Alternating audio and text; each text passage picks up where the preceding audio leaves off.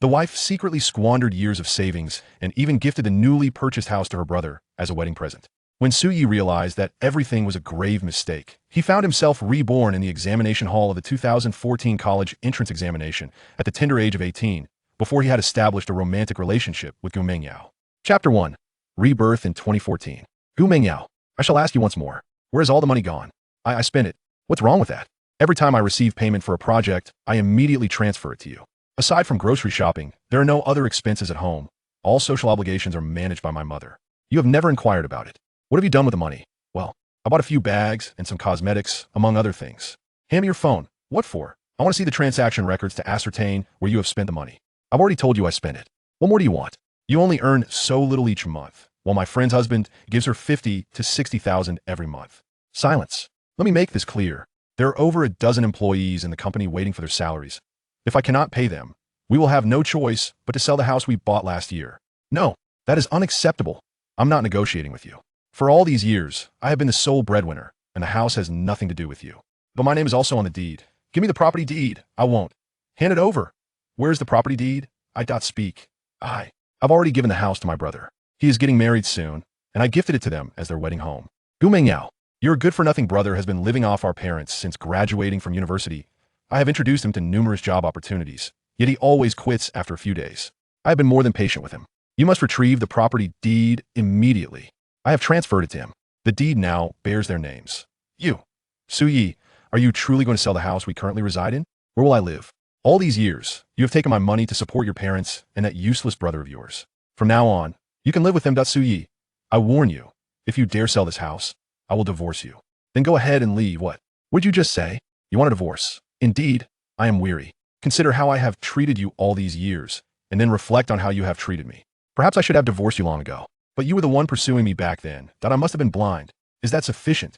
Su-yi, are you truly going to divorce Gu Mengyao? Yes, but there is no but. My life has already been ruined by her. I never anticipated she would turn out this way. After all this time married to you, she still coddles that useless brother of hers. The phenomenon of brother-in-law support is truly terrifying. How could I have ever been attracted to her? If only I had the chance to do it all over again. It's getting late. I should head back. I'm afraid my daughter will wake up crying in the middle of the night. Do you want me to call a cab for you? No need. I wish to stroll alone. Very well. I hit someone. Quick, call 120. How could he be in the middle of the road? It seems he was drinking. There's so much blood. He can't possibly survive. This car was going too fast. There's no hope for him now. Don't approach. Wait for the ambulance. Am I dead? In a haze, Su-yi gradually opened his eyes, a blinding ray of sunlight forcing him to shut them once more. His head felt as if it were filled with lead, heavy and painful. Faintly, he could hear the rustling sound of riding nearby. Su-yi lifted his head and glanced around. An examination hall? In the classroom, about 20 to 30 students were scattered, all intently focused on their exam papers. At the podium sat two middle-aged teachers, observing each student in the examination room. What is going on? How did I end up here? Su-yi supported his head, his gaze falling upon the paper before him. 2014 National Unified College Entrance Examination, English paper. M.I. In the college entrance examination, I have returned to the examination hall of the 2014 college entrance examination. Su-yi widened his eyes, pinching his thigh hard. As the sensation of pain reached his brain, his heart suddenly surged with exhilaration. It is real. This is not a dream.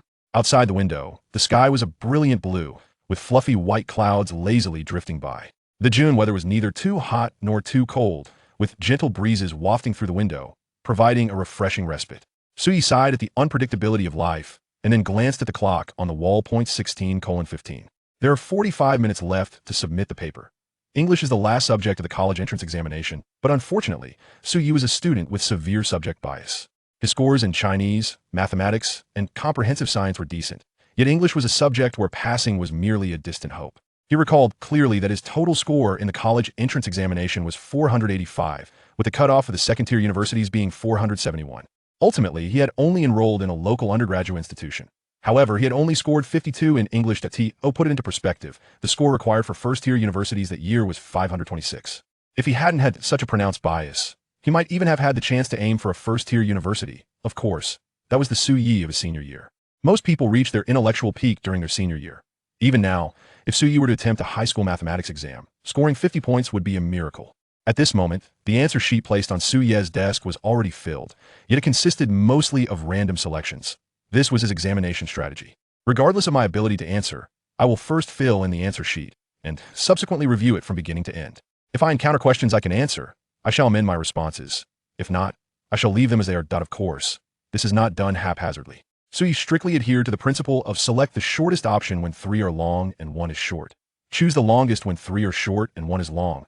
Opt for B when there are 2 of each, and select C when they are uneven while filling out the answer sheet. Judging by the outcome, Suye's fortune was not particularly favorable. Typically, the results of the college entrance examination are released within a week. Confident in his performance in other subjects, Suyi promptly compared his answers to the English exam with the correct ones as soon as they were published. Wait a minute, what is going on? Suyi furrowed his brow as he gazed at the English test paper. This is incorrect, and oh, it is wrong. How could it be that after so many years, I still remember these answers? Indeed, this question is A, this one is B, and this one is also B. What on earth is this? Is this a benefit of being reborn? Upon realizing he still recalled the answers from his college entrance examination, Suyi swiftly seized an eraser and commenced correcting his answer sheet. Listening comprehension, multiple choice, reading comprehension. Writing, alas, the writing cannot be altered. I did not consult the model answers, so shall remain as is. After Suyi completed his revisions, he even had time to double-check his work. At the moment the minute hand struck 12. Ding-ling-ling. The final subject of the college entrance examination had concluded. Some emerged from the examination hall with beaming faces, while others left with heavy hearts, and still others appeared utterly dejected. For the majority, the college entrance examination represents a singular opportunity for social mobility. Thus, those who performed well were naturally elated, while those who did not were understandably disheartened. As Suyi stepped out of the classroom and beheld his peers, all around 17 or 18 years of age, an indescribable surge of exhilaration and excitement welled up within him. Suyi, I have been reborn.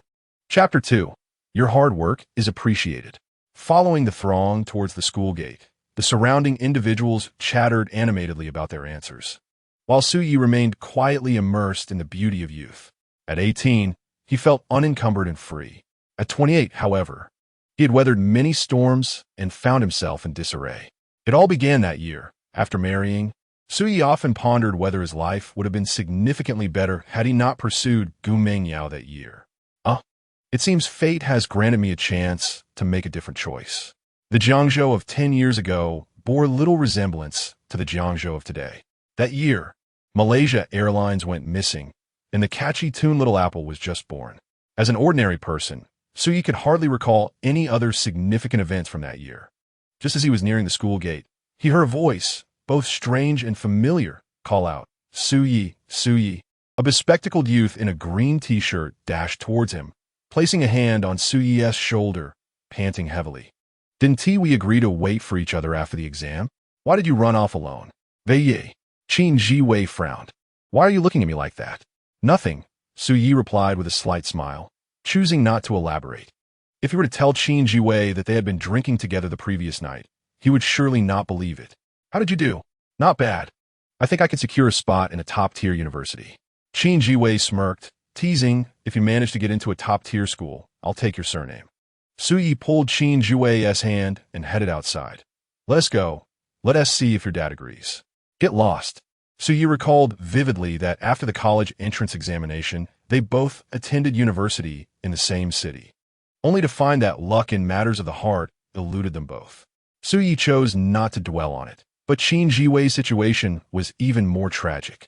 His wife had deceived him with infidelity just 2 years into their marriage, leading to a divorce that forced him into a life of solitude, simultaneously playing the roles of both father and mother. In his 20s, the pressures of life had left him with a beer belly resembling that of a woman in her 7th month of pregnancy. Suyi, are you going to know? 2 high school later? What for? Gu Mengyao is at number 2 high school for her exam. Didn't you say you would look for her after the test? Suyi's smile faltered, and he coldly replied, What do I need to find her for? I'm going to have dinner with my parents. Qin Jiwei, astonished by Suyi's nonchalant demeanor, exclaimed, What is going on? Aren't you trying to pursue her? Who would chase after her now that I've been reborn? The crowd around them was too dense for Suyi's words to carry, and Qin Jiwei did not catch them. However, since the first year of high school, Qin Jiwei had known that Suyi harbored feelings for their class Esbel, Gu Mengyao. Suyi was a day student while Gu Mengyao was a boarder. And over the 3 years, Suyi had bought her breakfast countless times outside of school. Everyone in their class, including Qin Jiwei, was aware of Su Yi's affection for Gu Mengyao. Yet, her attitude towards him had always been ambiguous. At times, it felt as if they were a couple, while at other times, she was frigidly distant. This situation persisted even into their university years. What did you just say? Nothing. I'm going to have dinner with my parents first. Tomorrow, I plan to lounge around at home all day and then hit the internet CAF at night. I'll play Yasuo, you play Lee Sin, and we'll wreak havoc. Suyi rolled his eyes at him.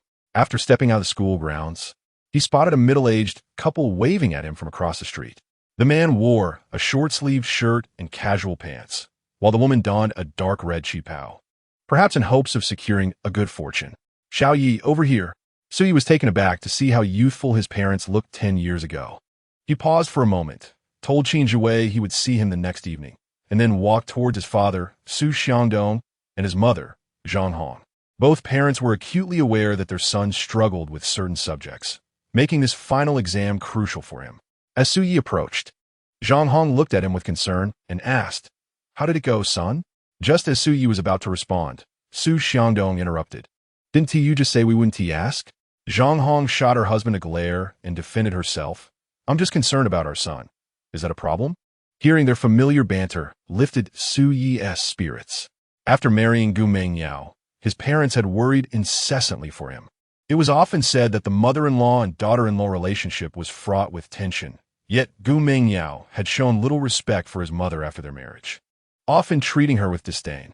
Zhang Hong, for the sake of her son, had to endure this, leading to a deteriorating family atmosphere, with their worries weighing heavily on them.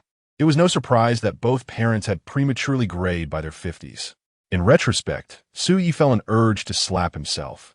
"Son, don't listen to your mother. Now that the exam is over, don't dwell on it. Come, let us go drink. We won't return until we're drunk." "Dad, actually, I think I did quite well." "Really? Really, I feel confident about getting into a second-tier university, maybe even a top-tier one." Zhang Hong was so excited she didn't know what to say. Su Xiangdong wore a similarly pleased expression. They had only one son, and their greatest wish was for him to grow up healthy and happy, to attend a good university, and to secure a good job. Let us go out to eat." Su Xiangdong eagerly grabbed the car keys to drive, while Zhang Hong linked her arm with Su Yi's, her face beaming with joy. Observing his mother's dark hair, Su Yi felt a pang of guilt and remorse. He suddenly said, "Mom, you've worked hard." Zhang Hong was unaware that Su Yi's words were meant not only for her present self, but also for her future self a decade later. She gently patted his hand, a touch of emotion in her voice as she asked, "Why the sudden sentimentality?" Su Yi forced a smile. "I just noticed how callous your hands are and felt that you've sacrificed so much for this family." "Oh, please, the calluses are from playing mahjong." Zhang Hong replied with a casual laugh, though her eyes glistened with unshed tears. As they sat in an aging Volkswagen Santana, Su Yi gazed out the window at the bustling street, his heart a tumult of emotions. He hadn't expected that a simple phrase could so deeply touch his mother. Memories of the past surged into his mind like a haunting nightmare. Taking a deep breath, Su Yi resolved to cast aside all his unhappiness. His life had gone awry after the college entrance examination. Now that he had a second chance, he was determined to make a change, to not only transform his circumstances, but to live a life of distinction. Chapter 3. Magic Defeats Magic. After finishing their meal, it was already past 7 in the evening. The streetlights were aglow, and at People's Square, the cheerful strains of Little Apple rang out as the elderly danced joyously. Su Yi's home was situated in a nearby community, a school district residence, though the building showed signs of age and wear. "Xiaoye, when will the college entrance exam results be released?" Zhang Hong casually inquired as she rummaged for her keys to unlock the door. As soon as the door opened, Su Yi eagerly slipped off his shoes and stepped inside. Despite the modest size of the home, it exuded a warm and inviting atmosphere. Probably around the 23rd or 24th. Su Yi could hardly contain his excitement as he rushed to the balcony, collected 2 pieces of clean clothing, and dashed into the bathroom. Stripping off his garments, he indulged in a refreshing cold shower. Before adorning himself, Su Yi stood before the vanity mirror, gazing vacantly at his 18-year-old self. While his 28-year-old visage bore the marks of exhaustion, the youthful reflection radiated with the vigor of youth. his eyes sparkling with life, his body untainted by indulgence. After slipping into his clothes, he hastily toweled his damp hair. Before the mirror, Suye's appearance was quite commendable. Standing at 5 feet 8 inches and weighing around 130 pounds, his features, when isolated, might not be deemed particularly striking, yet together they formed a harmonious whole. Gu Mingyao, the belle of their high school, undoubtedly had admirers beyond just Suyi. However, she consistently rebuffed the advances of her suitors. Indicating her discerning taste, she was indeed someone who valued aesthetics. It was precisely due to Su Yi's appealing looks that, over the past 3 years, Gu Mingyao had refrained from outright rejecting him, though she had never truly accepted him either. Each time, Su Yi mustered the courage to confess his feelings. She would deftly divert the conversation or fabricate an excuse to depart. Previously, Su Yi had assumed that Gu Mingyao was concerned about the negative implications of early romance. But he had since come to the realization that she was merely stringing him along. In her eyes, he was nothing more than a backup option. Returning to his room, Su Yi found that the quarters of a senior high school student were largely uniform, walls adorned with posters of NBA stars, and his desk cluttered with various study materials related to the impending college entrance examination. As he surveyed his surroundings, he approached his desk and opened a drawer, revealing a rather antiquated mobile phone that held nostalgic value for him. It was a Lenovo device, the specific model having slipped from his memory. At that time, Apple and Samsung were the talk of the town, yet most individuals could not afford them. The majority still relied on HTC, Lenovo, Xiaomi, and other lesser-known brands. Due to the phone's limited storage, the apps were few, and at this juncture, WeChat had yet to gain popularity among the youth, making QQ the primary social platform. Upon opening QQ, he noticed only 2 groups. The first was titled My World, filled with various friends and classmates, as one generally refrained from adding family members unless they were peers like cousins. This was because, during that time, the content shared on QQ Space was often deeply personal and somewhat embarrassing.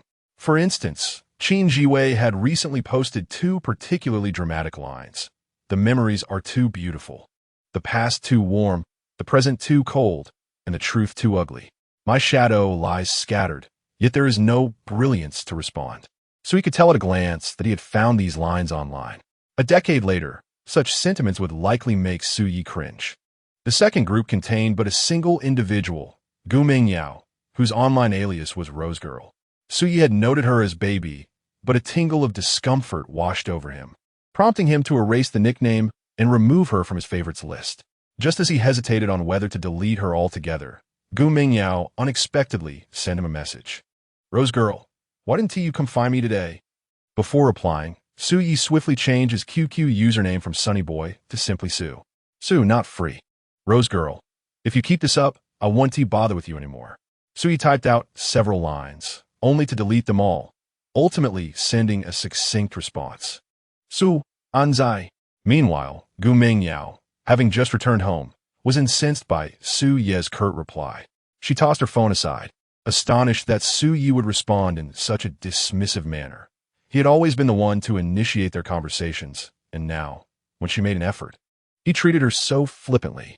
Su Yi, upon noticing her lack of response, couldn't help but chuckle.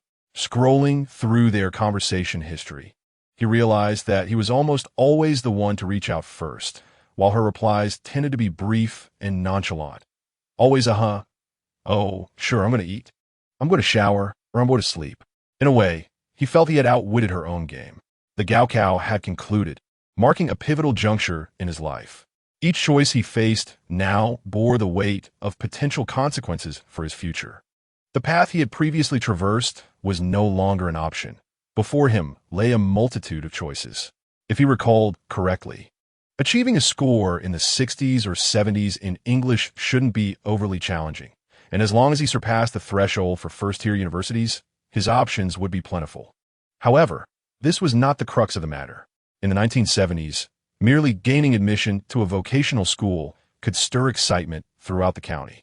In the 1990s, securing a spot in a junior college would prompt the principal to personally deliver the acceptance letter. Yet it was now 2014, attaining admission to a first-tier university, while commendable, did not guarantee a transformative future. If only he had known to memorize a few lottery numbers. Oyasig racking his brain over the trends he had witnessed over the years. E-commerce, micro-businesses, live streaming, shared economies, short videos, and influencer marketing. None of these avenues were accessible to him now. 2014. Suddenly, a thought struck him. Stocks. Yes, indeed. From early 2014 to mid-2015 marked a bullish phase. The last significant bull market for A shares, where the market index soared from around 2,000 points to 5,000. During this period, even a novice could profit from trading stocks, especially since he had knowledge of various industries' prospects. Suya's excitement surged as he sprang to his feet, setting his short-term goal to earn money. Then, he would open a bank account and amass his first pot of gold in the shortest time possible. He exited his room and approached the living room, where Zhang Hong was still seated on the sofa, engrossed in the television. He approached her with an eager expression, wrapping his arm around her in a charming manner. Mom, can we discuss something? Spit out. Now that the Gaokao is over, could you spare me a bit of money to spend? How much do you want? The more, the better. Just 500 you can find in my bag. Only 500? Is that not enough? Noticing her son's pitiful expression, Zhang Hong huffed. If you manage to get into a first-tier university, I'll give you 5,000 directly. 5,000 would only suffice for a new phone and computer. What else do you want? Suya's mind raced, and he quickly added, I want to spend the 3 months of summer vacation getting my driver's license. If I do get into a first-tier university, my grandparents will surely give me money, as will the relatives for my graduation celebration. I want before he could finish. Zhang Hong pinched his ear. Oh, really? Just finished high school and already thinking about your grandparents' money? Mom, just tell me yes or no. If you truly get into a first-tier university, I'll give you all this money, but you must pass. In a moment of excitement, Suyi impulsively planted a kiss on his mother's cheek, exclaiming, It's a deal. Zhang Hong wiped her face with a look of disdain, playfully scolding him, little rascal. Chapter 4. Summer job. Perhaps this body had developed a habit of rising early during 3 years of high school. At 5:30 in the morning, Suyi awoke from his slumber, the dawn still cloaked in twilight. Suyi stifled a yawn and gradually closed his eyes, but the very next moment, he suddenly opened them wide. As he surveyed the room and realized he was still in the familiar confines of his 2014 chamber, he let out a sigh of relief. At that moment, his parents had yet to rise. With nothing to occupy his time, post-washing up, Suyi decided to prepare breakfast in the kitchen. Since marrying Gu Mengyao, she had taken little to no responsibility for household chores. If Suyi cooked, she would nibble on a bit, and if he didn't she would invariably opt for takeout. Initially, Suyi naively believed that Gu Mengyao simply lacked culinary skills and thought to teach her. To his surprise, she exhibited no desire to learn, shamelessly asserting, I never cooked when I was at home. Why should I start now that I'm married to you? Suyi's culinary skills were not particularly exceptional, but he could manage basic dishes, spotting preserved eggs and pre-sliced lean meat in the refrigerator. He decided to cook a pot of congee. When Su Xiangdong and Zhang Hong emerged from their room, they stood frozen in disbelief. What's going on? Is the sun rising from the west? Su Xiangdong guidi astonits. Suyi glanced at his parents while serving himself a bowl of congee and replied, I was hungry, so I made some congee. Zhang Hong hurried over, peering into Su Ye's bowl and then at the pot, her face a mask of astonishment. Old Su, is this really our son? She exclaimed, a hint of skepticism in her voice. Suyi rolled his eyes. If you two don't eat soon, you'll be late for work. Of course, he was her son. However, Zhang Hong had not anticipated that Suyi, having just completed his college entrance examinations, would rise early the next day to prepare breakfast for the family. Remembering Suyi's words from the previous evening, she felt a swell of emotion. The taste is quite good, Xiaoyi. When did you learn to cook? With a simple search on his phone, one could find countless tutorials. My son is truly remarkable. The fact that a simple pot of congee could bring such joy to his parents stirred a pang of guilt within Suyi. In the past, he had directed his bad temper at his family, reserving his good nature for Gu Mengyao. He felt it was high time for a complete transformation.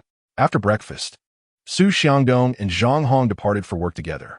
Old Su had been working within the system for years and remained merely a clerk, generally. If one did not achieve a promotion before the age of 35, the prospect of advancement was bleak. Nevertheless, old Sue was content with his current job and life. A stable, leisurely position, a wife who managed the household meticulously, and a son who, for now, seemed relatively sensible.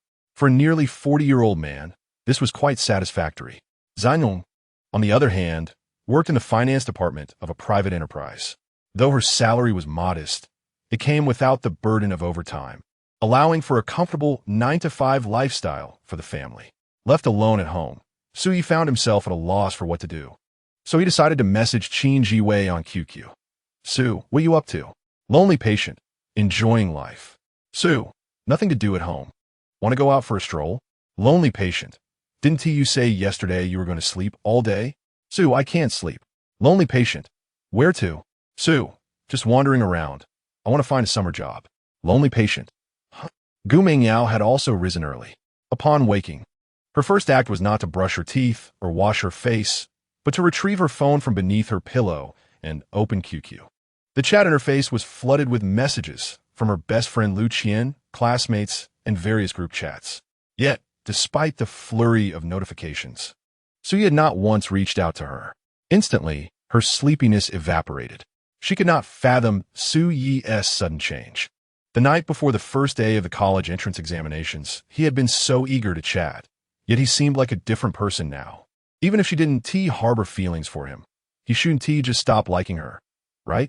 Gu Mingyao tossed her phone onto the bed, fuming inwardly.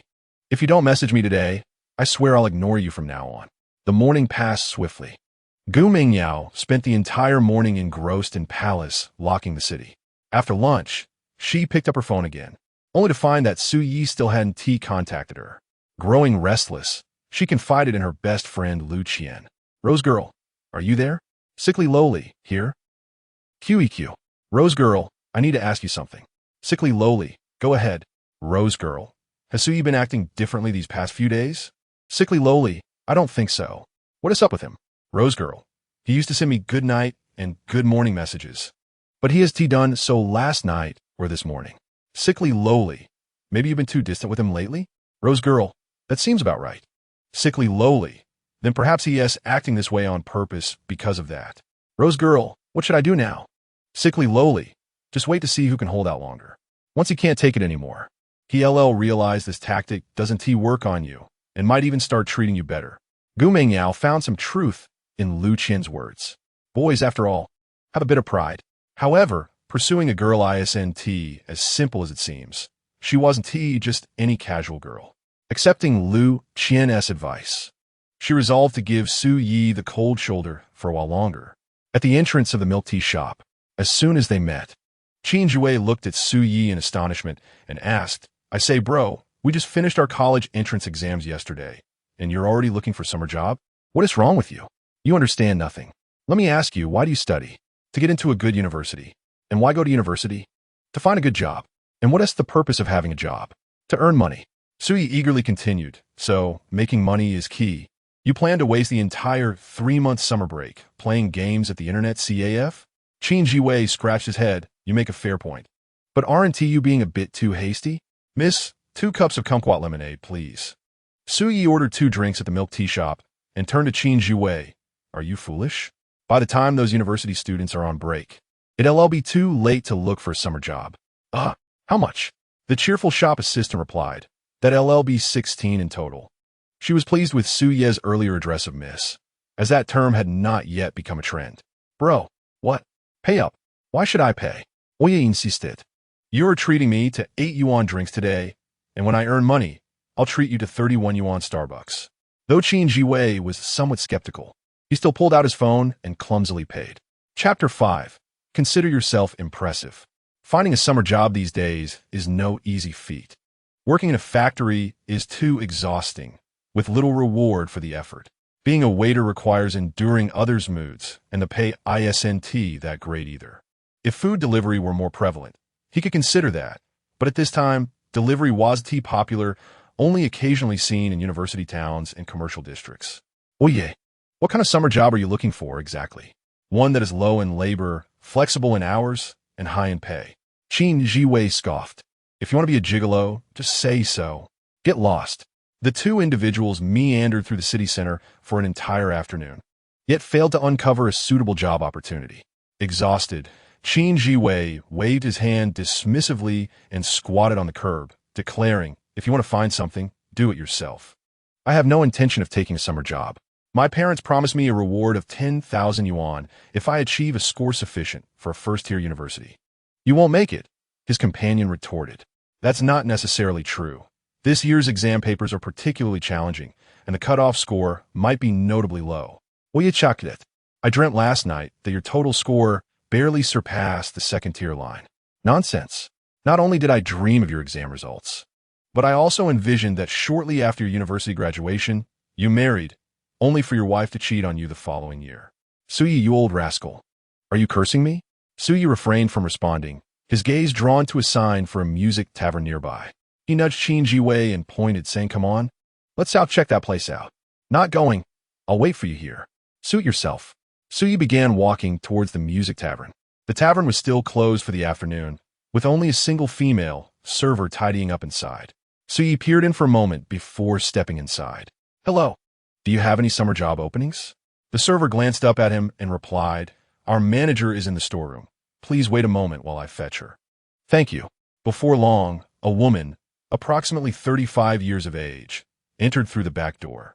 She wore a short black t-shirt that revealed her flat, fair abdomen, and her fitted light blue jeans accentuated her long, shapely legs, complemented by short, high-heeled shoes. Her toenails were painted a vibrant red, exuding both sensuality and allure. She appraised Suyi with a smile, asking, "Handsome, are you here for a job?" "Yes, I just finished my college entrance exam and am looking for summer work." "I see," she said with a grin. "What are your special skills?" Suyi candidly replied, "My specialty is being special." The server did not comprehend his remark, but the manager paused for a moment before bursting into laughter. "What a charmingly glib young man. All right, I won't tease you further. Our operating hours are from 5 in the evening until 11 at night. Does that work for you?" "No problem. I usually have evening classes until around 10. The salary is 2,800 yuan a month, with a full attendance bonus of 150. Though 2,800 yuan seemed slightly modest. Suyi recognized it as one of the better options available, having inquired earlier and found that the best offer was only 2,500 yuan a month. Moreover, working here meant only 6 hours a day, providing relative freedom. After a brief consideration, he agreed, "Sounds good. When can I start?" "You can begin today. Would tomorrow be all right?" "I need to inform my family first." The manager smiled warmly. "That's fine. I'm Suyi, with the character for wild in my name." "What's your name?" Taken aback by the question, the manager hesitated but eventually replied with a smile, "Pei Yue." "Great, I'll come by around this time tomorrow." "See you then." "See you tomorrow." After Suyi left, Pei Yue squinted her eyes and smiled. The tavern wasn't in dire need of staff, as it attracted mostly returning customers and was not particularly busy in the evenings. However, she felt that having an amusing young man like him around would add a delightful touch to the place. After all, her motive for running the tavern wasn't solely to make a profit. "Brother Wei, it's settled. Let us go." "What are you talking about?" "The manager has already agreed, and I can start tomorrow." "Is that for real?" "Absolutely. Did you not see her? She is stunning. With a curvaceous figure and a sweet voice, simply exquisite." Qin Jiwei looked skeptical. "I don't believe it." Suyi continued on, unfazed, believe it or not. "It's up to you." Qin Jiwei hurried to catch up. "Dude, take me with you to check it out." "Are you foolish? If you want to go, go on your own." "Brother Yi, wait." Yelling for dad, one tea help. "Forget it. I have nothing else to do later. Once you've settled in, I'll come by to hang out." Suyi cradled his head, twisting his neck. "Brother Wei, do you want to be wealthy?" "Of course. Then lend me some money. I'll double it for you by this time next year." Intrigued by Suyi's confidence, Qin Jiwei queried, "Do you have a way to make money?" Suyi hesitated but then smiled. "I know of an internet CAF having a grand opening promotion. Deposit 500 and receive 1,000 in return. The more we deposit, the more we receive. In theory, if we have enough funds, multiplying our assets shouldn't be a problem." "You're just messing with me, aren't you?" "Brother Wei, once you're in college, if you keep calling me Brother Wei, we're going to have a problem. See that tree ahead? What about it? If you can touch that leaf, I'll consider you impressive. Keep your eyes peeled and watch closely. Damn it, let me try again. My posture was off. Wait a moment. Oh yeah. Did you see that? I touched it. Watching Qin Jiwei jump beneath the tree like a fool, Suyi suddenly burst into laughter. What are you laughing at? Qin Jiwei asked, puzzled. Nothing, just feeling happy. Brother Wei, it's pure luck that you've met me in this life. Once I'm rich, I'll definitely bring you along. Qin Jiwei scoffed. Who knows who LLB with whom? Upon returning home, both Lao Su and Zhang Hong had already finished work. Suyi quickly shared his desire to take a summer job with them, only to be met with his mother's disapproval. You just finished your exams. Why would you want to work? I'm not stingy with your allowance. Mom, 3 months of summer is too long. I want to work for 2 months and then use the money to travel. How much do you need for your travels? I can provide it. Zhang Hong was not concerned about her son working, but felt he should rest after 3 exhausting years of high school and the recent exams. Lao Su, sensing his wife's sympathy for their son, quickly took on the role of mediator, saying, he is an adult now. It's good for him to gain some experience early. Let us not worry too much. Of course, you two are always on the same side. I'm the only villain here. Suyi playfully laid his head on Zhang Hong's shoulder, saying, Mom, don't worry. If you ever argue with Dad, I'll definitely side with you. Hey, you little rascal, you have no conscience. I just defended you, and you turn around and betray me, huh? Chapter 6. Love is overrated. The results of the college entrance exams wouldn't be released until around the 20th, leaving another half-month wait. Suyi sought a summer job, primarily to accumulate some initial funds. At this moment, money was his utmost priority. As for romance, it was a pursuit he deemed unworthy. After sleeping soundly until daybreak, Suyi lingered in bed a little longer due to his evening work schedule. Shortly after he got up, Qin Jiwei sent a message. Lonely patient. Did you see the group message? No. Lonely patient. Linan mentioned a class reunion tomorrow. We'll have dinner at a restaurant in the evening. Then go to KTV for singing. I'm not available. After graduating from high school, most of Suyi's classmates have drifted apart, with very few maintaining contact. Throughout his 3 years in high school, Suyi's presence in class was rather subdued, primarily due to his severe academic imbalances, resulting in mediocre grades. Aside from casual chats with Qin Jiwei, he had little to say to others. Are you really not going to join us? Asked the friend, who was somewhat socially awkward. What am I supposed to do? Should I take a leave after just 1 day at work? This kind of gathering might only happen once in a lifetime. Gu Mingyao will definitely be there. Whether she goes or not is of no concern to me. Come on, man, what's wrong? You've always had a soft spot for Gu Mingyao, haven't you? That was in the past. Stop pretending. If you dare, don't talk to her tomorrow night. Suyi chose not to respond further. In the afternoon, he immersed himself in stock market insights. While he was aware that the period from 2014 to 2015 was characterized by a bull market, he remained utterly clueless about how to navigate the stock market. So he decided to review some tutorials in preparation. By 4 o'clock, Suyi set off early for the music tavern, where the proprietress, Pei Yue, had just arrived. She was seated at the counter, her ankle adorned with a red string, her delicate foot resting on the bar of a high stool, flipping through a ledger with one hand while operating a calculator with the other, as if calculating accounts. I'm here, boss, Sue announced. Pei Yue turned around, a lollipop still in her mouth, and was pleasantly surprised to see him. You really came? Sue, I always keep my word. Pei Yue smiled, her beauty radiating as her eyes crinkled into crescent shapes. Upon closer inspection, one could even spot a beauty mark at the corner of her right eye. Years later, many celebrities would adopt similar beauty marks for cosmetic purposes, but at this time, it had yet to become a trend. Pei Yue stood up, donned her shoes, and handed Sue a server's uniform. Your tasks are quite simple. Serve drinks to customers during business hours, and once they leave, clean the tables and maintain hygiene. We conduct a thorough cleaning every 2 weeks, and you'll need to help with that too. Understood. Let me introduce you. This is Zhang Xianwan, our cashier. You've already met this lovely girl yesterday. Her name is Zhou. Suyi exchanged nods with them, acknowledging their introductions. The sun had yet to set, and the tavern was devoid of patrons. After Zhou familiarized Sue with the workflow, he began to wait for customers. As the city was soon cloaked in twilight, the tavern finally welcomed its first guests. Mostly young couples, many of whom were like Su Yi, fresh out of their college entrance exams. At this age, couples often exude shyness and timidity, seeking out secluded corners as if engaged in a clandestine romance. However, university life brings a stark contrast. Couples at that stage tend to be much more uninhibited, often seen in the woods sharing intimate moments. Noticing Su Yi lingering by the counter, Pei Yue initiated a conversation. "Su, do you have a girlfriend?" "No, I don't believe you," she laughed. "With your good looks, I bet many girls at school have a crush on you. I'm a seasoned pro. You can't fool me." Su Yi genuinely hadn't considered that. After all, he had been fixated on Gu Mengyao since the first year of high school. If anyone had feelings for him, they likely gave up long ago. Honestly, I don't. I'm not good at pursuing people, and I find dating rather meaningless. Pei Yue's interest peaked. After all, high schoolers are often experiencing their first feelings of infatuation. While dating might seem trivial to someone of her age, it's a whole different ballgame for a high school student. How can you say dating is meaningless? What do you find interesting then? Making money. Making money? Really? At your age, you sound quite materialistic. Sui chuckled. "Boss, I'm about to be a college student."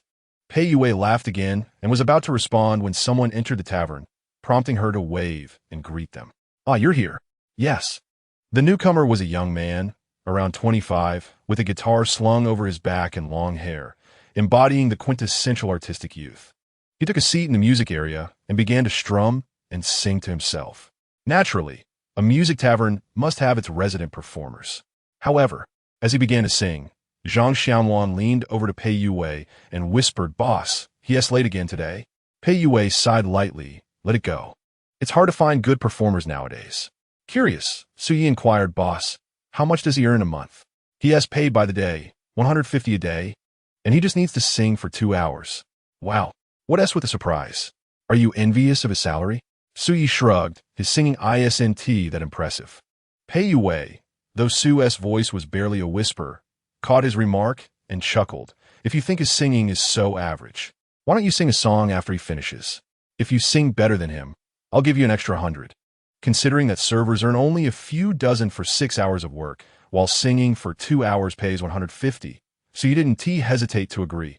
All right, I'm not afraid of embarrassment." Having always had a passion for music, Su Yi had joined the guitar club during his freshman year in college, dedicating his spare time to practice, and his skills were far from lacking. However, after graduation, he gradually set aside this passion to focus on earning a living.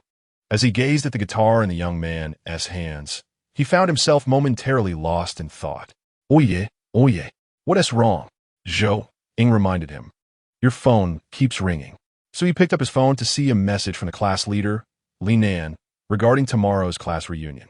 He couldn't muster the energy to respond. Pei Yue raised an eyebrow, observing him put the phone down. Why not reply? It wouldn't happen to be a message from a girlfriend, would it? "No, it's from the class leader about the reunion. I've already told him I'm not going.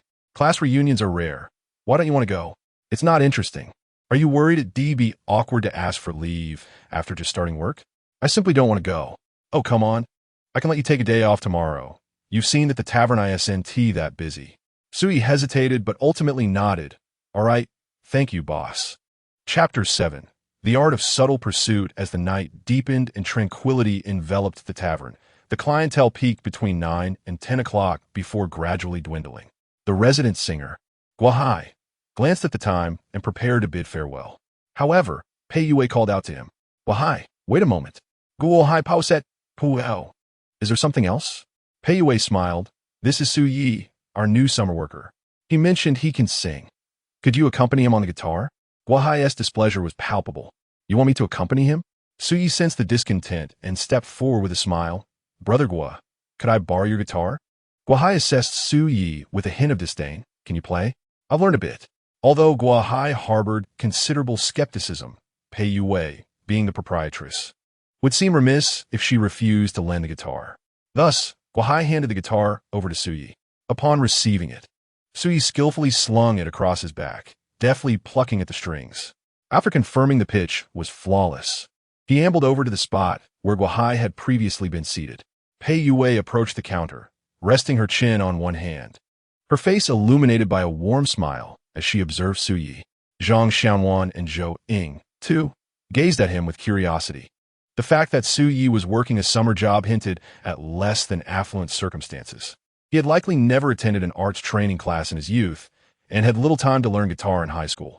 They were all eager to see whether Su Yi was truly capable of delivering on his bravado. Once seated, Su Yi did not hasten to play. Instead, he pondered which song he ought to perform. Most of the songs swirling in his mind were from after 2015. He contemplated which piece would be most fitting for this moment. After a brief pause, he declared, "Boss lady, I shall sing a song at random." Pei Yue lazily nodded. "That will do." Su Yi exhaled softly, alternating between tapping his palm and fingers on the guitar's body, occasionally strumming a few strings. The prelude's melody soon emerged. Guohai's eyes widened in disbelief as he watched Su Yi. Leaning closer to the microphone, Su Yi began to sing On Her Bridge, a song he had not performed in ages. "Let me see you once more, from south to north, as if blinded by the fifth ring road. Please tell me again." About that day, Su Yi's singing voice, distinct from his speaking tone, was imbued with a magnetic quality, resonating with a maturity beyond his years. After only a few lines, a glimmer of surprise flickered in Pei Yue's peach blossom eyes. She had not anticipated that Su Yi would genuinely be able to sing and play. The pivotal question remained: how could he possibly know this song? Wasn't it the case that high school students like him were currently enamored with Su Song, Wang Sulong, and Su Liang? The remaining patrons in the tavern were likewise captivated by his voice, and a gentle melancholy enveloped the establishment, leaving only Su Yi's song audible. "I know, in this world, there are countless regrets each day. So hello, goodbye." Su Yi passionately concluded the final lyric, finishing the last notes before lifting his gaze to the audience around him. When he noticed that everyone in the establishment was staring at him, a sudden wave of embarrassment washed over him. "Why are you all looking at me? You sang beautifully." Zhang Xianwan couldn't help but exclaim. Su Yi sighed in relief, responding with a smile. "Oh, I was just singing casually." "Do not be so modest," Pei Yue chimed in. "Our Xianwan is already smitten." Zhang Xianwan's cheeks flushed instantly. "Boss lady, see, she's blushing." Su Yi refrained from further comment, returning the guitar to Guohai and muttering a casual thank you. Yet, Guohai walked away, visibly discontent. Deep down, he recognized that, after Su Yi's performance, his significance within the tavern had dramatically diminished. To Guohai, Su Yi's presence posed a substantial threat. Sensing the tension, Su Yi inquired with concern, "Boss lady, what about Guoge?" Pei Yue, understanding his implication, shook her head. "You needn't worry about him. He is my employee just like you." After saying this, she instructed Su Yi to retrieve his phone. "Do you have WeChat?" "Yes," Su Yi replied, still unaccustomed to QQ, and promptly installed WeChat upon receiving his phone. "Let us add each other on WeChat. I'll transfer you a red envelope shortly." "Huh? I promise you 100. I want to go back on my word." Su Yi hurriedly interjected, "I merely mentioned it in passing." Pei Yue countered, "I'm a person of my word as well." "Enough talk. Show me your QR code. I shall scan it." At 11:10, Su Yi concluded his first day of summer work. The nightlife in the small city was not particularly vibrant. At this hour, many had already succumbed to slumber. Yet, at this very moment, Gu Mingyao lay tossing and turning in bed, anxiously awaiting a message from Su Yi. Since yesterday, her chat history had remained stagnant since the night before. Why?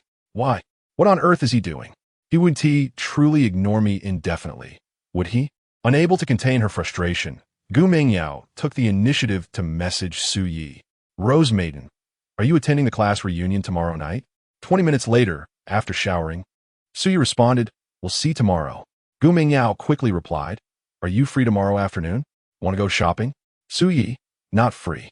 His curt response left Gu Mingyao feeling inexplicably aggrieved, prompting tears to well in her eyes. Noticing her silence, Su Yi surmised she might be upset, recalling that she had behaved similarly during their university days. He could converse with other girls without issue, yet she would scold him for hours. However, she would spend her days mingling with senior and junior boys, and if he dared to comment, she would accuse him of being narrow-minded.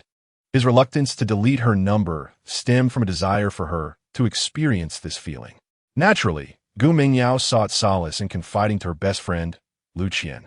"Rose Maiden, are you asleep?" Sickly lowly, "No, I'm binge-watching a series." "Rose Maiden, Suyi has changed. His attitude towards me is completely different now. Sickly lowly. Did you reach out to him? Rose Maiden, yes. Sickly lowly. What prompted you to do that? Rose Maiden. I merely asked if he was going to the class reunion tomorrow. Sickly lowly. I believe he is playing hard to get. Sickly lowly.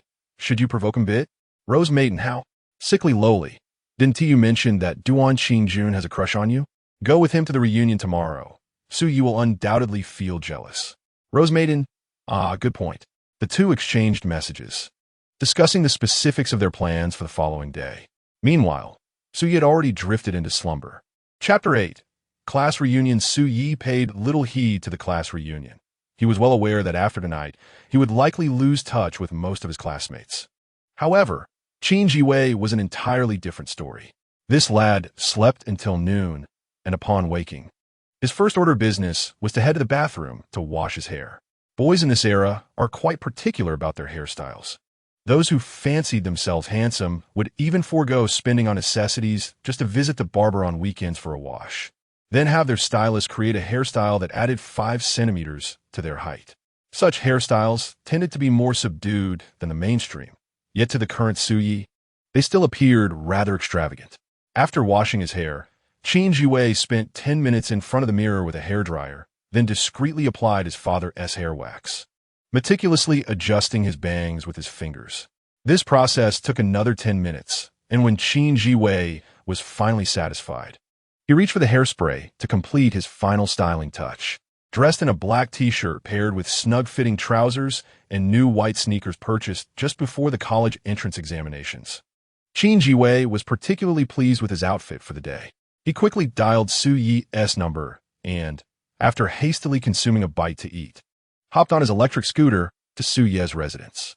Upon arriving, he knocked on the door, which was promptly opened by Suyi, releasing a strong whiff of hair gel into the air. Suyi couldn't help but scold. Are you foolish? You've sprayed on too much gel. How do I look today, my friend? Am I handsome?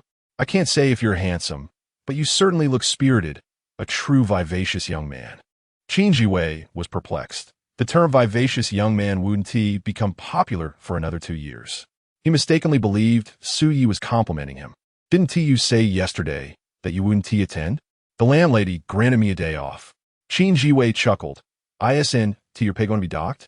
Not at all, Suyi replied, plopping onto the sofa. Last night, the landlady even sent me a red envelope. Why did she give you a red envelope on the first day? Because I excel in my duties. Qin Jiwei sat down next to Suyi, considering this merely a jest. Noticing Suyi's intense focus on his phone screen, he leaned in and asked, What are you looking at? Practicing exam questions. Practicing questions? Are you out of your mind? We've already finished the college entrance exams. I'm practicing questions for the first driving test. The first driving test? Are you planning to obtain your driver's license? Suyi nodded. Well, I'll have to take it eventually. Once I start university, I might become quite busy, so it's best to resolve these matters ahead of time. At this moment, Qin Jiwei realized that Suyi had changed. In the minds of students like them, whose academic performance was mediocre, university life was supposed to be carefree. Their homeroom teacher often repeated the phrase high school is strict, university is relaxed. So why would one still be busy after entering university? Suyi, have you experienced some sort of shock? No. Did Gu Mingyao reject you? Why do you keep bringing her up? I've told you countless times that I have nothing to do with her anymore. Qin Jiwei didn't believe him. The class reunion was scheduled for 5 o'clock at the school gate. A food street lay about 5 or 600 meters north of the school, brimming with various food stalls, the enticing aroma wafting through the air. Qin Jiwei urged Suyi to head over early around 3 o'clock, but Suyi paid him no mind. On such a hot day, arriving early would just mean baking in the sun. It's better to stay home and practice a few more questions. Qin Jiwei was at a loss. He and Suyi had been classmates since elementary school, and their families had known each other for many years, always acting in unison. Finally, at 4:45, Suyi changed his shoes and prepared to leave. Aren't you changing clothes? Change into what? It's not like we're going on a blind date. Damn, why do you look better than me dressed like this? Suyi laughed. In terms of looks, we're not in the same league. Suyi, you're infuriating. The two of them walked arm in arm to the school gate, where Qin Jue spotted a familiar group of classmates standing beneath two large trees. The class monitor, Li Nan, was loudly conversing on his phone. Sui held a poor impression of him as well. This arrogant fool struts around as a high school class monitor, wielding his authority like a feather, and thinks everything the teachers do is golden. He acts as if he is above everyone else. Previously, they had mostly worn school uniforms. But now that the college entrance exams were over, both boys and girls donned their favorite outfits. The boys were relatively simple, mostly changing their hairstyles, while the girls sported tank tops, ultra-short skirts, and some had dyed their hair. In truth, there were many individuals in the group whose names Suyi could no longer recall, but he had never been particularly noticeable, so standing silently among them raised no eyebrows. Class monitor, it's 5 o'clock. Should we head out for dinner? Li Nan turned and asked, Suyi, we're just waiting on Gu Mingyao, Lu Qian, and Duan Qingjun. Do you know where they are? Suyi replied nonchalantly. How would I know? Just as Li Nan was about to make a call, his phone rang. Hello. Oh, you three are going to be late? All right, we'll head over to eat first, and you can meet us at the KTV later. When it was revealed that Gu Mingyao, Lu Qian, and Duan Qingjun were together, many classmates instinctively glanced at Suyi. It was common knowledge that Suyi had feelings for Gu Mingyao, but many were also aware of Duan Qingjun's secret crush on her. Thus, when the three were mentioned, everyone was curious to see how Suyi would react. To their disappointment, Suyi showed no sign of emotion, his expression unusually calm. A bustling crowd made their way to a restaurant, and before the dishes had even arrived, Li Nan and a few boisterous boys from class began drinking beer. Despite their lack of experience with alcohol, they tried to appear heroic in front of the girls, resulting in several of them stumbling before the meal had even been served. At the table of over 10 people, it seemed that only Suyi spoke little, continuously eating and occasionally sipping beer. By 6 o'clock, the private room was in disarray, and Li Nan led the group to their next destination, the KTV. At that time, business was thriving. However, little did anyone know that a decade later, KTV would see a steep decline, with young people preferring escape rooms and murder mystery games, while KTV would become a venue for elderly dance parties. Suyi chose a corner seat, and the waitress promptly set down complimentary fruit platters and beer on the coffee table. Several female classmates eagerly fought over the song selections. With a majority of the playlist featuring songs by Su Song, Wang Sulong, and Su Liang, alongside a few by Lin Junjie and Jay Cho. The reunion was an AA system, with each person contributing 50 yuan. Suyi felt that they had already gotten their money's worth from the meal, so he didn't plan to sing, opting instead to hide in the corner and play on his phone. However, at that time, mobile phone batteries were notoriously short-lived, and portable chargers had yet to become popular. When his phone was about to run out of battery, Suyi, feeling bored, picked up a beer that no one had touched and began drinking silently. Suyi, aren't you going to sing a couple of songs? Qin Jiwei asked as he approached with concern. Suyi shook his head. I'll sit for a while longer. I'll be leaving soon. But it's still early. It's too noisy. You're acting like a middle-aged man now. Just as Suyi was about to respond, a male classmate rushed in from outside the room and exclaimed loudly, not good. Lin Jie is getting into a fight with someone. As soon as he spoke, everyone in the private room fell silent. Li Nan led a group of students outside. Suyi initially had no intention of following, but was forcibly pulled along by Qin Jiwei. Chapter 9. A decade, damn it. You haven't even grown hair yet. And you come to a place like this to eat shit. Do you dare talk back? Are you tired of living? At the restroom entrance, a bald man with a tiger tattoo on his shoulder was angrily berating Lin Jie. Although Li Nan and his group had come out, no one dared to step forward upon witnessing the scene. Despite Li Nan's reluctance to intervene, all eyes were on him, forcing him to step forward and apologize on Lin Jie's behalf.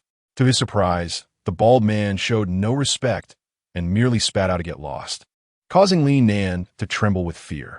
The students, sheltered in their cocoon of academia, had yet to step into the world beyond, leaving them ill-prepared for such confrontations. When Li Nan was yelled at, he dared not utter a word. The other classmates, witnessing the scene, fell silent as well. Suyi, observing from the back, quickly grasped the situation at hand. The bald man had emerged from the restroom just as Lin Jie was passing by. In a careless moment, Lin Jie, having indulged in too much drink, had vomited directly onto the man's polished shoes. This ignited an unrelenting tirade from the bald man. Typically, Lin Jie was a refined individual, but the alcohol had clouded his judgment, leading him to retort initially, which only further provoked the bald man. His relentless barrage of expletives left Lin Jie dazed and confused. As more onlookers gathered, the bald man's fury intensified. Realizing the situation was spiraling out of control, Su Yi sighed and pushed through the crowd to intervene. He stepped beside Lin Jie, pulling him back and addressing the bald man with an ingratiating smile. "Good sir, my classmate is merely intoxicated and not in his right mind. Given that we have just completed our college entrance exams, might you consider showing us a modicum of mercy?" The bald man, seemingly slightly inebriated himself, retorted with crude disdain, "Get the hell away from me." Unlikely Nan, who stood frozen in shock, Su Yi's demeanor hardened. Leaning closer, he lowered his voice. "Don't overestimate your authority. Many of us are still minors. If you wish to escalate this matter, then I shall step aside. Consider the arrival of the police. Will they side with you or with us, the students?" Having made his point, Su Yi resumed his apologetic tone. Even the bald man, despite his aggression, recognized Su Yi's attempt to de-escalate the situation. After a brief contemplation, he waved his hand dismissively, feigning a magnanimous disposition. "Forget it. I want to hold this against you students." Su Yi nodded appreciatively. "Thank you, sir. Safe travels." As the bald man faded from view, a collective sigh of relief swept through the students. Su Yi patted Lin Jie on the shoulder, who muttered a grateful acknowledgement before Su Yi returned to the private room. Soon, a group of classmates gathered around Lin Jie to offer consolation. However, a few students who relished displaying their bravado in class seized the moment to make snide remarks. Su Yi was overly obsequious just now, one remarked. He bound to become a sycophant in the future. What was that bald man so arrogant about? Did he truly think we were afraid of him? Qin Jiwei, overhearing the comments, stepped forward to confront them. "What are you all blabbering about now? Where were you when Lin Jie needed help?" A bunch of cowards pretending to be tough. After delivering his retort, Qin Jiwei turned his back and sought out Su Yi. The chastised students were left speechless. In no time, the rest of the classmates returned to the private room, dismissing the earlier incident as a mere interlude and resuming their revelry. Qin Jiwei, sitting next to Su Yi, vented, "Xie Hong and Jiang Lei were just bad-mouthing you." When that bald man was hurling insults, they stood frozen in fear, and now they have the gall to call you a flatterer. Su Yi, however, sought to calm him. "I'm not upset, so why should you be? If a few kind words can resolve the matter, why escalate it?" Once they enter society, they realize that pride holds little value in the real world. Qin Jiwei frowned. "Why do I feel like you've suddenly matured?" "Of course, because I am your elder," Su Yi jested. At that moment, two male classmates managed to snatch the microphone from their female counterparts and began to sing 10 years. As the familiar melody filled the air, a wave of memories from the past decade surged through Su Ye's mind, each moment of vivid recollection, now tinged with absurdity. He chuckled bitterly, reaching for a bottle of Budweiser, and resumed his drinking. Time slipped by, and soon it was past 8 o'clock. Su Yi stifled a yawn and was about to discreetly adjust his position when a sudden dizziness overcame him. He quickly realized that although he had little affinity for beer, his body had yet to acclimate to alcohol, having abstained from it for the past 10 years. 2 small bottles had left him feeling lightheaded. "Damn it, I can't drink anymore." Rubbing his temples, he closed his eyes to steady himself, but before long, he succumbed to slumber. Half an hour later, the door to the private room swung open, and Duan Xingjun entered with Gu Mengyao and Lu Qian. "Where have you 3 been? You're late for the gathering." "Mengyao, do you want to sing? We're all quite exhausted from singing." Gu Mengyao offered a smile, scanning the room. Her gaze settled on the sleeping Su Yi. A sudden pang of anxiety struck her. She and Lu Qian had meticulously planned their late arrival to ensure Su Yi would see her with Duan Xingjun. But now Qin Jiwei, noticing Gu Mengyao's arrival, sensibly seated himself beside Su Yi and gently nudged him awake. "Oye, oye." Groggily, Su Yi heard someone calling his name, furrowing his brow as he slowly opened his eyes. He felt a wave of nausea wash over him, but gritted his teeth to suppress it as he sat up from the sofa. Qin Jiwei leaned in and whispered, Su Yi, wake up. Gu Mengyao is here. Who?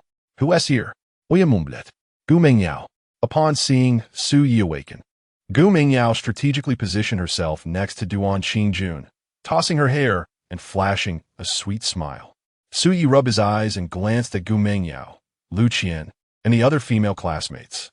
Just as Qin Jiwei anticipated that Su Yi would approach Gu Mengyao, he unexpectedly raised his hand and declared nonchalantly, Let us switch it up. Chapter 10. If you can, go ahead. The room fell silent, everyone taken aback. Switch it up? What does that mean? Qin Jiwei grew anxious, grabbing a cup from the coffee table and offering Su Yi a sip of cold water. Su Yi, Gu Mengyao is here, with the cold water easing his dizziness. Su Yi's mind began to clear. Rubbing his eyes again, he looked up at Gu Mengyao. Her outfit was quite strategic, a light blue sailor uniform paired with a short skirt and white socks hugging her ankles. Such attire would surely ensnare the attention of any young man. When Su Yi's gaze met Gu Mengyao's, a surge of disgust, anger, and regret washed over him. Turning coldly to Qin Jiwei, he said, I've had enough to drink. I'm heading back to sleep. Without waiting for a response, and under the astonished stares of his peers, Su Yi staggered to his feet and exited the private room, not even glancing back at Gu Mengyao. The moment the door slammed shut, it felt as though Gu Mengyao's self-esteem had shattered like a fragile vase hitting the ground, splintering into countless pieces. Su Yi, what on earth is happening to him? Could it be that he truly has no feelings for me anymore? Impossible. Such a notion is utterly unfathomable. His close friend Lu Qian whispered to Gu Mengyao, Do not worry, Su Yi is merely feeling jealous. Tomorrow, seize an opportunity to clarify things with him, and everything will be resolved. Jealousy? Gu Mengyao blinked, internally reassuring herself. Yes, that must be it. Seeing me with Duan Qingjun has undoubtedly stirred jealousy within him. Meanwhile, Qin Jiwei found himself bewildered. What is going on with Su Yi? He used to revolve around Gu Mengyao, yet now his demeanor is so frigid. That look he cast earlier resembled the disdainful gaze my mother gives me. As I exited the KTV, the air felt refreshingly crisp. A gentle breeze touched Su Yi's skin, even sending a slight chill down his spine. He ambled along the street towards home, passing a lakeside along the way. As he strolled, he gazed up at the moon when suddenly a melodious guitar tune wafted through the air from a distance. Still under the influence of alcohol, he hesitated, contemplating that once home, his mother would likely bombard him with questions. Thus, he paused and, after a moment's deliberation, descended the steps towards the lakeside. The guitar sound grew increasingly pronounced. Su Yi spotted a young woman seated on a stone bench by the lake, practicing her guitar. He approached, but refrained from sitting directly beside her, opting instead for a neighboring stone seat.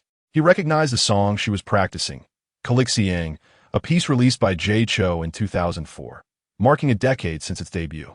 Leaning against the back of the stone bench, he admired the shimmering surface of the lake under the moonlight, the gentle lapping of water adding a serene ambience to the night. Having just emerged from the cacophony of the KTV, the tranquility was a welcome change, and he found himself relishing the moment. After a few minutes, a tumultuous churn in his stomach compelled him to rise abruptly. The girl seemed to notice his sudden movement, her guitar playing halting.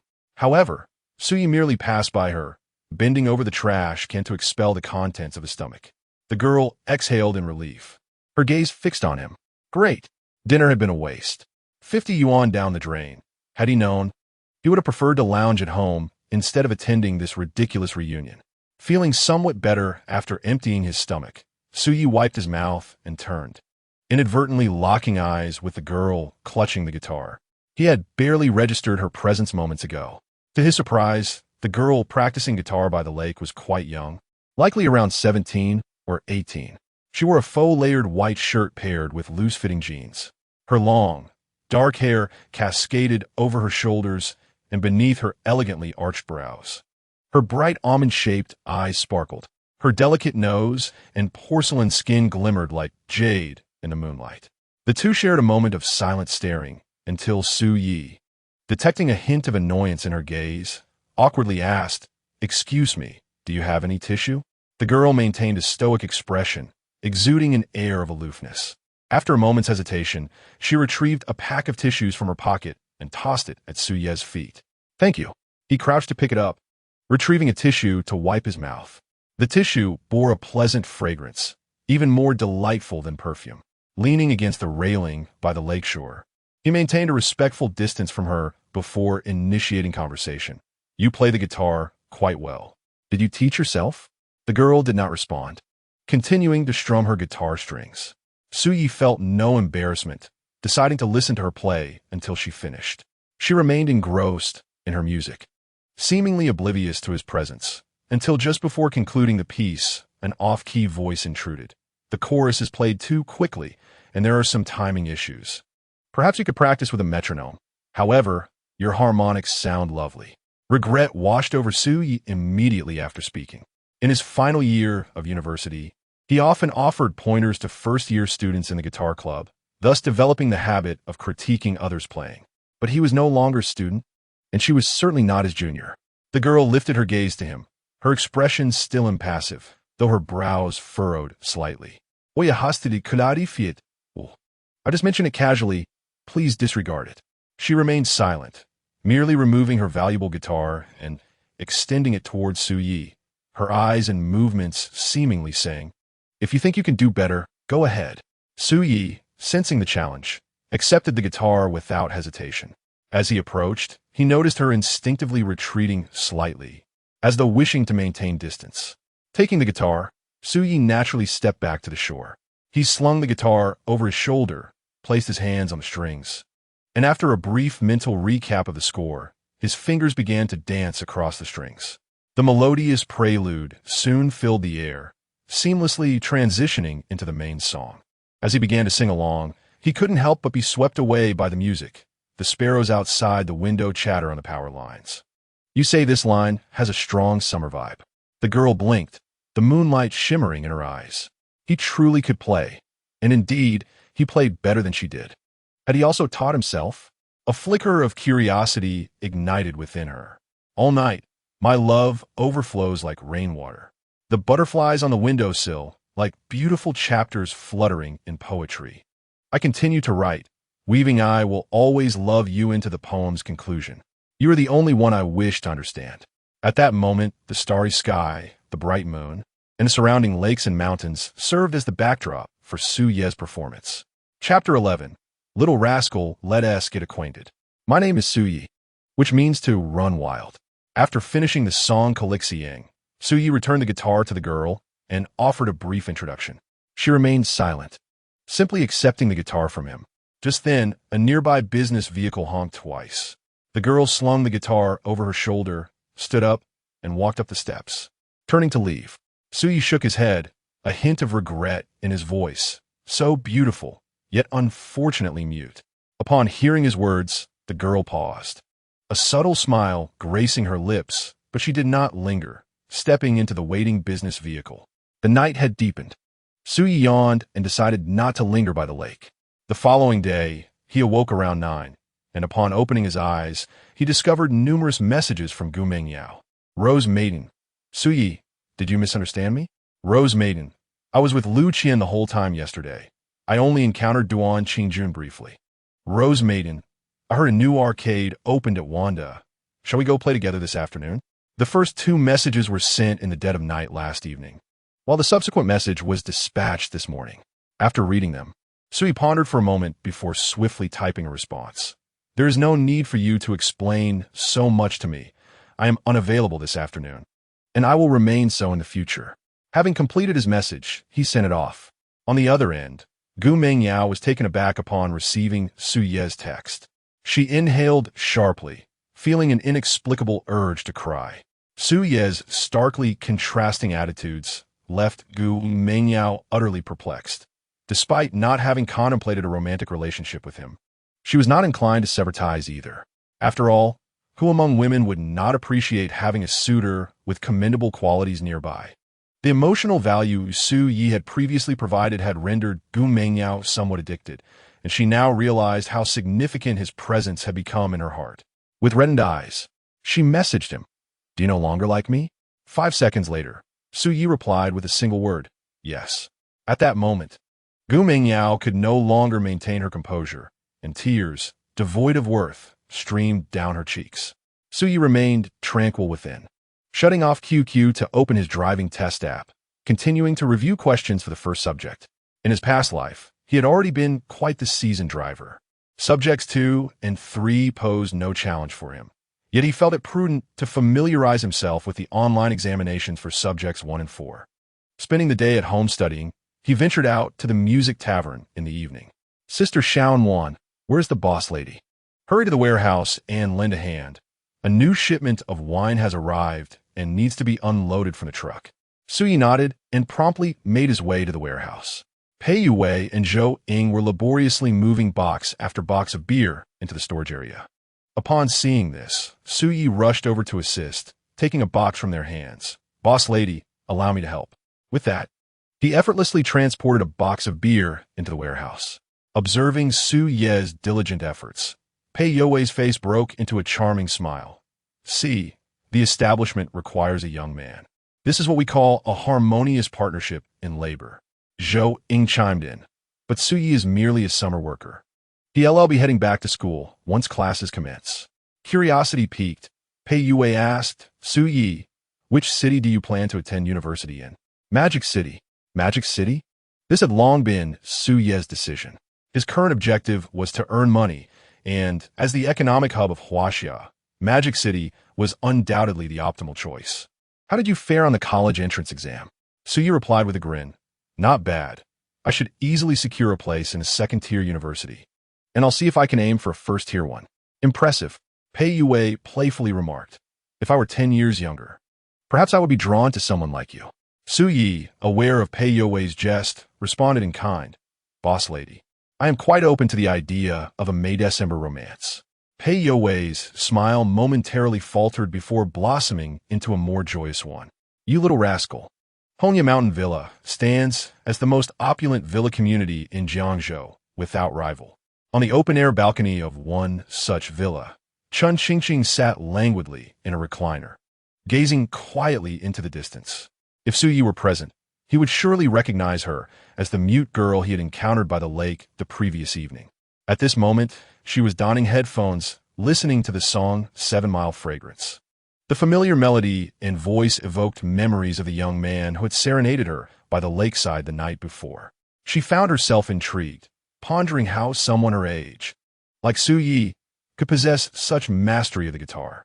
As an art student, she had ample time to practice while her peers were preoccupied with their studies. Could it be that he was also an art student?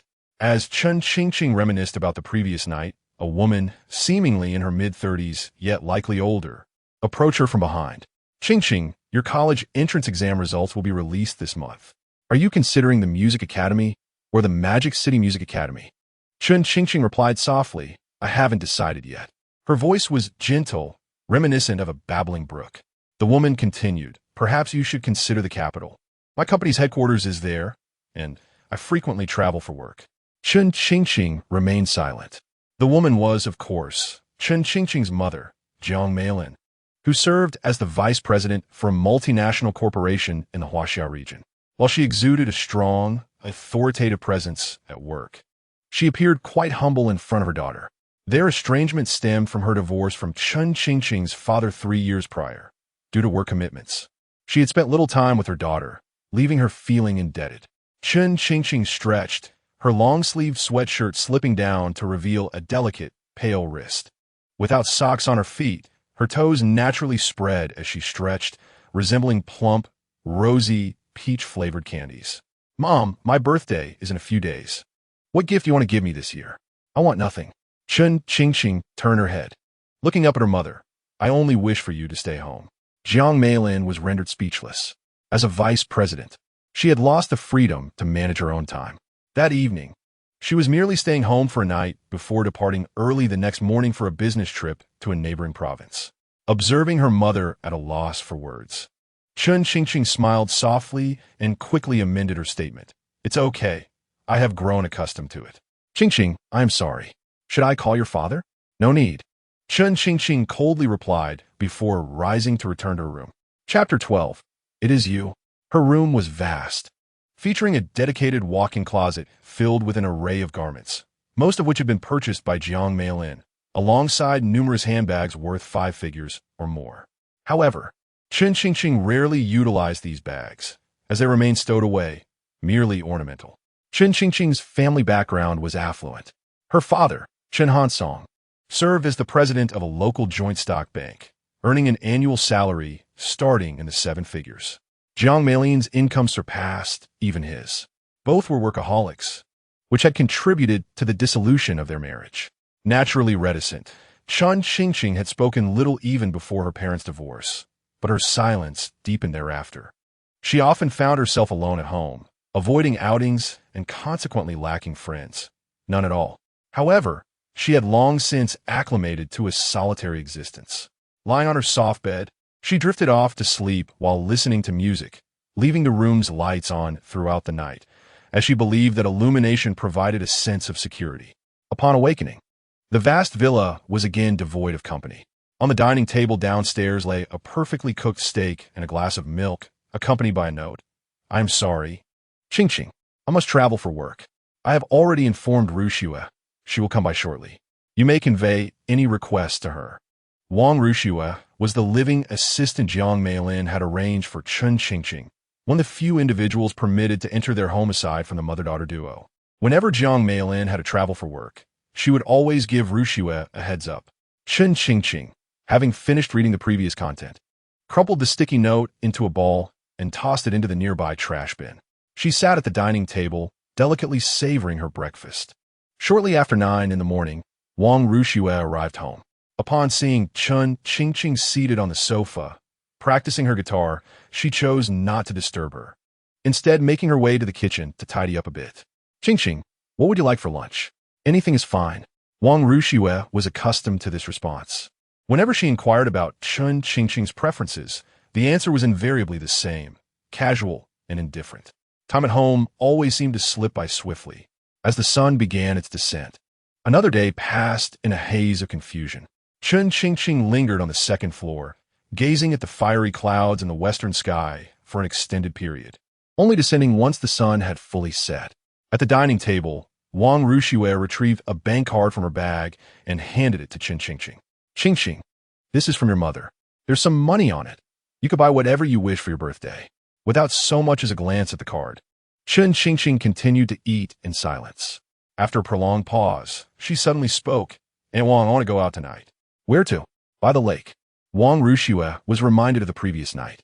While Chen Qingqing practiced her guitar by the lakeside, Wang Ruxue had waited in the car, several times tempted to call out to her when Su Yi appeared, but she ultimately restrained herself.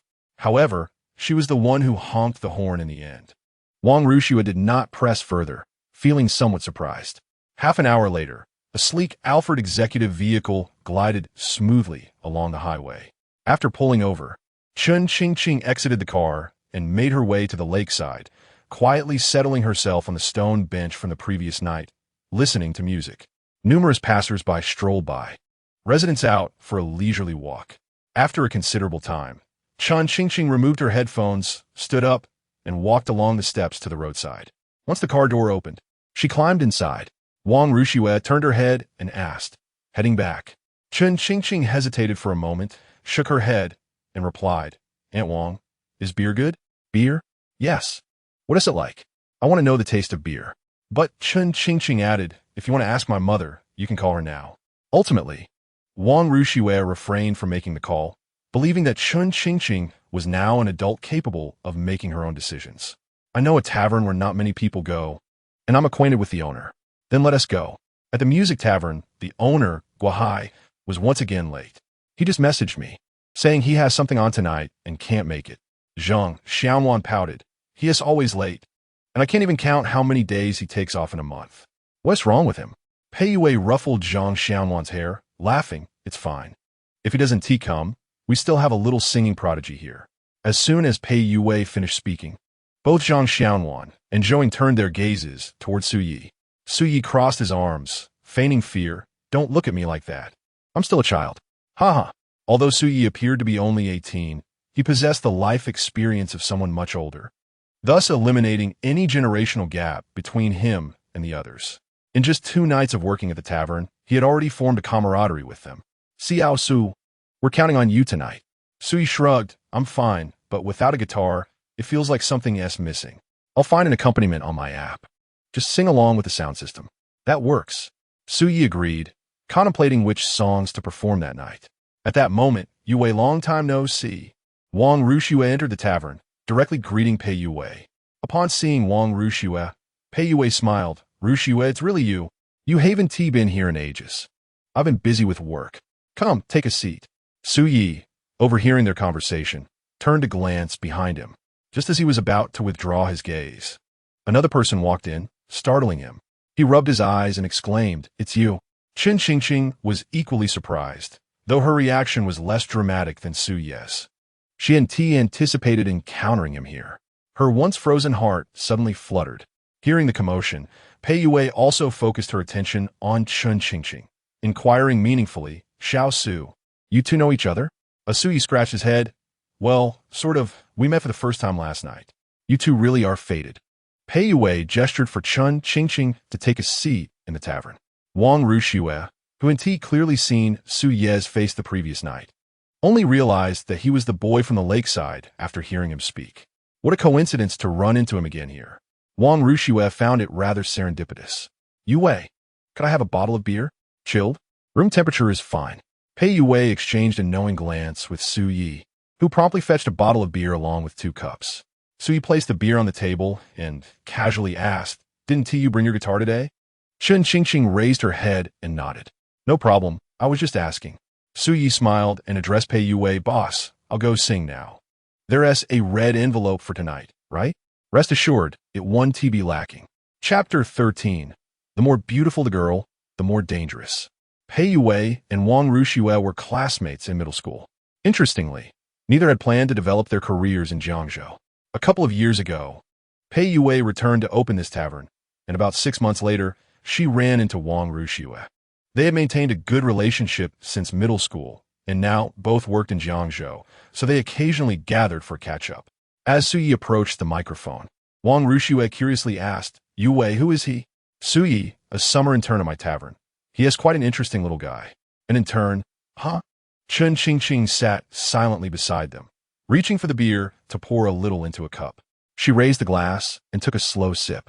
For someone unaccustomed to drinking, beer was indeed far from delightful. After one sip, she set the glass down. This tastes awful. How can anyone enjoy this? Just as Chen Qingqing pondered this question, Pei Yue chuckled. Doesn't tea taste good, does it? Chen Qingqing nodded. First-time drinkers seldom find it palatable, but eventually they grow addicted. At that moment, the sound of accompaniment filled the tavern. After just 2 seconds, Chen Qingqing recognized the song as Sunny Day. The little yellow flower of the story has been drifting since the year of my birth, swinging on childhood swings, swaying through memories to the present.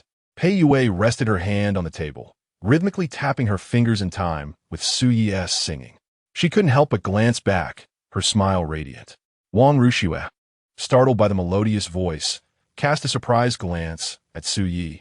The song he sang was one she had often listened to during her university days, and she was taken aback by how deeply he could express its emotions despite his youth. Lost in thought for a moment, she suddenly became aware of something and quickly turned her attention to Chen Qingqing. Chen Qingqing, with her head bowed, was fixated on the beer on the table, as if everything around her was of no concern. Wang Rushue sighed with relief, yet found herself chuckling at the absurdity of her own nervousness. What was I so anxious about? A girl like Qingqing would hardly fall for someone so easily. With a smile, Wang Rushue raised her glass and asked Zhou Ying to pour her a cup of hot water. As she could not drink alcohol, she needed to drive Chen Qingqing home later. After completing Sunny Day, Su Yi continued with a series of songs, including J.J. Lin's Jiangnan and Drunken Red Cliffs, followed by Wang Liham's Big City. Small Love Had Fallen, Leaves Return to Roots. He could scarcely recall many songs from 14 years prior, mostly just a few familiar classics. However, when it came to songs from 14 years into the future, Su Yi feared his rendition would astonish the patrons if they inquired about the song. He certainly could not disclose that it belonged to a future era.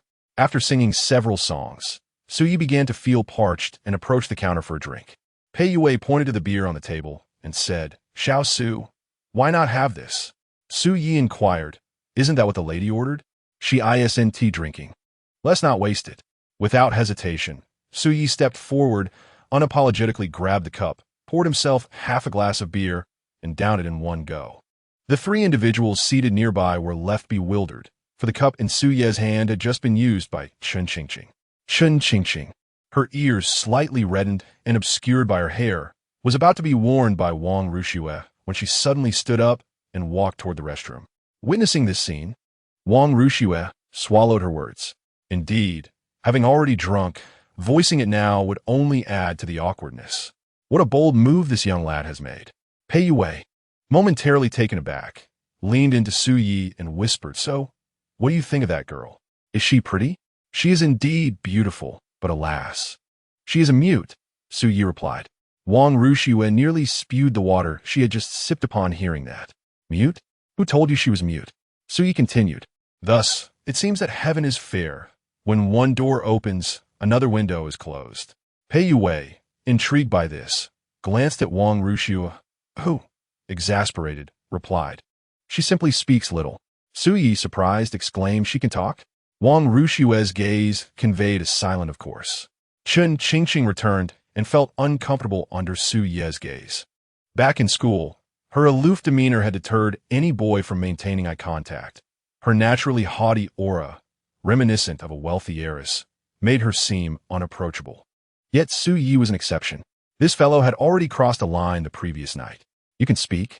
Chen Qingqing momentarily paused, realizing that Wang Rushue had inadvertently revealed her secret. She turned decisively and said, Annie Wang, let's go. All right, the car is parked out front. I'll bring it around. Please wait at the entrance. MHM. Noticing Chen Qingqing's disinterest in conversing, Su Yi refrained from pursuing the matter. Having learned from his previous encounter with Gu Mingyao, he understood that the more beautiful a girl was, the more perilous she could be. Just as Su Yi was about to return to singing, Pei Yue placed a hand on his shoulder and cheerfully encouraged, Xiao Su, why not see her off? It's just a few steps. Fine then. Su Yi approached and swung open the glass door. Chen Qingqing paused for a moment before stepping outside, with Su Yi following closely behind. He cleared his throat and said, Be cautious when going out at night. There are many unsavory characters. Chen Qingqing halted beneath the streetlight and replied for the first time, Are you referring to yourself? What do you mean? She continued, Back there, you were staring at my legs, and you knew that cup was mine. Su Yi hastily defended himself. I admit I was looking at your legs, but I truly didn't know that cup was yours. With a scoff, Chen Qingqing felt a sense of indignation, leaving Su Yi at a loss for a retort. What is wrong with a normal guy glancing at an attractive girl? Is that a crime? Wang Rushue parked the car at the roadside. Chen Qingqing lifted her leg and entered the vehicle. Watching the car drive away, Su Yi turned back towards the establishment. Inside the car, Chen Qingqing gazed at Su Ye's retreating figure through the window, her typically frosty countenance revealing a rare smile. What a fool. He fell for it so easily. Xiao Su. Huh? Did you add WeChat? No. Pei Yue lamented. Xiao Su, what is wrong with you? You had your chance, and let slip away. Boss lady, please don't play matchmaker. Can't you see she seems to despise me? What does she despise you for? For being lecherous, I suppose. She said I was staring at her legs. I swear, I only glanced a couple of times. Pei Yue burst into laughter, her chest jiggling with mirth. Su Yi, however, maintained his composure. But honestly, what is wrong with a man appreciating beauty? How are you? Chapter 14, Birthday. During the day, he slept, solved problems, and monitored the stock market. At night, he worked part-time at tavern. Su Ye's life began to take on a semblance of routine. In addition to these activities, he also started to prioritize exercise, opting to leave for work half an hour early to jog there, and running home after his shifts. In his previous life, Su Yi had recklessly neglected his health in pursuit of wealth. Few 18-year-olds grasp the notion that one's body is a fundamental asset, but Su Yi was different. Today was the weekend. Lao Su and Zhang Hong were resting at home, and during lunch, Zhang Hong finally expressed concern about Su Ye's job. What exactly is that summer job you found? Why do you come home so late every day? Su Yi, casually pushing his food around, replied, Didn't I mention it's in the service industry? Be more specific. I'm working as a male model at a bar. Zhang Hong set down her chopsticks and began to scold him. I've spent so much on your education, and you choose to work in such a place? You might as well not call me mom anymore. Su Yi, unperturbed, fabricated a response. I earn 8,000 a month. Immediately, Zhang Hong's tone shifted. Well then, it's worth mentioning that all work, regardless of its nature, is respectable as long as it's earned through hard work. It's not shameful. By the way, can your father join? Lao Su nearly choked on his food. He wiped his mouth and said incredulously, can you two not have a decent conversation for once? Sui grabbed a napkin to clean his mouth, explaining, in reality, I'm just working as a waiter at a quiet bar. It's different from a regular bar. The clientele is respectable, and the owner is quite kind to me. And how long do you plan to stick with it? It's not tiring, so I might as well keep doing it. Sitting around at home is just as idle. After finishing his meal, Sui returned to his room and began to sift through his wardrobe. Not long after, he poked his head out and called Mom. Could you please buy me larger clothes next time? Didn't you say I should opt for tighter fits? For now on, let us go for oversized styles. Oversized? You mean looser ones? Zanong shukud. You're an adult now. You can buy your own clothes. Sui tried on 2 pairs of pants, but found them both to be skinny fits, making his legs look like mere twigs. Ultimately, he removed them and changed into a pair of faded jeans. He then completed 2 tests for the first driving examination. The first attempt yielded a score of 87, and the second, 91. Sui believed that with a few more days of study, passing the first exam would be a mere formality. There was no rush regarding the driving license.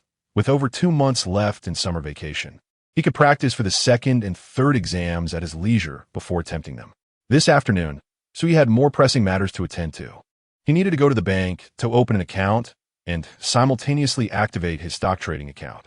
Around 2 o'clock, he left home, riding a shared bicycle towards the bank. Aunt Wang, I'm heading out, he said. Now, where are you going? Chen Qingqing rummaged through a wall of shoe cabinets to find a pair of possibly the most ordinary white Converse shoes. As she changed into them while seated, she remarked, first, I'm going to find my dad, and then I might do some shopping. Rarely venturing out for shopping, as their home lacked for nothing, Aunt Wang quickly realized that today was Chen Qingqing's birthday. Recalling what Jiang Meilin had mentioned, she promptly set aside her work, grabbed the car keys, and prepared to leave. Is your dad at the bank today? He will be, Chen Qingqing replied casually. He spends more time at the bank than at home. Aunt Wang detected a hint of resentment in Chen Qingqing's tone, but chose not to respond. Approximately 20 minutes later, the car stopped in front of the bank. Before exiting, Chen Qingqing told Aunt Wang, I can go in by myself, and so Aunt Wang remained in the car. Chen Qingqing pushed open the heavy glass doors of the bank, glanced briefly at the lobby, and proceeded up the stairs to the branch manager's office. Inside the office, Chen Hansong stood by the window, his back to the door, engaged in a phone call with the head of the finance department from a large corporation. When Chen Qingqing entered, he furrowed his brow slightly. All right, no problem. We'll leave it at that. Once off the phone, the smile that had graced his face transformed into a serious expression. Who told you to come in without knocking? As he spoke, he turned to see that it was none other than his daughter standing at the door, momentarily rendering him speechless. Qingqing? Chen Hansong approached with a smile. What brings you here? As he raised his hand to affectionately ruffle her hair, Chen Qingqing stepped back to avoid the gesture. Feeling awkward, he retracted his hand. Like Jiang Meilin, both he and she believed they owed nothing to each other in their divorce. The only one they felt indebted to was their daughter. I heard from your mom that you're still planning to attend art school? Yes, I know you've always loved music, but pursuing this path makes it difficult to secure a good job. Have you considered studying abroad? I could arrange for you to go to America, Singapore, or Japan. Chen Qingqing coldly replied, Are you worried that my staying in the country might hinder your search for another woman? Qingqing, I've told you many times that the reason for your mother and I's divorce was work, nothing more. What do you need from me today? Are you free tonight? Tonight? Chen Hansong pondered for a moment, sighed. I've already scheduled a meeting with an important client. You could just say you're unavailable from now on. Chen Qingqing seemed to anticipate this response, her tone devoid of emotion, as if conversing with a stranger. Noticing something amiss, Chen Hansong seized her arm as she turned to leave. However, Chen Qingqing forcefully shook off his grip, exclaiming, Don't touch me. To you. I'm less significant than one of your clients. Have you forgotten what today is? With that, she ran out, tears brimming in her eyes. What day is it today? Today. Suddenly, it dawned on him. Oh no, it's Ching Ching's birthday. Realizing this, he hurried after her. On the first floor, Suyi had just completed the setup for his stock trading account and was about to exit the bank when he collided with Ching Ching, who was rushing down the stairs. Upon recognizing her face, he instinctively exclaimed, "You again." This marked their third unexpected encounter within a week. Hearing footsteps behind her, Ching Ching understood that Chun Hansong was following closely. Spotting Suyi, she grasped his hand and whispered, "Don't say a word." Suyi stood frozen in place. "Wait, what's going on? This little hand feels so soft." Chun Hansong paused at the corner on the first floor, having noticed Suyi with Chun Ching, their hands intertwined. A wave of anxiety washed over him. His expression darkened as he approached, coldly inquiring, "Who is he?" "My boyfriend." Both Suyi and Chun Hansong were momentarily taken aback. "Boyfriend?" Suyi's heart raced. Chun Hansong's face paled as he looked at his daughter, holding hands with Suyi, feeling as though a wild boar had suddenly invaded his cherished garden, ruthlessly uprooting a prized cabbage he had nurtured for over a decade. "What boyfriend? Does your mother know?" "Of course not." Chun Ching tugged Suyi's hand, forcefully leading him toward the exit while saying, "Let us go." Suyi was unceremoniously dragged out of the bank. In the car, Aunt Wong was equally bewildered. How'd they end up together again? Their encounters have been far too frequent lately. And more importantly, why are they holding hands? "Wait, what boyfriend? Did you consult me first?" Suyi was suddenly agitated.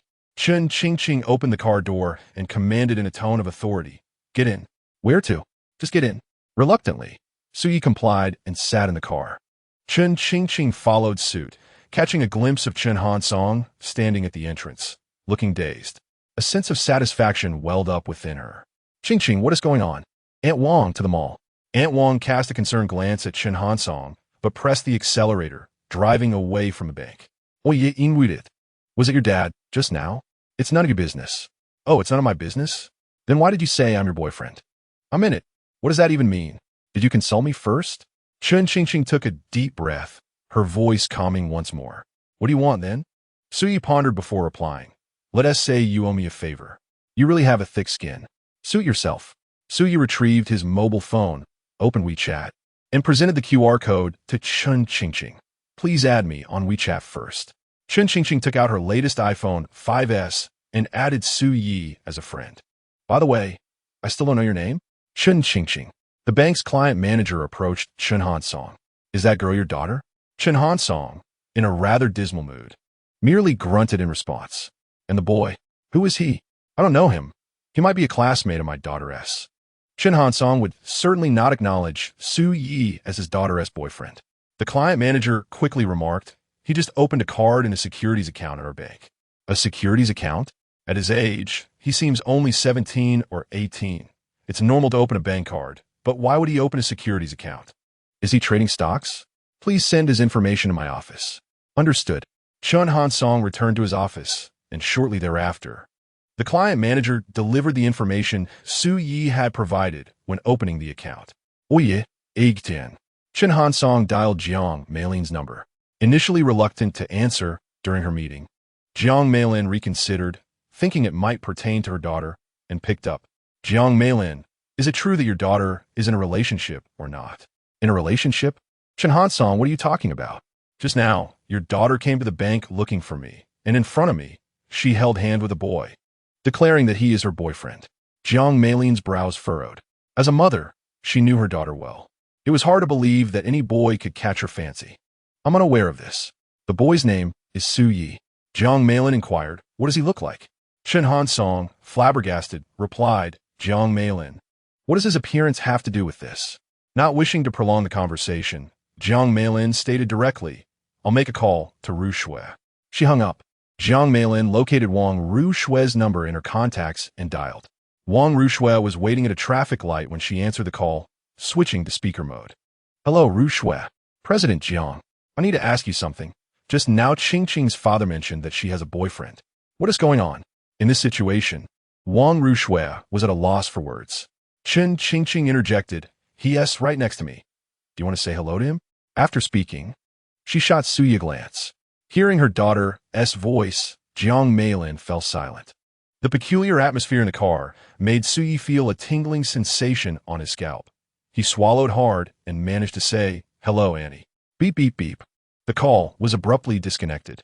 Suyi, bewildered, remarked, "Seeing the look in your father's eyes earlier, I sensed a murderous intent.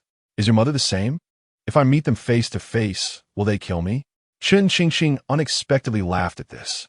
Suyi gazed at her exquisitely delicate profile and the faint dimple at the corner of her mouth, momentarily entranced, though they had met only thrice.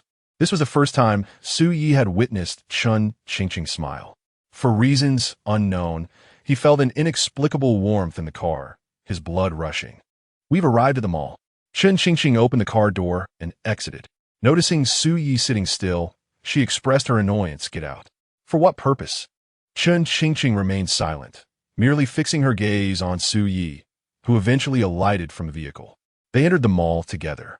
After watching them walk away, Wang Rushui hurriedly returned Jiang Meilin's call.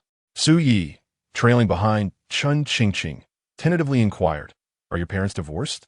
Chen Qingqing halted in her tracks, almost causing Suyi to bump into her back. "I meant no offense. It was merely an inference." "How did you deduce that?" "Well, you ape-laying it. When we first met by the lake, you instinctively stepped back whenever I approached. Just now, even though you held my hand, your palm was clammy with sweat, indicating a heavy sense of vigilance. You likely lack affection at home. Coupled with your demeanor during the conversation with your parents, it's not hard to deduce. You make a fine detective. You had me pretend to be your boyfriend, presumably to provoke your parents. Now that your objective has been achieved, what more do you require of me?" Chen Qingqing bit her lip and softly replied, "Today is my birthday." "I see. So on your birthday, your parents have no time for you, and this is your way of retaliating. Do you need me to help you carry on this charade?" "I do." "Then let us go. We'll watch a movie, dine afterward, and take a couple of photos to post on social media. I bet when you return home tonight, your parents will interrogate you." "Huh, but I must stipulate, you are footing the bill for the movie and dinner." Chen Qingqing turned her head, curious, and asked, "Are you always this shameless?" "Not really. My audacity has only developed recently." "I don't believe you." "Believe it or not." Chapter 16. The Photo Together. Mid-June. The summer blockbuster season had yet to commence. The cinema was screening only a few films, the notable ones being The Silent War, Godzilla, and a horror flick titled Midnight Combing. But domestic horror films were often perceived as subpar, leading to a lack of audience interest. "Which movie should we watch?" "Godzilla, I suppose." Chen Qingqing silently purchased the tickets on her phone, hesitating momentarily before adding soda and popcorn to her order. The two ascended to the top floor via the elevator. After collecting their tickets, Chen Qingqing instructed Suyi to retrieve the soda and popcorn from the counter. Suyi approached Chen Qingqing and asked, "Did you only buy one serving?" "Yes." "You're rather stingy." Chen Qingqing looked at Suyi as if he were foolish and impatiently explained, "I bought it for you. I don't drink carbonated beverages or eat junk food." "Yes. Yes, you're a celestial being untouched by the mortal realm." Chen Qingqing dismissed Suyi with a wave. They waited outside for 5 or 6 minutes, and once ticket checking commenced, they entered the screening room. Chen Qingqing vividly recalled her last visit to the cinema 3 years prior, when her parents had not yet divorced. That had been the last family movie outing. Since then, she had not returned to the cinema. Suyi munched on popcorn and sipped soda, noticing Chen Qingqing staring blankly at the screen, prompting him to remind her, "What are you dawdling for? Aren't you supposed to take a photo?"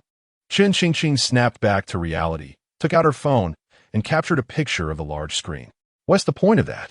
"What should I take a picture of?" "A selfie. Didn't you want to show your parents?" Chen Qingqing hesitated. Suyi said, "If you don't want to take one, then forget it. I was busy at the pub until midnight last night, and only got to sleep in the early hours. I had planned to catch up on sleep this afternoon, but you inexplicably dragged me here. To be honest, I've already seen this film. Just don't assume I'm thrilled to be sitting here with you." Suyi did not speak falsely, although this film had only recently premiered. He had indeed watched it multiple times. Observing Suyi's nonchalant demeanor, Chen Qingqing adjusted her phone to the front-facing camera and positioned it between them. Noticing this, "Oye, Leonid inclusive." However, as he drew near, Chun Qingqing instinctively recoiled slightly. What are you afraid of? At such a distance, can this phone even capture you? This reaction was not entirely unwarranted.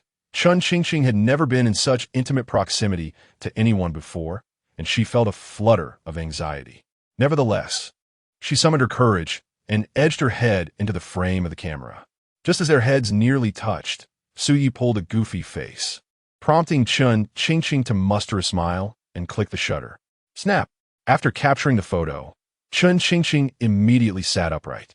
Suyi also composed himself and returned to watching the film, but he already remembered the plot. Before long, he felt drowsy and, with his head tilted, fell asleep in his chair. Chun Qingqing had little interest in this genre of film. After taking the photo, her heart raced, and only when she saw Suyi sleeping did she cautiously pull out her phone to review the recent snapshot. In the image, their heads were evenly positioned, appearing harmonious and well-matched. When she realized she had been staring at the photo for quite some time, she instinctively glanced at Suyi, relieved to find him still asleep. She then opened WeChat Moments and uploaded the photo. Chun Qingqing did not restrict her friends, as her WeChat contacts were quite scarce. Aside from Wang Ruxue, most were relatives. At that moment, as she shared the photo, a wave of exhilaration surged within her. She could vividly imagine the expressions of shock, surprise, confusion, and anxiety on her parents' faces upon seeing this picture. As anticipated, no sooner had she posted it than Jiang Meilin noticed. With a sense of urgency, she clicked on the photo, enlarging it. Upon seeing the candid shot of Suyi and Chun Qingqing with their heads tilted together, she immediately called Chun Qingqing. Hello. The number you dialed is currently unavailable. Please try again later. Hello. The number you dialed is currently. Jiang Meilin grew anxious. She quickly summoned her assistant. Xiao Hui, give me the fastest high-speed train ticket back to Jiangzhou. President Jiang, you have a meeting tomorrow afternoon. I'll come back tomorrow. Just buy me the ticket now. Understood. Meanwhile, in a bank office, Chen Hansong had been staring at the photo for a full 10 minutes. He knew his daughter well. She had always been rather reticent, much like Suyi had mentioned. Lacking affection during her upbringing, she had developed a prickly demeanor, never making friends, let alone male companions. Observing his daughter smile in the photo, alongside the boisterous Suyi, Chen Hansong felt his heart shatter. Where on earth did this fool spring from? Unable to sit still, he picked up the documents Suyi had left at the bank and dialed Suye's number.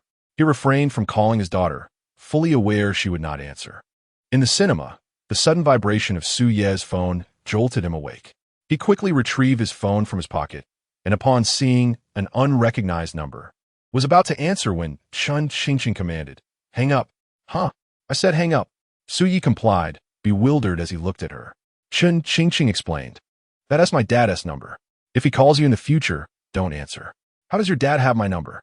What were you doing at the bank this afternoon? Opening an account. Suyi realized and exclaimed, "Your dad works at the bank?" Chun Qingqing replied, "He is the president." The president. Suyi's excitement was palpable.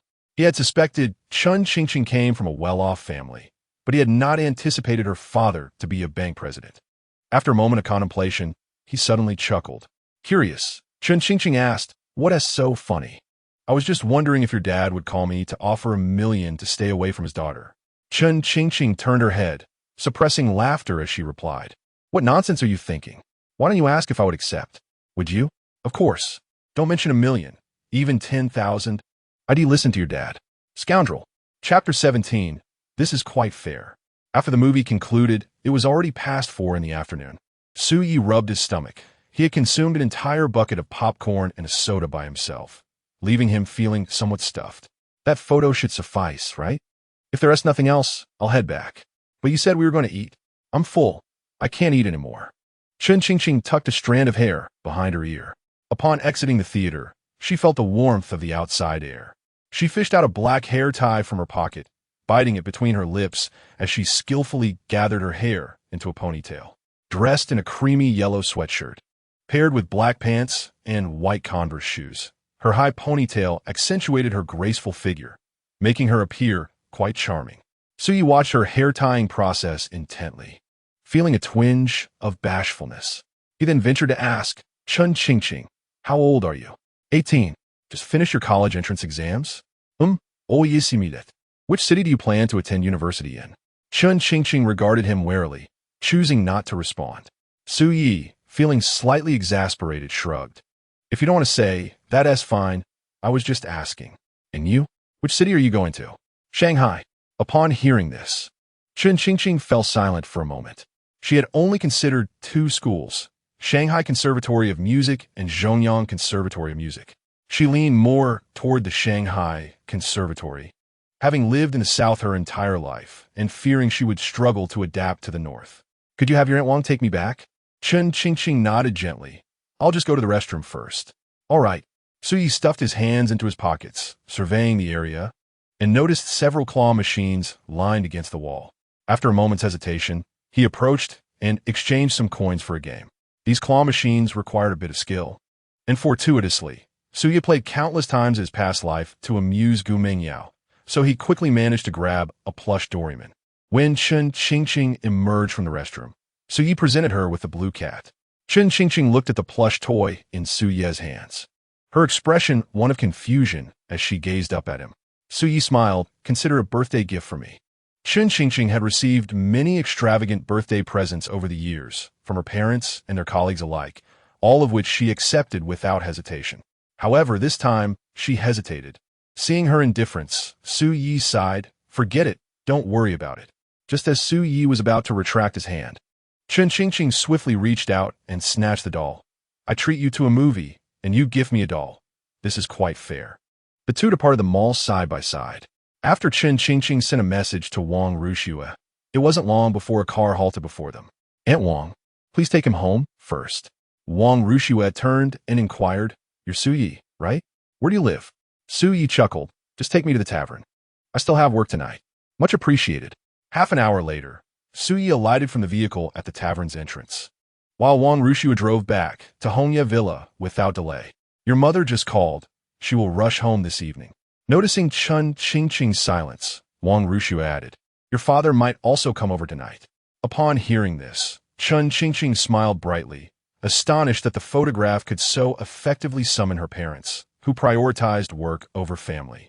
Back home, placing the doll on her lap, she retrieved her phone and located the photo they had shared on Moments. After a moment's contemplation, she adjusted the settings and selected it as her wallpaper. Returning to her home screen, the default wallpaper was replaced by the picture of her and Su Yi. As night descended, the sound of a car pulling into the yard alerted Chun Qingqing to her mother's return. She lay motionless on the sofa. Jiang Meilin exited the car, opened the passenger door, and carried a delicate black forest cake into the living room. Qingqing, Qingqing? Seeing her daughter sprawled on the sofa, engrossed in her phone, Jiang Meilin gently placed the cake on the coffee table and cautiously sat by Chun Qingqing's feet, patiently asking, Qingqing, may I ask who Su Yi really is? I told you he's my boyfriend. Don't deceive me, dear. I know you told your father that to blame him for not being able to celebrate your birthday with you, just to provoke him. Chun Qingqing lifted the doll in her hand, declaring, You're overthinking it. We have officially entered a relationship. We watched a movie together this afternoon and even caught this doll. See, it's a gift from him. Jiang Meilin glanced at Wang Rushue, who nodded, and her expression darkened. Must you provoke me like this? Jiang Meilin stood up, her emotions flaring. Yes, your father and I have failed in our parental duties, but materially, we have never deprived you. If I didn't work, could you afford to live in such a spacious house? If I didn't work, what would you eat and drink daily? Chun Qingqing also rose from the sofa, her eyes glistening with tears. Yes, you both do it for me. It's all my fault. If you hadn't given birth to me, none of this would have happened. With that, she dashed upstairs. Qingqing. Jiang Meilin watched her daughter ascend, tears in her eyes, filled with regret. Before long, Chun Hansong arrived home, and as he entered, he immediately asked, Where's Qingqing? It's all your fault. You even forgot your daughter's birthday. Are you even human? I just momentarily forgot. Chun Hansong quickly retorted. You dare say that? You knew today was Qingqing's birthday and left her alone at home. Yes, it's all my fault. You, as her father, have no responsibility at all. Jiang Meilin, I do not wish to argue with you today. Where is Qingqing? I want to talk to her. Jiang Meilin turned to pick up the doll from the sofa. Her voice choked. She likely doesn't wish to see you. Nor me. Have you clarified? What is the relationship between Su Yi and our Qingqing? Jiang Meilin picked up the phone that Chun Qingqing had left downstairs, illuminated the screen, and held it aloft, stating, "She has already set the photo as her wallpaper. What do we do now?" Jiang Meilin sniffed, standing up. "I will go upstairs to call Qingqing down for cake. Please refrain from speaking out of turn. As for him and Su Yi, I will find time to discuss it directly with him. You know our daughter's character. We cannot extract answers from her."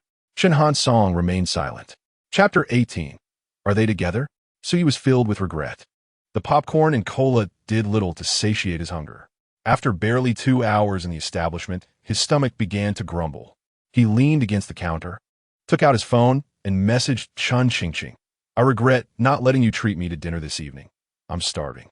As Chun Qingqing enjoyed cake with Chen Han Song and Jiang Meilin, she recognized a notification on her phone and guessed it was from Su Yi. Deliberately unlocking her phone in front of them, she replied to Su Yi, "Serves you right." Su Yi angrily responded, "Your boyfriend is hungry." Chun Qingqing's cheeks flushed. "Shut up." Chen Han Song, observing his daughter's expression, felt a mix of amusement and alarm. He could almost envision the conversations between Su Yi and Chun Qingqing. "Dimwit, have you returned home?" "Darling? Darling daughter, I'm eating cake." "Dimwit, I'm hungry too." "Darling daughter, do you want some?" "Dimwit, I don't want cake." "Dimwit, I want you." Chen Han Song felt a shiver run down his spine. Chun Qingqing swiftly typed, "Do you believe I would blacklist you right now?" "Su Yi, forget it, customers have arrived. I won't chat with you." Their conversation abruptly ended.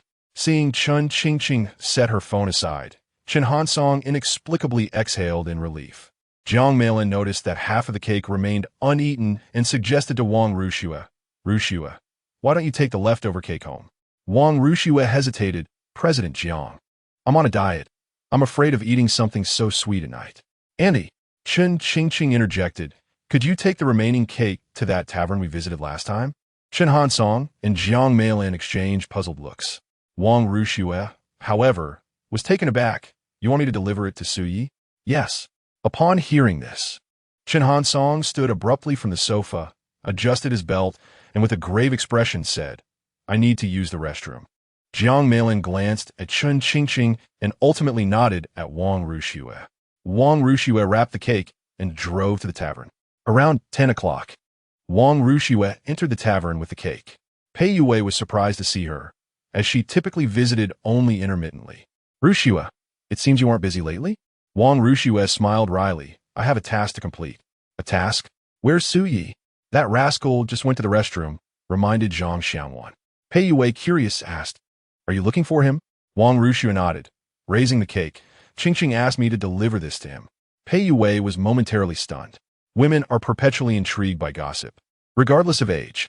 She hurried from behind the counter, her face alight with curiosity. Are they together? The situation was intricate. Just as Wang Rushua began to explain, Su Yi emerged from the restroom, and she stepped forward, presenting the cake to him. "What is this?" Su Yi asked, bewildered. Wang Rushua succinctly replied, "Qingqing asked me to bring this to you." "Huh?"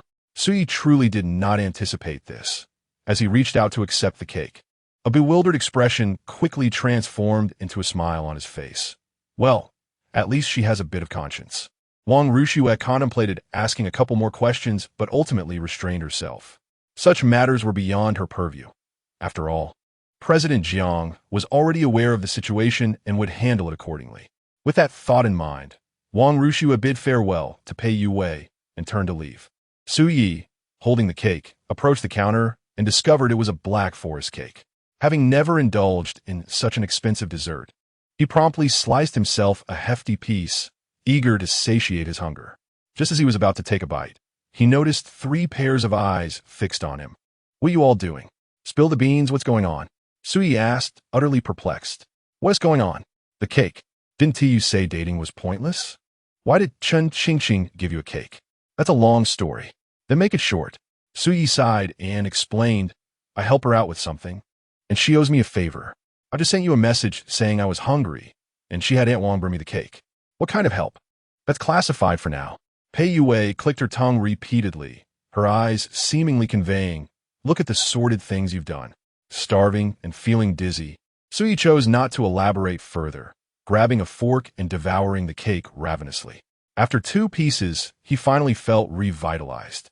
There's still a bit left. Do you want some? Zhou Ying huffed, crossing her arms. This is a heartfelt dinner meant for someone special. I want to touch it. Exactly. Suyi slapped his forehead. You guys are unbelievable.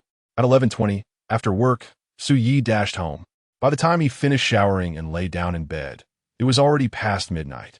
Despite a long day's fatigue, Suyi did not immediately succumb to sleep. Instead, he downloaded a stock trading application, registering, logging in, verifying his identity, and linking his bank card through a series of steps. Finally, he possessed a stock account of his own.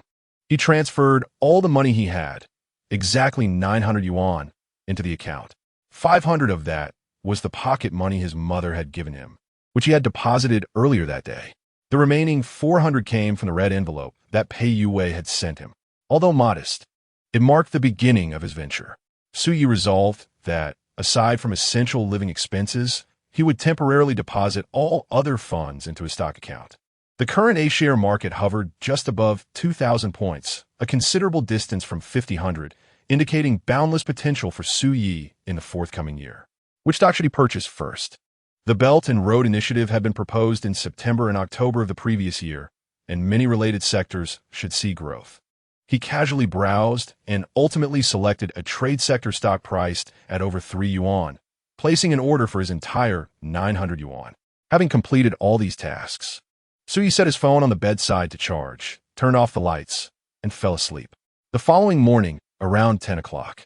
This stone man is such an idiot. He has already lost several times. Damn it. Had I known he was this bad, I wouldn't have chosen Yasuo.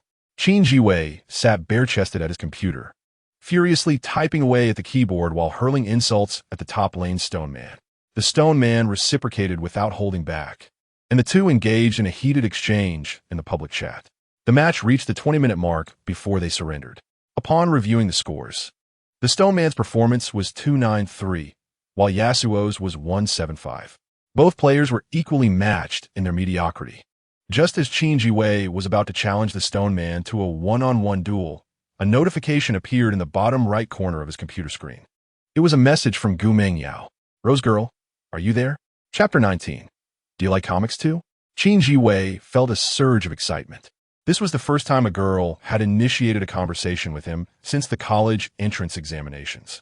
No one knew how Qin Jiwei had spent his 18 years. He and T even held a girl's hand, let alone dated. Autistic patient. Autistic patient.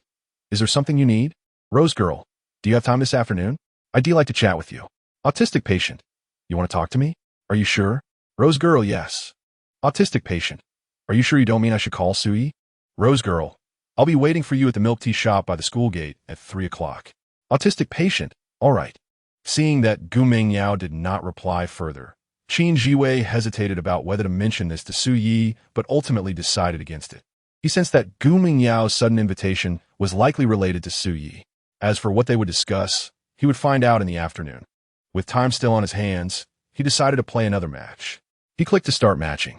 Once in the hero selection screen, Qin Jiwei quickly chose Yasuo again, feeling that this newly released hero was tailor-made for him. Teammate on the second floor. You bastard, you stole my Yasuo. Qin Jiwei, stop whining, I'll carry you. 30 minutes later. Teammate 1, garbage. Teammate 2, stupid Yasuo. Teammate 3, 0-1-0-6. Is this performance even humanly possible? Teammate 4, useless trash, go play against bots. Qin Jiwei swiftly exited the game, as if everything were unrelated to him. Suyi slept until 10 before waking. After brushing his teeth and freshening up, he noticed that Zhang Hong had prepared several dishes before leaving in the morning. Suyi cooked some rice and had his breakfast and lunch combined by 11. By mid-June, the temperature had already risen significantly. Suyi lay on the sofa, cranking the fan to its highest setting, directing it toward himself. However, after a short while, he felt his underwear sticking uncomfortably, prompting him to lift his hips and adjust his underwear before shifting to lie on his side. He completed 2 tests for the theoretical driving exam. The first attempt yielded a score of 93, while the second scored 96. Suyi felt confident that he could pass the theoretical driving exam now and planned to ask his father for some money when he returned from work to enroll in a driving school. After finishing the 2 tests, Sui found himself at a loss for what to do next. He had deleted all the games on his phone, and at that moment, short videos had yet to become a craze. Douyin hadn't even launched. He opened QQ, but felt no desire to chat. What was she doing? The question suddenly popped into Suye's mind, and he curiously opened WeChat, first checking moments. The group photo from yesterday was still there, undeleted by Chun Qingqing. Suye opened the chat window with Chun Qingqing and typed a message, "Thanks for the cake last night." At that moment, Chun Qingqing, equally idle at home, was passing the time reading comics. Hearing her phone ping, she picked it up and glanced at the message. After some contemplation, she replied, "I couldn't finish it. I was going to throw it away, but felt it was a waste, so I had Aunt Wang drop it off for you." Oye, Chen Ving. Do you not have any friends? Chun Qingqing. What is it to you? Sui, looks like I hit the nail on the head. Noticing that Chun Qingqing had not responded for a while, Suyi typed again. "Since you sent me the cake last night, I could begrudgingly consider being your friend." Chun Qingqing. "Thanks, but I don't need that." Suyi. "There's no need to drop it. What are you up to now?" Chun Qingqing. "Suyi, I mean no offense. I'm simply curious about how the affluent pass their time. Em dreadfully bored." Chun Qingqing. "I'm reading manga." Suyi. "You enjoy manga too?" This piqued Chun Qingqing's interest, and she countered, "You like it as well?" "Indeed." Suyi typed, "Manga is my favorite pastime, though the ones I read are surely unfamiliar to you." Chun Qingqing. "What do you read?" Suyi. "Brave New World, Secret Teaching." At 3 in the afternoon, Qin Jiwei arrived punctually at the milk tea shop by the school gate. Initially, he had expected only Gu Mingyao to be present, but to his surprise, the bothersome Lu Qian was also there.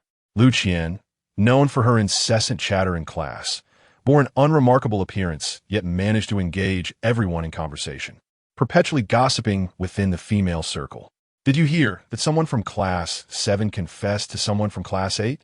Or that someone from class 11 spent the night with someone else?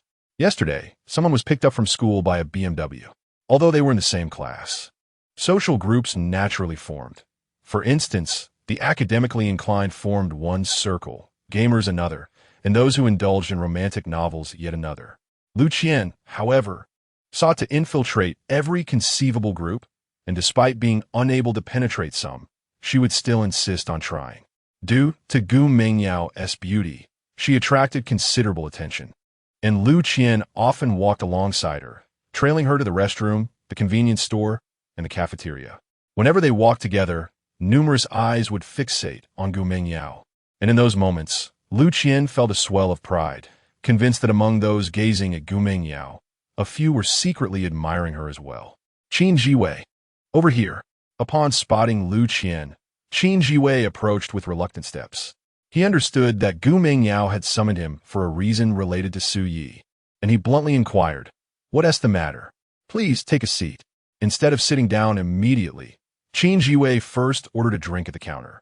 Noticing that neither Gu Mingyao nor Lu Qian had ordered anything, he added, "Never mind. Let us have 3 cups. Make mine with extra ice." Once Qin Jiwei settled down, Gu Mingyao finally spoke. "Do you know what Suyi has been up to lately? He has taken a summer job." "A summer job?" As soon as Qin Jiwei finished, Lu Qian interjected excitedly, "Oh, I get it. He must be short on cash, which is why he has ignored you lately. After all, having fun costs money." Qin Jiwei found her comment rather irritating and retorted, "You're overthinking it." Gu Mingyao's eyes narrowed as she pressed, "Then why did he take a summer job?" "How would I know? He has changed quite a bit since the college entrance exam. He won't even play games or chat anymore." The day after the exam, he found a summer job and has been studying for the driving theory test. "Really?" Qin Jiwei accepted the juice from the server, took a sip, and remarked, "You call me out just to ask this?" "Mainly because he hasn't contacted me in several days."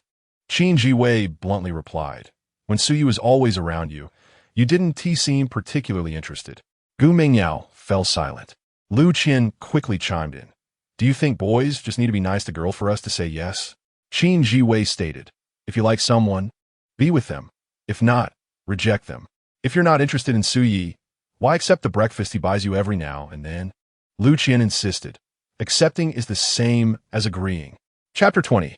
I am Chun Qingqing's mother. What kind of ridiculous logic is that? Qin Jiwei.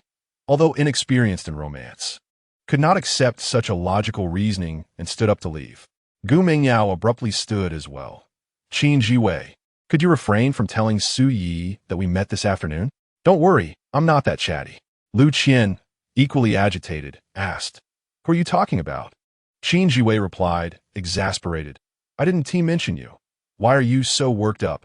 Gu Mingyao held Lu Qian back and continued, can you tell me where Su Yi is working this summer? At the music tavern. With that, Qin Jiwei promptly exited the milk tea shop.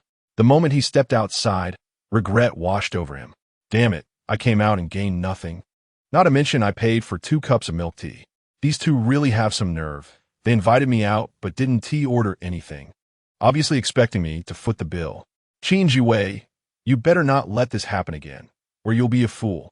Inside the milk tea shop, Gu Mingyao asked softly, you're not thinking of seeking out Su Yi, are you? Gu Mingyao gently shook her head. I'm still undecided. I believe if he doesn't reach out, just let it be. After all, we've graduated, and there will surely be more outstanding boys in college. You're so beautiful. You'll definitely find someone better. Gu Mingyao replied flatly. I just want to understand why Su Yi has suddenly grown so cold towards me. I've been pondering this for days without resolution. Oh, don't overthink it. The news says there are so many more boys than girls now.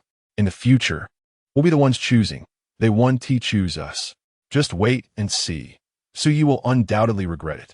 Around 4 in the afternoon, Lao Su returned from work. As a seasoned employee, he could complete his daily tasks within 2 hours, spending the rest of his time idly. Such is life within the system. If one has no ambitions to climb the ranks, it can be quite comfortable. Dad, you're back? Upon seeing his son still at home, Lao Su was puzzled. Why are you still here today? I have something to discuss with you. Must be nothing good. Su Yi pulled Lao Su down onto the sofa, smiling. I've finished studying for the driving theory test. I want to enroll in driving school tomorrow. Lao Su calmly retrieved a cigarette from his pocket, leisurely lighting it as he replied, for money matters, go talk to your mother. You know my standing in this house, right? Mom won't be back until later, and she gets off work after you do. Could you advance me the money? Lao Su firmly stated, I don't have any. Dad, there is surely a good amount of secret savings above the bathroom ceiling and under the TV cabinet. Lao Su was instantly thrown off balance, nearly dropping his cigarette in shock. How did you find out? What can I uncover in this house? Don't tell your mother. I've saved for half a year. Oye similit silently. Lao Su discerned a hint of threat in his son's smile and grumbled. You little brat. Now you're threatening me? I'll discuss your driving school enrollment with your mother tonight. If we agree, I'll leave the money on the table in the living room before we head to work in the morning. Sui apatat Lao Su et Saudo. Guning. Tangs. Zat. It's settled then. I'm off to work now. Such a lack of respect. Jiang Meilin had been utterly exhausted these past few days. After finishing work yesterday, she rushed back from a neighboring province to celebrate her daughter's birthday. The next morning, before dawn, she hurried back, and after a long day, Jiang Meilin did not return to the hotel, but instead had her assistant buy a ticket back to Jiangzhou. Upon exiting the train station, Jiang Meilin opened WeChat and sent a message to Wang Rushua. Rushua, is Qingqing at home today? Wang Rushua replied, she is. Jiang Meilin further inquired. Let me confirm with you again, is the tavern you mentioned called Encounter Music Tavern? Wang Rushua responded, that's correct. Shall I send you the address? Jiang Meilin replied, yes. I will head there directly now. If Qingqing plans to go out, please inform me in advance. I do not wish for her to know that I am visiting that Su Yi. Wang Rushua acknowledged, understood. Soon after, Wang Rushua sent the address. Jiang Meilin glanced at her phone and showed it to the driver. Xiao Wu, please drive to this location. Certainly, General Manager Jiang. The vehicle traversed from the station to the tavern's entrance. At this hour, the sky had not yet completely darkened. Su Yi, having finished cleaning, sat languidly on a chair at the entrance, waiting for customers. General Manager, we have arrived. Please wait for me in the car. Understood. Jiang Meilin opened the car door, revealing a long, smooth leg adorned with red-soled high heels. She wore a blouse paired with a fitted blazer and a pencil skirt, her short hair neatly framing her face. She bore no ostentatious jewelry, save for an exquisite watch on her right wrist, projecting an aura of professionalism. Instead of heading directly into the tavern, She walked to the trunk, retrieved a pair of flat sandals to change into, and then stepped into the establishment. "Hello, welcome. What would you like to drink?" The tavern was devoid of customers, and only Su Yi, a young man, was present. Jiang Meilin recognized him at once from the photographs she had seen. "You must be Su Yi." "Indeed, that's me," Su Yi replied, perplexed. "Do you know me?" Jiang Meilin pulled out a chair and sat down, her expression inscrutable. "I am Chen Qingqing's mother. May I have a word with you?" Su Yi was taken aback, but maintained his composure. He sat down, awaiting Jiang Meilin's inquiries. In truth, he had anticipated this meeting, though he had not expected her to arrive so promptly. Pei Yue, observing Jiang Meilin's demeanor, sensed her intentions were not benign. Her aura was not that of a typical female executive. She had deduced that Jiang Meilin was the superior of her middle school classmate, Wang Ruxue. Consequently, when Zhang Xiaonuan and Zhou Ying attempted to eavesdrop, Pei Yue swiftly restrained them. "Let's begin by discussing how you and my daughter, Qingqing, became acquainted." Su Yi recounted the events truthfully. After listening, Jiang Meilin replied coolly, "So, how many times have you met up until now?" "3 times. The first by the lake, the second here, and the third at the bank, followed by a visit to the mall." Jiang Meilin deftly maintained control of the conversation.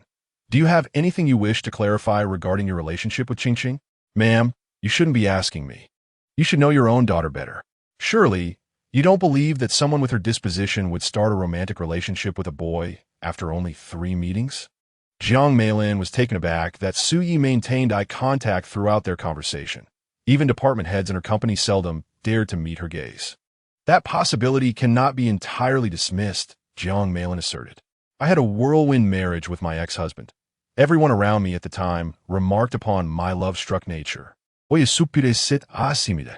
Then, you can rest assured, your daughter is by no means love-struck." Jiang Meilin shifted the topic. "How old are you?" 18. "Have you just completed your college entrance examination?" "Yes." "Do you have a target university?" Su Yi replied, "Shanghai Financial College." Jiang Meilin raised an eyebrow.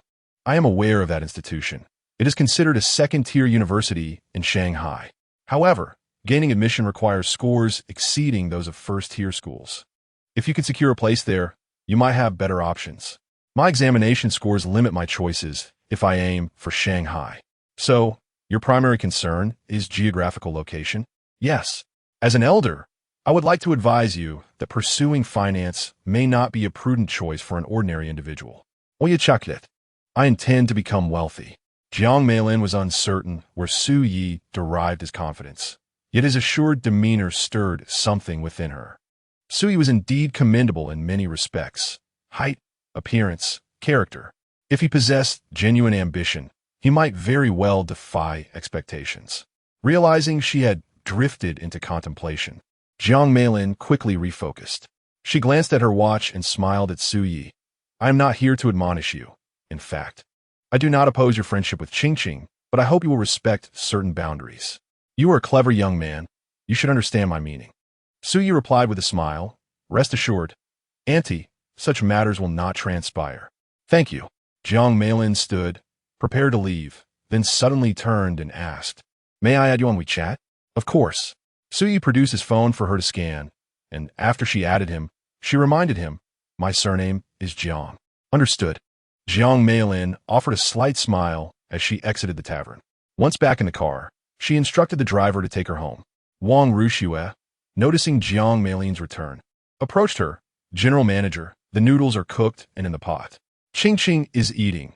If there is nothing else, I shall take my leave. Thank you for your hard work. It was my duty." Jiang Meilin entered the living room, where Chen Qingqing was delicately consuming her noodles. Having just been served, she blew on each bite to cool it before eating. Jiang Meilin approached with a smile, retrieved a hair tie from her bag, and expertly styled Chen Qingqing's long, silky hair into a neat updo. Subsequently, she entered the kitchen, served herself a bowl of noodles, and sat across from Chen Qingqing. "Qingqing, my work for this phase is nearly complete. I can rest at home for a while." "Oh, would you like to go on a trip? I could take you out for a few days." Chen Qingqing shook her head, declining outright. Jiang Meilin, undeterred, changed the subject and patiently asked, "Your college entrance examination results will be out in a few days. have you decided which university to apply to? Chun Qingqing set down her chopsticks, contemplating. After a long pause, she finally stated, I'll go to Shanghai. Though Jiang Meilin had long anticipated that her daughter would choose between the Shanghai Conservatory of Music and the Shanghai Music Academy, she felt a pang in her heart upon hearing that Chun Qingqing ultimately opted for the latter. It was not due to any other reason, but rather because Su Yi, the boy she had just encountered at the tavern, had also explicitly stated his intention to attend Shanghai. Could it be that Qingqing chose Shanghai because of him? Jiang Meilin confirmed once more. Have you made up your mind? Yes. Jiang Meilin's visit was merely a minor interlude for Su Yi. He still needed to continue working through the summer, slowly earning money. The dramatic trope of wealthy individuals offering vast sums to separate men from their daughters belonged solely to the realms of novels and television. Such scenarios were unlikely to manifest in reality. At last, another day had passed. Su Yi returned home, weary, deliberately slowing his pace as both of his parents were already asleep. Upon noticing a stack of money on the living room table, he paused momentarily before smiling and taking the money back to his room. After taking a refreshing cold shower, Su Yi donned a pair of shorts and a slightly yellowed white t-shirt. He opened his stock trading account, glanced at the funds, and, finding little change, felt indifferent. After all, stock trading is not something to be rushed. If there were no gains today, it simply meant that the time had not yet come. Su Yi opened QQ and sent a message to Qin Jiwei. Weigo, are you asleep? To his surprise, Qin Jiwei was indeed awake. Having spent 3 years in high school with nightly study sessions, he had developed a habit of staying up late. Upon receiving Su Ye's message, he initially thought that Gu Mingyao had visited Su Yi that day, and quickly replied, Not yet. Su, shall we go learn to drive together tomorrow? Qin Jiwei, learn to drive? Is there really a need to rush? We have plenty of time in college. Su, I plan to sign up tomorrow. If you want to join, we might as well finish the test early, so we won't have to deal with it in college. Qin Jiwei, lacking decisiveness, had grown accustomed to doing things with Su Yi. He quickly responded, All right, I'll ask my parents. If they agree, I'll go with you to sign up. Sound good? I'll see you tomorrow. Okay. The night passed uneventfully. The following morning, after Su Yi had a bowl of thin porridge, he set out for Qin Jiwei's home. The distance between their houses was not far. It took about 15 minutes on foot and even quicker by bike.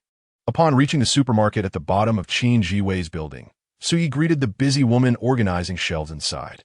Aunt Wang. Oh, it's you, Xiao Yi. Yes. I'm here to find Jiwei. Go on up. He might still be asleep. Qin Jiwei's family owned a small supermarket, not much larger than a convenience store. Usually, Qin Jiwei's father, Qin Wenliang, handled the inventory, while the task of managing the store fell primarily to Wang Mei. Su Yi made his way through the supermarket and climbed the stairs to find Qin Jiwei still fast asleep. Get up already, Su Yi exclaimed, pulling the blanket off him. Qin Jiwei groggily awoke, saw Su Yi, and yawned, asking, Why are you here so early? Early? Did your dad agree to let you learn to drive? He did. As Qin Jiwei put on his shoes and stretched, he remarked, My dad said the money would have to be spent sooner or later. He also knows a driving instructor and called to ask about the registration fee this morning. How much is it? 2,800. Su Yi was surprised by the low cost of driving lessons this year. He had spent over 3,000 in college for his license. His mother had left him 3,500 the night before, allowing him to pocket 700, bringing him a step closer to his dream of becoming a millionaire. Qin Jiwei gestured towards the computer. Play on the computer for a bit. I'll brush my teeth and grab something to eat. We'll go sign up shortly. Make it quick. I'll just play a quick match. Su Yi sat down at the computer. Knowing full well that he wouldn't be gaming, his skills were such that he would likely lose even to a bot. He opened the browser and casually skimmed through the latest trending news. Meanwhile, Qin Jiwei finished his morning routine swiftly. Just as he stepped into the kitchen to find something to eat, he heard Su Ye's voice outside. Qin Jiwei, you dog. You stayed up watching videos until 2 in the morning. Are you even human? Qin Jiwei sprinted back to his room. How did you know? You forgot to delete your browser history. Damn.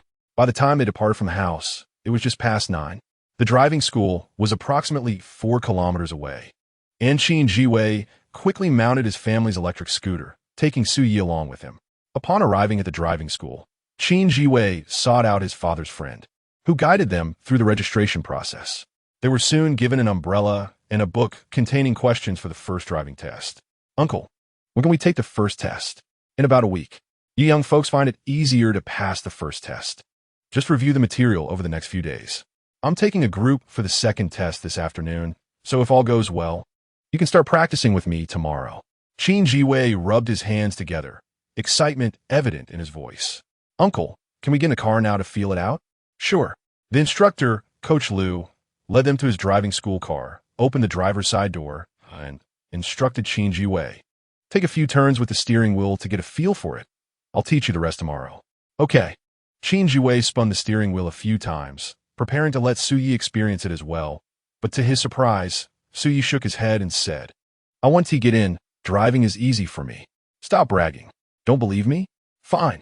Coach Liu chuckled at this exchange, remarking, watching someone else drive and actually driving are two entirely different things. Don't assume driving is simple just because it looks easy. Uncle, have you ever heard of launch control and drifting? Kid, don't talk too much. Here has the car key. Do you dare to drive? Seeing Su Yi's bravado, Coach Liu handed him the keys. He had taught many students, and without exception, they were all nervous their first time behind the wheel, hardly daring to press the accelerator. What is there to be afraid of? He took the keys, and Coach Liu promptly took his seat in the passenger side, where there was a brake available, which gave him the confidence to let Su Yi take the wheel. Qin Jiwei scratched his head. Su Yi, don't embarrass yourself. It won't end well if you crash. Are you getting in or not? If not, then stay away. After a moment of hesitation, Qin Jiwei decided to sit in the back. Once one learns the skill of driving, it becomes second nature. Suyi adjusted his seat expertly and buckled his seatbelt. Coach Liu remained silent, curious to see if Su Yi would start the vehicle. Suyi pressed the clutch and brake, inserted the key, and started the engine. Then grinned and asked, Uncle, how about I show you a launch start first? Coach Liu laughed. Forget launch starts. If you can back into a parking space now, you can come practice whenever you want in the future. Got it. Releasing the clutch and brake, the car began to move slowly. Finding it a bit sluggish, Suyi pressed the accelerator, maintaining a speed of around 40 km/h. He smoothly maneuvered into the parking area and shifted into reverse, effortlessly backing into the designated space. Qin Jiwei in the back seat was utterly astonished. Wait, Suyi, when did you learn to drive? Suyi waved his hand dismissively, shifting into neutral and offering an excuse. Just from watching and learning, my dad taught me a few tricks. Coach Liu was pleasantly surprised, thrilled to have a new student capable of backing into a parking space right after registration. Clearly, passing the driving test would be a breeze for Su Yi, and he would definitely count towards Coach Liu's performance metrics. He patted Su Yi on the shoulder and said, You've got some talent. Tomorrow, wait for my notification. Let us aim to get your license during the summer vacation. Absolutely. After leaving the driving school, Su Yi and Qin Jiwei rode the electric scooter back home along the same route. On the road, Qin Jiwei expressed his frustration, saying, You managed to reverse into the parking spot right after signing up. When it comes to the second test, if you pass and I fail, won't that be utterly embarrassing for me? You'll get used to it. You'll have plenty of opportunities to embarrass yourself in front of me in the future, Su Yi replied. Damn you, Qin Jiwei retorted, chuckling at Su Yi's upbeat mood.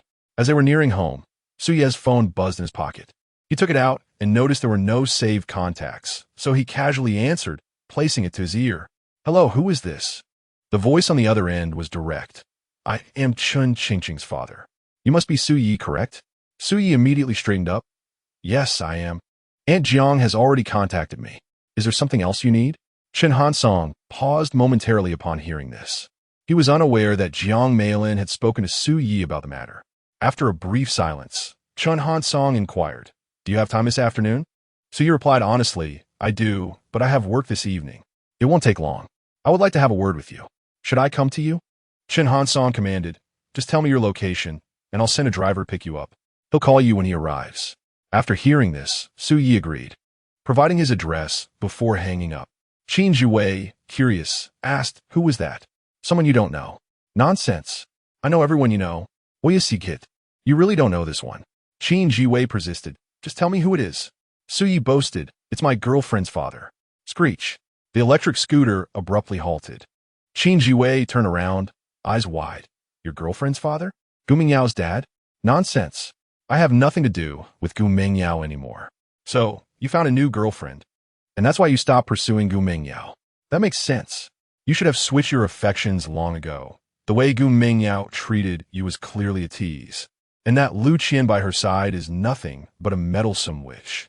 Upon hearing this, Su Yi realized that Qin Jiwei had misunderstood, and he chose not to clarify, as this excuse suited him well. Otherwise, the rapid changes in his situation would be difficult to explain. What's your girlfriend's name? How old is she? Is she from our high school? No. Why are you always secretly dating someone? Enough chatter. Help me with a multiple-choice question. A multiple-choice question? What kind? When visiting your future father-in-law for the first time, what should you bring to make a good impression? A. A tailored jacket and an Audi. B. A bottle of flying mitai. C. A doctoral certificate and a property deed. D. A modifié motocycle. E. An ultrasound image. If it were you, which would you choose? Qin Jiwei rolled his eyes. You have no house, no car, and no savings. You must pass on options A, B, and C. Wait, are you really going to meet her father this afternoon? It's a long story. I met her mother last time, and she was relatively easy to talk to.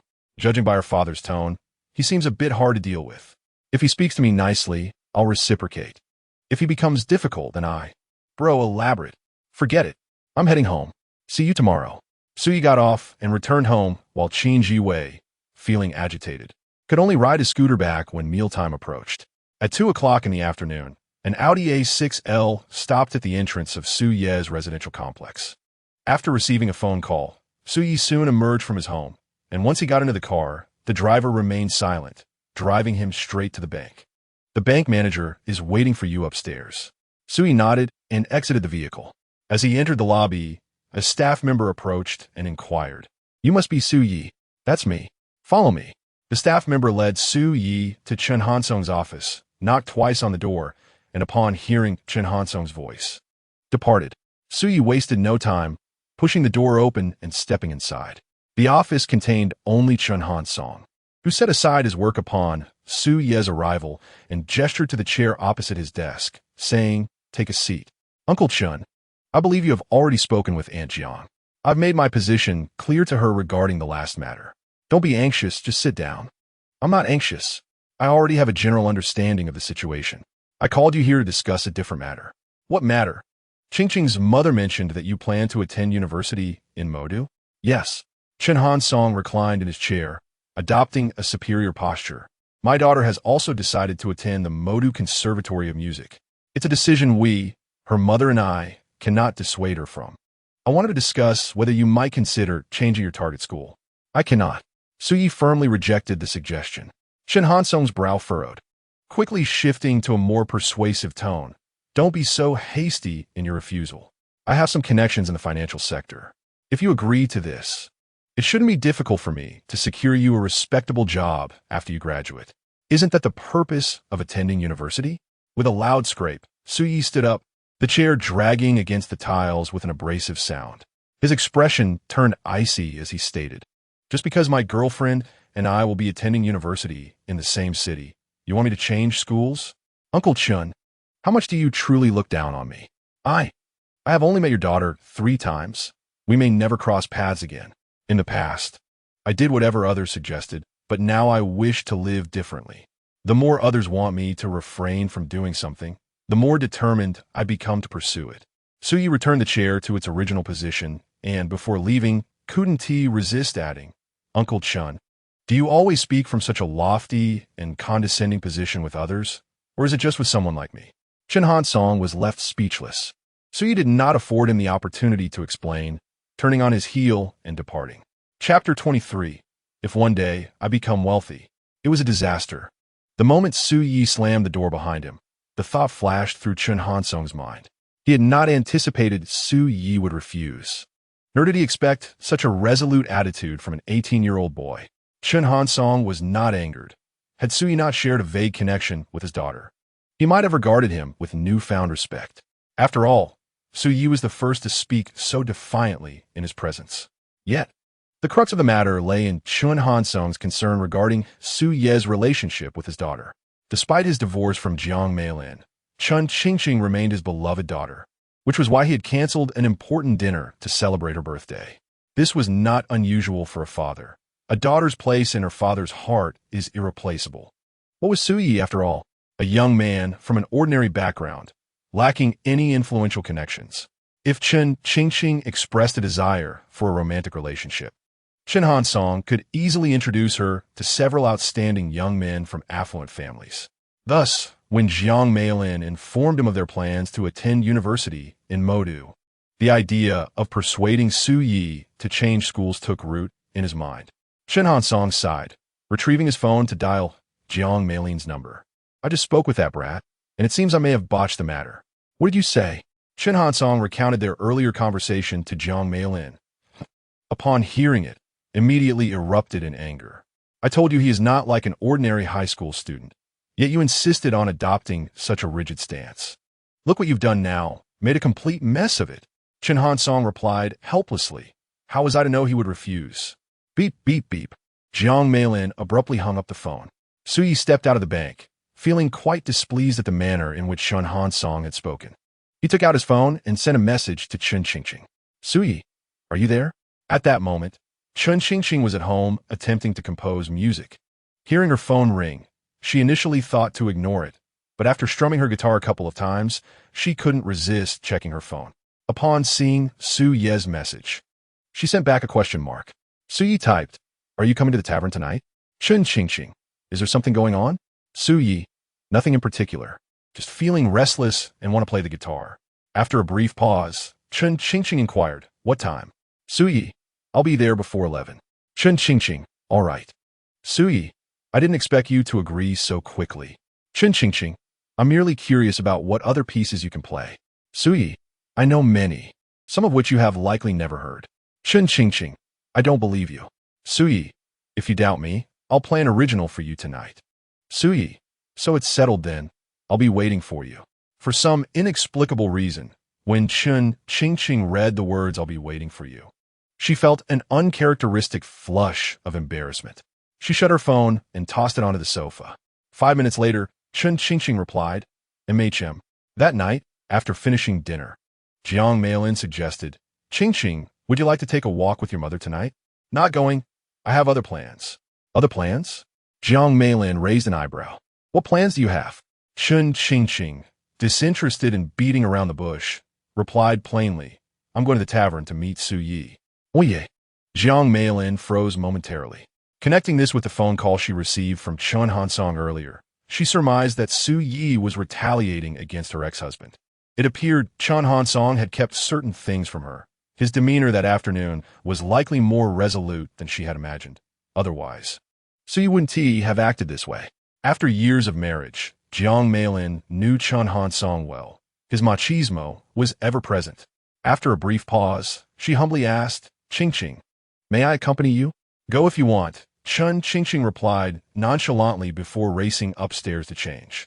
To Jiang Meilin's surprise, Chun Qingqing, who typically eschewed dresses, put on a cream-colored short dress before meeting Su Yi. This was undoubtedly a dangerous signal. At 7:50 p.m., Jiang Meilin drove Chun Qingqing to the music tavern, not accompanying her inside, but rather concocting an excuse to observe how Su Yi and her daughter interacted when alone. Seeing Chun Qingqing arrive early, Su Yi greeted her with a smile. "You're here?" Chun Qingqing nodded softly. "Make yourself comfortable. I'll get you a glass of water. Don't worry. This time I won't mix up the cups." With that, Su Yi left, completely oblivious to the shy expression that crossed Chun Qingqing's face after hearing his words. With ample time left, the tavern was sparsely populated.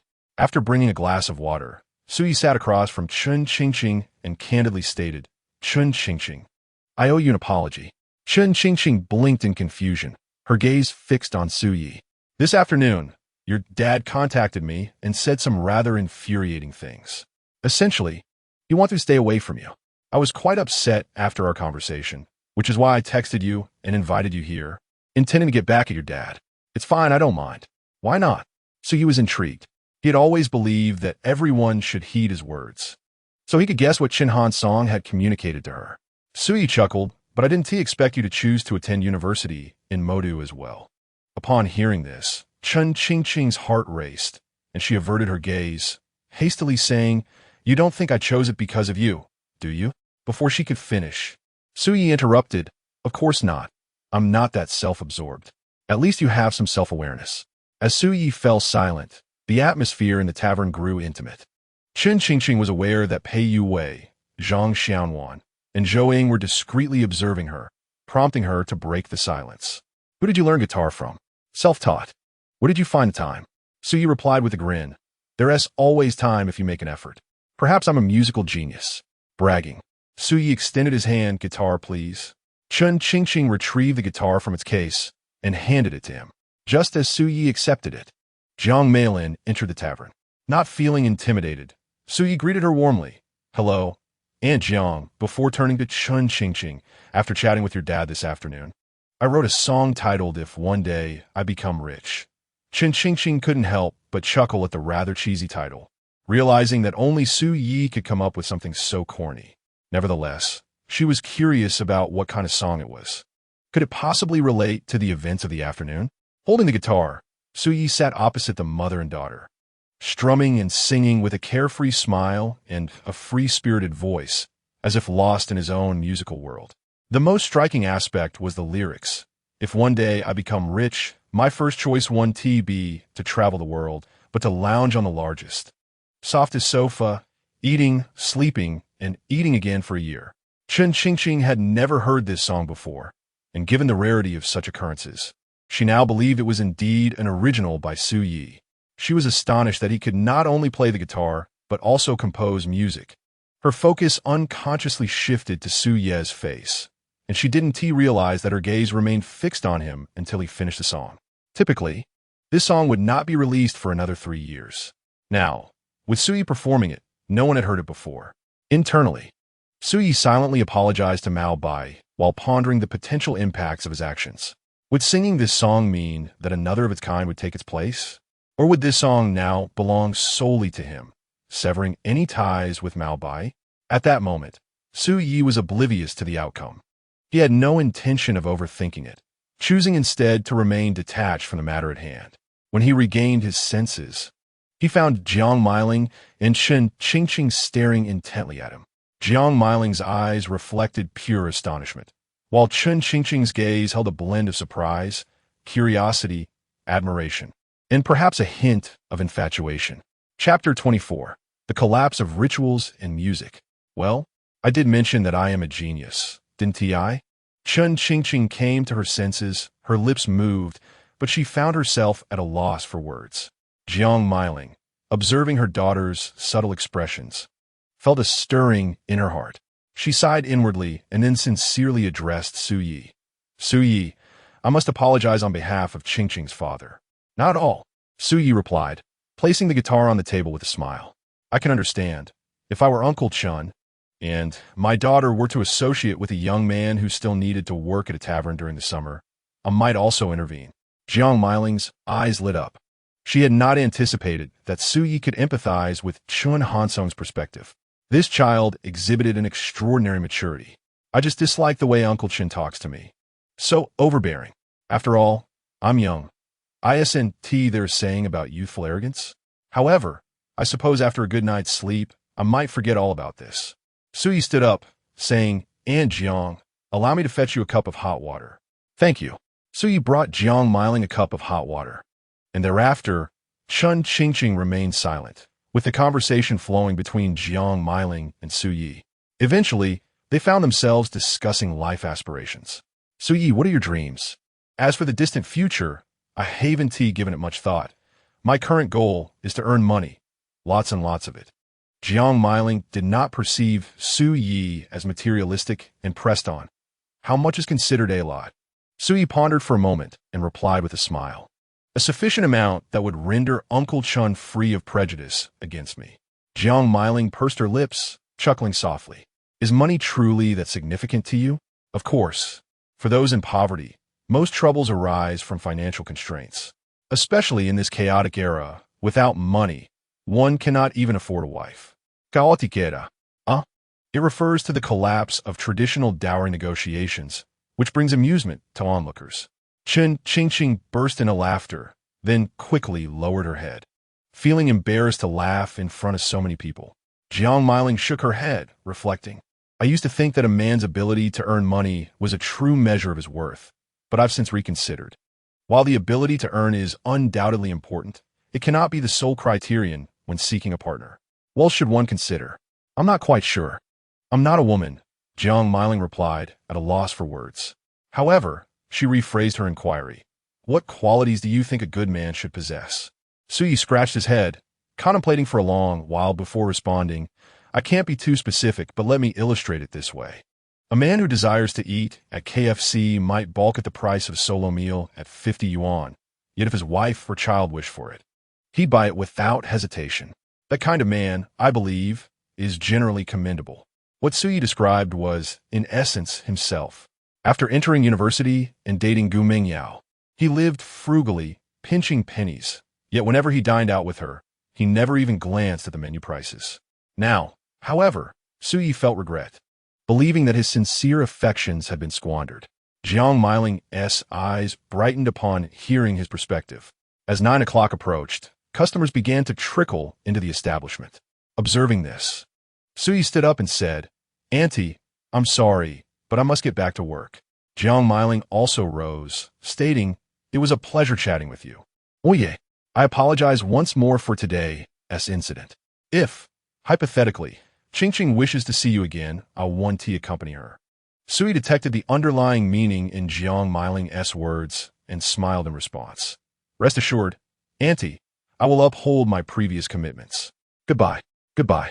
As the mother and daughter prepare to leave, Suyi noticed the guitar still on the table and hurriedly called out, Chen Qingqing, your guitar? Chen Qingqing turned her head, speaking softly and swiftly, I'll borrow it for a few days. Remember to return it.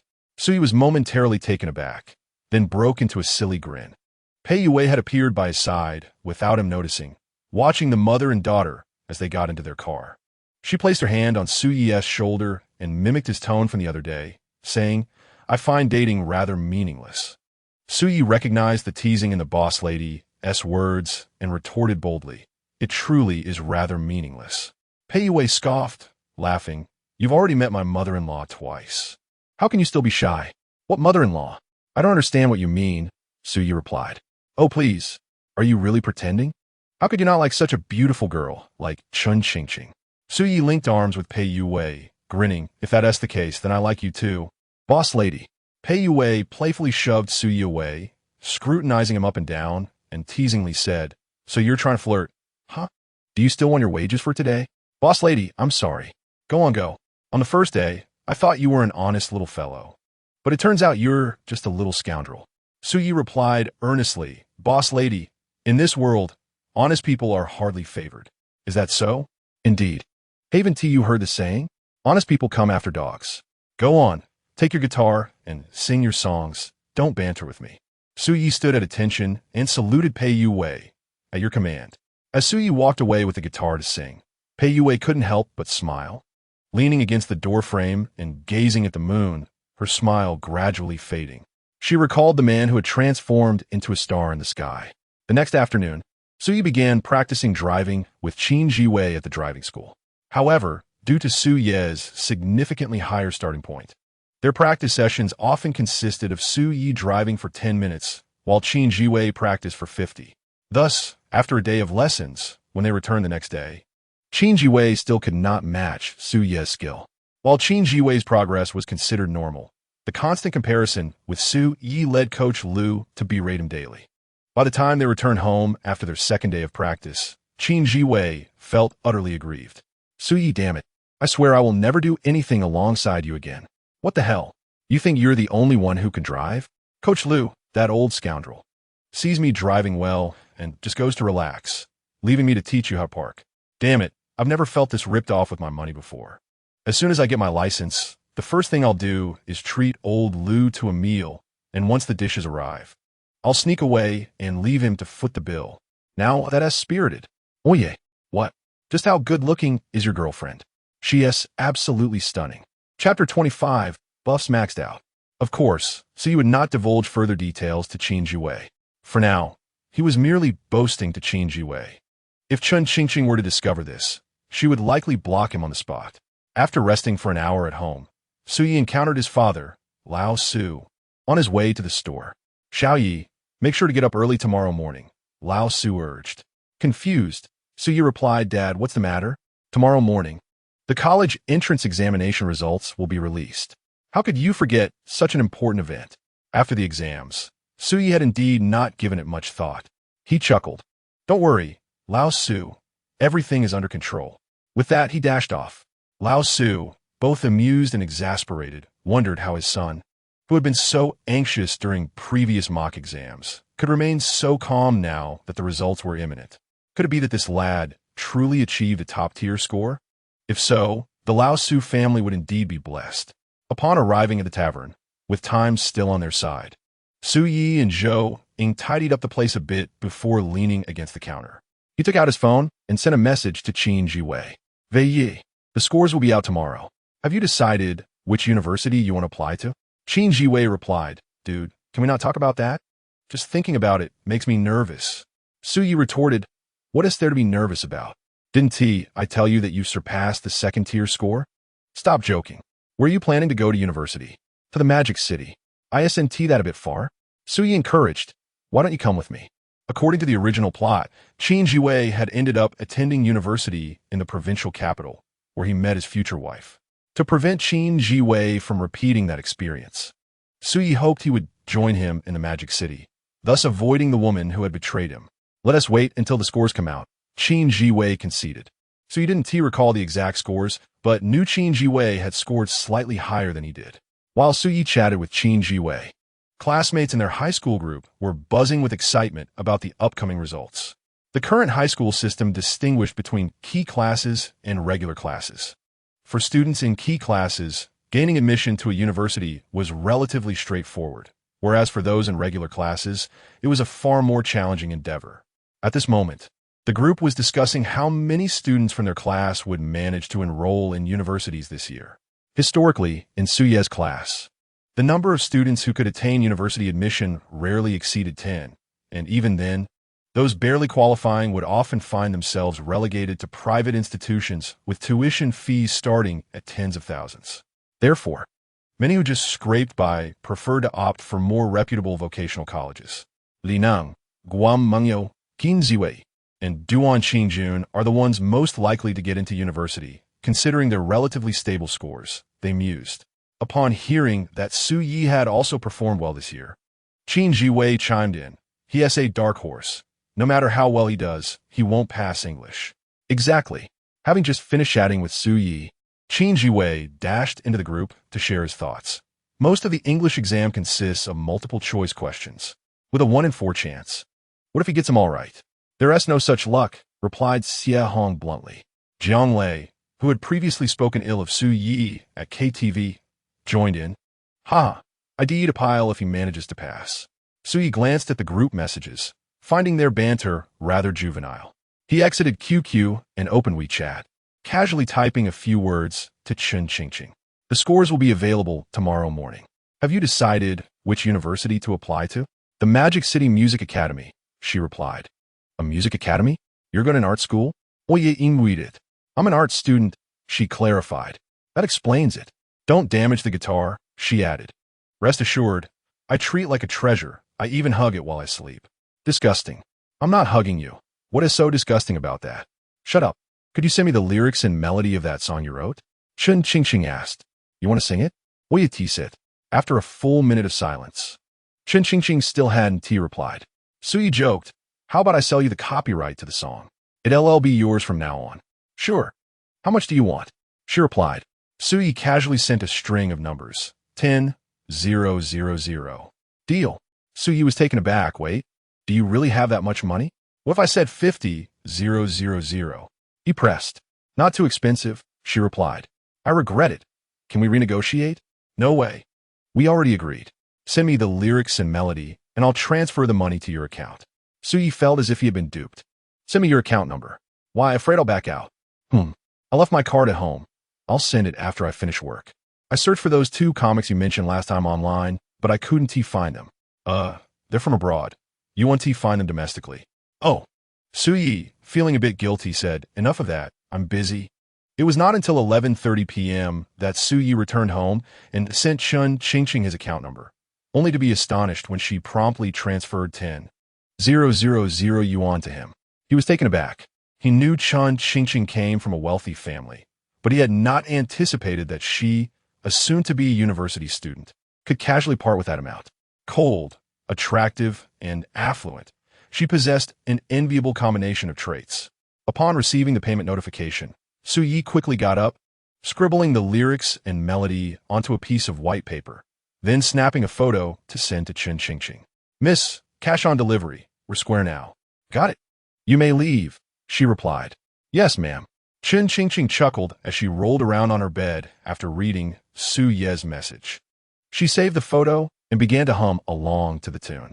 As a student ranked third in the entrance examinations of the Magic City Music Academy, her vocal talent was exceptional. After humming it just twice, she could sing the song quite smoothly. Her voice was languid and mellow, possessing a unique charm. Unbeknownst to her, in the adjacent room, Jiang Meilin was donning her pajamas, pressing her ear against the shared wall, eavesdropping on the sounds emanating from Chun Qingqing's room. "Is this song?" Jiang Meilin squinted, her arms crossed over her chest, murmuring to herself, "Could it be that she has truly fallen for him?" Chapter 26. Concerned for my brother's hardship, yet afraid of him driving a Land Rover on the 23rd, a Monday, which was originally a workday.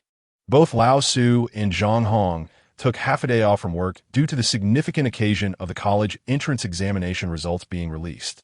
As 10 o'clock approached, Lao Su remarked, "Why has your son woken up yet?" Zhang Hong waved her hand. "Go wake him up. The scores will be released soon, and we can't afford any delays." The paramount concern of the day was undoubtedly the examination results. Zhang Hong was so anxious she could hardly sit still. Lao Su hurried to his son's room, finding Su Yi sprawled on the bed, sound asleep like a dead pig. He approached and called out a couple of times, "Son." "So." Su Yi, lost in dreams, showed no signs of waking up. Lao Su moved closer and playfully slapped Su Ye's raised back side, exclaiming, "Son, get up. The scores are about to be released." Su Yi rubbed his backside, exclaiming in exasperation, "Don't bother me. Let me sleep a little longer. The examination admission ticket is on the table. Just take it yourself to check." Old Su, with no other option, took the admission ticket and returned to the living room. "Are you still not up? Haven't you woken up yet? The admission ticket is here. Let's check it ourselves. What on earth is wrong with that little rascal? How can he still be sleeping? I'm a bundle of nerves." Old Su chuckled. His ability to sleep soundly is a good sign. It indicates he has confidence. It's those who lack assurance who end up anxious. "I'm not worried about the other subjects, but this English exam must go well. As long as I pass, that's enough. Let's hope for the best." 20 minutes later. "Old Su, it's time. Hurry, hand me the admission ticket. You need to log on to the website first. I can't get in. That must be due to too many people checking at once. Keep refreshing." The couple outside was in a flurry of activity, while Su Yi, after lying in his room for another half hour, realized he couldn't sleep, so he simply got out of bed and walked outside. "Have you found it?" "No. It keeps loading in circles. We can't get in. Is our home network inadequate?" Su Yi approached, seated himself between his parents, then took out his phone, logged into the score-checking website, entered the admission ticket and other relevant information, and clicked to check. A progress bar appeared on the browser, initially stalling in the middle. Then suddenly the page refreshed. "It's up." Su Yi was unprepared for this. He had expected to wait a while before accessing the results. Instead, the page displayed immediately. His gaze was fixed on the English score section. 125 points. It seems all the answers I remembered that day were correct. Zhang Hong leaned in to take a glance at the screen and suddenly shouted, startling Old Su. "What are you yelling about?" 558. 558. Zhang, worried that she had misread, leaned in for another look and, upon confirming her observation, was so thrilled she could hardly speak. Old Su approached, skeptical, and frowned. "Son, how did you manage to cheat in English? Cheating on the college entrance exam? Those who don't know the answers just guess blindly. Perhaps I was just lucky." "Damn." Old Su stood up straight, his back stiffening. "Our family's ancestors must be smiling down on us. Based on last year's scoreline, this result qualifies for first-tier universities. Quick, call Mom and Dad to share the good news." All right. Although he had anticipated this outcome, Seeing his mother, and old Su, so joyous, filled Su Yi with a sense of relief. He exhaled and sent a message to Qin Jiwei. Oye, Zige. Have the scores come out? Qin Jiwei, still checking. Qin Jiwei, did you find yours? Su Yi, yes. Qin Jiwei, what is your score? Oye, 558. Qin Jiwei, get lost, stop joking with me.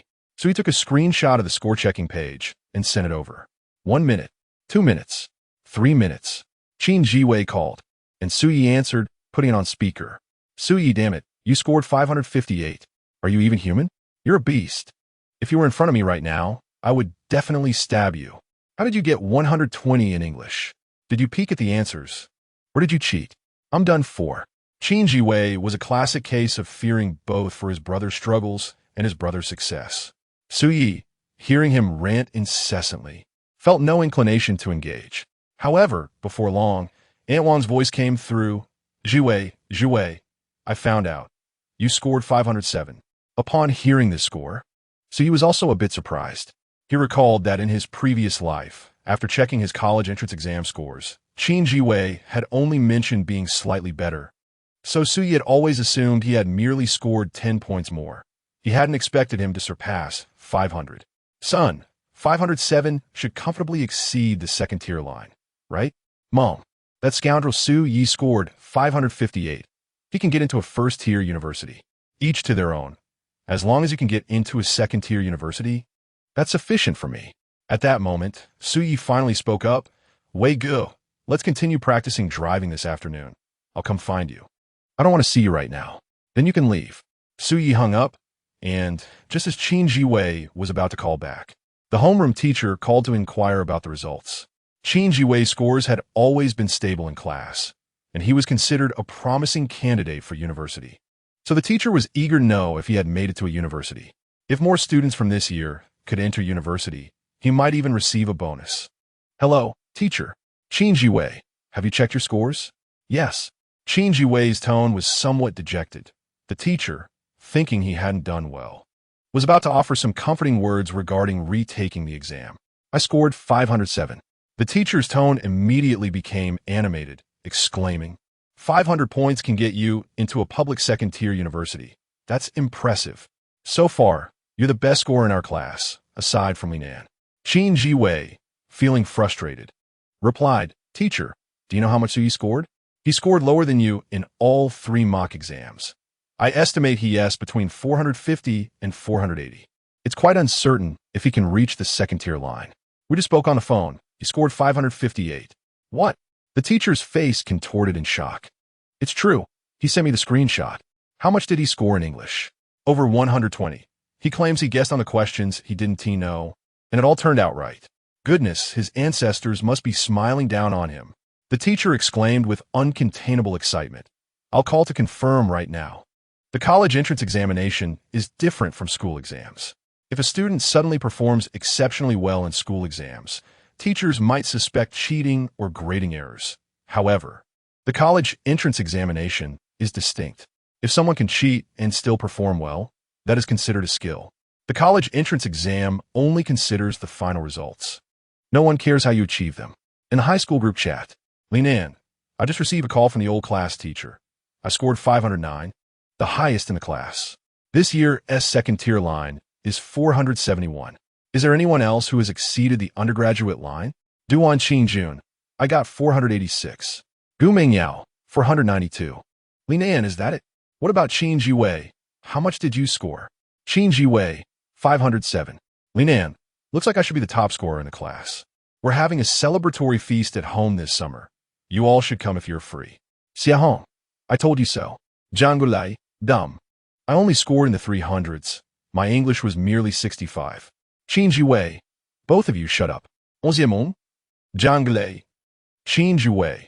Su Yi scored a total of 558, surpassing the first-tier line. Qin Jiwei knew that few would believe this, so he took a screenshot of Su Ye's results, blurred out the key information, and sent it to the group. Su Yi hung up the phone with the homeroom teacher, saw that Qin Jiwei had exposed his college entrance exam score, and felt furious. Damn it, did I ask you to show off for me? Chapter 27, however. To say the least, when the classmates saw Su Ye's college entrance exam score, The group chat fell into a profound silence. Had it not been for Qin Jue sharing the screenshot, no one would have believed that Su Yi could achieve a score of 558.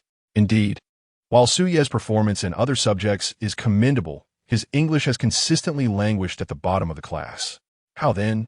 Did he manage to score over 120 points this time? Although many speculate that Su Yi might have surreptitiously glanced at another's answers, what does it matter? Once the Gaokao concludes, people will solely inquire about your score, not the means by which you achieved it. Among the numerous classmates, the most astonished is not Qin Jue, nor Li Nan, Xie Hong, or Jiang Lei, but rather Gu Mengyao. She could scarcely fathom that Su Yi had surpassed the first-tier university threshold. The Gaokao serves as a watershed moment. The distinctions of 985, 211, first tier, second tier, and vocational colleges resemble a pyramid. The better one performs. The higher their status, and the greater their future opportunities.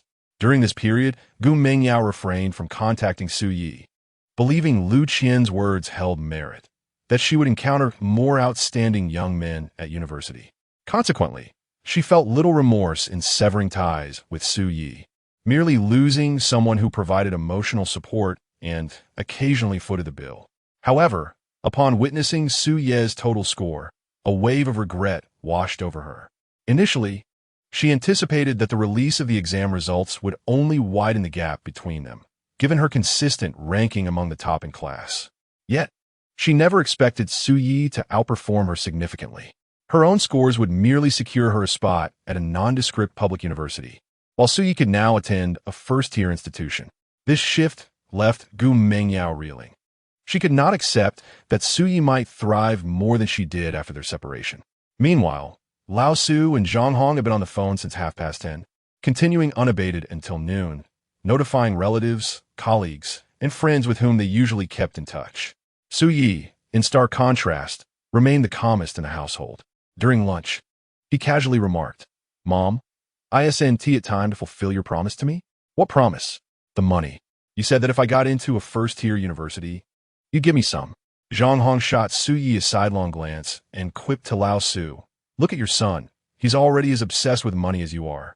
Lao Su, in high spirits due to Su Ye's remarkable results, chuckled heartily. "Well, promises must be kept. I'll take charge on behalf of your mother. Here, as 5,000 for you to buy a new computer and phone, which you'll need for college anyway. Additionally, if your grandparents and aunts wish to contribute, let them give it all to you." So you replied, "Dad, can we skip the graduation banquet?" "Why? It's too ostentatious. It would be better to give me the banquet money instead." Su Yi suggested, "If we must, let us just have a meal with family." Lao Su and Zhang Hong exchanged glances and, feeling agreeable, readily consented to Su Ye's request. Elated, Su Yi felt he had taken another step closer to becoming a millionaire. However, he was still in the phase of accumulating initial capital. With 2 months remaining, if he could gather 50,000 yuan, he would have greater maneuverability. Yet, parental funds are still parental funds, and summer job earnings would be modest. Naturally, Su Yi began to think of the affluent Chen Qingqing. After a swift lunch, Su Yi returned to his room and messaged Chen Qingqing. "Have you checked your score?" "Yes." "Does yes mean you got in?" "Exactly. Congratulations." "As expected. What about you?" "I did well enough to pass the first-tier line." "What do you want from me?" "Actually, it's nothing important. Don't you have any friends?" "Not many. I'm heading to the studio to record this afternoon. Want to come?" "Sure. Aren't you supposed to be taking your driving test?" "Even if I go, I'm just helping at the driving school." "What time are we leaving?" "Send me the address, and I'll have Aunt Wang pick you up." "OJBK. What does that mean?" "It means okay. I'm mistyped." "Oh. Hey, Wei Ge, if you have something to say, spit it out. I won't be going to practice driving this afternoon." "Why not?" "My girlfriend suddenly asked me out." "What?" "I said my girlfriend asked me out. I have a date this afternoon." "You animal. Are you insane? Just because she is a bit prettier, taller, and scored higher than you, and found a girlfriend sooner. Why are you berating me all day?" Beep, beep, beep. Su Yi sighed. Why are young people so fragile these days? Around 3 in the afternoon, Wang Rushua drove Chen Qingqing to the entrance of the community, where Su Yi awaited. Upon seeing the car stop, he directly got in. The vehicle was a business van with 3 rows of seats. Wang Rushua was at the front, while Chen Qingqing occupied the second row. Su Yi sat next to her, You're not planning to record that song I wrote for you, are you? Chun Chingching replied coolly, why else would I buy it? To post it online after recording? I haven't decided on that yet. Sui chuckled, then why the fuss? Because I enjoy it. Wait, if this song goes viral online, will you share the profits with me? No. Why not? I wrote it. I already bought it outright. You're ruthless. Their banter, to Wang Rushua, resembled the playful exchanges of a couple. She sensed that something had shifted in the nature of Su Yi and Chun Chingching's relationship. Ultimately, the car halted in front of a professional recording studio. Chun Chingching appeared to be a seasoned visitor, entering with ease, and Su Yi followed closely behind her. Inside the recording studio, Chun Chingching began singing If One Day I Become Very Rich with Abandon. The lyrics were quite whimsical, and the usually frosty Chun Chingching appeared oddly endearing while performing. Su Yi, donning headphones, rested his chin on his hand, tapping along to the rhythm, and he couldn't help but break into a smile as he listened. As a perfectionist, Chun Chingching would re-record even a single lyric she felt was lacking. Thus, she sang repeatedly in the studio. Su Yi, enjoying the air conditioning and the music, found himself thoroughly engaged. Time slipped by unnoticed. By evening, after transferring the recorded audio files to a USB drive, Chun Chingching and Su Yi finally exited the studio. Glancing at the time, Su Yi remarked, there's no time to head home. It seems we'll have to grab a meal out. Chun Chingching hesitated before asking, shall we go for barbecue? It's too greasy. How about heitaleo? In truth, indulging in heitaleo excessively is not advisable. It can be overly stimulating and detrimental to one's skin, making one prone to acne. Seemingly anticipating Su Ye's thoughts, Chun Chingching abruptly interjected, I shall treat. Su Yi quickly amended his statement. However, to be fair, indulging occasionally is perfectly acceptable. Chingching, do not misconstrue my intentions. I am certainly not one to rely on others for sustenance. This time you are treating, but I assure you, next time, it shall be my turn. What did you just call me? Chingching? Chun Chingching lifted her foot, directly stepping onto Su Ye's instep, causing him to yelp in pain. With a gleeful expression, Chun Chingching retorted, who told you to address me like that? You have a problem. Doesn't your mother also call you that? Chun Chingching was wearing a pair of black leather shoes today, the heels already 2 to 3 centimeters high and rather weighty. As she pressed down, Su Yi felt tears welling up from the pain. Chun Chingching turned away, refusing to look at Su Yi, stating, my mother is my mother, and you are you. Without my permission, you're not allowed to call me that indiscriminately. Su Yi plopped down on a stone pillar at the curb, struggling to recover from the pain. Noticing his silence, Chun Chingching discreetly glanced back, observing his contorted features, which made her realize that her earlier step had indeed been rather forceful. Can you still walk? No. Then don't shout. Just as Su Yi was about to respond, an elderly gentleman leaning on a cane passed between them. Glancing at Su Yi and then at Chun Chingching, he earnestly advised, do not quarrel, do not quarrel. It is common for young couples to have disputes. Do not let it harm your relationship. The old man continued, oblivious to the fact that Chun Chingching's face had turned crimson. Su Yi deliberately remained silent, until Wang Rushua pulled up in her car. Chun Chingching hurriedly ran to get in. Just as Su Yi was about to follow, Wang Rushua unexpectedly drove off. Hey, I haven't gotten in yet. Wang Rushua glanced at the blushing Chun Chingching in the rearview mirror, then at Su Yi, who was chasing after the car and panting heavily with his hands on his knees. Finally, she could not help but ask, Chingching, are you really not going to care about him? Not caring, Wang Rushua could only continue driving forward. Seeing the car recede into the distance, Su Yi limped forward, contemplating whether he should send a message to the proprietress, informing her that he would be late today. However, after deliberation, he ultimately decided against it. He bought a handheld pancake from a roadside vendor and intended to hail a taxi to the shop, believing he would still make it in time. After stowing his phone back in his pocket and walking a few dozen meters, he found a spot to sit down. He removed his shoes and peeled off his socks, only to discover a small bruise forming at the base of his left big toe. What Su Yi failed to notice was that at that moment, the business car had turned around and parked at the roadside once more. Chun Chingching pressed down the car window, gazing at Su Yi seated by the roadside, momentarily taken aback. A wave of regret washed over her for having stepped on his foot in her fit of anger. She recognized that her sensitivity had been the root of the incident. After pondering for a couple of minutes in the car, Chun Qingqing exited and walked over to Su Yi, only to notice the small bruise she had caused. The weight of her guilt intensified. "I'm sorry." This marked the first time Chun Qingqing had uttered those words to someone else. Su Yi slowly lifted his gaze, and Chun Qingqing's delicate face came into view. The anger that had previously consumed Su Yi dissipated, leaving him momentarily speechless.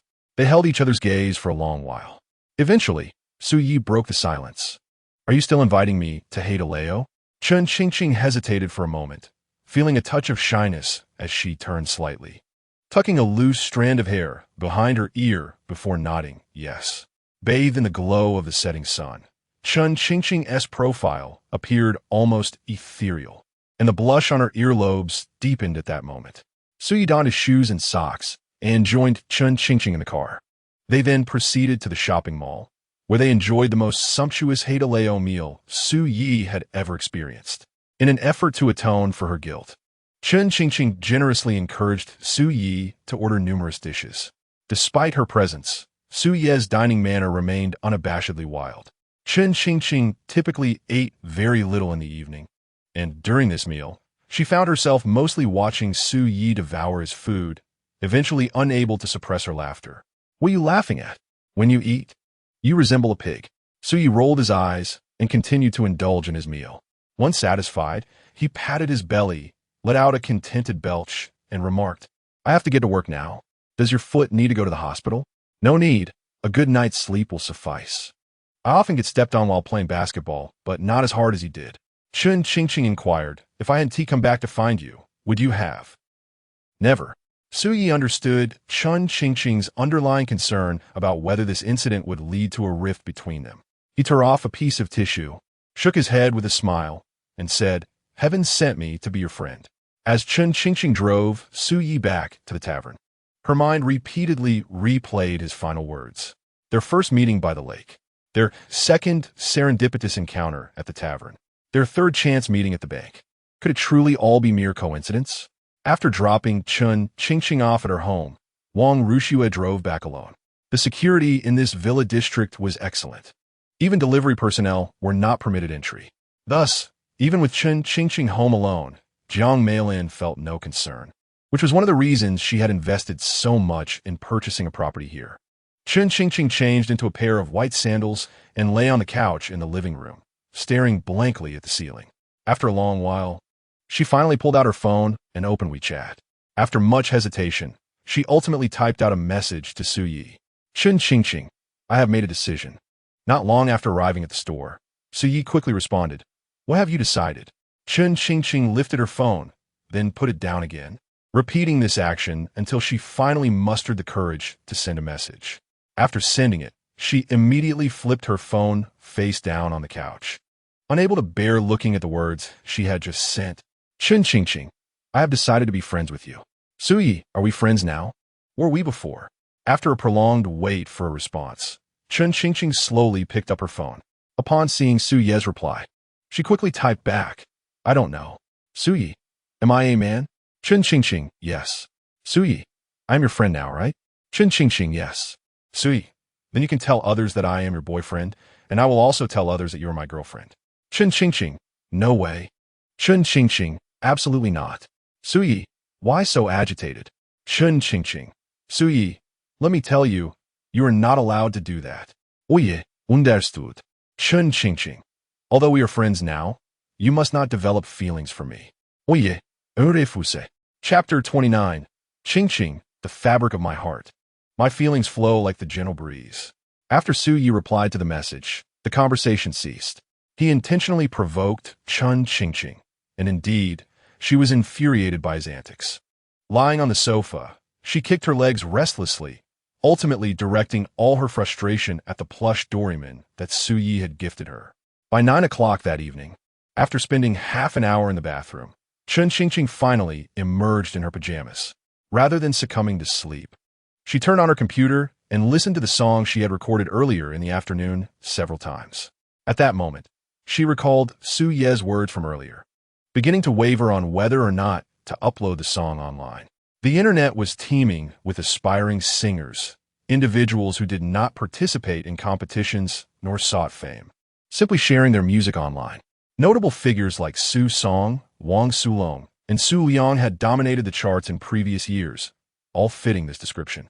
After much contemplation, Chun Qingqing accessed the creator's backend on NetEase Cloud and uploaded her song, though she chose not to use her real name. Instead, she filled in the artist's name as Chun Zijing. The name Qingqing Zijing was derived from the line, Qingqing Zijing, you linger in my heart. Once the song was successfully uploaded, she shut down her computer and went straight to bed, leaving the light on. The soft, expansive bed remained occupied solely by her. Yet tonight was different. In her arms lay the Doraemon, a plush toy she had retrieved from a vending machine for just a few coins. At the music tavern, as Suyi arrived, Pei Yue curiously inquired about his college entrance examination results. Upon learning that he had exceeded the cutoff for first-tier universities, she jokingly remarked, "With such impressive scores, should I perhaps reward you?" Suyi promptly replied, "A red envelope would suffice. I don't need 10 or 20,000. Even 300 to 500 would make me quite content."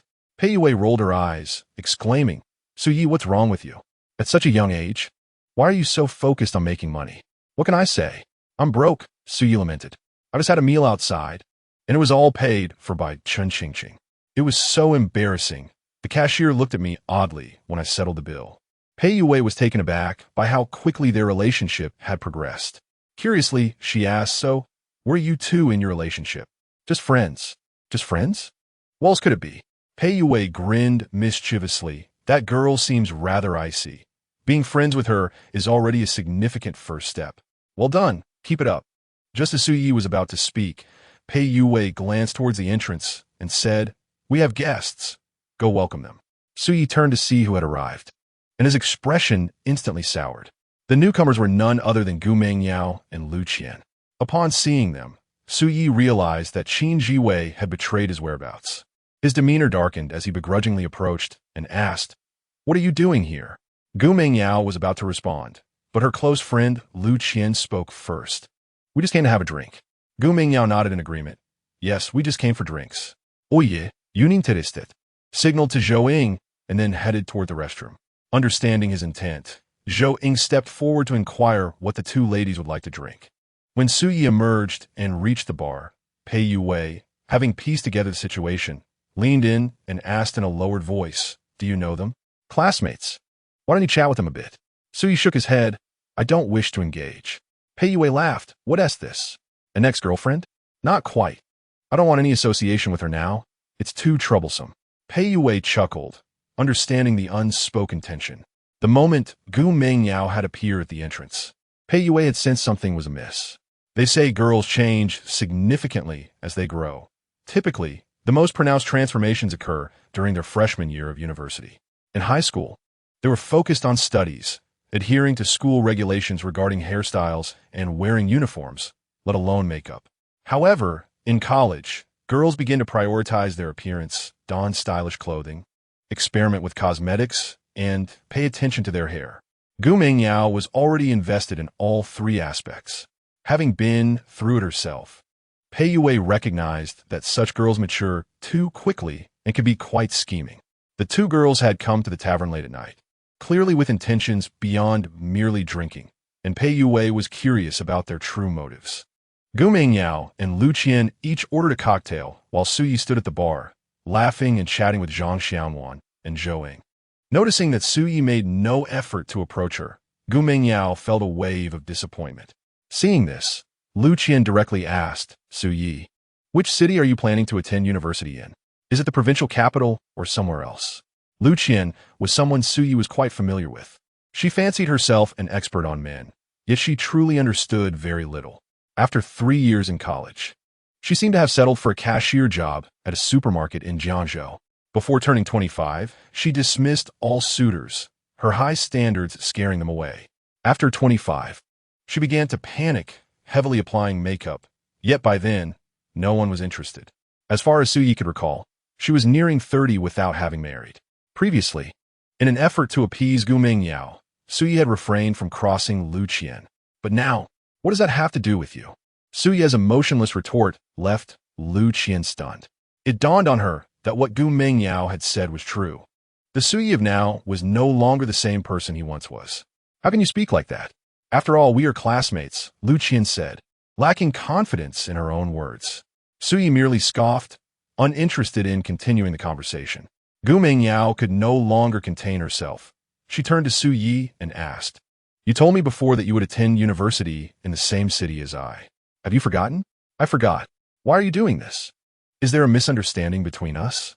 Seeing Gu Mingyao's pitiable expression, Su Yi felt no sympathy, only annoyance. He believed it was time to put an end to this situation.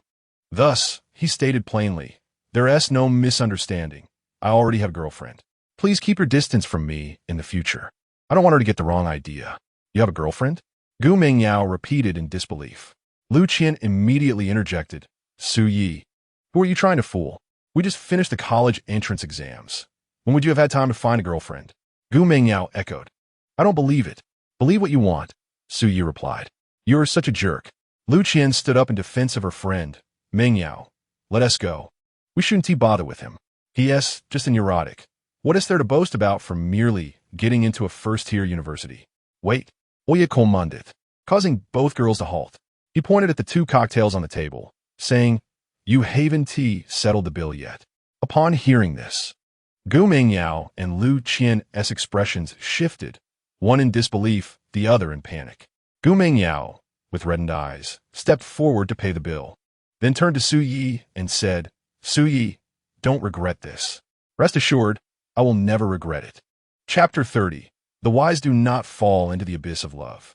Shortly after exiting the tavern, Gu Mingyao burst into tears. She had come to seek out Su Yi, having spent considerable time preparing herself mentally. Previously, it was always Su Yi who reached out to her. This evening marked Gu Mingyao's first bold move in approaching Su Yi. She felt she had compromised.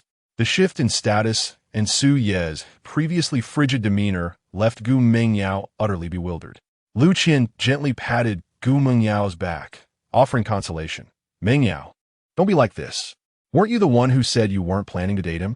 Gu Mingyao replied, "I merely stated that I wouldn't pursue a relationship in high school, not that I won't in college." "Do you truly like him?" Lu Qian inquired. Gu Mingyao sniffled, feeling aggrieved. "I just feel a sudden sense of insecurity with one less person around." Lu Qian chuckled. "It's all right. Once you enter college, you'll discover many handsome guys far more charming than Su Yi, and surely you'll have numerous admirers." "Is what Su Yi said true?" "What is true? He has a girlfriend now." "That must be false. We just completed the college entrance examination a little over half a month ago, and he has been busy with his summer job. Where would he find the time for a girlfriend?" Gu Mingyao said, "I want to confirm this." Lu Qian pondered for a moment and suggested, "Why not ask Qin Jue? He is quite close to Su Yi and would surely know about this." Gu Mingyao nodded, took out her phone, and messaged Qin Jue. "Rose girl, are you there? Autistic patient, playing games. If you have something to say, make it quick. I'm about to join." "Rose girl, did Su Yi find a new girlfriend?" Autistic patient, "Did you see that?" "Rose girl, is it true?" Autistic patient, "It should be. So he mentioned it to me just a few days ago." Upon reading this, Gu Mingyao chose not to reply. After Lu Qian reviewed their conversation, she remarked, "No worries. His girlfriend must not be as pretty as you. Once you find a boyfriend who exceeds his standards, Su Yi will surely regret it." Gu Mingyao remained silent, her expression lost in thought. Just as they departed, Pei Yue placed her freshly manicured hand on Su Ye's shoulder with a cheerful smile and asked, "Quick, tell me what's going on." "It's a long story." "No worries, the night is young. Take your time." Su Yi scrutinized Pei Yue, his gaze gliding downwards.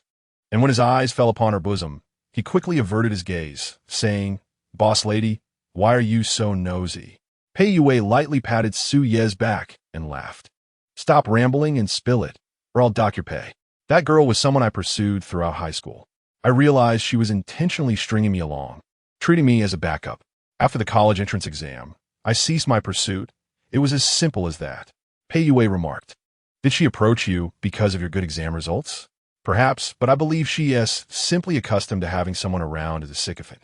Suddenly lacking attention makes her feel embarrassed. You're quite bold to declare disinterest so resolutely." Su Yi smiled, A wise person does not fall into the depths of love. And what about you, in Chin Ching Ching? What's that about? Friends. Do you understand what friends are? Honestly, I think you two make a fine pair. Su Yi playfully wrapped an arm around Pei Yu Wei and cheekily asked, Sister Xiaowan, Sister Zhou, do you think I'm the boss lady or a match? You're incorrigible, daring to joke about me. Pei Yu Wei pinched Su Ye's waist, and he pretended to yelp in pain, promptly escaping. Their lives continued in a routine triangle between home, driving school, and tavern until the end of the month. One morning, Su Yi arrived early at Qin Jiwei's house. The two were to fill out their college applications. Su Yi had already decided on applying to the financial academy in the capital, while Qin Jiwei grappled with his choice. If he stayed within the province, his scores could secure admission into a decent university. But attending a school in the capital meant he might only be eligible for a less reputable institution. Su Yi, why do you wish to go to the capital? Su Yi answered without hesitation. The capital is a first-tier city with abundant opportunities. If I study in the provincial capital, even after graduation, I'll likely end up working in another province. Qin Jiwei had no plans for the future. He, like many peers, felt adrift. They were unaware that the university and major they chose could shape the trajectory of their lives. Su Yi, recommend a university for me. Su Yi suggested, what do you think of the Capital Applied Technology Institute? He recommended this institution because it would soon be rebranded as the Capital Applied Technology University. Noticing Qin Jiwei's lingering hesitation, he added, why not consult your parents? Qin Jiwei replied, they don't understand either. They just want me to figure it out. Su Yi patted Qin Jiwei's shoulder, encouragingly saying, then trust my judgment. Following me will not lead you astray. All right, I'll take your advice. If job hunting proves difficult, I'll prepare early for the civil service exam in my junior and senior years. They swiftly completed their applications.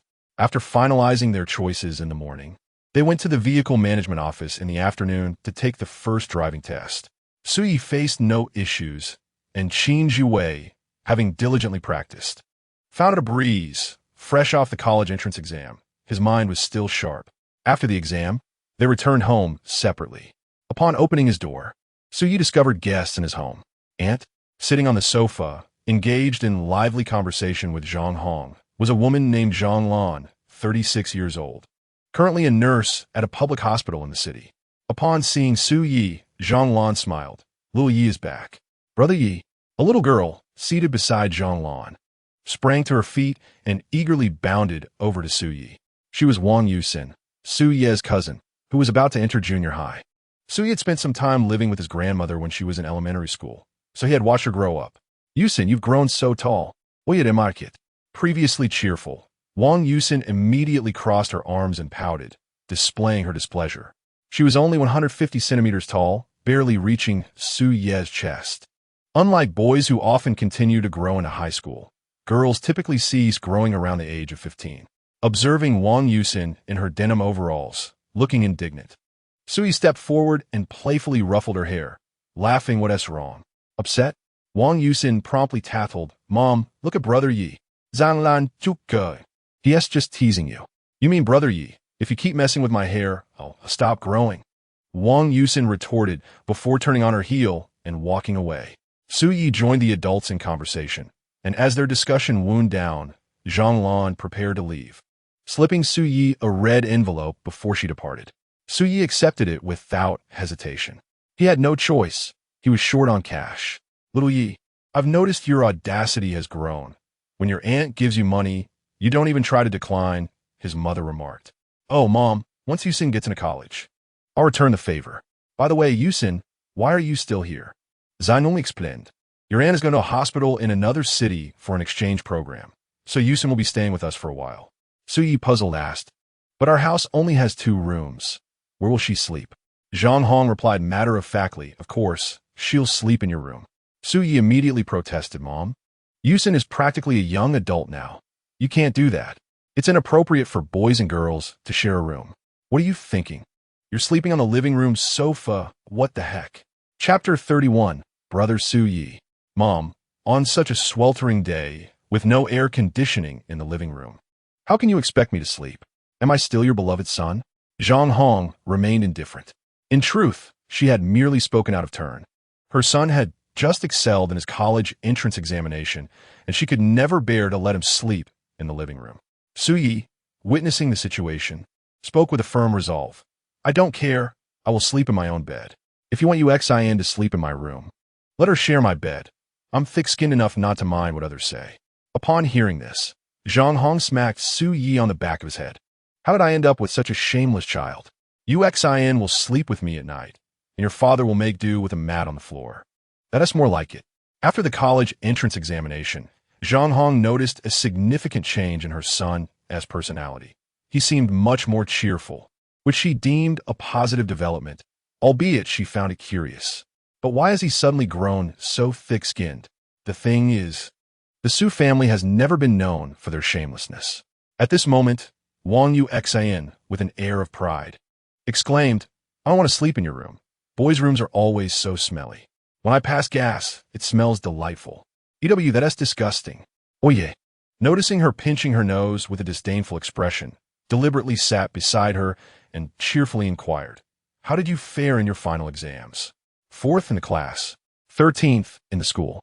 Do you want to hear my scores for each subject? Suyi was taken aback. He had forgotten how academically gifted his little cousin was.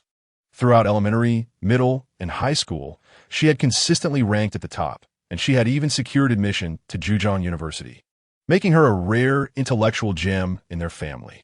Suyi had intended to mention her grades to elicit some discomfort from Wang Yuxian, but instead found himself at a loss for words. Sang Suyi speak I, Wan Yu Sin Linit, Go, sweetly pleading, Bo Suyi. I heard from Annie that you're working a summer job at a bar, right? It's a tavern. You can't come with me. Suyi stated firmly. You're still a child. Just stay at home obediently. Wang Yuxian clung to Suyi's arm, playfully whining, Brother Suyi, please. At her age, many girls were already rebellious, yet Wang Yuxian was relatively well-behaved, unlike some 13 or 14-year-olds who hung around with unruly crowds. Pouting 1T help. I 1T return until midnight, and your aunt 1T allow me to take you out at night. Wang Yuxian scrunched her little nose, looking quite pitiful. Suyi sighed, conceding, all right, tomorrow I'll take you out to play. Yay! Wang Yuxian exclaimed with delight. I want to see a movie, buy new clothes, and eat barbecued meat and crayfish. Whoa, whoa, whoa. I only mentioned taking you out to play. I didn't promise to pay for a movie or anything. I'm broke. Wang Yuxian shot him a sidelong glance, her little nose wrinkling as she retorted, You're so stingy. Penniless. Mom just gave you a red envelope. That asked for something else. Wang Yuxian was left speechless, but ultimately waved her little hand, saying, Never mind. I want to use your money. I have my own. Wang Yuxian's father was a chief physician at a hospital, earning significantly more than Suyi's father. Realizing this, Suyi wrapped his arm around Wang Yuxian's shoulder and quietly asked, Yuxian, let me see how much money you have. What do you want it for? I'll help you keep it safe. Just as Wang Yuxian was about to respond, Zhang Hong had approached them unnoticed and yanked Suyi's ear. Are you trying to swindle your cousin out of her money? Do you have no shame? Mom, that hurts. Yuxian, don't listen to your brother Suyi. Keep the money your parents give you safe. Okay. Later that night, after returning from the tavern, Suyi finished a shower and sat on his bed, glancing through the latest news and checking the stock market. The 5,000 yuan his mother had given him was already invested in stocks, along with the 10,000 yuan from Qing, which he had also transferred to his brokerage account. Now, nearly 18,000 yuan resided in his stock account, which, for a prospective college student, was not insignificant. However, for Suyi, who aspired to become a millionaire within a year, it was still quite lacking. He sighed whenever he felt his finances were insufficient. He couldn't help but think of Qing. He opened WeChat and messaged her. Are you asleep? Upon receiving Suyi's message, Qing sat up from the sofa, her delicate fingers flying across the keyboard. Not that early. Why is it that, unless I initiate contact, you never think to message me? Why should I? Didn't you say we're friends? Do friends need to chat every day? Of course. But I don't know what to talk about. We could discuss interests, hobbies, the past, the future, people we've met, places we've seen, and sometimes even life as philosophies. I don't want to stay home tomorrow. Let me treat you to a meal. Why would you treat me out of the blue? Because you eat like a pig. I promised my little cousin I would take her shopping tomorrow afternoon. Do you want to join? I don't like crowded places. She's just an elementary school student. She's still a child. All right then. I'll message you tomorrow afternoon. Okay. Good night. As friends, we must practice reciprocity. 2 minutes later. Good night. The next morning. Brother Su-yi. Brother Su-yi. It was as if someone was calling his soul from his ears. Oye grogili avoke. And upon opening his eyes, was startled to see Wang Yuxin standing beside him. Once he regained his composure, he sighed in relief and asked, "What do you want?" Wang Yuxin pouted, "Brother Su-yi, it's already past 8. I went to bed at midnight last night. Please let me sleep a little longer, all right?" Wang Yuxin obedini zeponde. Okay. Half an hour later, in a fairy tale, there is a magical castle imbued with a dreamy essence. Its enchanting power spreads across the universe, guarding every smile, activating barriers so that dreams may grow tall. In the living room, Wang Yuxin's sharp voice rang out as she sang a song titled Magical Castle, which TFBOYS had released in March of this year. At this time, they were still relatively unknown, but in a month once their song Left Hand, Right Hand was released, they would gradually rise to the pinnacle of the entertainment industry. Listening to the song emanating from the living room, Su-yi felt on the brink of madness. Disheveled, he emerged from his room, only to find Wang Yuxin bouncing on the sofa with her phone in hand. Feeling utterly defeated, he retreated into the bathroom.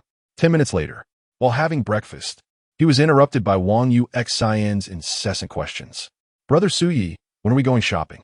"In the afternoon." "What time in the afternoon?" "Let us see." "Brother Su-yi, what are we having for lunch?" "How about something unappetizing?" "Brother Su-yi, why are you ignoring me?" "Are we going shopping, just the two of us this afternoon?" "There's another person." "Who?" "An older sister." "An older sister?" Chapter 32. Boys are all about face. At 2:15 in the afternoon, beneath a photinia tree at the entrance of the community, Wang Yuxin continued her incessant chatter, leaving Su-yi feeling somewhat despondent. After a restless night, he awoke to the persistent prattling of a young girl at his ear. Irritated by the sun's glare, he directly covered Wang Yuxin's mouth with his hand. "Be quiet. If you keep talking, I might just leave you home alone." Wang Yuxin's cheeks flushed as she attempted to speak, but the words came out as mere muffled sounds. "Just be quiet," Su-yi exclaimed, prompting her to stop her fussing. Her bright eyes fixated on him. Su-yi was particularly sensitive to the sight of girls with tear-filled eyes, and seeing Wang Yuxin in such a state softened his heart, leading him to release his grip. However, the very next moment, Wang Yuxin raised her small fist and swung it at Su-yi. Quick as a flash, he stepped back, placing his hand firmly on her forehead. "You bad brother." "You mean brother." Wang Yuxin threw her playful punches, yet Su-yi remained unscathed. This scene was fortuitously witnessed by Chun Qingqing, who sat in the car nearby. As the vehicle halted beside them, Su-yi promptly shouted, "The car is here." "Wang Yuxin, stand still." Wang Yuxin glared at him in anger before turning her attention to the business vehicle by the roadside. The window slowly descended, revealing an impeccably beautiful face. Just as Su-yi was about to speak, Wang Yuxin quickly composed herself and, like a devoted admirer, exclaimed, "Su-yi, this sister is so pretty." Lacking any sense of subtlety, she failed to realize that someone so lovely should be addressed as sister-in-law rather than just sister. Chun Qingqing, who seldom ventured out, was somewhat taken aback by such direct flattery. Su-yi gently tugged at Wang Yuxin's hair, pulling her behind him as he opened the car door. "Allow me to introduce my cousin, Wang Yuxin, who just graduated from elementary school." "6th grade is not elementary," Wang Yuxin interjected. "I say it is," Su-yi insisted.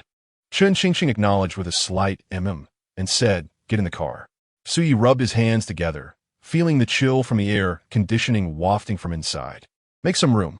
Chun Qingqing replied, coolly, "You sit in the passenger seat." Su-yi countered, "Let my cousin sit in front. She gets car sick." "I don't get car sick," Wang Yuxin protested.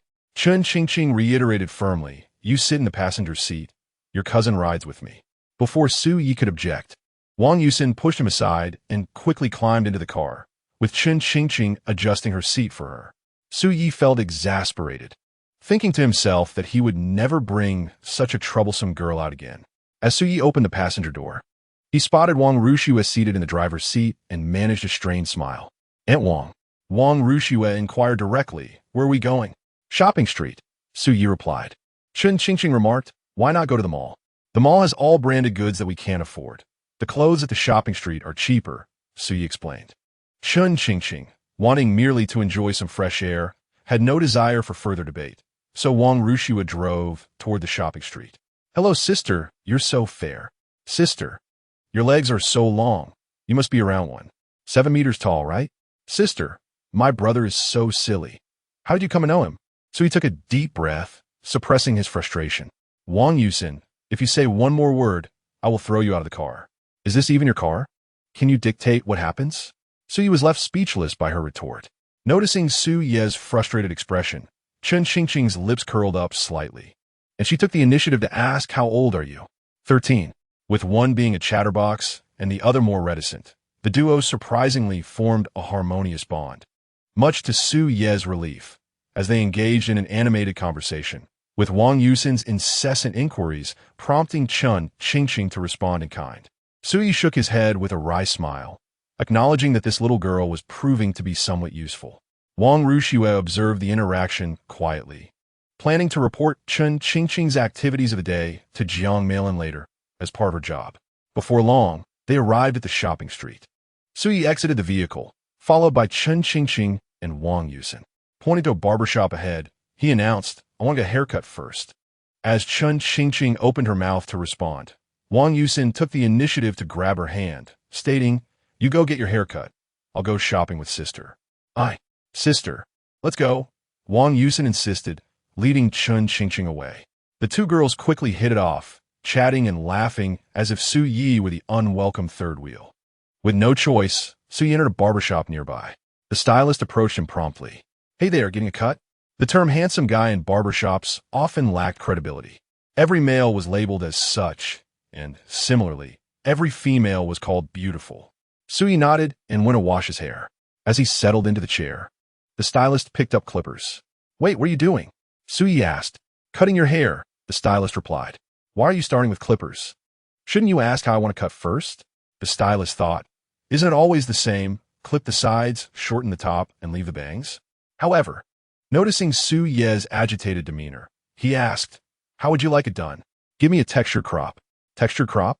Seeing the stylist's bewildered expression, Su Yi realized that this hairstyle had yet to catch on in China. He sighed softly. Never mind, just cut it as I say, but put the clippers down first. Fearful of being left with an unflattering bowl cut, Su Yi directed, start with the sides, keep about 3 centimeters on each side, and ensure a natural transition. The back should be similar, preferably with a C-shaped curve for fullness. The top and bangs should be around 12 to 13 centimeters, with some volume on top and the bangs slightly textured. So he took on the role of instructor, guiding the stylist through the process. What should have taken 5 minutes ended up taking 15. After the cut and a wash, Su Yi picked up the blow dryer and styled his hair into a simple side part. The stylist was left astonished. This hairstyle appeared quite handsome after all. What did you call this hairstyle again? The stylist asked. Texture crop. Su Yi set down the blow dryer, paid, and strutted out. Unbeknownst to him, from that day onward, he would inadvertently push the domestic hairdressing industry forward by leaps and bounds. Meanwhile, in a women's clothing store, boss, how much is this dress? 100. 50. I'll buy it for 50. Hey, little girl, where do you get off bargaining like that? Slashing half the price right off the bat? Are you selling it or not? If not, I'm leaving. Hey, little girl, we have a deal. Don't go. Here, take my money. How old are you? What grade are you in? I'll be in the first year of junior high when school starts. Small but fierce. Boss, if you keep talking to me like that, I won't make a purchase. I was merely complimenting you. Chen Qingqing witnessed in astonishment as Wang Yusin, with astonishing swiftness, reduced the price of a t-shirt originally set at 100 yuan to merely 50. The entire transaction flowed as smoothly as water. She had never anticipated that shopping could involve haggling, nor that Wang Yusin, at such a tender age, had mastered this art. A newfound admiration for Wang Yusin stirred within her. Sister, shall we take our leave? Chen Qingqing queried, puzzled. Are we only buying one? Wang Yusin smiled, yes. I have no shortage of clothes. I wish to save some money to buy clothes for brother Su Yi. For him?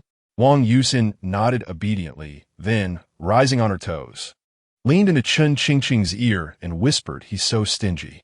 This morning, I saw his underwear drying on the balcony, and it had a hole in it. Please don't mention this to anyone. Boys care about their pride. Chapter 33. Come here so I can give you a kiss. A hole in his underwear. For some inexplicable reason, after Wang Yusin uttered those words, a vivid image flashed in Chun Qingqing's mind. Embarrassment flooded her, and her cheeks flushed crimson. As the two exited the women's clothing store, Su Yi, who had just finished getting a haircut, quickly spotted them, largely due to Chun Qingqing's striking presence amidst the crowd. Standing at 171 meters, she was already tall for a southern woman, and her skin, as smooth as fine jade, glimmered brilliantly under the sun. Brother Su Yi, you look more handsome with your new haircut. I've always been handsome. Previously, Su Yi's hairstyle was quite similar to Qin Jiwei's, with long hair that often gave off a somewhat flamboyant vibe. Now, with a fresher cut, he appeared much more vibrant. At first glance, Chun Qingqing thought she must be mistaken. She had not realized how long her gaze had lingered on Su Yi's face. I know I'm handsome, but there's no need for you to stare at me like that, he remarked. Chun Qingqing quickly averted her eyes and retorted, Who is staring at you? Don't exaggerate. Sister Qingqing, your ears are a bit red. Yes, it's a bit warm. Chun Qingqing retrieved a bottle of foreign brand sunscreen spray from her small bag, tilted her head back, closed her eyes, and evenly sprayed it across her face, neck, arms, and delicate calves, while bending down to spray her legs. She noticed Su Yi had been watching her intently, more specifically, fixating on her legs. In a moment of impulse, she aimed the sunscreen spray at him, as if it were a defensive spray. What are you doing? Su Yi waved his hand. Who told you to stare? A glance won't cost you any flesh. Just as it seemed the two were on the verge of a quarrel, Wang Yusin stepped between them, smiling as she asked, Sister Qingqing, is this sunscreen spray? Yes. Could you spray a little on me as well? Chun Qingqing smiled and replied, Of course. Wang Yusin effortlessly diffused the tension between the two, then took Su Yi's hand, leading him to continue their stroll along the pedestrian street. Before long, Wang Yusin turned into a men's clothing store. Su Yi glanced at the sign outside, then back at the clothes within, exclaiming, Wang Yusin, have you taken a wrong turn? This is a men's store. I did not go astray. Your jeans are now a faded white. Don't you want to buy some clothes? I have no money. Wang Yusin beamed, I have plenty. You intend to use your money to buy me clothes? Yes. Su Yi paused for a moment, then, feigning a dramatic response, he wiped his tearless eyes and declared, I'm so touched. Wang Yusin, from this day forth, you are my little sister. Come here so I can give you a kiss.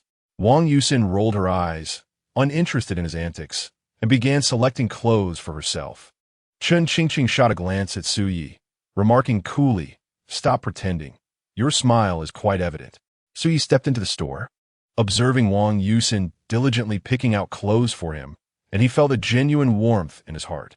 During his university years, Su Yi had maintained contact with Wang Yusin. But after graduation, as work took precedence, their communication dwindled. Later, after marrying Gu Mingyao, a visit from Wang Yusin prompted a brief conversation, which led to Gu Mingyao's jealousy, making Su Yi hesitant to invite Wang Yusin over again, and their sibling bond gradually faded. Seated in the lounge area at the entrance, Su Yi watched as Wang Yusin and Chun Qingqing debated the merits of various garments, a paternal smile spreading across his face. Brother Su Yi, how about this one? As long as it isn't overly flamboyant, I'm fine with it. Then try this on. Su Yi grinned and dashed off to the fitting room. A plain white t-shirt and a pair of casual black summer trousers, a quintessential black and white combination, transformed into an ensemble that seemed tailor-made for him. Wang Yusin circled around him, arms crossed and chin resting on one hand, inquiring, Sister Qingqing, what do you think? It's acceptable. I think it looks great. Wang Yusin turned to Chun Qingqing.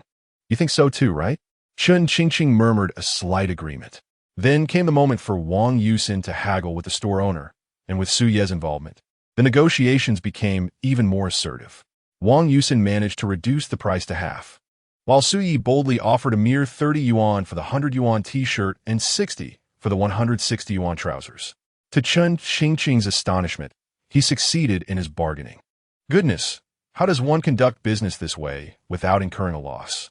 Ultimately, Wang Yusin spent just over 200 yuan on 2 t-shirts and a pair of trousers for Su Yi, who now looked entirely transformed with his new outfit and hairstyle.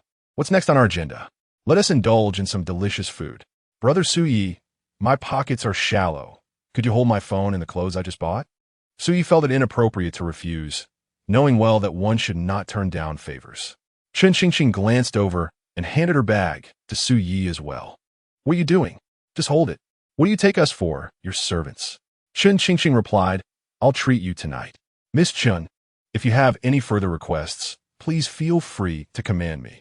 I shall be at your service for 12 hours. Chen Qingqing raised an eyebrow. Why not 24? If you wish for me to accompany you to bed tonight, that would incur a different rate, but for now, I am only selling my services, not my body. Oh yeah. Women have an innate fondness for shopping, and Wang Yusin is a living testament to this. Initially, one might have presumed that Chen Qingqing would be an exception, yet she and Wang Yusin spent the entire afternoon shopping together. Little did Suyi know, Chen Qingqing's reluctance to go out stemmed not from being a homebody, but from her uncertainty about where to go or what to do. Thus, when alone, she preferred the comfort of her home. This afternoon, though Chen Qingqing purchased nothing and spent not a single penny, she felt a profound sense of joy. Suyi played the role of a devoted companion, trailing behind the two as they explored one store after another, leaving him feeling more exhausted than if he had worked a summer job at a tavern. Suyi trailed behind the two, expressing his disinterest with a hint of sarcasm. May I pose a question to you both? Go ahead, they replied in unison. Do you know why women in the past used to bind their feet? Suyi continued. It's because they feared going shopping. Upon hearing this, Chen Qingqing and Wang Yusin recognized his veiled criticism and simultaneously turned away, choosing to ignore him.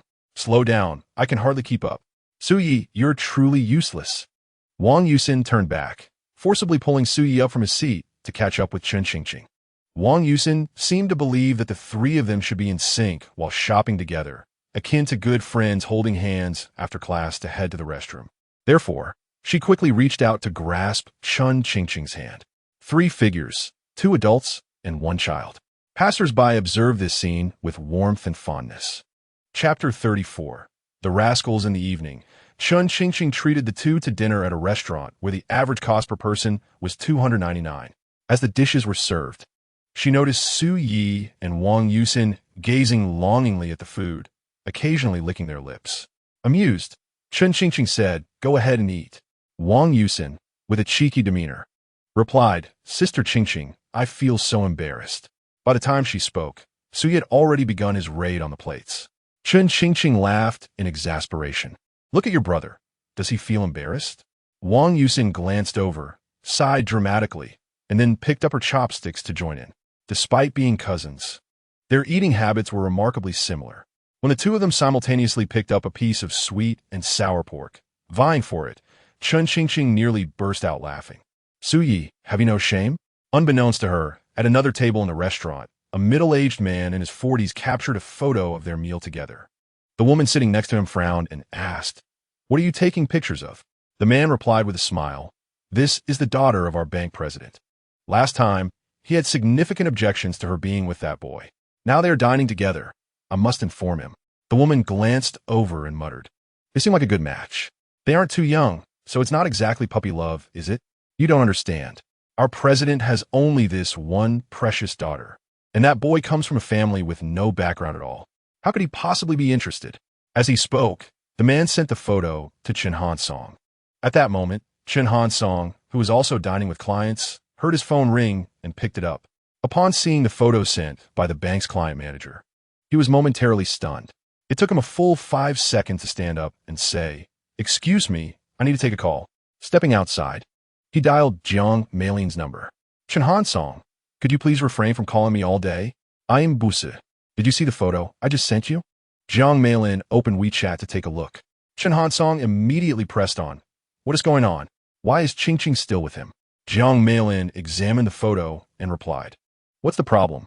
Chen Hansong's voice turned serious. They are having dinner together, and you ask me what the problem is?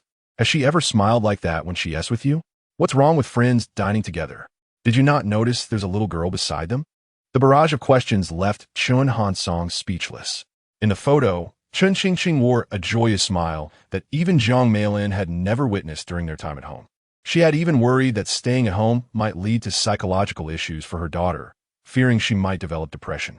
Thus, upon seeing the photo, she felt not anger, but a sense of relief. She believed her daughter was gradually becoming more cheerful, all thanks to Su-yi. Jiang Meilin's impression of Su-yi was also quite positive. Their two previous conversations had led her to view him as a relatively mature young man. Moreover, in the photo, it wasn't just her daughter and Su-yi. There was also a younger girl present. If they were truly in a romantic relationship, why would they have an extra person with them? After a prolonged silence, Chen Hansong finally composed himself and said, "So, you are in agreement with their relationship continuing, correct?" Jiang Meilin responded, "Let us not forget your daughter is now an adult. She can make her own decisions." Chen Hansong's tone softened considerably. "Meilin, you know my concerns. I just worry she might be deceived. Su-yi is far more mature than you think. Sometimes I feel more at ease knowing he is around while Qingqing is studying in Shanghai. If that's your view, then I shall say nothing more," Chen Hansong concluded, hanging up the phone with a solemn expression. After dinner, as night approached, they first dropped Wang Yusin off at home before Wang Rushue drove them to a tavern. Su-yi took out his phone and sent his number to Chen Qingqing. Upon glancing at her phone, she looked up at Su-yi, puzzled by his intentions. "This is my phone number," he stated, opening the car door and stepping out before adding the latter part. "If you can't sleep tonight, feel free to call me." Su-yi smiled and walked away. Chen Qingqing stood in a daze for a while, and as she noticed Su-yi had walked far off, she could only grip her phone and mutter under her breath, "Rogue." After dropping Chen Qingqing off at home, Wang Rushue returned to her own place. She texted Jiang Meilin about the afternoon outing with Chen Qingqing, Su-yi, and Wang Yusin. As the clock approached 10, Jiang Meilin inquired, "Rushue, how do you think Qingqing has been doing lately?" Wang Rushue replied, "Quite well. She was very happy this afternoon." Jiang Meilin then shifted the topic, asking, "What do you think of Su-yi?" Wang Rushue responded, "I'm not sure how to put it. So far, he seems quite decent. Although he sometimes behaves like a rascal, he does know his limits." Jiang Meilin acknowledged, "All right, I understand." In the following days, Su-yi and Chen Qingqing maintained their communication via WeChat. Su-yi's schedule was packed with sleep during the mornings, driving practice with Qin Jiwei in the afternoons, and working at the tavern at night, leaving little time for lengthy chats. On the 7th, he and Qin Jiwei took the driving test for the second subject, and naturally, Su-yi passed on the first attempt. Qin Jiwei, however, failed on his first try, but managed to pass on the second, only losing 10 points on the slope. "How does it feel to pass the second subject?" "ISNT to relief," Su-yi remarked. "I've been getting an earful from that old dog Lu these days. I can't practice with you for the third subject anymore. It's more stressful than the college entrance exam. Pressure breeds motivation. I'll practice for just a week before taking the test, aiming to get my license in July." "What's the rush? You don't even have a car." Su-yi shrugged. "I'll buy one when I get to college. It'll make things easier." "Hey, Wei Ge, do you think I should get a Mercedes, BMW, or Audi?" "Audi? Can you even afford a Yachty?" The two individuals bantered and jested all the way home, as Su-yi retrieved his keys to unlock the door. Wang Yusin, barefoot, stumbled towards him in an unsteady gait, inadvertently colliding her small head against Su-yi's abdomen. Rubbing her forehead, she exclaimed with excitement, "Brother Su-yi, Sister Qingqing has invited us to her house to play tomorrow." "What did you say?" Chapter 35. She is still a child. It was Sister Qingqing who took the initiative to invite me. Su-yi's brows furrowed into a frown. He was taken aback that Chen Qingqing would invite a stranger to her home. From her previous encounters, it was evident she was a highly guarded individual. During their first hand-holding at the bank, her palms were clammy with sweat, and when he first addressed her as Qingqing, she had been so flustered that she stepped on her own foot. These observations suggested that she had yet to let her guard down around him. Thus, he found it implausible that she would now do so. "Brother Su-yi? Brother Su-yi, what is it? Do you like Sister Qingqing?" Wang Yusin inquired, her curiosity piqued. Su-yi, feeling somewhat guilty, pushed her away, exclaiming, "This is adult business. Children should not interfere." "Humph." As Su-yi poured himself a glass of water, he turned abruptly to ask, "Have you been chatting with her these past few days?" "Of course. There's no one home during the day, and I get so bored by myself. Let me see what you two have been discussing." "No. Give it to me." "No." Su-yi rushed over to snatch the phone. But Wang Yusin quickly lay down on the sofa, pressing the device beneath her. Are you saying bad things about me? Su Yi accused. I'm not. Let me see it. I want tea. Get up. Just as Su Yi hoisted Wang Yusin from the sofa, the security door swung open, revealing Lao Su and Zhang Hong standing at the entrance. Upon witnessing the scene, where Su Yi was lifting Wang Yusin, who squirmed like a slippery eel, they were momentarily taken aback. Wang Yusin quickly feigned innocence, appealing to her aunt. Auntie, Brother Su Yi is trying to steal my phone. Shameless. How dare you bully your cousin when she is finally staying at home for a while? Zhang Hong scolded, picking up a broom from the entrance. Mom, let us discuss this calmly. There is no need for violence. That night, in the WeChat conversation, Su Yi, you want me and Yusin to come to your house? Chun Qingqing, I only invited Wang Yusin. Chun Qingqing, she said she is currently staying at your house and needs someone to accompany her when she goes out. Will you check it? This was undoubtedly an excuse concocted by Wang Yusin to ensure he would join them. The little girl had quite the clever conscience. Su Yi replied in accordance with her words. Yes, I really don't want to go. I work at night and have to study for my driving test during the day. I'm busy. Chun Qingqing. Well, you can get off halfway, and in the evening, I'll have Aunt Wang drop Yusin off at your building. Su Yi, get off halfway? Where would I go? Chun Qingqing. I don't care where you go. Su Yi, could you be a tad more considerate towards your only friend?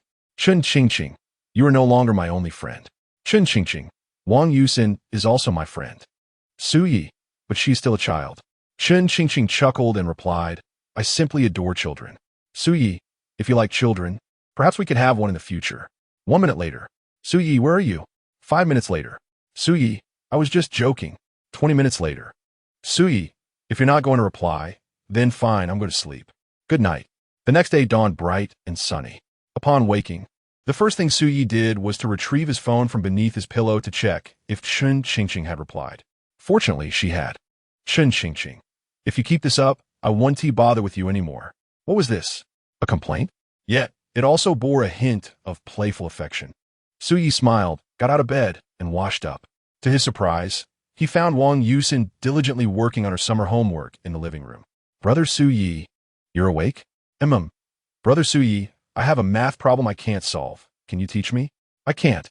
Wang Yusin pouted, exasperated. This is a 6th grade problem. Su Yi shrugged. After graduation, I've struggled through society for several years.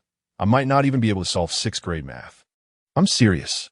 After the college entrance exam, my brain hasn't been functioning well. I can't help you with math, but perhaps I could teach you something else. What can you teach me? Life skills. Or I could teach you how to distinguish between a good man and a bad one. Wang Yusin tilted her head, curiosity sparkling in her eyes. How do you tell the difference? Su Yi extended his finger, placing it under Wang Yusin's nose. Simply place your finger beneath his nose. If he can still breathe, he is not a good person, except for me, of course. Wang Yusin opened her mouth, as if to bite, prompting Su Yi to quickly retract his hand. Throughout the morning, Su Yi immersed himself in stock market news, while Wang Yusin continued with her homework. As noon approached, Su Yi ventured into the kitchen to prepare a meal, whipping up a couple of dishes as well. Smells great. Brother Su Yi, when did you learn to cook? One only learns when they wish to. Those who are of age and cannot cook are either catered to or simply lazy.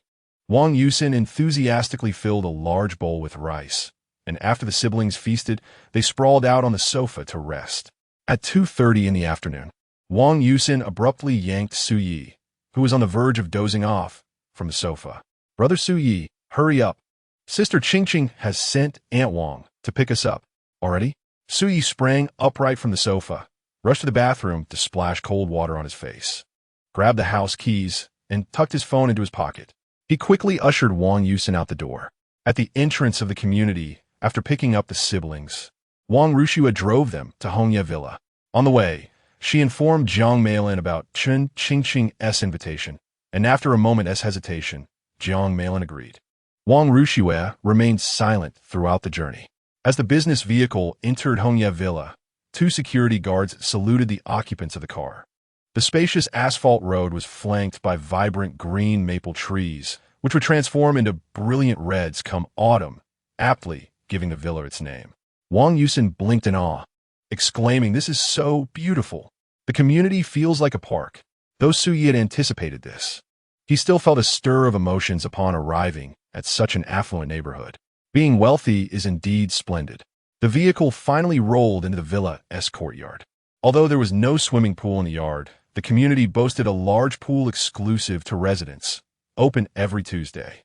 The yard was adorned with a variety of flowers and plants, and maintenance personnel visited regularly for upkeep. Once Wang Yusin alighted the vehicle, she curiously surveyed her surroundings, while Su-yi raised his hand to greet Chun Qingqing at the entrance. "Please come in." As Su-yi stepped into the living room, Wang Rushue was acutely aware that, from this moment forth, their relationship could no longer be merely that of ordinary friends. Chapter 36. Is our landlady married? The living room exuded opulence, boasting imported genuine leather sofas, carpets woven from pure sheep's wool, and a soaring ceiling adorned with a six-figure crystal chandelier. Although Wang Yusin came from a fairly affluent background, at that moment, she felt as though she were a country girl who had just entered the city, her eyes darting around in awe. Su-yi, on the other hand, maintained a calm demeanor as he settled himself onto the sofa. Chun Qingqing approached the refrigerator and inquired, "What flavor of ice cream would you like? Little pudding, old popsicle?" Su-yi and Wang Yusin responded simultaneously. Chun Qingqing, however, found herself in a quandary as she opened the freezer compartment and informed the siblings, "Neither of those is available. We only have Magnum and Haagen-Dazs." "Then anything will do," she replied. Chun Qingqing retrieved 2 Magnum ice creams and handed them over. Wang Yusin, brimming with curiosity, asked, "Sister Qingqing, does your family own this entire building?" "Yes." "That's enormous. Your room must be quite spacious, right?" Chun Qingqing replied, "It's all right." In truth, the entire second floor was designated as Chun Qingqing's living space, complete with her own walk-in closet and a lavishly large bathroom. The bathtub alone occupied more space than an average family's entire restroom. Wang Yusin listened enviously. The two engaged in lively conversation for quite some time, until Wang Yusin finally turned to Su-yi and said, "Brother Su-yi, why have you been so quiet? Feel free to chat." "It doesn't concern me," he replied. Wang Yusin shot him a frustrated glare and turned back to Chun Qingqing, smiling, "Sister Qingqing, may I see your room?" "Of course," Chun Qingqing replied without hesitation, leading Wang Yusin upstairs while Su-yi remained seated on the sofa.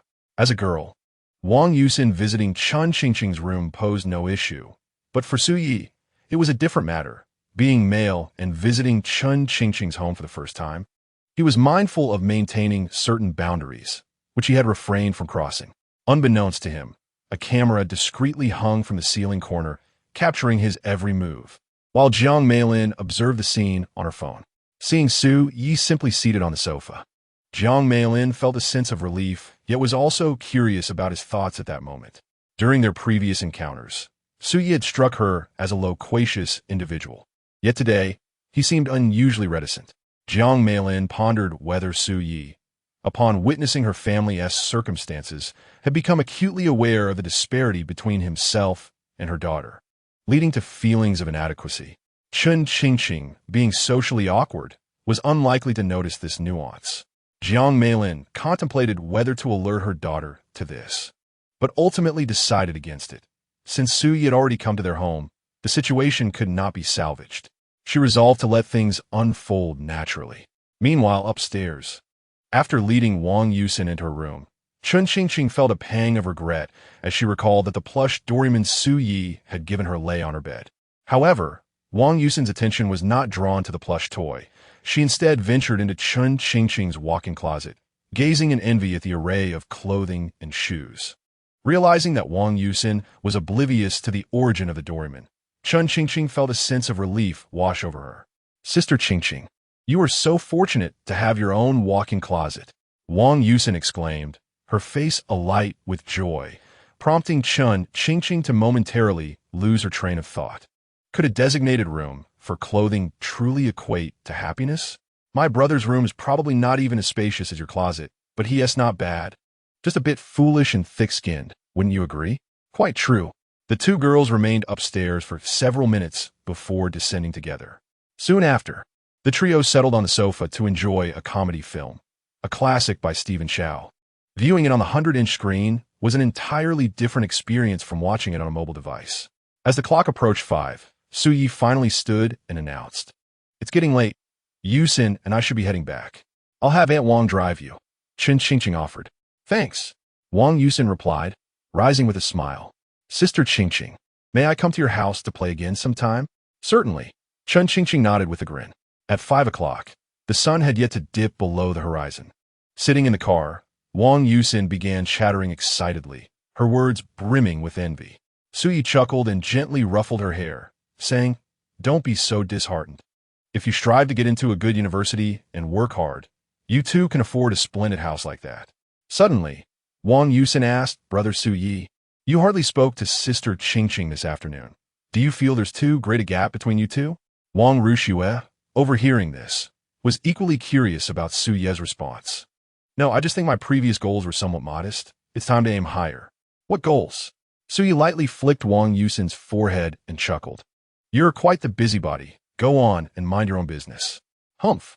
Wang Yusin pouted playfully, rolling down the window to admire the scenery outside. That evening, upon arriving at the bar, Zhang Xiaowan handed Su-yi last month's wages. As soon as Su-yi reached for the money, he sensed that it was more than expected. Frowning, he remarked, "But I didn't even work a full month last month. I took a day off." "Did you pay me too much?" Zhang Xiaowan smiled and replied, "The landlady instructed me to give you this. Part of it is your singing fee, along with a 200 yuan bonus, totaling 3,300. Count it if you wish." "There's no need to count. I trust you," Su-yi said, pocketing the money while scanning the surroundings. "By the way, where's the landlady?" "She's busy." "Busy?" "Yes." Zhang Xiaowan produced a wet wipe and, while cleaning the cash register screen, added, "She probably won't be coming tonight." Only then did Su-yi probe further. "Sister Xiaowan, you've known the landlady the longest. Is she married or not?" "Yes and no." "Huh?" Zhang Xiaowan glanced at Su-yi, ensuring they were alone in the shop before lowering her voice. "Promise you won't tell anyone." Su-yi quickly raised his hand. "I swear, Sister Xiaowan, you can trust me. I'm very discreet." The landlady was engaged to a fiancé of 7 years, and they had been betrothed, but just before their wedding. Her fiancé was involved in a car accident and did not survive. Upon hearing this, Su-yi felt a deep sense of sorrow. No wonder the landlady often ventured out late at night to gaze at the stars and moon. Her life bore such a poignant tale. Today marked the anniversary of her fiancé's passing, which explained her absence this evening. How tragic. Chapter 37. The 2014 World Cup. Since the end of last month, the tavern's business had significantly improved compared to when Su-yi first arrived, and today was no exception. At 8 o'clock, a steady stream of customers began to arrive at the shop, and Su-yi and Zhou-ing were overwhelmed with work. Fortunately, by 10:30, the influx had stabilized. Just as Su-yi contemplated taking a breather, Qin Jiwei sauntered in from outside. "Brother Wei, what brings you here?" "Oye inmuited." Qin Jiwei responded, somewhat exasperated. "I came to enjoy some drinks. Is that a problem?" "Bring me a bottle of cold beer." "There's some in the fridge. Help yourself," Su-yi replied. "You're the server. I'm the customer. Do you understand the concept of the customer is king?" Su-yi playfully wrapped his arm around Qin Jiwei and, in a sudden motion, tucked him under his armpit. "Go on, bark like a dog." Zhou-ing, observing their playful banter, quickly deduced that they were classmates. While they frolicked, she fetched a bottle of cold beer from the fridge and handed it to Qin Jiwei. "Thank you," Qin Jiwei said shyly. Once Zhou-ing had departed, he leaned in and whispered, "Which one is your boss's wife?" On his first day seeking employment, Su-yi had mentioned to Qin Jiwei that the boss's wife was exceptionally beautiful, a detail that Qin Jiwei had retained in his memory. He had long been eager to verify whether Su-yi's description of her curvaceous figure and enchanting appearance held any truth. Su-yi chuckled. "She has been around recently, but she didn't come today. I suppose you simply lack the fortune to see her." "Is that for real?" "I wouldn't deceive you, you rascal." Qin Jiwei promptly lost interest and found a seat. Seeing that the shop was relatively calm, Su-yi retrieved 2 glasses and joined Qin Jiwei for a drink. "What is with you being out so late? Doesn't your mom keep tabs on you?" "My mom at my grandmother's, and my dad pulling an all-nighter tonight." "All-nighter?" Qin Jiwei queried. "There's a football match at midnight. You know how my dad is. He has no hobbies other than watching football. Oye la fit. The shop's been a bit hectic lately. I won't finish until 11. Want to wait for me to leave together? Sure, since my mom is not home. No one is keeping an eye on me. Qin Jiwei pulled out his phone, grinning. I just joined our school as freshman group. Someone shared a photo of our campus bell. Let me show you. He opened his gallery and handed Suyi a picture of the school's beauty. Suyi glanced at it and remarked, Is this it? What do you mean, this is it? ISN, she pretty? She is alright. But she is no match for my girlfriend. Come off it. Suyi shrugged it off and changed the subject. When did you get a new phone? What brand is it? Beeble. Just released in May. Snapdragon 801 flagship processor. ISNT that impressive? Fair enough. Have you got a new phone? Not yet. Qin Jiwei, puzzled, asked, You did well on your exams. Didn't your parents give you money for a new phone? They did, but I didn't buy one. If a phone works, I'll just make do. To me, today's phones are all rubbish. Come on, what good phone have you even used? I've used a phone with a 120 Hz high refresh rate, a battery that charges in 15 minutes, and a 5G signal exceeding 100 megabits per second. After that, using a phone from 2014 is just trash. Suyi merely smiled, not engaging further, as they bantered about their aspirations for college life while sipping their drinks. Time flew by unnoticed. As 11 approached, the last two customers stood up to leave. Suyi was about to tidy up the table when he overheard the final conversation between the departing patrons, and he froze. Today, Germany is playing against Brazil. Which team do you think will win? Definitely Brazil. They're so strong this year and have the home advantage. How could Germany possibly win? Who knows? Germany is also pretty strong. They even beat France in the quarterfinals. Germany versus Brazil, 2014. The World Cup in 2014. How could I forget this lucrative opportunity? It suddenly dawned on Suyi that during the 2014 World Cup, the semifinal between Germany and the host Brazil concluded with a shocking 7-1 scoreline. Before the match, hardly anyone anticipated such a result. After all, Brazil was formidable and had the home field advantage, even if Germany were to win. No one expected the score to be so lopsided.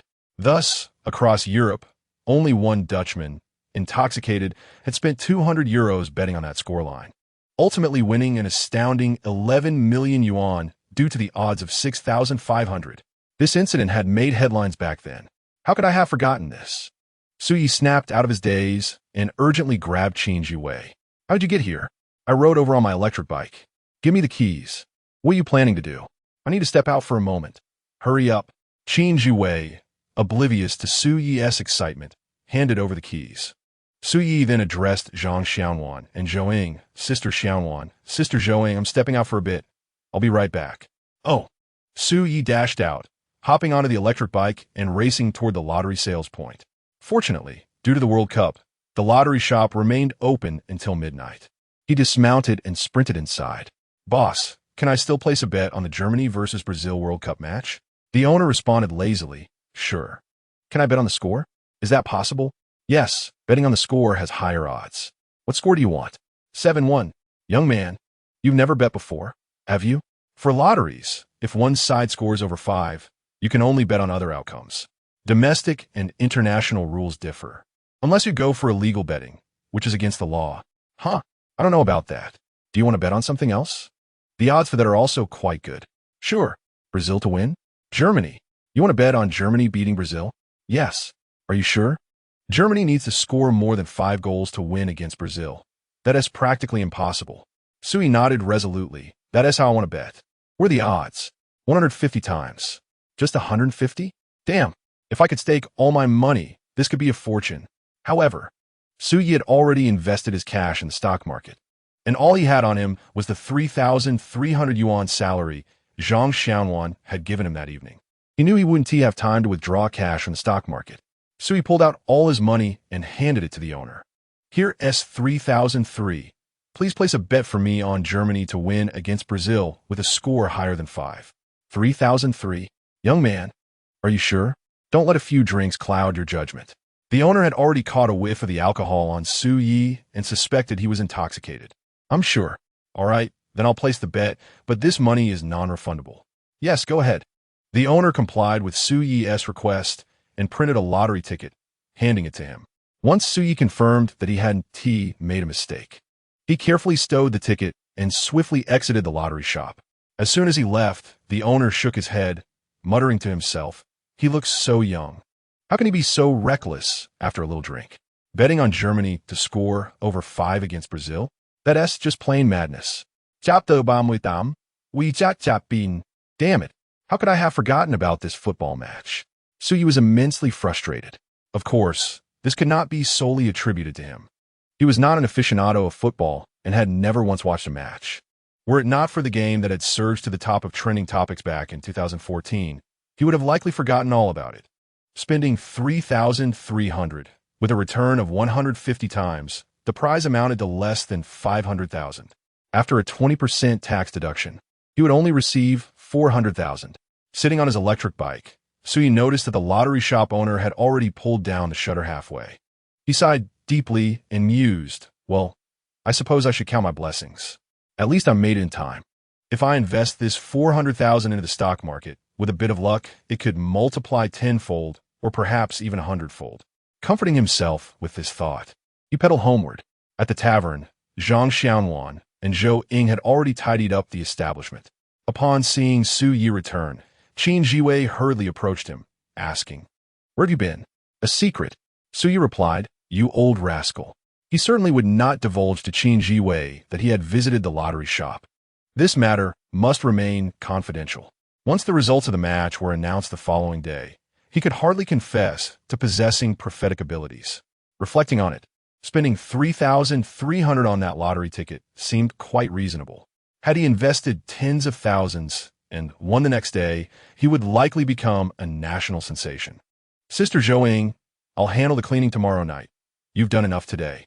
Zhou waved her hand with a smile, saying, "No worries, no worries. It's getting late. You and your classmate should head back. I'll take Sister Xiaowan's car later." "All right, see you tomorrow." "See you tomorrow." Upon returning home, the first thing Suyi did was to press the lottery ticket between the pages of a book before taking a shower.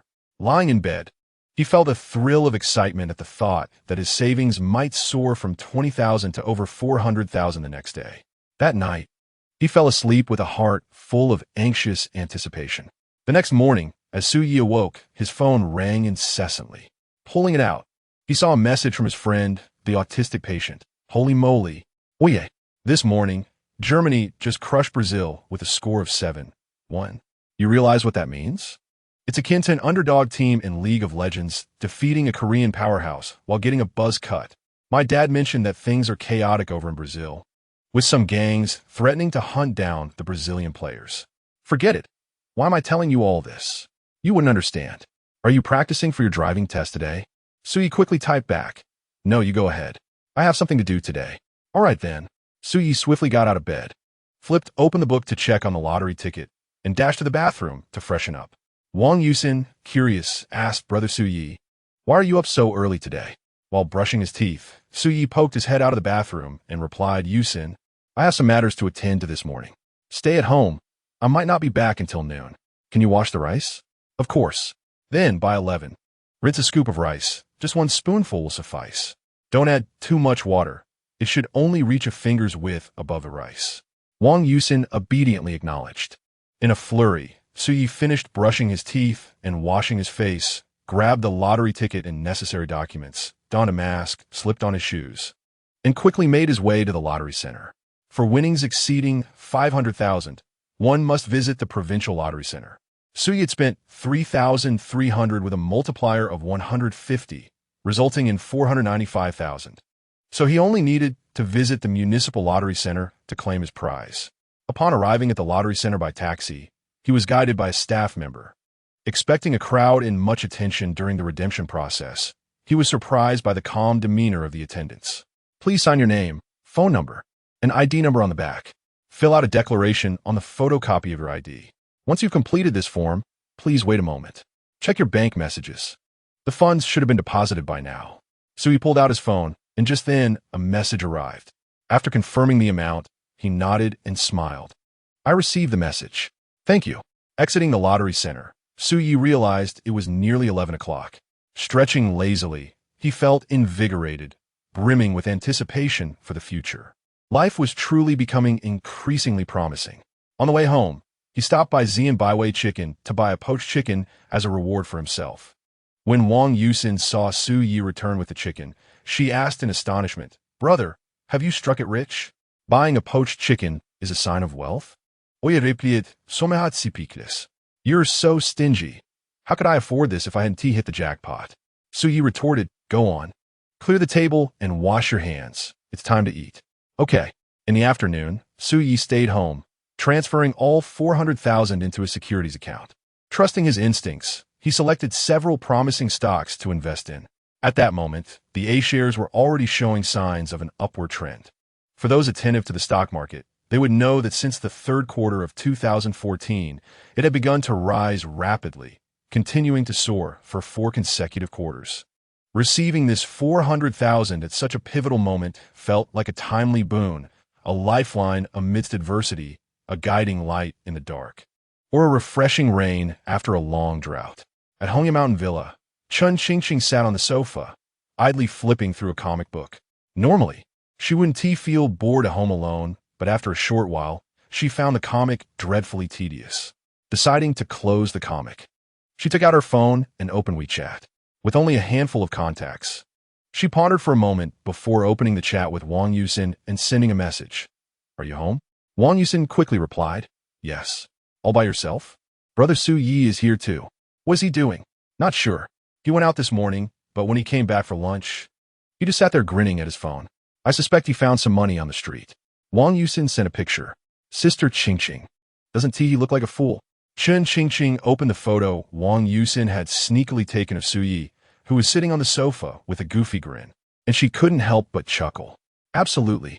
Wang Yusin continued, "Sister Qingqing, my brother's going to university in Modu at the end of August. Which university will you be attending?" Feeling a bit shy to respond, Chun Qingqing hesitated but thought it impolite not to reply, so she nervously typed back, "I'm also going to Modu." Wang Yusin exclaimed in surprise, "You're both going to Modu for university? That's amazing." Chun Qingqing replied, "To be honest, I'm quite anxious about attending university." "Why?"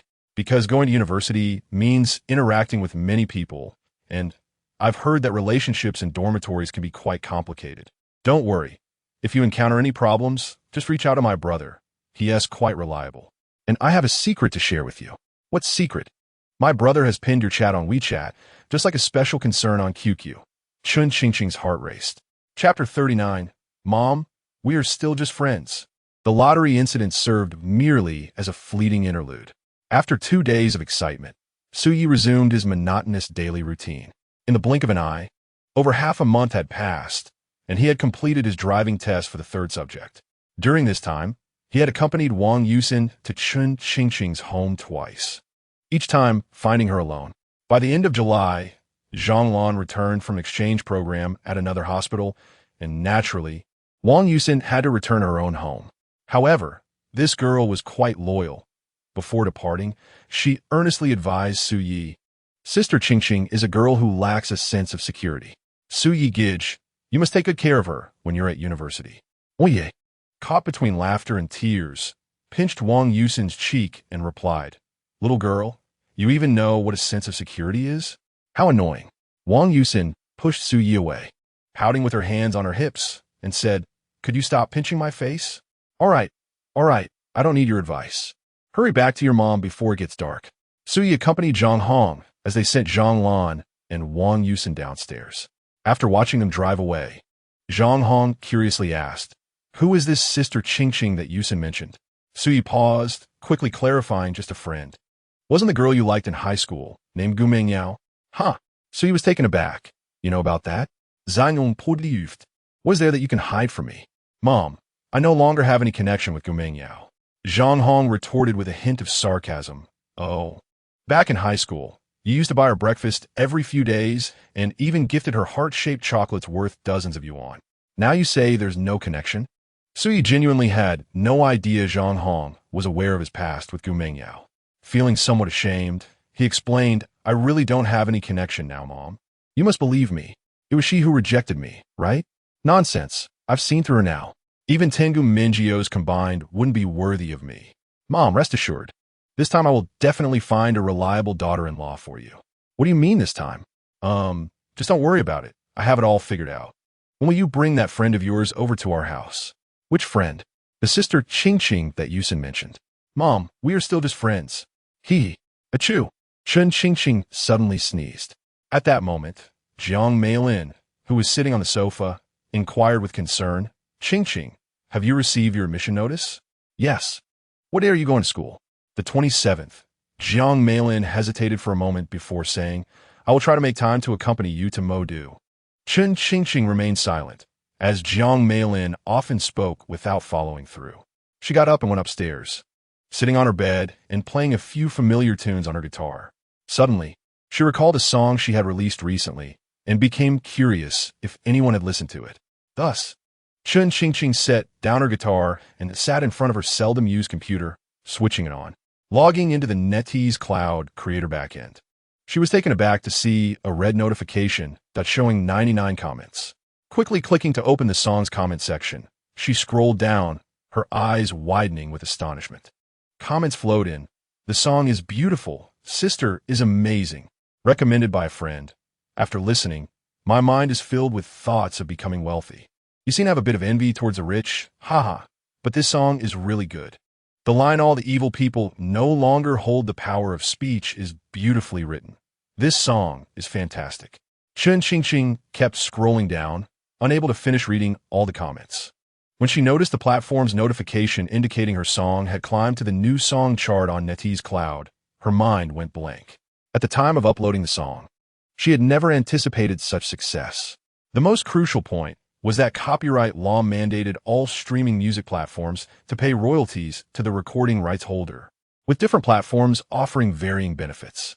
To her astonishment, this song had already generated over 2,000 yuan in revenue for Chun Ching Ching. Sitting in front of her computer, she was left in a daze for a long while. Once she regained her senses, she immediately messaged Su Yi on WeChat. Chun Ching Ching, are you there? Su Yi, yes. Chun Ching Ching, your song seems to have gone viral. Oye, who? Chun Ching Ching, if one day I become wealthy. It's currently ranked 21st on the NetEase Cloud new song chart. Su Yi, is that true? Chun Ching Ching, yes. Su Yi, let me check. 5 minutes later. Oye, Chen Zijing, you released a song under that name? Chun Ching Ching, Su Yi, what are your thoughts now? Chun Ching Ching, I don't know. Su Yi, so, do you want to become a singer? Chun Ching Ching. Su Yi, I'm thinking, with my talent, if I could help you write a few more songs. Perhaps you could become the next Wang Fei. Chun Ching Ching, stop dreaming. I don't want to enter the entertainment industry. Su Yi, aren't you an art student? Don't art students aspire to be stars? Chun Ching Ching, I don't want to. Su Yi realized that, given Chun Ching Ching's social anxiety, it would be nearly impossible for her to be in the limelight. He quickly switched the subject. Yusin has already gone home. Chun Ching Ching, I know. Su Yi, if Wang Yusin weren't here, would you still let me come to your house? Chun Ching Ching, you can come anytime. Just as Su Yi was about to feel excited, Chun Ching Ching quickly doused his enthusiasm with cold water. My mom is home right now. Su Yi, are you kidding me? I was ready to ask for leave from the boss. Chun Ching Ching chuckled lightly. She swiftly responded, not talking to you anymore. I need to take a shower. Su Yi, then let's video chat. Chun Ching Ching. Su Yi, just kidding, I have to get busy too. Chun Ching Ching tossed her phone onto her bed, pouting and muttering, jerk. Su Yi never anticipated that if one day I become wealthy would achieve such popularity. Yet he had no intention of venturing into the entertainment industry. He could sing many songs, but they were all incomplete. Due to the rise of Douyin, he mainly only remembered the catchy parts of most songs. After 2014, he could recall fewer than 20 complete songs, and with just that, it was insufficient to carve out a significant reputation in the entertainment industry. Moreover, there would inevitably come a day when his creativity would run dry. Now that this song had gained traction, he felt somewhat guilty towards Mao Bai. But he believed it wouldn't be a significant issue, as Mao Bai's truly popular songs were Xiao Chou, Yu, and Northeast folk songs. If he wanted to make money, he had better avenues. The bull market in 2014 and 2015, the live streaming boom in 2016, the sharing economy in 2017, the short video trend in 2018. Not to mention gaming, O2O, artificial intelligence, new energy, and AI. With knowledge of the upcoming trends over the next decade, what could be more profitable than investing? Chapter 40, Little Sue. Time flew even faster in August. Notably, among the stocks Su Yi purchased this month, two had been on a consecutive week-long rise. By mid-August, the assets in Su Ye's securities account had reached 570,000, and his plan to become a millionaire was already more than halfway completed. The registration period for new university students typically falls at the end of August, as freshmen are required to undergo military training, which also signifies the impending conclusion of Su Ye's summer job. On the evening of the 24th, after completing a day's work, Pei Yue instructed Zhou Ying to close the shop door. Once seated around a table, Pei Yue presented Su Yi with his final month's salary in the form of a red envelope. "Boss, isn't this a bit excessive?" "Oye, remarque it." Weighing the envelope and sensing that the amount likely surpassed his earnings, Pei Yue chuckled. "Part of this is my personal gift to you for your upcoming university journey. You can use this money to purchase a few stylish outfits." "Boss, I feel quite embarrassed about this," Su Yi replied. Zhang Xiaonuan interjected with a teasing glance. "Oh, please.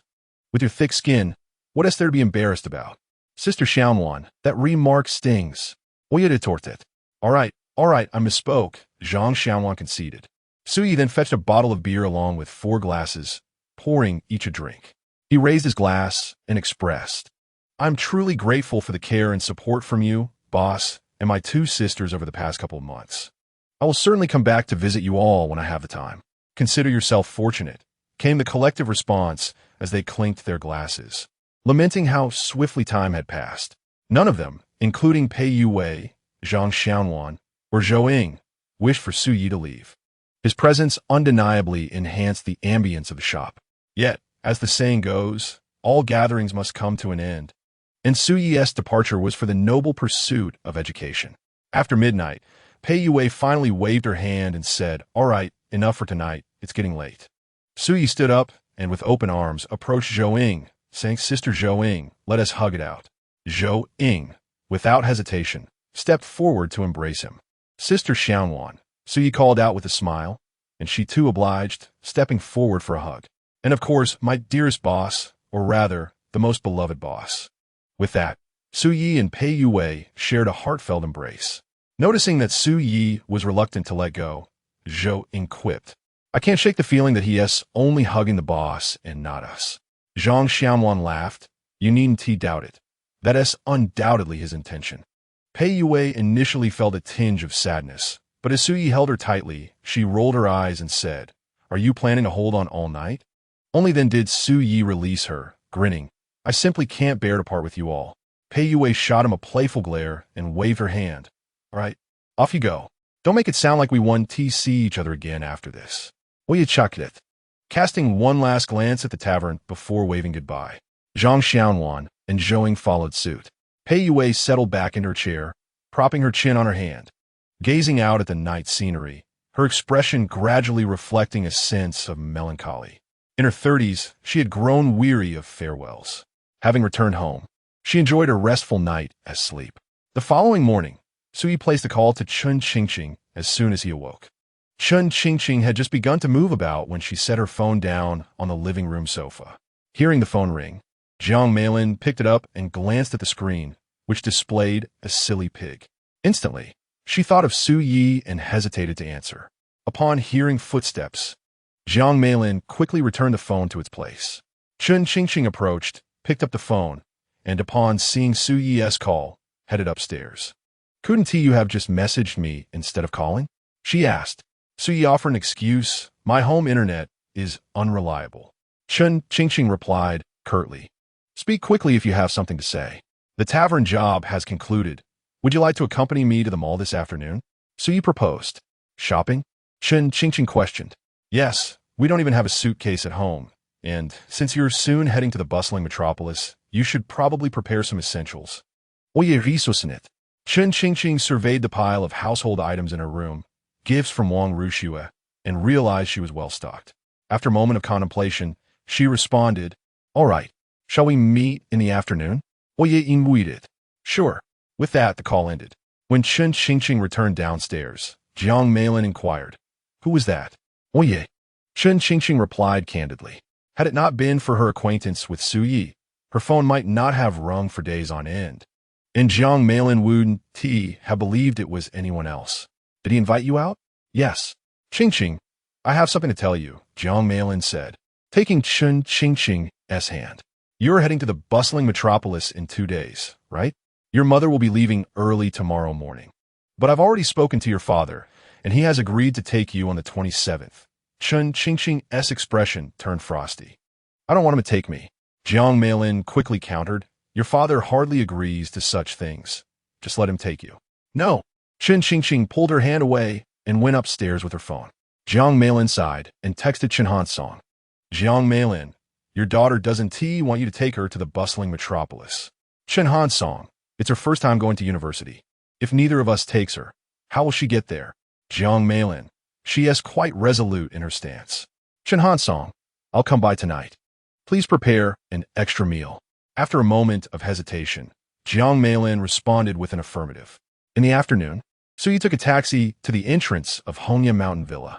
However, since he wasn't a resident, he was stopped by the security guard at the gate. With no other option, he sent Chen Qingqing 2 messages. Upon receiving the messages, Chen Qingqing promptly exited her house and walked to the gate to let Su Yi in. Why did you come directly? Chen Qingqing inquired. Su Yi shrugged. It feels a bit awkward to keep bothering Aunt Wang to pick me up. Chen Qingqing scoffed. You awkward? Of course, Su Yi replied. Just a reminder, my mother is home, Chen Qingqing warned. Su Yi chuckled. I'm not afraid. Your mother won't chase me away with a broom, will she? As they conversed, they entered the courtyard. Just as Su Yi reached the door, Jiang Meilin emerged from inside, greeting him with a smile. Su Yi is here. Su Yi was pleasantly surprised and quickly responded, hello, and Jiang. Mean, Jiang Meilin urged. Chen Qingqing was puzzled by her mother's sudden friendliness towards Su Yi. Previously, she would address him directly, but now she was calling him Little Su. As Su Yi changed his shoes, Jiang Meilin smiled and asked, please take a seat. Would you like some water? He doesn't need any. Chen Qingqing interjected on his behalf. We're about to head out. Jiang Meilin then inquired, should I call Rushue to come over and drive you? Just as Chen Qingqing was about to respond, Su Yi interjected, and if you trust me, I can drive. You? Yes, I completed my driving test over the summer. Jiang Meilin frowned. Weren't you working over the summer? How did you find the time to get your license? Oh, yeah, good enough. One can always find time if they try. I passed both the second and third tests on my first attempt. Even the driving instructor praised my driving skills. Upon hearing this, Jiang Meilin's impression of Su Yi underwent a favorable transformation. A student who studies during the day and works at night is quite a rare find. Chen Qingqing held a profound trust in Su Yi, promptly handing him the car keys before heading off to change her shoes. Noticing Jiang Meilin's lingering concern, Su Yi smiled reassuringly, saying, Auntie Jiang, rest assured, I shall never embark on endeavors I'm not confident about. Jiang Meilin nodded, but as the two were about to leave, she called out to Su Yi, Xiao Su, could you ensure that you bring Qingqing back before 6 this evening? Our family wishes to dine together, especially since Qingqing will soon be heading to the magical city for university. No problem, he replied. Chapter 41, A Thief in the House. Have you noticed that your mother has been considerably warmer toward me? Oye read it. Not at all. Chen Qingqing retorted vehemently. Su Yi chuckled previously. She addressed me by my name directly, but just now, she referred to me as Xiao Su while I was at your home. Chen Qingqing, wishing to divert the conversation, interrupted, that doesn't signify anything. Just focus on driving properly. Fear not. I am an experienced driver, he reassured her with a grin. Su Yi drove directly to the shopping mall, first purchasing a suitcase from a luggage store, followed by essential daily supplies from supermarket. The entire endeavor took less than half an hour. Upon exiting the supermarket, Su Yi remarked, originally, I had invited you out today to treat you to a meal, but with your mother requesting that I return you home this evening, it has become somewhat awkward. Chen Qingqing, however, remained skeptical. In her mind, Su Yi had always been a foolish, stingy rogue. He treating her to a meal? Preposterous. Dragging the suitcase beside Chen Qingqing, Su Yi insisted, do not doubt me. I have made a little fortune over the past 2 months, so I am no longer a pauper. There's a Starbucks on the first floor. You treat, she countered. Absolutely. Su Yi conceded with surprising enthusiasm. After 5 o'clock, Chen Hansong left the bank and drove to Hongye Villa. Once a proud owner of the villa, he now found himself without even a key, forced to stand at the entrance and ring the doorbell. Jiang Meilin opened the door, and upon seeing Chen Hansong, she turned and returned to the sofa. Chen Hansong retrieved a pair of slippers and, scanning the living room, raised an eyebrow. Is Qingqing upstairs? She has gone out. Jiang Meilin replied succinctly. Why allow Rushue to take her out when your time with her is already limited? Jiang Meilin stated plainly, she went out with Suyi. What? Chen Hansong's eyes widened as he hurried forward. You agreed to this? Indeed, Jiang Meilin replied. Are you out of your mind? Have you considered the potential consequences of their relationship? Witnessing Chen Hansong's agitation, Jiang Meilin felt a surge of satisfaction. As long as Qingqing is happy, that is all that matters to me. You. Chen Hansong pointed an accusatory finger at Jiang Meilin, exclaiming, You are utterly unreasonable. Jiang Meilin let out a cold laugh, choosing to ignore him. The atmosphere in the living room grew heavy with silence. After a prolonged pause, Chen Hansong could no longer contain himself and glanced at his watch, asking, When will Qingqing return? Soon, Jiang Meilin replied. If Rushue is not here, how do they leave? Suyi drove, she answered. He can drive. Did he not just graduate high school? He has already obtained his driver's license, Jiang Meilin informed him. Chen Hansong felt a surge of panic. You let him take your daughter out with a newly acquired license? Are you insane? Just as his words left his lips, the sound of a car horn echoed from the yard. Chen Hansong rushed to the door, opening it to find Chen Qingqing and Suyi disembarking from the vehicle simultaneously. If you have time, I shall treat you to dinner tomorrow, Suyi suggested. Let us dine on seafood tomorrow, king crab, Australian lobster. The kind that costs thousands for a meal, Chen Qingqing replied. No, you truly wish to bankrupt me. Oya Tisit. I know you are reluctant to part with your money. Just give me a little time. When I become a millionaire, I shall procure panda meat for you if you desire, he joked. Do not be absurd. As Chen Qingqing prepared to enter her home, she glanced up to find Chen Hansong standing at the door, her smile vanishing in an instant. Suyi noticed him too, but perhaps due to past grievances, he held back, failing to greet him with the customary Uncle Chen. Instead, Suyi provocatively said to Chen Qingqing, I shall take my leave now. We can converse later. Chen Qingqing nodded slightly. As Suyi returned the car keys to her and prepared to depart, Jiang Meilin approached the doorway, gently pushing Chen Hansong aside with a beaming smile. Xiao Su, why not stay for dinner with us? Oye! Chen Hansong. Chen Qingqing. 3 pairs of astonished eyes turned toward Jiang Meilin, each expressing varying degrees of surprise. Suyi scratched his head, smiling awkwardly. Isn't that a bit inappropriate? Chen Qingqing shot a glance at Chen Hansong before turning away. Stop pretending. Do you even know what embarrassment is? With that, she stepped inside. Suyi lingered awkwardly for a moment before following her, brushing past Chen Hansong, who stood frozen in place like a statue. The dishes are ready. I will serve the soup. Please take a seat, Jiang Meilin announced. Suyi leaned in, whispering, Where's the restroom? I need to wash my hands. Chen Qingqing replied in a hushed tone, Follow me. As they entered the restroom, Chen Hansong watched, his eyes nearly bulging in disbelief, his heart bleeding. How could it be that after just one summer vacation, their home had become a den of thieves? In the restroom, Suyi remarked, Your father looks at me with such murderous intent. Are you afraid? Chen Qingqing asked. What should I fear? As long as your mother finds me agreeable, that suffices. Keep your comments to a minimum later. Fine, you silly pig. Once they finished washing their hands, they took their seats at the dining table. Jiang Meilin brought over the final dish of rib soup, while Chen Qingqing fetched bowls and chopsticks from the kitchen. She filled a bowl with rice and, disregarding Chen Hansong completely, handed it directly to Suyi. Surprised, Suyi accepted it with a grateful thank you. Chen Hansong felt a pang of anguish. Chen Qingqing had intentionally done this. Had Chen Hansong not been present, she would never have served Suyi. When Chen Qingqing caught sight of Chen Hansong's dark expression from the corner of her eye, a flicker of delight surged within her, though her face remained icy. Chen Hansong, struggling to contain his emotions, spoke up, Qingqing, your mother and I have discussed this matter. I will take you to school the day after tomorrow.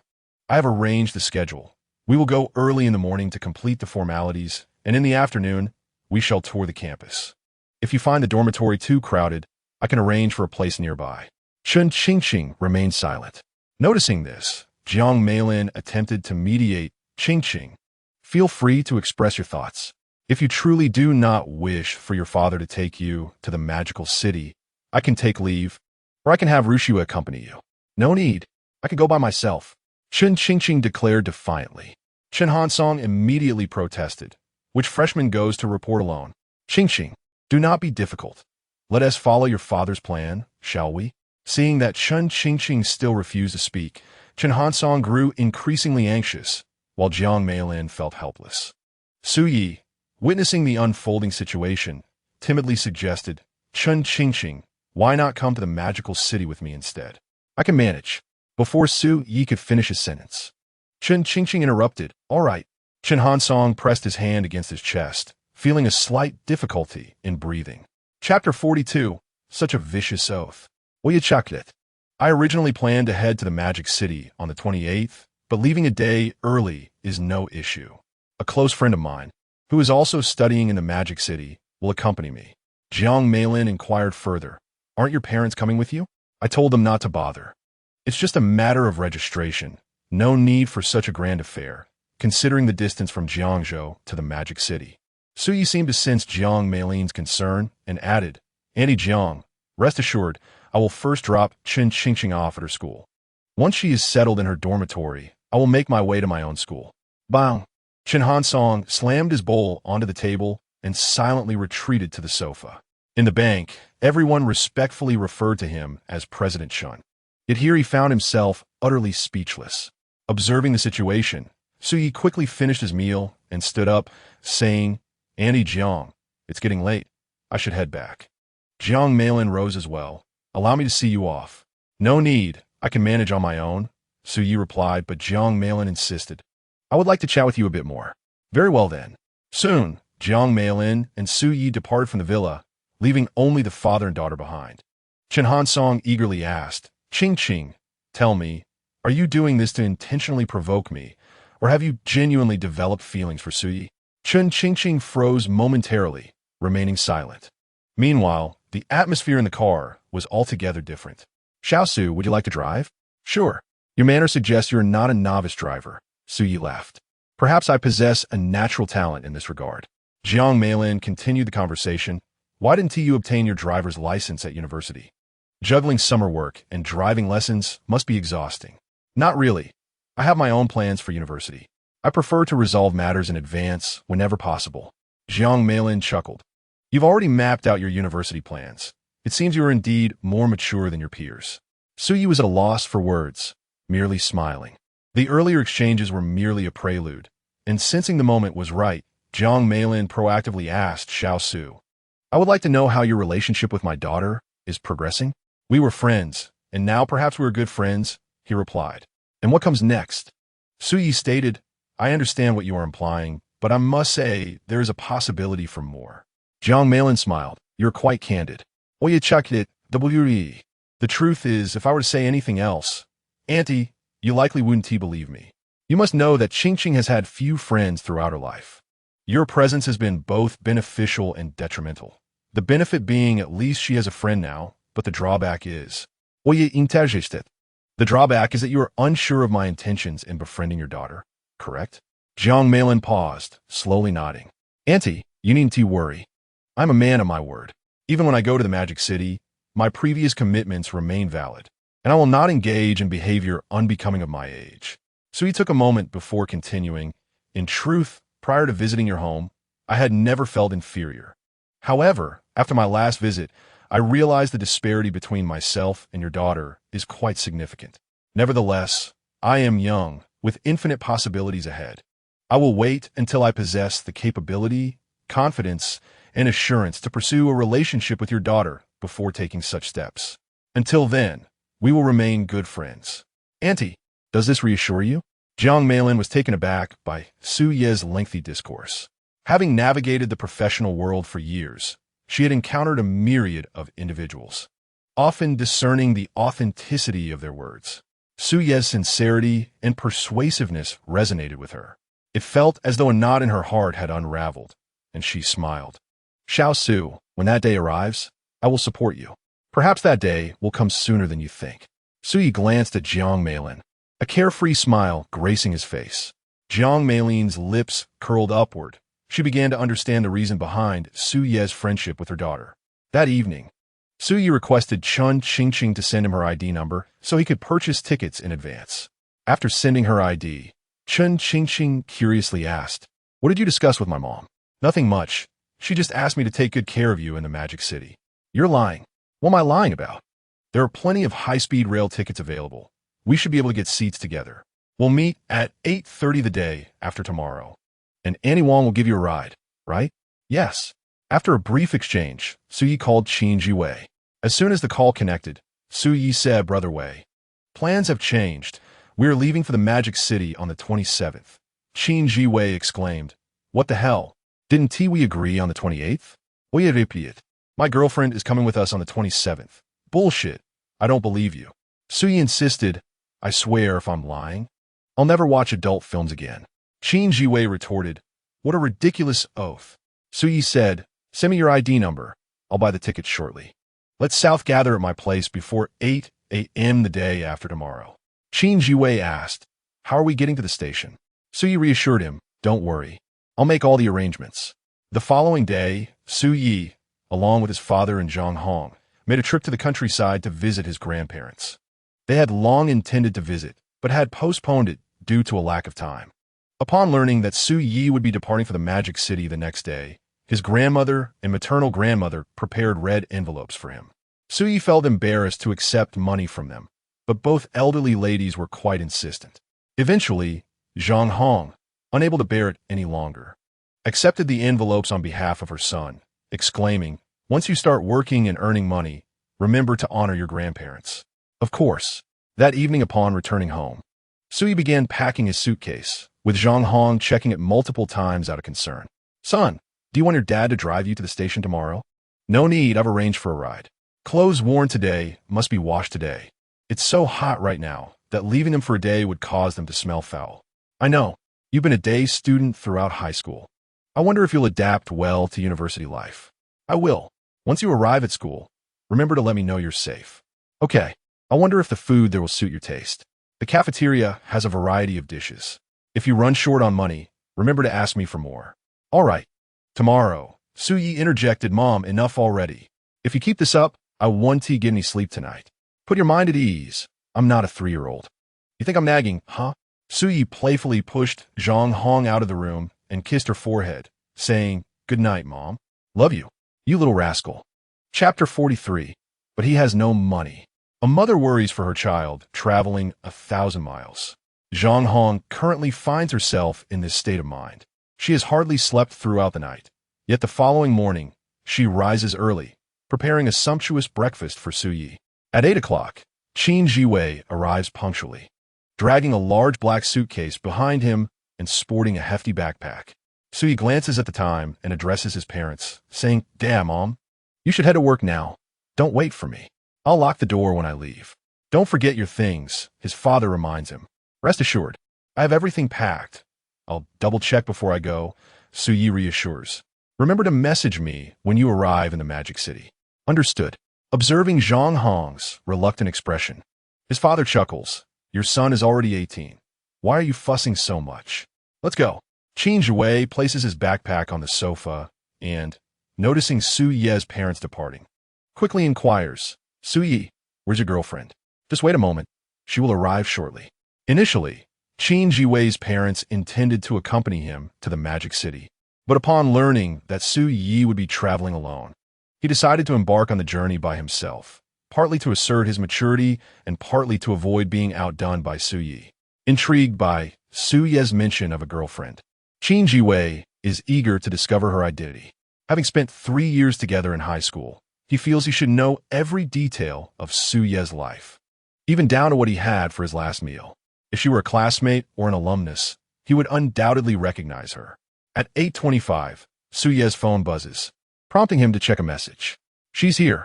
Let us head downstairs." After packing his belongings and ensuring he has his phone, wallet, ID, and admission notice, he descends the stairs alongside Qin Jiwei. At the entrance of the community, Qin Jiwei stretches his neck, scanning left and right in confusion. Where is she? Stop dawdling and get in the car. Upon seeing Su Yi and Qin Jiwei approach with their suitcases, Wang Rushue steps out to assist with the trunk. As Su Yi heads towards the vehicle, Qin Jiwei hastily follows suit. The business vehicle's trunk is quite spacious, easily accommodating the luggage of 3 individuals. Wei Yi, you take the front seat. Oh. Su Yi opens the door and settles into the vehicle. Chen Qingqing, wearing a light blue cap, instinctively lowers her head upon seeing Su Yi and Qin Jiwei board. Although Qin Jiwei is Su Ye's close friend, to her, he remains a stranger. Nevertheless, Su Yi introduces them. Chen Qingqing, let me introduce you. The fool in the front is my best buddy. We may not have grown up in the same neighborhood, but we've been classmates from elementary through middle school, and we share a close bond. Only then does Qin Jiwei glance over at Chen Qingqing, and even without seeing her face clearly, he finds himself cursing Su Yi in his mind.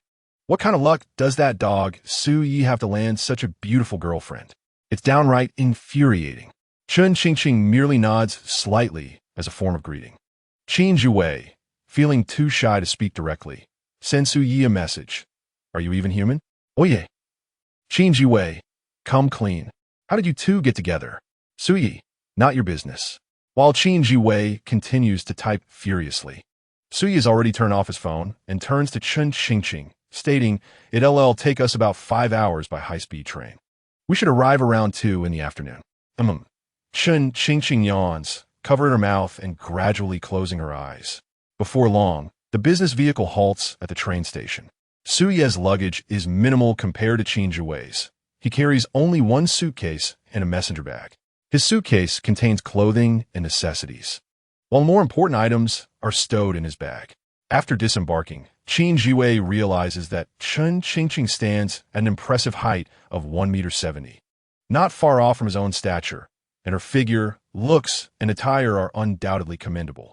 He is tempted to ask her, beautiful, what do you see in Su Yi? His height of 1.78 meters? His good looks? His sense of humor? But he broke. In addition to her messenger bag, Chen Qingqing has 2 suitcases, 1 large and 1 small. The larger holds her clothes, while the smaller contains essential items. After Su Yi retrieves his suitcase, he naturally takes hold of Chen Qingqing's larger suitcase, saying, I'll carry the big one. You take the small one. Without hesitation, Chen Qingqing grabs the smaller suitcase and heads toward the train station. The train station is bustling with people as it is the beginning of the university semester. Although this isn't Chen Qingqing's first trip, it is her first time traveling without adult supervision, and Qin Jiwei has never ventured outside his province. Without Su Yi, he wouldn't even know how to navigate. Su Yi leads confidently, soon guiding them to the ticket machine. Hand me your IDs. I'll get the tickets while you keep an eye on the luggage. Su Yi stands in line alone. In 2014, train passengers were still required to collect paper tickets from machines, but in a few years, electronic tickets would be implemented, allowing travelers to enter simply by scanning their IDs. As the queue progresses, Su Yi finds himself next in line. However, 2 middle-aged men behind him are engaged in a rather loud conversation. Why are there so many people today? It's the start of university. These are all students. So what if they're students? My nephew dropped out after middle school and now works with me on construction projects, making $20,000 to $30,000 a year. With so many university students around, how many actually earn over $30,000 annually? That's a different matter. What is the use of studying? Many of them will end up working for people like me who never went to school. Su Yi, with a blank expression, retrieves 3 tickets from the machine after scanning the IDs. Hearing the conversation behind him, he silently changes the machine's language setting to English. Let us go. I've got the tickets. Su Yi promptly leads Chen Qingqing and Qin Jiwei into the station. At the ticket machine, one of the men exclaims, is this machine broken? I can't understand anything. It seems to be in English. Can you read it? Of course not. I never went to school. Hey, someone come help me. A group of soon-to-be college students pretends not to hear, watching with amusement as the 2 men shuffle back to the ticket machine to queue again. Chapter 44. A man is indeed concerned about his pride. Just in time. Let us go. Time to queue for boarding. As they enter the waiting hall, they spot their high-speed train's departure displayed prominently on the screen, indicating it is time for ticket collection. The three of them join the line, and Su-yi tells them, "All our seats are together. Wei-gu, you'll sit by the aisle, and I'll take the middle." Qin Ji-wei protests. "Why do I have to sit by the aisle? It is well known that the most coveted seats on a train are by the window, while those near the aisle are the least desirable." Su-yi glares at him, retorting, "If you don't sit by the aisle, who will?" With only one girl among them, Chen Qingqing naturally claims the window seat, leaving Su-yi to occupy the middle seat, and Qin Ji-wei begrudgingly swallows his discontent. The group gradually moved forward, and the three individuals sequentially presented their tickets to enter the station. Su-yi, well acquainted with the route, guided the others onto the high-speed train with remarkable efficiency. After placing their suitcases on the overhead rack and settling into their seats, Su-yi, embodying the role of an elder brother, instructed, "Send a message to your parents just to let them know we've boarded the train." Qin Ji-wei dutifully retrieved his phone, capturing a photograph to send to his parents. Su-yi also took out his device to message Lao Su, "I'm on the train." Lao Su, leisurely enjoying his morning tea at work, promptly replied upon receiving his son's message, "All right, got it." Su-yi added, "Dad, I've been hearing you cough at home. Now that I'm away, please take care of your health and smoke less." Reading this message warmed Lao Su's heart, bringing tears to his eyes. With a misty gaze, he typed back, "My son has grown up. I'm truly gratified. Don't worry about me." Su-yi responded, "I've taken 3 packs of Furong Wang with me to prevent you from overindulging." Lao Su replied with a voice message lasting 60 seconds. Su-yi hesitated to listen to it. He then sent 2 messages to his mother. Zanong. When she didn't respond immediately, Su-yi turned his attention to Chen Qingqing. "Why aren't you messaging?" Chen Qingqing replied, "I don't want to." Su-yi, feeling exasperated, said, "Shall I send a message for you?" He lifted his phone again, aiming the camera at himself and Chen Qingqing. Upon realizing Su-yi intended to take a photo, Chen Qingqing deliberately turned her head towards the window. "Could you cooperate for a moment?" "No. If you don't cooperate, I will stand up right now and announce that Chen Qingqing is my girlfriend." Chen Qingqing retorted coldly, "If you dare do that, you'll be in big trouble." "All right, 3, 2, 1, look at the camera." Perhaps fearing that Su-yi might actually follow through, Chen Qingqing eventually glanced at the phone, and the photo was captured. Su-yi sent it to Jiang Meilin. "Annie, we boarded the train." Jiang Meilin replied instantly, "Okay." Su-yi added, "I will update you once we disembark." Jiang Meilin responded with gratitude, then exited the chat. Seeing that Chun Han Song had sent numerous messages early in the morning, she hesitated but ultimately forwarded the screenshot of her conversation with Su-yi to him. Once the high-speed train commenced its journey, Chen Qingqing closed her eyes to rest. This was Qin Ji-wei's first trip away from home, and he was brimming with excitement, unable to sleep. Observing Su-yi engrossed in his phone, he leaned closer to sneak a glance and inquired, "Su-yi, what are you looking at?" "Stock market information, something you wouldn't comprehend." "You're just trying to show off in front of me." Qin Ji-wei whispered, "Quickly tell me how you two met." With the long journey ahead and feeling bored, Su-yi fabricated a tale. "Well, it's a lengthy story. Do you recall our class reunion?" "Yes, you left early that day." "Exactly. After departing from the KTV, I didn't head straight home. I wanted to let the alcohol wear off a bit first. It was a moonless night, and as I walked along the sidewalk towards home, suddenly, I heard a melodious guitar playing. It was a scene reminiscent of the Peepa Xing, drunken revelry turns to sorrowful farewells. As the misty river reflects the moon, I suddenly hear the sound of a guitar on the water." Qin Ji-wei rolled his eyes. "Can you get to the point?" Su-yi continued. "Eventually, I followed the sound to the lakeside, where she was playing the guitar alone. I sat nearby to listen. I was quite tipsy and initially didn't pay much attention to her appearance. After a while, the breeze cleared my head, and I realized she was quite beautiful. But being a man of pride, I couldn't approach her directly. When I stumbled over to a trash bin to vomit, she handed me a tissue, and probably seeing that I was somewhat handsome, she asked for my WeChat." Chen Qingqing, sitting nearby, felt the urge to kick Su-yi again. This jerk is spouting nonsense. Her cheeks flushed under her cap.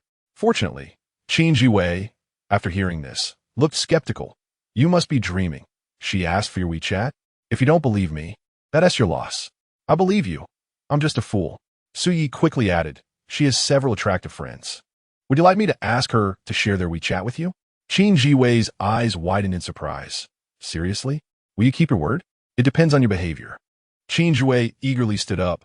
I'll go to the restroom and see if there's a place selling drinks ahead. As Suyi watched Qin Jiwei walk away, he was about to chuckle when suddenly an intense pain shot through his side. Chen Qingqing pinched a bit of flesh at his waist and twisted it hard. Ouch! Suyi gritted his teeth, looking at the instigator. What was that for? Chen Qingqing lifted her head slightly, glaring at Suyi, and warned. If you keep making things up, you're done for. Suyi rubbed the pinched spot and said, could you pretend you didn't hear that? No. Chen Qingqing pressed on. And where did I get any friends? I was just teasing him. Noticing Qin Jiwei returning, Chen Qingqing quickly pulled down her cap and feigned sleep. Qin Jiwei approached, holding 3 bottles of nutritional drinks, handing 2 to Suyi while cheerfully asking, when do you plan to introduce me to her friends? We can't rush these things. We need to create a chance encounter first. The school year hasn't even started yet, so why the hurry? True. By the way, I forgot to ask you, trains starting with K are express trains. G is for high-speed trains. What does T stand for? Special Express. And Z? Super fast. Damn it, you're fooling me again. As anticipated by Suyi, when the high-speed train arrived at the station, it was already past 2 in the afternoon. Stepping off the train, they were met with a throng of people. Qin Jiwei remarked, why does it feel like aside from the crowd, it's not much different from Jiangzhou? Yang Qiahua once said that arriving in the bustling metropolis with large bags via long-distance bus is entirely different from carrying a small suitcase from the international terminal. The high-speed train station is merely the tip of the iceberg of this metropolis. Suyi playfully nudged Qin Jiwei with his knee, chuckling, stop dawdling. Let us get out of the station. The 3 of them followed the crowd, leaving the high-speed train station, observing the towering skyscrapers and the bustling roads outside. Suyi felt a surge of excitement. His thoughts diverged significantly from those of Qin Jiwei and Chen Qingqing. Qin Jiwei was filled with confusion upon arriving in the big city, while Chen Qingqing worried about her ability to adapt to the impending college life. In contrast, Suyi felt no confusion whatsoever, nor did he worry about fitting into university life. In fact, he had been eagerly anticipating this day for quite some time. Far from his parents, he was ready to carve out his own path. In the 2 months following the college entrance examination, Suyi had been envisioning himself making a mark in this enchanting land. That day had finally arrived. Both Chen Qingqing and Qin Jiwei's schools were located in Suwei District, requiring only half an hour by subway, while Suyi's school was in Pudong. Whether heading to Chen Qingqing's or Qin Jiwei's school, it would take about an hour by subway, but with a car, the journey would only take around 40 minutes. My school only begins registration tomorrow. I will take you there first. Vei. Later you can transfer to line 12 and get off at Gillen Park Station.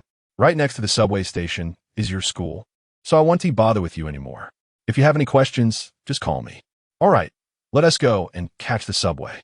The subway in the Magic City is perpetually crowded, especially on the day when freshmen arrive. On the train, many are prospective college students coming to register. After Suyi led the 2 of them onto the train, they found a corner to stand in. Observing Chen Qingqing huddled in the corner, swaying slightly, Suyi patted his arm and said, you should support yourself here. Just as he finished speaking, the subway jolted again, causing Chen Qingqing to nearly bump into Suyi. She glanced up at him, lowered her cap, and placed her hand on his arm. They swayed their way to the station, and Suyi guided Chen Qingqing directly to the Magic City Music Academy. Chen Qingqing is rather directionally challenged. If she were to navigate alone, she might struggle to distinguish the cardinal directions. Thus, wherever Suyi went, she followed closely. After exiting the subway station, they walked for approximately 10 minutes before finally standing at the entrance of the Magic City Music Academy. Art schools typically have smaller student populations, and the Magic City Music Academy has around 3,000 students, fewer than many high schools, so the campus is relatively compact. To the left of the main entrance stands the Mo-In Opera House, while to the right is the Haina by Chuan building, which houses administrative offices and rehearsal halls. A few dozen steps further leads to an 18-story teaching building, which is one of the academy's distinctive structures. Beyond are the old dean's office, doctoral building, and experts building. Although the campus is not extensive, it boasts beautiful scenery, with the student dormitories, cafeteria, and playground located at the far end. Suyi seemed familiar with the campus as he led Chun Qingqing inside. Along the way, numerous banners welcomed new students. There were also many volunteers, seniors from the school, who spotted Suyi and Chun Qingqing from a distance. Had Chun Qingqing come alone, she would surely have been surrounded by several seniors eager to help her carry her luggage and guide her through the registration process. However, with Suyi by her side, no one approached. This was one of the reasons Suyi had volunteered to accompany Chun Qingqing. He intended to convey to everyone that she was already taken and should not be bothered further. Chun Qingqing, oblivious to Su Ye's subtle intentions, felt a bit anxious as she noticed the many onlookers. She hurried to keep pace with Su Yi, walking side by side, appearing more like a couple than mere friends. Su Yi first took Chun Qingqing to pay her fees, then to collect her bedding, pillows, military training attire, and other essentials. Once all the formalities were completed, Su Yi finally brought Chun Qingqing to the entrance of the girls' dormitory. At that moment, the dorm supervisor had yet to arrive, which meant that if Su Yi wished to go up, there would be no obstacles. However, he did not enter immediately. He looked down at Chun Qingqing and softly asked, "Do you need me to accompany you upstairs?" Before she could respond, he added, "If I go up with you, your roommates will surely think I am your boyfriend, and no matter how you explain, it will seem inadequate. But this could benefit you, as it might prevent other boys from pursuing or bothering you." Whether due to the heat or some other reason, Chun Qingqing's cheeks flushed a rosy hue. After a brief moment of contemplation, she replied, "But we need to establish some ground rules." Sui nodded. "Go ahead. First, you can only pretend to be my boyfriend today. Second, you must refrain from speaking out of turn. Not a single inappropriate word. Third, if I message you, you must reply immediately. And on weekends, you must be available at a moment's notice."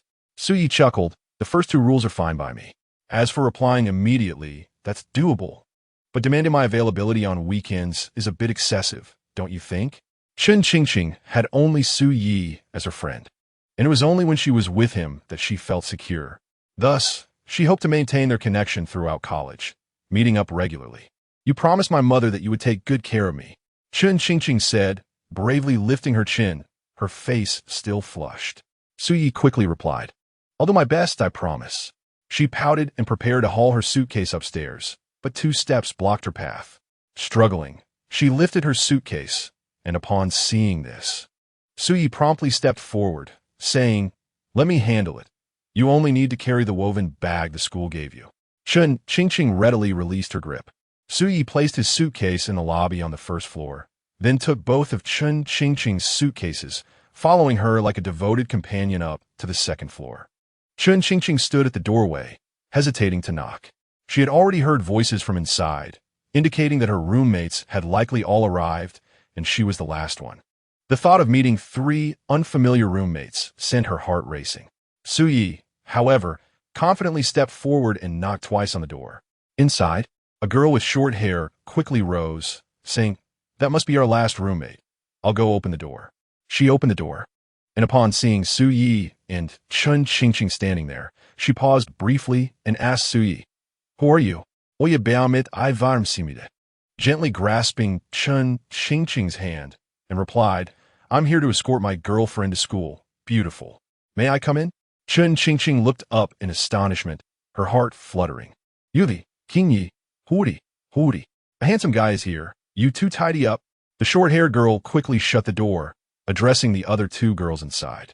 Just 10 seconds later, the dormitory door swung open again. The short-haired girl gestured for them to enter, smiling brightly. "Handsome, please come in." In the music academy, there are far more girls than boys. Males are already a rarity in such an environment, and a handsome boy is a prized possession. Coincidentally, Su Yi fits that description perfectly.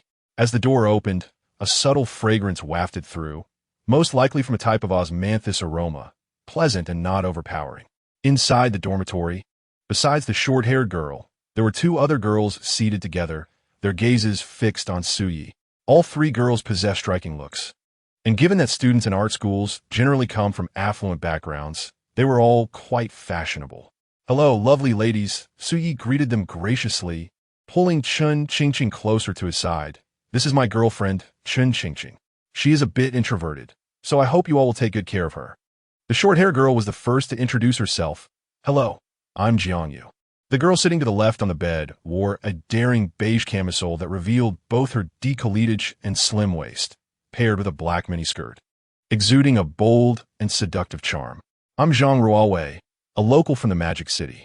Next to Zhang Ruowei sat a petite girl, seemingly quiet, just over 5 feet tall, who smiled sweetly. "I'm Shen Sini."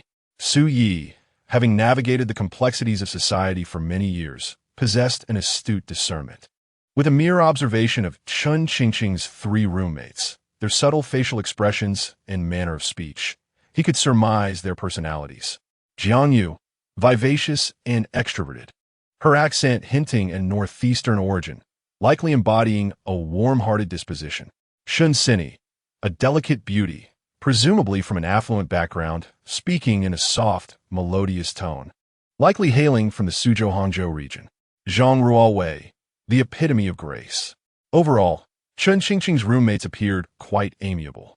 Suyi placed his luggage beneath the only unoccupied bed and smiled, introducing himself. "I am Suyi, also a university student in the bustling metropolis of Shanghai. I may often visit your campus in the future." Zhang Ruowei replied with a playful grin. "Handsome, I've seen parents and grandparents escort their children to university. But this is my first time witnessing a boyfriend bringing his girlfriend. You must have been together for quite a while, haven't you?" Suyi, craftinga whimsicaltale, retorted. "You caught me.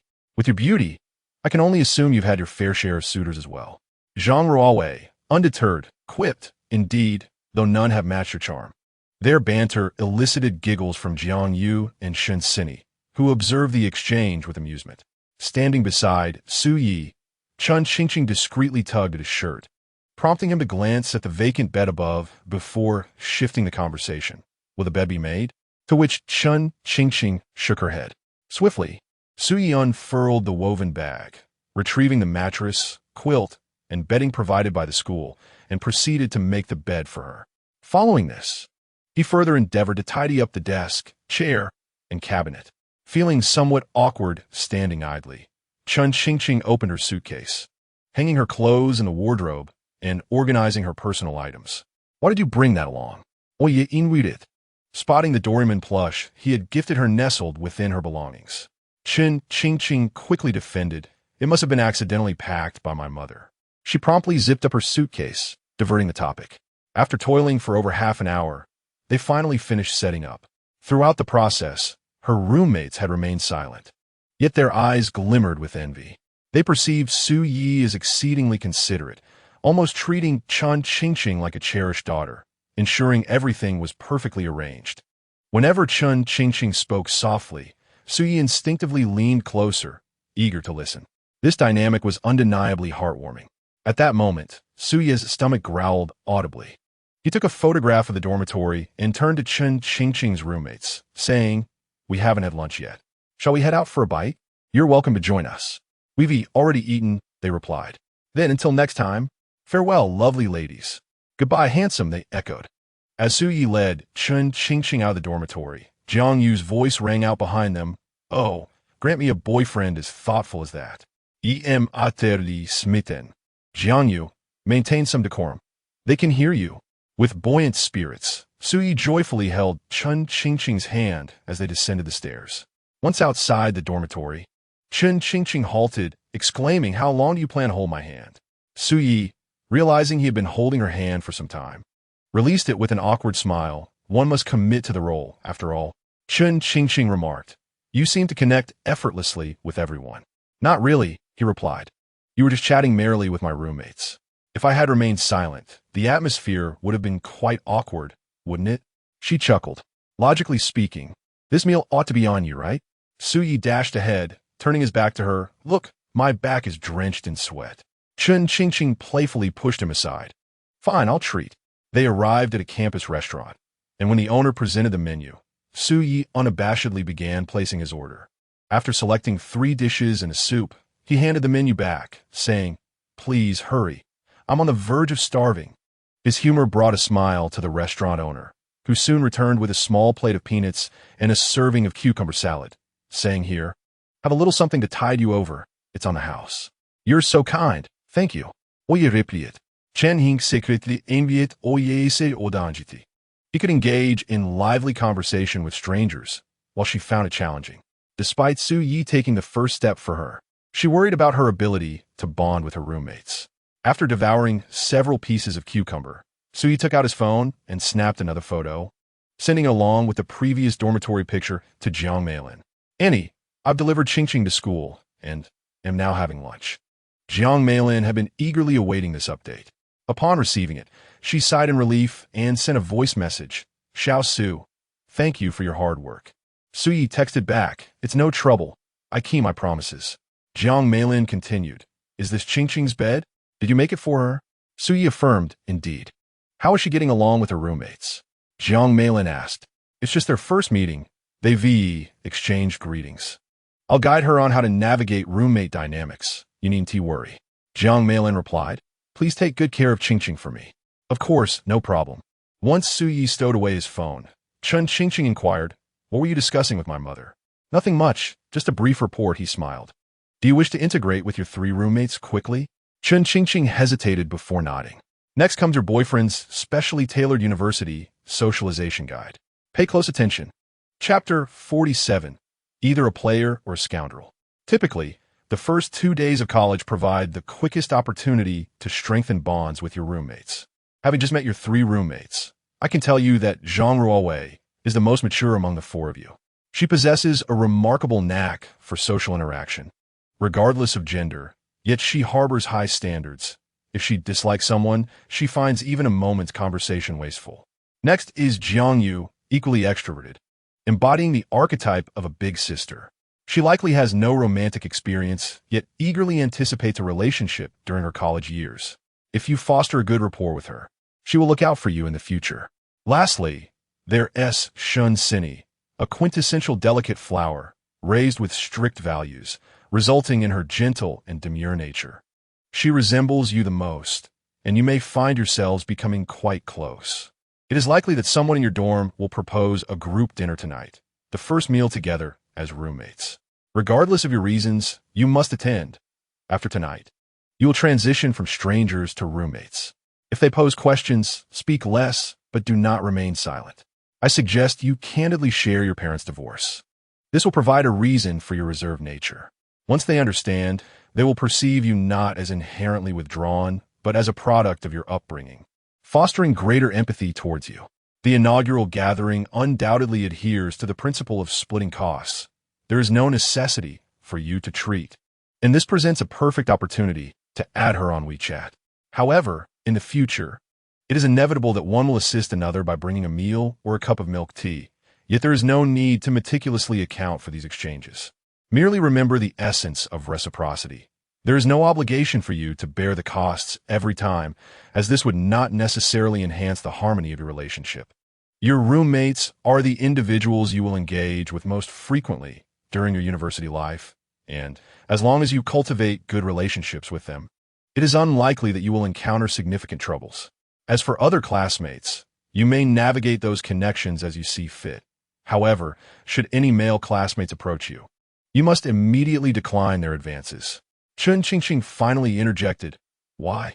Su Yi replied earnestly, "Because apart from me, there is no man of worth. And particularly those pursuing the arts, one is worse than the other, either a playboy or a scoundrel." Chun Qingqing was left speechless. Su Yi continued, "Moreover, you already have a boyfriend. Why would you allow other male classmates to get close to you?" Silence. Su Yi chuckled awkwardly, then began to devour his meal, filling his stomach. Noticing that Chun Qingqing had nearly finished, he inquired, "Do you know how to return?" "Yes," she replied. The restaurant is in close proximity to the dormitory, and even if Chun Qingqing were directionally challenged, she could not possibly forget the way back. "You must remember our agreement. Rest assured, I won't forget," he assured her. As they exited the restaurant, Chun Qingqing headed towards the girls' dormitory alone, her heart fluttering with a tinge of trepidation, for from this moment forward, she would be on her own. Anxiously, She approached the dormitory entrance, only to curiously glance back. When she discovered Su Yi standing 100 meters behind her, she paused, and a gentle smile blossomed on her delicate face. Seeing Su Yi wave at her, she slowly raised her hand, waving back before she stepped into the dormitory. Upon her return, her three roommates were already engaged in lively discussions about their high school experiences. Spotting Chun Qingqing. The short-haired Jiang Yu promptly rose to invite her to sit in a chair, asking, "Chun Qingqing, we shall call you Qingqing from now on, shall we?" Chun Qingqing, seemingly unaccustomed to such warmth, shyly nodded in agreement. "Qingqing, do tell us how you met your boyfriend. How long have you been together? Why did he bring you to university today?" Feeling somewhat flustered, she suddenly recalled the story Su Yi had shared with Qin Jiwei on the train, and she quickly recounted that tale to her three roommates, albeit with a few variations in the details regarding the tissues and the WeChat exchange. By the lakeside, a girl strumming a guitar, a handsome lad inebriated. After finishing, her roommates' minds conjured an entire episode of an idle romance drama. Zhang Ruowei then pressed, "So why did he bring you to university?" Chun Qingqing blurted, "He made a promise to my mom." Zhang Ruowei, Shun Sini, Jiang Yu. "He made a promise to your mom? Have you both met each other's parents already?" Chun Qingqing, about to clarify, found herself at a loss for words, and upon seeing the envious expressions on her roommates' faces, she decided to forego the explanation. In a certain sense, Su Yi had indeed met her parents. "Oh my, your parents are quite liberal. If I had dared to date in high school, my parents would have broken my legs," Jiang Yu exclaimed. Shun Sini nodded vigorously in agreement. Although there is merely a year's difference between senior year and freshman year, dating in high school is often seen as early love, while it is quite normal in college. With this opening, Chun Qingqing felt her tension dissipate. The four of them engaged in an animated exchange, discussing everything from their favorite singers to amusing anecdotes from their lives. And when the topic turned to family, Jiang Yu noticed Chun Qingqing's silence and asked, "Qingqing, what do your parents do?" "My father works at a bank, and my mother is employed at a foreign enterprise." After saying this, she recalled Su Yi's earlier admonition during their meal, and added, "They divorced when I was in middle school." As expected, the atmosphere shifted among her three roommates. Initially perceiving Chun Qingqing as aloof, they now felt a twinge of sympathy. Jiang Yu softly uttered an apology, to which Chun Qingqing quickly replied, "It's all right. I've grown accustomed to it." This topic was swiftly set aside. The four of them began to dreamily envision their upcoming university lives, discussing the school's history, gossip about certain teachers, and tales of the haunted building on campus. As they conversed, night fell. Zhang Ruowei glanced at the time and suggested, "Let us go out for dinner tonight. I know a place with delicious barbecue." "Sound good." This proposal quickly garnered approval from Jiang Yu and Shun Sini. "Qingqing, what about you?" Chun Qingqing hesitated for a moment before nodding, "I'm fine with it." She was merely pondering how Su Yi had anticipated all this. Her roommates' personalities aligned perfectly with his analysis, and someone had indeed proposed an evening outing, despite having only exchanged a few words. How could he have predicted this? Was he some sort of oracle? Chapter 48, Dormitory 201. Su Yi's school would commence new student registration the following day. After escorting Chun Qingqing to her school, he took the subway to find a hotel near his own university and then called Lao Su and Zhang Hong to assure them of his safety. That evening, Wang Yusin also messaged Su Yi to ask if he had safely delivered Qingqing to school, and they chatted for a while. Qin Jiwei did not send any messages, likely still dining with his new roommates. Generally speaking, the dynamics in male dormitories are considerably simpler than those in female dormitories, where multiple WeChat groups often exist within a single room.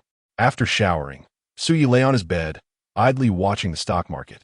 The A-shares had begun to rise, and Su Yi's stock assets were increasing daily. If this trend continued, it would not be surprising for his assets to multiply several times by the end of this bull market. Nevertheless, Su Yi did not place all his hopes for wealth on the stock market alone.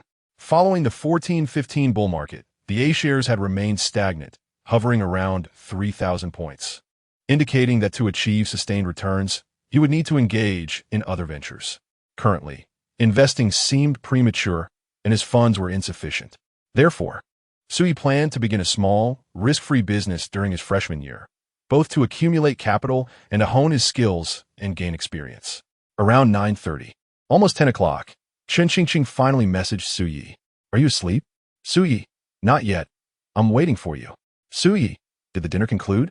Chen Qingqing, "Yes. I just returned to the dormitory." Suyi, "Was it smooth?" Chen Qingqing, "More smoothly than I anticipated." Suyi, "That's good. Now you have military training ahead, so prepare yourself. Eat and sleep on time." Chen Qingqing, "You're starting to sound more and more like my mom." Suyi, "I'm merely expressing my concern." Chen Qingqing, "Silly pig." Chen Qingqing, "I'm going to take a shower now, so I won't chat any longer." Oye, alright. Half an hour later. Chen Qingqing, "Good night." Oye, good night. One uneventful night passed, and the following morning, Suyi casually had breakfast downstairs at the hotel before dragging his suitcase straight to the university. The sun had risen early, casting its golden rays across the sky. Upon entering the campus, Suyi was immediately enveloped by an intoxicating atmosphere of youthful exuberance. The crowd was abundant, and many senior female students were notably dressed in a particularly mature fashion, some in delicate camisoles and ultra-short skirts, while others donned white t-shirts that, under the sunlight, revealed the colors of their undergarments, an unmistakable sight not seen in a high school environment. Suyi first proceeded to the payment office to settle his tuition and accommodation fees before heading to the registration desk. The financial college was where students of finance were to register. A long row of tables was set up at the entrance of the teaching building, behind which sat the counselors of various classes, accompanied by their little assistants, most of whom were also freshmen this year. Their eagerness to assist under the glaring sun stemmed from a desire to secure the coveted position of class leader. "Are you a finance major?" one bespectacled boy asked, adjusting his rimless glasses. "Yes," Suyi replied. "This is our counselor, Su Tong. I'm your classmate. My name is Zhang Yang." "Hello. Greetings."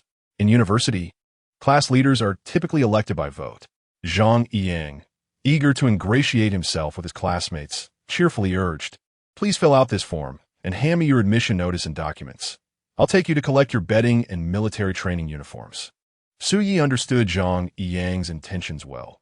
He had little interest in the class leader position, so he cooperatively completed the formalities and followed Zhang Yang to retrieve his items. "Everything is here. Let us add each other as friends. I'll announce the military training schedule in the group later," Zhang Yang said. "Okay. Walk straight ahead toward the dormitory building. Take a right at the first intersection and continue forward. Your dormitory is right next to the sports field." "Thank you. You're welcome." As Suyi walked away, Zhang Yang let out a sigh of relief. Noticing another queue forming at the registration desk, he jogged back, his face once again adorned with a friendly smile. Mobile campus cards, 2 gigabytes of data each month for only 28 yuan. Don't miss out. Telecom broadband, bundled with a phone plan, just 198 yuan per semester. Chidian electronic reading room. Top up 300, get an extra 300.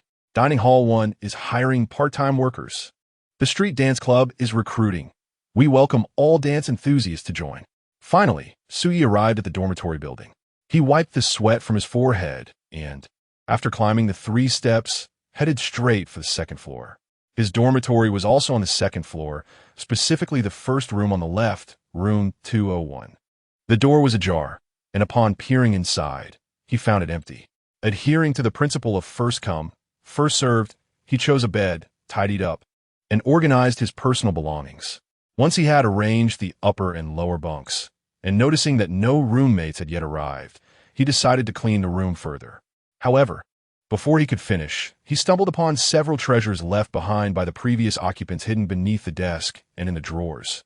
A pile of cigarette boxes, old books, a poster of Louis Fei, and an unopened BYT. After thoroughly cleaning, Suyi took out a large bag of trash and exited the dormitory. It was still early, and with no roommates around, Suyi decided to stroll around the campus. There were 3 dining halls in total. The first was located beside the first and second teaching buildings, while the second and third were adjacent to the dormitories. At noon, Suyi enjoyed a delicious stone pot bibimbap at the first dining hall. Upon returning to his dormitory after lunch, he found that all 3 of his roommates had already arrived. As he entered, he glanced around and cheerfully introduced himself. "I'm Suyi, from from Jiangzhou in Jiangxi province. Where are you all from, gentlemen? The first to speak was a boy in a short-sleeved shirt, whose bed was right next to Su Ye's. I'm Yang Fei, a native of the Magic City. Next was the boy opposite Su Yi, who paused his activity to chime in. I'm Zhang Xinju from Pengcheng. Finally, all eyes turned to the seemingly frail boy, approximately 172 meters tall and weighing perhaps no more than 100 pounds. His emaciated appearance was striking, yet he shyly smiled. I'm Li Tungwen from Yuzhou. From now on, we are roommates. We're probably all about the same age, but we should still elect a leader among us. I was born in April. How about you guys? I was born in July. I'm a September baby. Zhang Xinju chuckled. I'm in December, but I should be a year older than you. Wow, I thought I was the oldest. Yang Fei quickly exclaimed, laughing. Then Zhang Xinju is the eldest, Su Yi is the second, I'm the third, and Li Tungwen is the fourth. Does second sound nice? From now on, you must all call me Ergu. Especially you, Yang Fei. If you call me Er, I'll call you Xiao San, and we'll both be done for. Laughter erupted in room 201, where the atmosphere was already lively. Unlike other dormitories still mired in awkward introductions, Su Yi soon gleaned key insights about his roommates from their conversation. The eldest, Zhang Xinju, carefree, generous, and easygoing. The third, Yang Fei, somewhat reserved yet boastful, claiming to have had countless romantic encounters, though in reality, he had been a lifelong singleton. The fourth, Li Tungwen, introverted, refined, and earnest. Su Yi spent the afternoon bonding with the three, and by evening, as the sun began to set, he glanced at the time and suggested, shall we go out for dinner together tonight? Sure.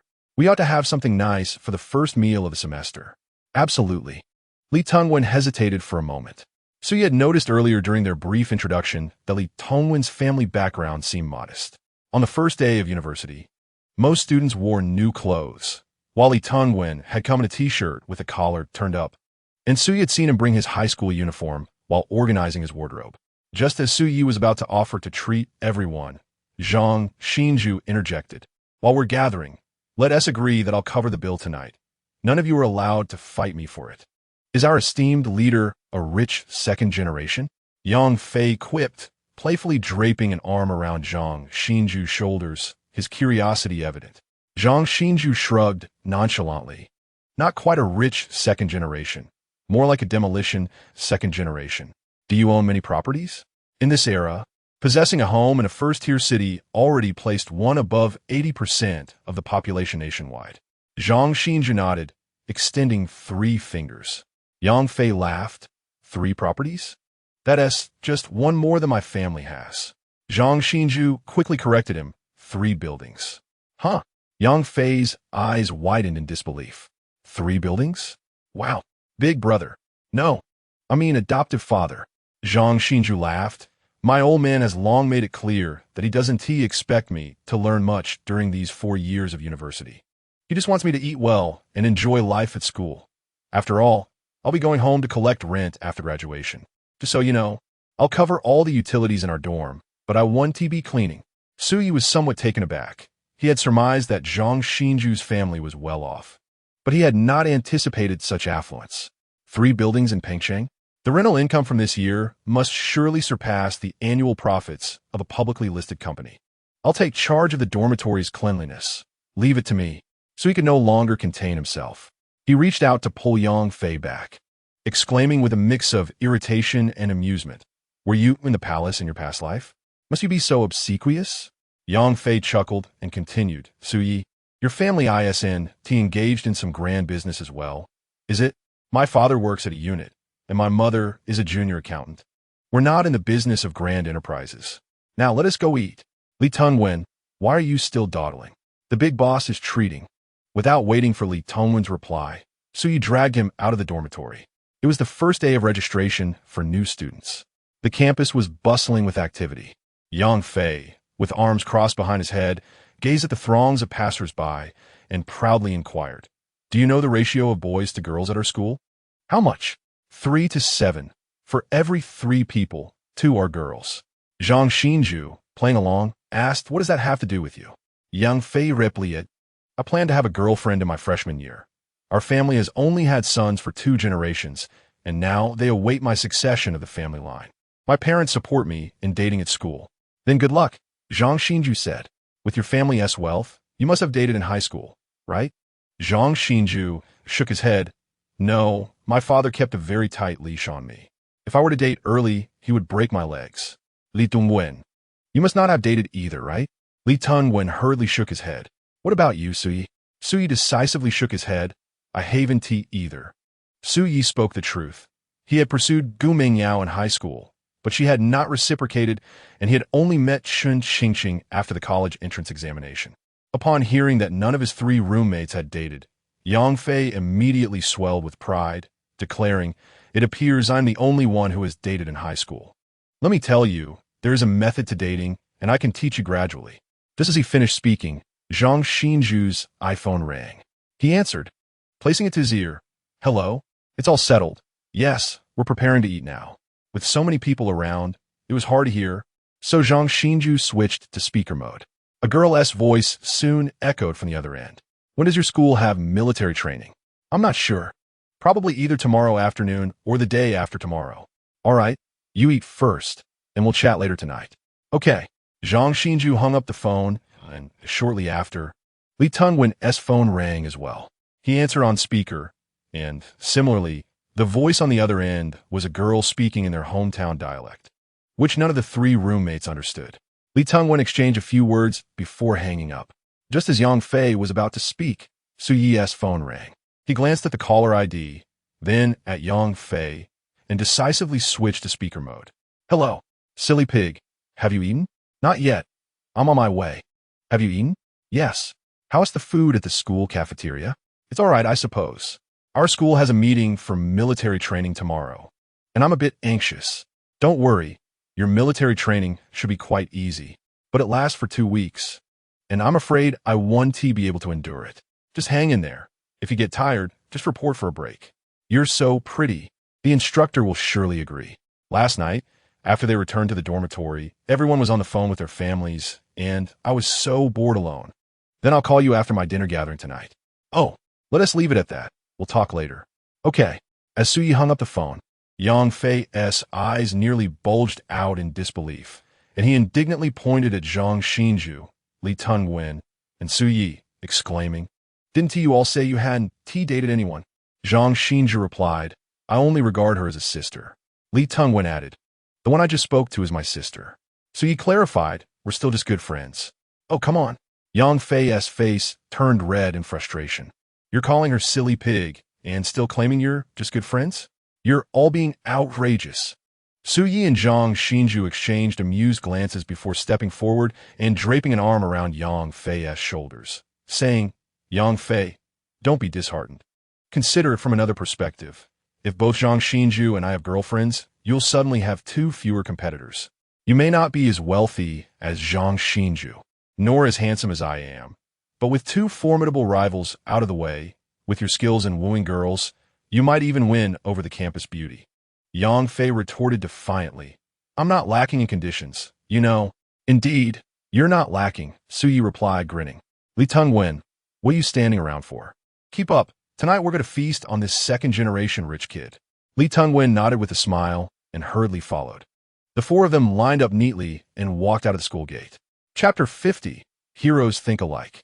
A 20-minute walk from the school led them to Baolong Plaza, an enormous shopping complex filled with various brand stores and chain restaurants. It was Li Tongwen's first visit to such a place. His small county lacked such complexes, and the farthest he had traveled was to the city center, which was merely to visit his mother during her hospitalization due to illness. The mall was vividly colorful, with dazzling lights and decorations that created a fashionable and vibrant atmosphere. The bustling crowd, the clamor of activity, and the array of goods left him feeling dazzled. As he surveyed his surroundings, a sense of inferiority washed over him after the initial novelty wore off. While Zhang Xinju, Yang Fei, and Suyi deliberated on where to eat that night, he stood quietly to the side, his head bowed in contemplation. "How about this place? It offers both barbecue and hot pot. Suyi, what do you think?" "I'm fine with anything." Zhang Xinju ultimately decided, "Then let us go to this one." As the four of them headed toward the escalators, Li Tungwen cautiously stepped onto the escalator after seeing his three roommates already on it. However, being his first experience with an escalator, he wobbled slightly, nearly losing his balance. Fearing that others might notice his clumsiness, he quickly feigned calmness, took 2 steps up, and positioned himself next to Suyi. Suyi wrapped an arm around his shoulder, chuckling. Li Tungwen, let us make sure to eat plenty of meat and less vegetables. If we can skip the drinks, all the better. Let us eat to our heart as content. Once we leave this village, this shop will be gone. Zhang Xinju chimed in with a smile. If you're saying that, then the next time we go out, I'll treat you all to a buffet. To hell with that. The four of them quickly found a barbecue and hot pot restaurant advertised on the flyer. The school opening season drew quite a crowd. Zhang Xinju led the trio inside and found a spot to sit down. The waiter promptly brought the menu and handed it to Suyi. Without hesitation, Suyi picked up a pencil and began marking items on the menu. Come on, take a look. What else should we add? Yang Fei waved his hand. Just order. I'm not picky. Li Tungwen quickly added, I'm not picky either. If that is how you want to phrase it, I shall order according to my own preferences. Suyi swiftly marked numerous ticks on the menu and handed it to the waiter, after which the four resumed their casual banter. Li Tungwen found it challenging to engage in the conversation, merely chiming in occasionally. He noticed a piece of paper atop the platter of grilled meat. Having never tasted barbecue before, he instinctively reached out to remove it, intending to toss it in the trash. Just then, the waiter wheeled over, and upon witnessing the scene, promptly inquired, What are you doing? Li Tungwen's hand froze midair. From the waiter's expression, he seemed to realize his action was unnecessary. Suyi glanced over and chuckled. My roommate is particularly fastidious about cleanliness. Since this oil paper has been here for quite some time, we thought it best to replace it with a fresh one. The waiter then replied, Understood. Oye gavli Tongwen ari surink gulans. And Li Tungwen naturally disposed of the already removed oil paper into the trash. To Suyi, this was merely a trivial matter. However, unbeknownst to him, Li Tungwen would remember this incident for many years to come. He would forever recall the beginning of his freshman year when a roommate named Suyi shielded his dignity. Come on, stop being dazed, let us dig in.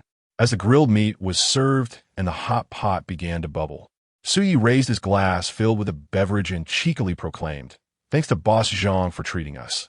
I hope he continues this generosity, being so lavish every time. Yang Fei and Li Tungwen quickly lifted their glasses as well.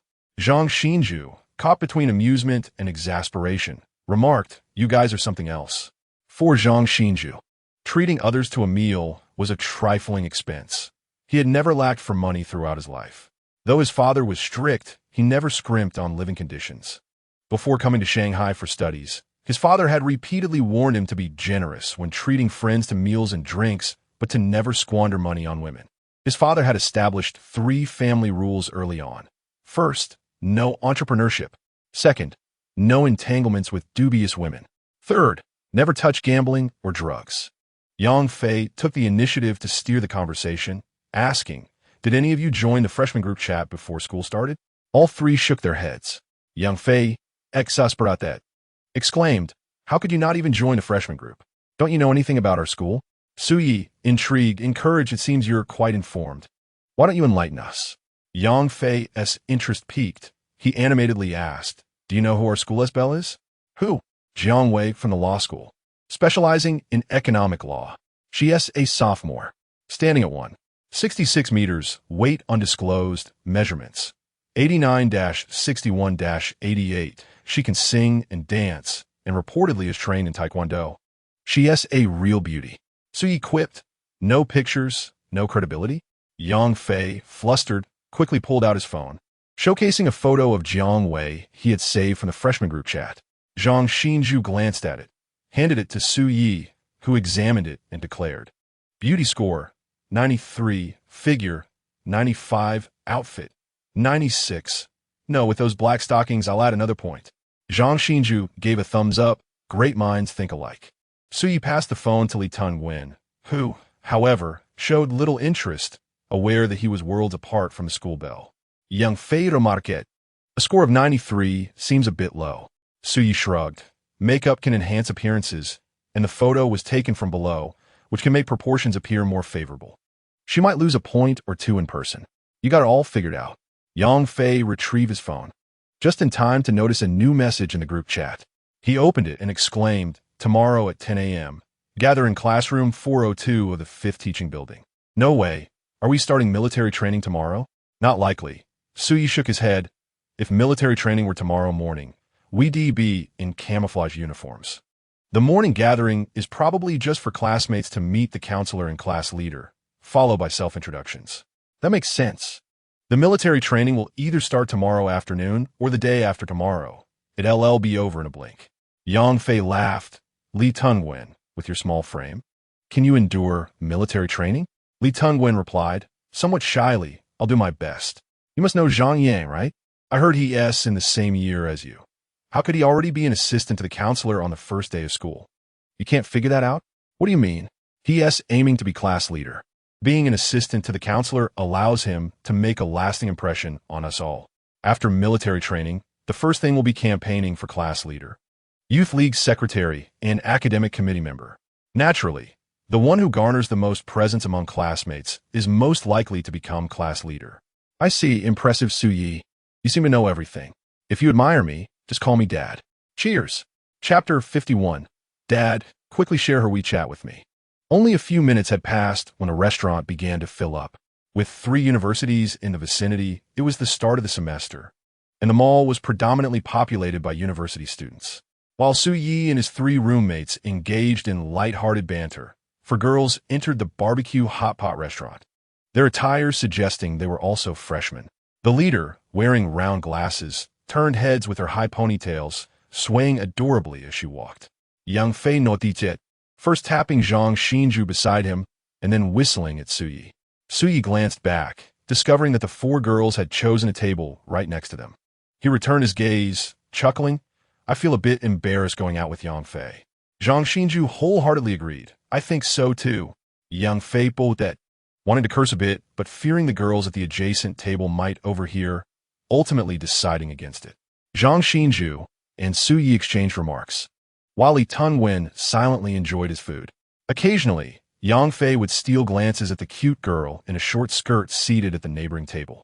The 4 of them had their roles clearly defined. Meanwhile, the 4 girls at the adjacent table began their meal, first complaining about their dorm conditions, then discussing military training. By the time the waiter brought their dishes, their conversation had shifted to zodiac signs and idols. Just as Suyi and Zhang Xinju were deeply engrossed in their chat, someone suddenly tapped Suyi on the shoulder from behind.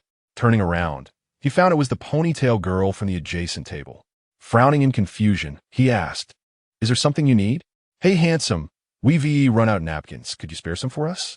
Suyi promptly handed her a stack of napkins. The ponytail girl smiled brightly. Thank you, handsome. Yang Fei was nearly beside himself with frustration. He regretted not sitting where Suyi was, thinking how different it could have been. Suyi, however, remained unfazed, continuing his conversation with Zhang Xinju. The ponytail girl was indeed cute, and Zhang Wei was undeniably beautiful, but they could hardly compare to Chun Qingqing. Once you've dined on finer fare, how could you still be interested in the course? As Suyi and Zhang Xinju transitioned their conversation from romance of the 3 kingdoms to the current economic landscape of the country, the 4 girls at the adjacent table had already commenced a game of truth or dare. I decided to excuse myself to the restroom. Suyi rose and made his way there, but upon his return, he was unexpectedly intercepted by a girl with a ponytail, adorned in platform sneakers. She still had to look up to meet Suyi's gaze. Confused, Suyi stared at her, unsure of her intentions. The ponytail girl, beaming with a smile, said, Hey, handsome, I lost a dare. Could I add you on WeChat? Caught off guard, Suyi stammered at me. Sure. He took out his phone and exchanged WeChat details with her. She even saved a note with her name, Wang Xiyu. She then inquired, What's your name, handsome? Oh yeah, he replied. Got it, I'll remember that. After which, she stepped aside and returned to her seat, where her 2 roommates eagerly leaned in, giggling and whispering amongst themselves. Suyi dismissed the encounter and resumed his place beside Li Tungwen. Yang Fei, visibly distressed, muttered under his breath, Suyi, you really ought to die? Oh yeah, Beijing did it. Retorted, Why on earth should I die? Zhang Xinzhou interjected to clarify, You just stole someone's love. Realizing the implication, Suyi exclaimed, dude, I was just thinking of passing you her WeChat later. Now you curse me? Dad, I was wrong. Yang Fei's apology was sincere, causing Zhang Xinzhou to chuckle in disbelief. All right, if we're all full, let's head back, Li Tungwen suggested, glancing at the remaining food on the table with a tinge of regret. He wished he could take it home, but, fearing further embarrassment, he ultimately stood up with his 3 roommates. After Zhang Xinzhou settled the bill, the moment they stepped out of the restaurant, Yang Fei eagerly pulled out his phone and exclaimed, Dad, quickly send me her WeChat. Why the rush? No, I genuinely like her. The moment she appeared, I even thought of baby names. Get lost. I just wonder if she is from our school. Yang Fei mused. Placing an arm around Yang Fei, solemnly advised, as someone who's been there, I don't recommend adding her on WeChat. Why not? Girls who talk extensively about astrology are best avoided, Zhang Xinzhou quickly added. And those who describe themselves as slow to warm up should also be approached with caution. Suyi continued. Girls with younger brothers are best left alone. And those who are fervent fans of celebrities should be avoided as well, Zhang Xinzhou chimed in. After graduation, it's wise to steer clear of attractive girls working in the public sector.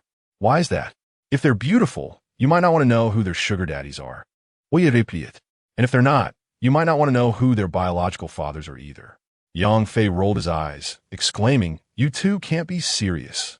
I read no less than 10 romance novels this summer. Just give me her WeChat and I promise to win her over within a month.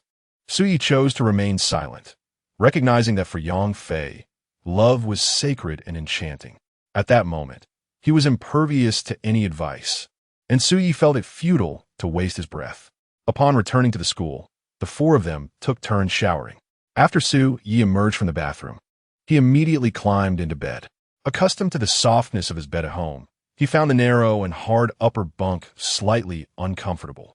Thinking of how much more challenging it would be for Chun Qingqing, he decided to call her. Chun Qingqing answered immediately. Did you sleep well last night? I imagine the dorm bed is quite an adjustment, Suyi inquired. Yeah, I went to bed late, she responded. I also lay down, but felt rather uncomfortable. How are your roommates? Pretty good. One's a wealthy second generation, another is a quiet gentleman, and the last is a total jokester. Huh? Well, you chucked it. Just a goofball. But enough about him. What did you do today? I wandered around the campus this morning and in the afternoon. They said we need to wear breathable underwear for military training. So I think I start military training in a day or 2. I wonder if I can use my phone during breaks. If I don't reply to your messages, it means I'm in training, Suyi explained. Oh, are you also doing military training for half a month? About 14 days, I think. Once it's over, I'll come and visit you. Ugh, my phone's dead again. Can't you just get a new one? I will. I plan to replace this old phone soon. My mom's calling. Then go ahead and answer. I'll hang up now. And we can chat on WeChat later. All right. Jiang Meilin. Qingqing, have you started military training yet? Not yet. Are you getting used to living in the dorm? Should I have your dad find you a place near the school? No need. How do you get along with your roommates? It's fine. An awkward silence followed. Faced with her daughter's succinct responses, Jiang Meilin was at a loss for words. Yet, it wasn't too long before Chun Qingqing proactively said, Mom, I want to change my phone. Jiang Meilin quickly brightened up, sure. The new iPhone is coming out soon. As soon as it's available, I'll order it. Can we get 2? After a slight pause, Jiang Meilin replied, Yes, both can be sent to you or to Sue. Before she could finish, Chun Qingqing interrupted. Just send them to me. Okay, understood. Chapter 52. Su Ye's Self-Introduction. The next morning at 9 o'clock, the 4 roommates gradually rose from their slumber. After breakfast at the cafeteria, they made their way to classroom 402 in the 5th teaching building.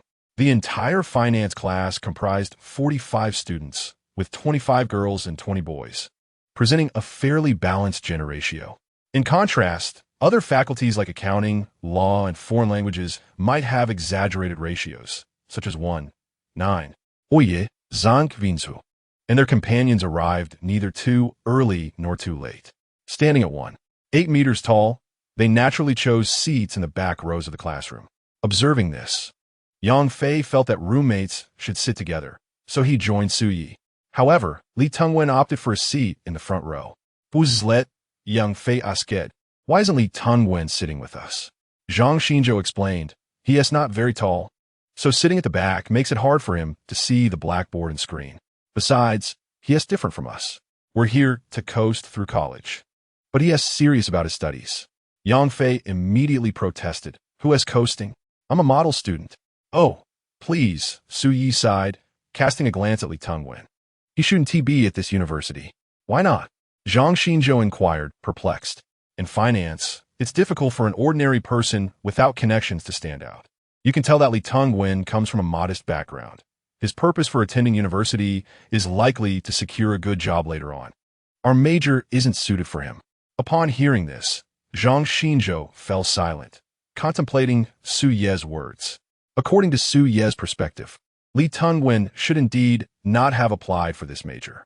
In fact, many individuals in this class were ill-suited for this field of study.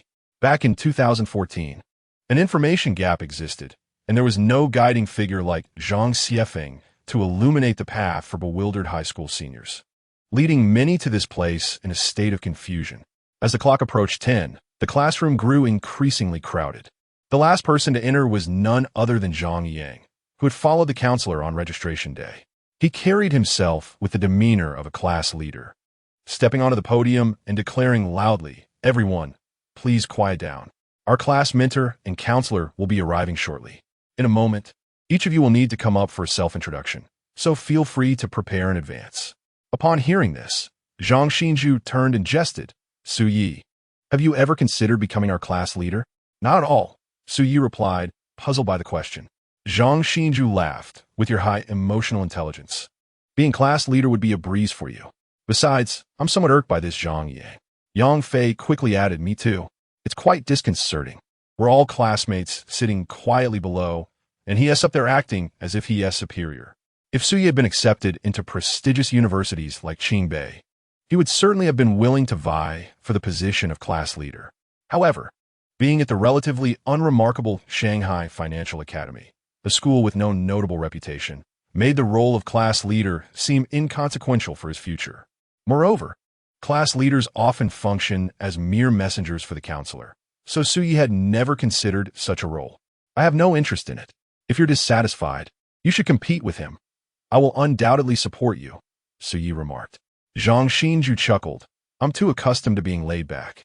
Yang Fei, displaying self-awareness, added, "I never even held the position of group leader in elementary school, so what chance do I have at being class leader?" In truth, the discontent with Zhang Yang extended beyond just Zhang Xinzhou and Yang Fei. Among the youthful and spirited crowd, aspiring to be class leader was not an issue. Nor was it problematic to curry favor with the counselor, but why the sudden shift in demeanor from amiability during registration to arrogance now?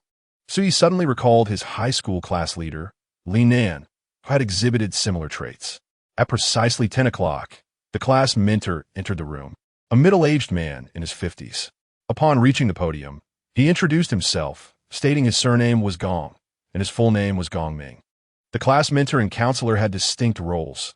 The mentor primarily guided students in their academic pursuits and taught certain subjects, while the counselor concerned herself with the broader aspects of student life.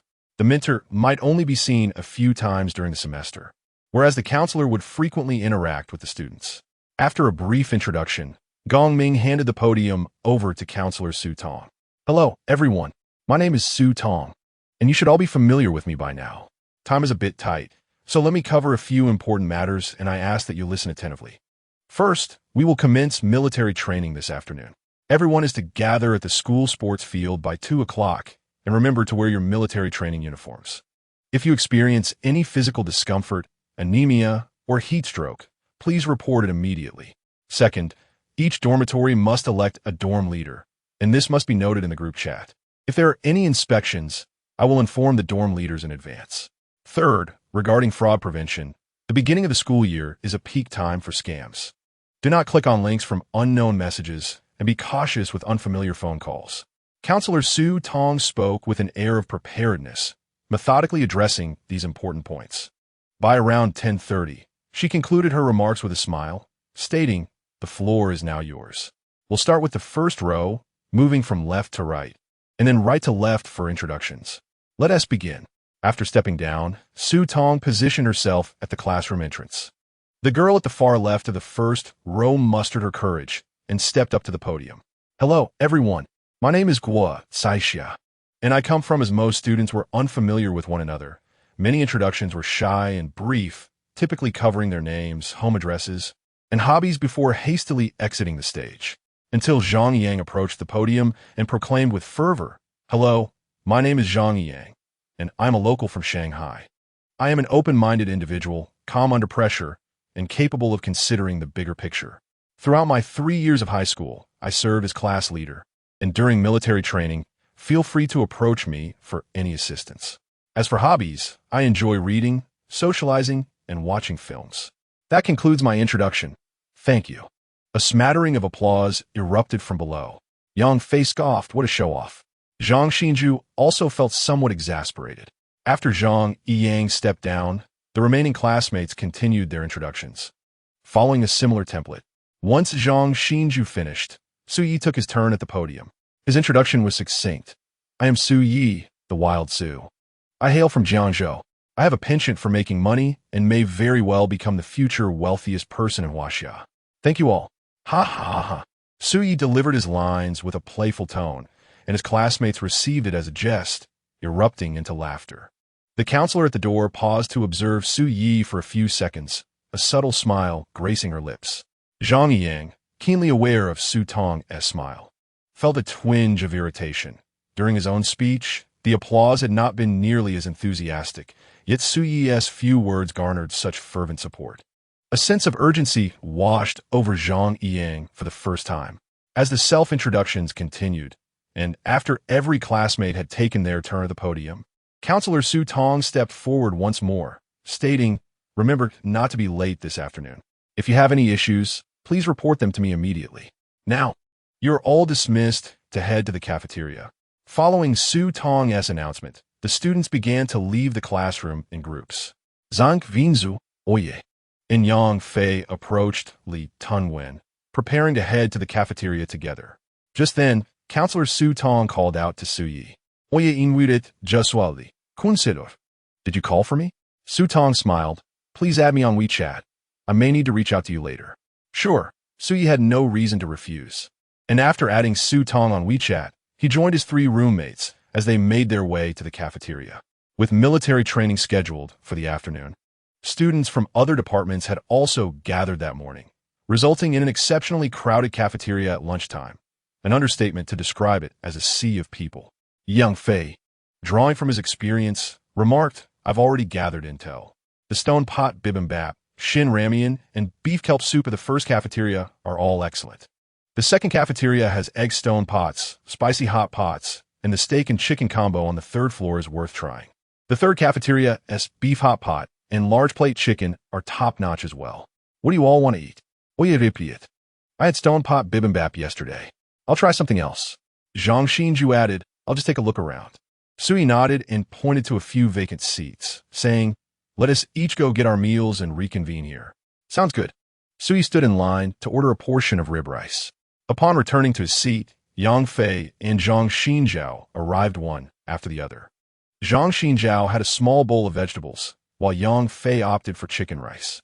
Lastly, Li Tungwen approached, his bowl containing the simplest fare, a basic meat and vegetable dish. After tasting a piece of rib, Sui pushed the bowl of rib soup to the center of the table and remarked, Why do I feel that these ribs taste different from what I have at home? Would you all care to try? Yang Fei, perplexed by Suye's comment, picked up a piece and placed it in his mouth, saying, It doesn't taste any different. Is that so? Li Tungwen, could you try a piece for me? Li Tungwen nodded and sampled a small piece of rib, stating, These must be frozen ribs. They are merely not fresh. Oh, then I shall dine elsewhere tomorrow, Su Yi said, as he began to eat heartily. Once they finished their meal, the 4 of them returned to their dormitory, for they had military training in the afternoon, and the sun blazed outside. Upon entering their room and turning on the air conditioning, they promptly took to their beds for a midday rest. Su Yi opened WeChat and sent a message to Chun Qingqing. Is military training exhausting? Chun Qingqing replied, Very much so. Su Yi responded, I also have military training this afternoon. Chun Qingqing added, But we get to rest every half hour, and our instructor is a female. Su Yi remarked, A break every half hour? That sounds too easy. By the way, how many boys are there in your class? He inquired. Chen Qingqing replied, I'm not sure, probably around 5 or 6. Su Yi teased, Are any of them more handsome than me? To which Chen Qingqing playfully replied, All of them are more handsome than you. Su Yi retorted, What a joke. It would be hard to find anyone in the country more handsome than I. Chen Qingqing quipped back, It seems it would be easier to find someone with thicker skin than you. Su Yi then asked, Are you planning to take a nap at noon? Chen Qingqing replied, Yes. Su Yi suggested, Shall we nap together? Chen Qingqing simply responded, Get lost. At 2 in the afternoon, all 45 students of Class 14 in finance had gathered on the sports field. The instructors had yet to arrive, but Zhang Yang had already taken the initiative to arrange the lineup by height, forming 5 rows. Su Yi and Zhang Xinjiao stood at the back, with Yang Fei in the 4th row and Li Tongwen in the 3rd. In September, the sun shone fiercely. Having stood on the synthetic track for just a short while, many were already drenched in sweat. Zhang Xinjiao whispered, Had I known, I would have asked my father to get me a fake diagnosis from hospital, so I could skip military training. Su Yi chuckled. Military training earns us credits. If we can't even manage to secure credits that require no exams, how are we supposed to graduate in our senior year? Zhang Xinjiao sighed. I hope the instructor is easy to talk to. As they conversed, a neatly organized group of instructors marched in unison through the entrance of the sports field. Upon witnessing this scene, the previously noisy crowd fell silent. Among the instructors was a chief instructor, who, upon reaching the field, emphasized several important points. Once the instructor team dispersed, each instructor began to locate their assigned classes. The most difficult to accept for Zhang Xinjiao was that the instructor responsible for Class Finance 1 was a burly man who exuded an intimidating presence. My name is Cheng Yong, and for the next half-month, I will oversee your military training. There are some rules that I need to clarify with you in advance. Cheng Yong began with a stern tone. Move. Did I authorize you to move? Wipe your sweat. You need to report that too. From this moment on, you must report anything you do in the company. Is that clear? Understood, the students replied. Did you not have lunch? Understood. Everyone stand at attention. At ease. Align to the left. This afternoon, I will not teach you anything. Your task is simply to learn to stand at attention. Remember what I just said. If you have any questions, report them. The ensuing hours were exceedingly dull, with over 40 individuals standing at attention on the synthetic track under the blazing sun, sweating more than they had throughout the entire summer vacation. Fortunately, Cheng Yong was not excessively harsh. He allowed breaks approximately every hour for 10 minutes. Has your class selected a class leader yet? He asked. Not yet, came the reply. The last row, 2 of you taller ones. Go to the activity center and bring back 2 barrels of mineral water. Just as Zhang Yang was about to rise, Cheng Yong shouted, You're from the last row, you? Yes, you. Stop smiling. You 2 go fetch the water. Zhang Xinjiao, witnessing Zhang Yang's predicament, struggled to stifle his laughter, only to be called out by the instructor, which also dragged Su Yi into the mix. Zhang Xinjiao, you rascal. Stop complaining. I'll buy you juice tonight. Su Yi retorted, Hurry up. Let us move faster. The slower we are, the longer they get to rest. What is the rush? Aren't you afraid of being scolded by the instructor? Su Yi asked. Not at all. 10 minutes later, Zhang Xinjiao and Su Yi slowly returned with the water. Cheng Yong immediately approached them, inquiring, Do you 2 dare to be any slower? Those who left before you have long returned. Su Yi quickly explained, Report, Instructor, I just twisted my ankle on the way. Would you like to take a look? He began to remove his shoes and smelly socks. Cheng Yong swiftly took a step back, waving his hands in disdain. All right, you 2 are responsible for fetching water. Ladies first. Here, these disposable cups can only be distributed once a day, so everyone needs to clean up after themselves. Zhang Xinjiao grumbled. The instructor just said ladies first. Don't you have any gentlemanly manners? Zhang Xinjiao, remember to save some for us. I couldn't even go earlier. Now I'm severely dehydrated. On such a hot day, why don't they think to add some ice to the water? Whoever offers me a bite of ice watermelon, I shall gladly acknowledge them as my father. Chapter 54. Chat records the life of military training was monotonous and dreary. The only solace amidst this tedious existence was the brief moments of conversation with Chen Qingqing during their breaks. September 1st. Su Yi. Our instructor is such an idiot. He made me carry water yesterday, and now want me to be the squad leader. There's a fool who wants to be the leader. Why does he choose me? Chen Qingqing. Perhaps he sees you as more capable. Suyi, and what do you think? Chen Qingqing. You're just a silly pig. September 2nd. Suyi. Today we started marching. I can't control my strength and keep kicking the person in front of me. Chen Qingqing. That person must really hate you. Suyi. Not a problem. He is just my good buddy. Chen Qingqing. Do you have military training at night? Suyi. Just a talent show and some games. You must be doing the same, right? Chen Qingqing. Yes. Chen Qingqing. Fortunately, they're all good at performing. I could just be a spectator. Suyi. If you're afraid to perform in front of an audience, why did you study music? Chen Qingqing. I don't know. Suyi. No worries, you can sing just for me in the future, and I'll be your audience. September 3rd. Chen Qingqing. Running is so tiring. Suyi. Drink more water. Chen Qingqing. I feel like sleeping. Suyi. So do I. Chen Qingqing. No saying together again. Oh yeah. September 4th. Suyi. On the 12th, we have a training session. Military training ends on the morning of the 13th, and the 14th is just the weekend. I'll come find you. Chen Qingqing. Okay. Suyi. What shall we do? Chen Qingqing. Anything is fine. Suyi. Should we invite your roommate? Chen Qingqing. What do you think? Suyi. Then let us not. It's not easy to have our own little world, and I prefer to avoid excess company. Chen Qingqing. Shut up. September 5th. Suyi. I've just realized I've tanned quite a bit. Chen Qingqing. Apply some sunscreen. Suyi. If I use this in the boys' dorm, my roommates would laugh me to death. Chen Qingqing. Then you deserve it. Suyi. If I turn into an African woman, you wouldn't despise me, would you? Chen Qingqing. I already do. September 6th. Suyi. The herbal medicine is truly unpalatable. Chen Qingqing. What does it taste like? Suyi. It's akin to being poisoned. Chen Qingqing. Suyi. The doctor said I need to detox with some affection. Come and give me some. Chen Qingqing. The recipient has declined your message. September 7th. Suyi. Today I had the most delicious spicy hot pot, and the complimentary sour plum juice was exquisite. I'll take you there sometime. Chen Qingqing. Sounds good. September 8th. Chen Qingqing. I'm craving ice cream. Suyi. Ice cream JPG.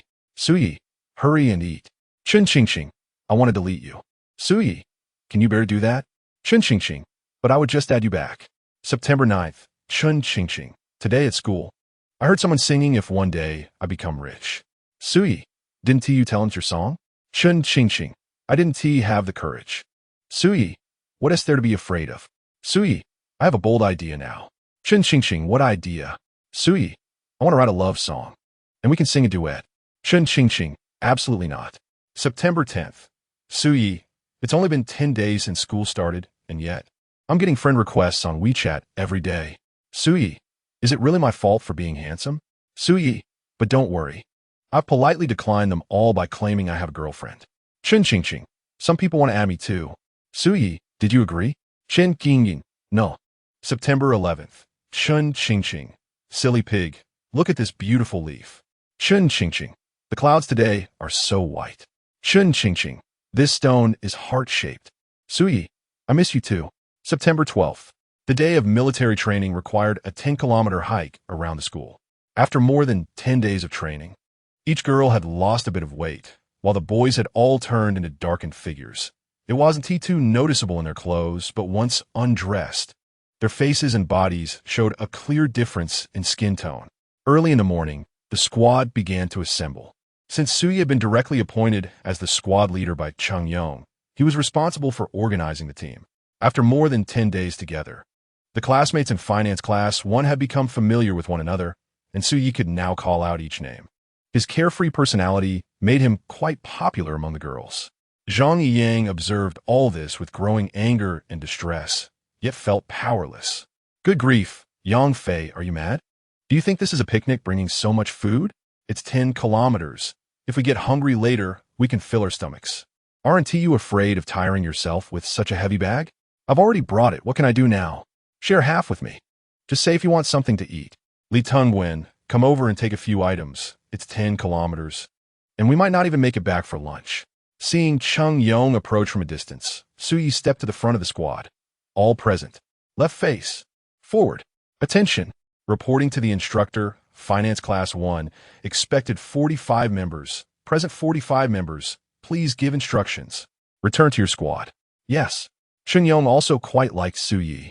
This guy was always cheerful and seemed to get along well with everyone, and everyone listened to him, making him a source of satisfaction during drills. Cheng Yong reiterated the discipline issues to the squad. Once the other squads were ready, the first-year students from the Finance Academy set off in a grand procession, embarking on their 10-kilometer trek. Eore, Eore. Listen, the horn of the new journey sounds. Prepare to sing. Listen, the horn of the new journey sounds. The strong military goal calls us forward. For our country to be strong, we must take on the responsibility. The battle flag is filled with iron-blooded glory. The resounding song echoed for a long time. To avoid disrupting traffic, the path taken for the trek was along smaller roads, showcasing beautiful scenery. However, as the sun rose, the heat became unbearable. Su Yi finished a Snickers bar and wiped his forehead, his palm drenched in sweat. After 3 hours of walking from 9 a.m., it was now noon, and those with weaker constitutions were already struggling. Just a mile away from the school, a sudden scream pierced through the air. Yang Fei jumped in surprise. Li Tungwen has fainted. The squad immediately halted, and Cheng Yong rushed over. What happened? Someone fainted. Quick! Give him some herbal medicine. Su Yi pushed through the crowd, and, after administering the herbal medicine to Li Tungwen, noticed his pale face and said, Instructor, Li Tungwen only had 2 buns and a cup of soy milk this morning. It might not just be heat stroke, he could be anemic too. Cheng Yong hadn't anticipated someone fainting at such a critical moment and was at a loss. As he hesitated whether to let the squad rest or call for a vehicle to take the person back to the school infirmary, Su Yi shouted, Zhang Xinzhou, Yang Fei, come help.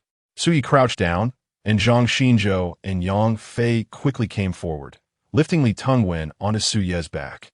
After struggling to stand up, Su Yi hurriedly made his way back to the school. Zhang Xinzhou and Yang Fei exchanged glances and quickly followed suit. Cheng Yong hesitated, but ultimately tacitly approved of Su Yi's initiative. Everyone else followed the front squad. Eoeri, Eoeri. Chapter 55, I will wait for you. In the school infirmary, the nurse quickly diagnosed Li Tungwen's condition, which aligned closely with Su Ye's assessment. Li Tungwen had fainted due to heat stroke, anemia, and low blood sugar. His body was already frail, compounded by long-term malnutrition, and after walking such a long distance under the sun, he had collapsed. There's nothing serious. Let him rest for a while, and he should regain consciousness soon. Thank you, Doctor. Su Yi followed up. Can he still participate in military training this afternoon? The best option is not to. I can write a note for you to give to the instructor, and he can skip the training this afternoon. That would be much appreciated. Once the nurse finished the note and handed it to Su Yi, Zhang Xinzhou leaned in and asked, what should we do now? Su Yi replied, you go to the cafeteria and get Li Tungwen some lunch. Yang Fei, you stay here to watch over him. And I'll take this note to the instructor. All right. At this moment, the students who had been on the training exercise returned to the school, and Cheng Yong was conducting his final summary. Su Yi stepped forward, and after Cheng Yong concluded, he approached with a note from the nurse, whispering, Li Tungwen's health is quite frail. The doctor advises against participating in this afternoon's military training. Here is the proof. Instructor, please have a look. Cheng Yong took it, glanced briefly, and nodded, saying, all right, I understand. You handled this well, but in the future. He was cut off mid-sentence by a sudden chuckle. Well, there won't be a future. Tomorrow the military training concludes. At this point, Cheng Yong's demeanor underwent a complete transformation. He patted Su Yi on the shoulder and smiled. You've performed admirably during this time. The chief instructor is aware of how you carried a fellow student to the infirmary this morning. Perhaps you will receive recognition at tomorrow's graduation ceremony. I merely did what I was supposed to. Su Yi replied modestly. Cheng Yong waved his hand dismissively. Oh, come on. Just go. Don't be late this afternoon. Sure thing. Su Yi responded as he dashed back to the infirmary.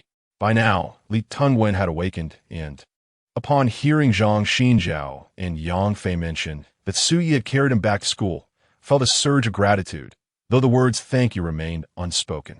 Su Yi approached with a smile. All right, I know what you want to say. There's no need for formality. We're roommates after all. I've already taken the doctor's note to the instructor. Once you finish your 4 drip this afternoon, you should head back to the dorm and rest. Here's some food Zhang Xinjiao bought for you. Hurry up and eat. I'll transfer you the money, Li Tungwen said, reaching for his phone. Zhang Xinjiao quickly intervened. Just eat. It's only a few bucks. Consider my treat. Eventually, Li Tungwen managed to express his gratitude. Well then, we won't keep you company here. We're quite hungry ourselves. All right, let us go eat. With the graduation ceremony approaching, everyone spent the afternoon reviewing the skills they had learned during the training. Notably, the usually stern Chang Yong exhibited a particularly amiable demeanor that afternoon, even going so far as to find them a shady spot to rest. Though a fortnight may seem neither long nor short, it undoubtedly fostered a sense of camaraderie among the classmates that would not have developed so swiftly without this military training experience. The memories of this time would surely linger for years to come.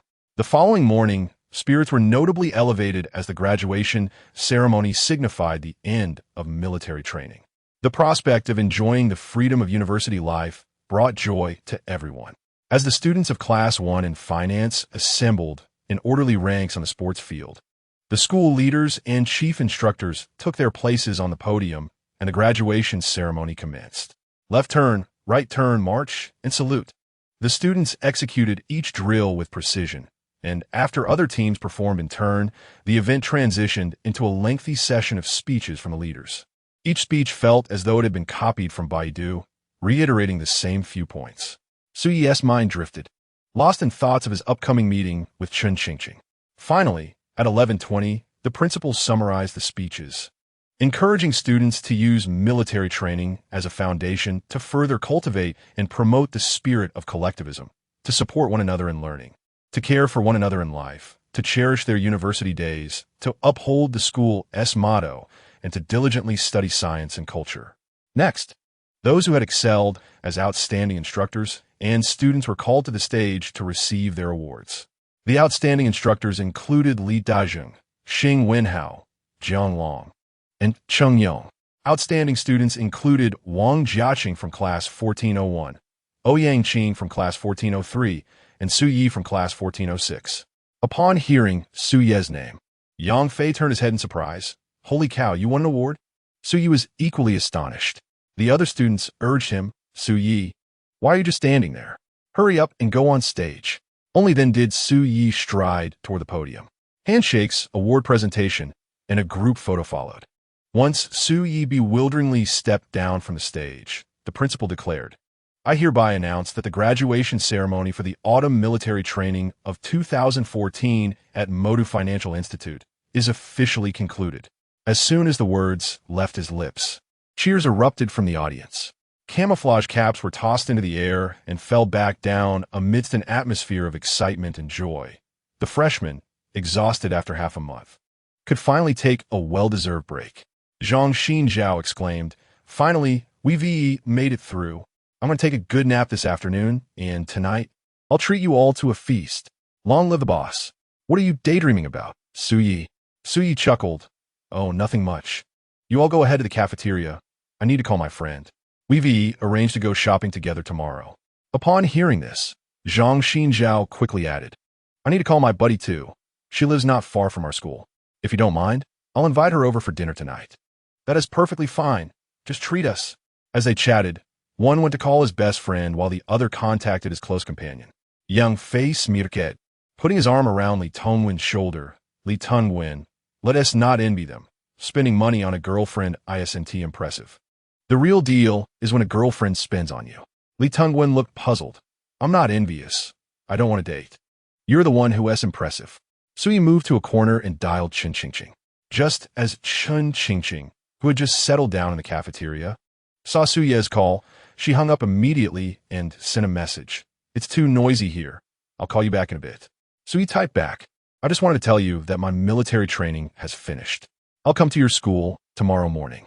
Chen Qingqing replied, Okay, I'll be waiting for you. Chapter 56. Are you telling me you won the lottery? After returning to the dormitory, Su Yi took a shower, tossed his sweat-drenched military uniform into the bucket, added a bit of laundry detergent that Zhang Xinjiao had bought, and then rolled up his pant legs to stomp vigorously in the bucket. This was the typical laundry method for most boys. Undeniably, it was less labor-intensive than washing by hand, though the cleanliness was another matter altogether. Once the clothes were hung up, the doors and windows were closed, and the air conditioner was turned on, the dormitory transformed into a veritable paradise. After half a month of fatigue, Suyi lay down, and barely 2 minutes had passed before he was soundly snoring. The other 3 roommates, influenced by Suyi, also succumbed to sleep, and they all napped through the afternoon. When Suyi finally awoke, the sky outside had darkened. With no classes, a fresh shower, a fully charged phone, and no urge to use the restroom, the dormitory was quiet and tidy. This was perhaps one of the happiest moments in life. Had it not been for a slight hunger, Suyi might have wished to fall asleep once more. As Suyi climbed down from the upper bunk and slipped into his shoes, the familiar tune of The Boundless Horizon, Is My Love, resonated from his pocket, its rousing melody abruptly waking his 3 roommates. "Hello, Mom? No, I just finished military training today. I slept the entire afternoon. I'm about to go eat now. Oh, I have enough money. Yes, I know." Just as Suyi hung up, Yang Fei shouted from the upper bunk, "Damn it, Suyi. It's 2014. Can't you pick a normal song? ISNT Phoenix Legend S song normal? Oye de tortet." Upon waking just moments ago, I initially thought I had fallen asleep in the square. Suyi chuckled. "I used to listen to various popular songs, but after some time, I realized they sing about only 2 things. The first being the sorrow of unrequited love, and the second, an inexplicable sadness. Ultimately, I find the songs of Phoenix Legend to be the most uplifting. They elevate my spirits, and every time I listen to their music, I feel an overwhelming urge to run 3 kilometers on the playground." "You certainly have a way with words," Zhang Xinju remarked as he glanced at the time on his phone before descending from the upper bunk. "It's getting late. My brother should be arriving soon. Those of you who want to eat should hurry up." After changing his clothes, Zhang Xinju stepped out to make a quick phone call. Observing that Suyi had also dressed, he inquired, "Suyi, where shall we dine?" During this period of military training, both Zhang Xinju and Yang Fei had developed a habit of consulting Suyi first when faced with choices, and subtly, Suyi had become the decision-maker. "Let us find a place to eat on the snack street near the school tonight. I have to head off campus early tomorrow." Zhang Xinju nodded in agreement. "Sounds good. After we eat, I can take my brother for a stroll around our campus." Once the 4 had settled on a dining spot, they promptly set off. Zhang Xinju led his 3 roommates to the main entrance of the school, where they waited for about 5 to 6 minutes until a girl with short hair and sunglasses approached from across the street. "Over here." Zhang Xinju waved eagerly. The girl adjusted her sunglasses to reveal her bright, expressive eyes. Upon spotting Zhang Xinju and his friends, she quickly jogged over. With hair cut to her earlobes and dyed a deep crimson, her face adorned with a hint of blush, she wore a cropped shirt and denim shorts. A designer bag slung over her shoulder, exuding a remarkable aura. Like attracts like anyone who can befriend someone like Zhang Xinju, a product of a wealthy family, surely comes from a well-off background as well. "Yin Qing, let me introduce you to my 3 roommates, Suyi, Yang Fei, and Li Tungwen." The girl, addressed as Yin Qing by Zhang Xinju, removed her sunglasses and smiled brightly. "Hello, everyone."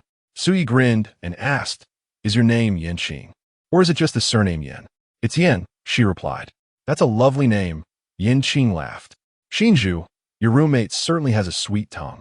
Zhang Xinju shrugged and said, "Let us go eat first. I'll take you around afterwards. What shall we have? How about a food stall?" The 5 of them soon arrived at the bustling snack street near the school's south gate. With military training just concluded, the street was teeming with people. Not only were the shops filled, but even the roadside stalls were crowded. The tantalizing aromas of hand-grab pancakes, meat-filled buns, egg-filled pancakes, starch sausages, and fried skewers wafted through the air, making them all unconsciously swallow hard despite not feeling hungry initially. "Shall we get some crayfish?" "Let us go." Decisions among the boys were often made in mere seconds, and they quickly found themselves in a lively food stall. The proprietress handed Suyi the menu, which he then passed to Yin Qing, saying, "Ladies first." Yin Qing accepted the menu without hesitation and began to order. Suyi seized the moment to ask, "Madam, with so many patrons, I imagine you earn quite a bit each month?" The proprietress, surprised by Suyi's inquiry, smiled in response, "It's all right. Business was better when we first opened, but it tends to slow down in colder weather. I've heard that rent in this city is exorbitant.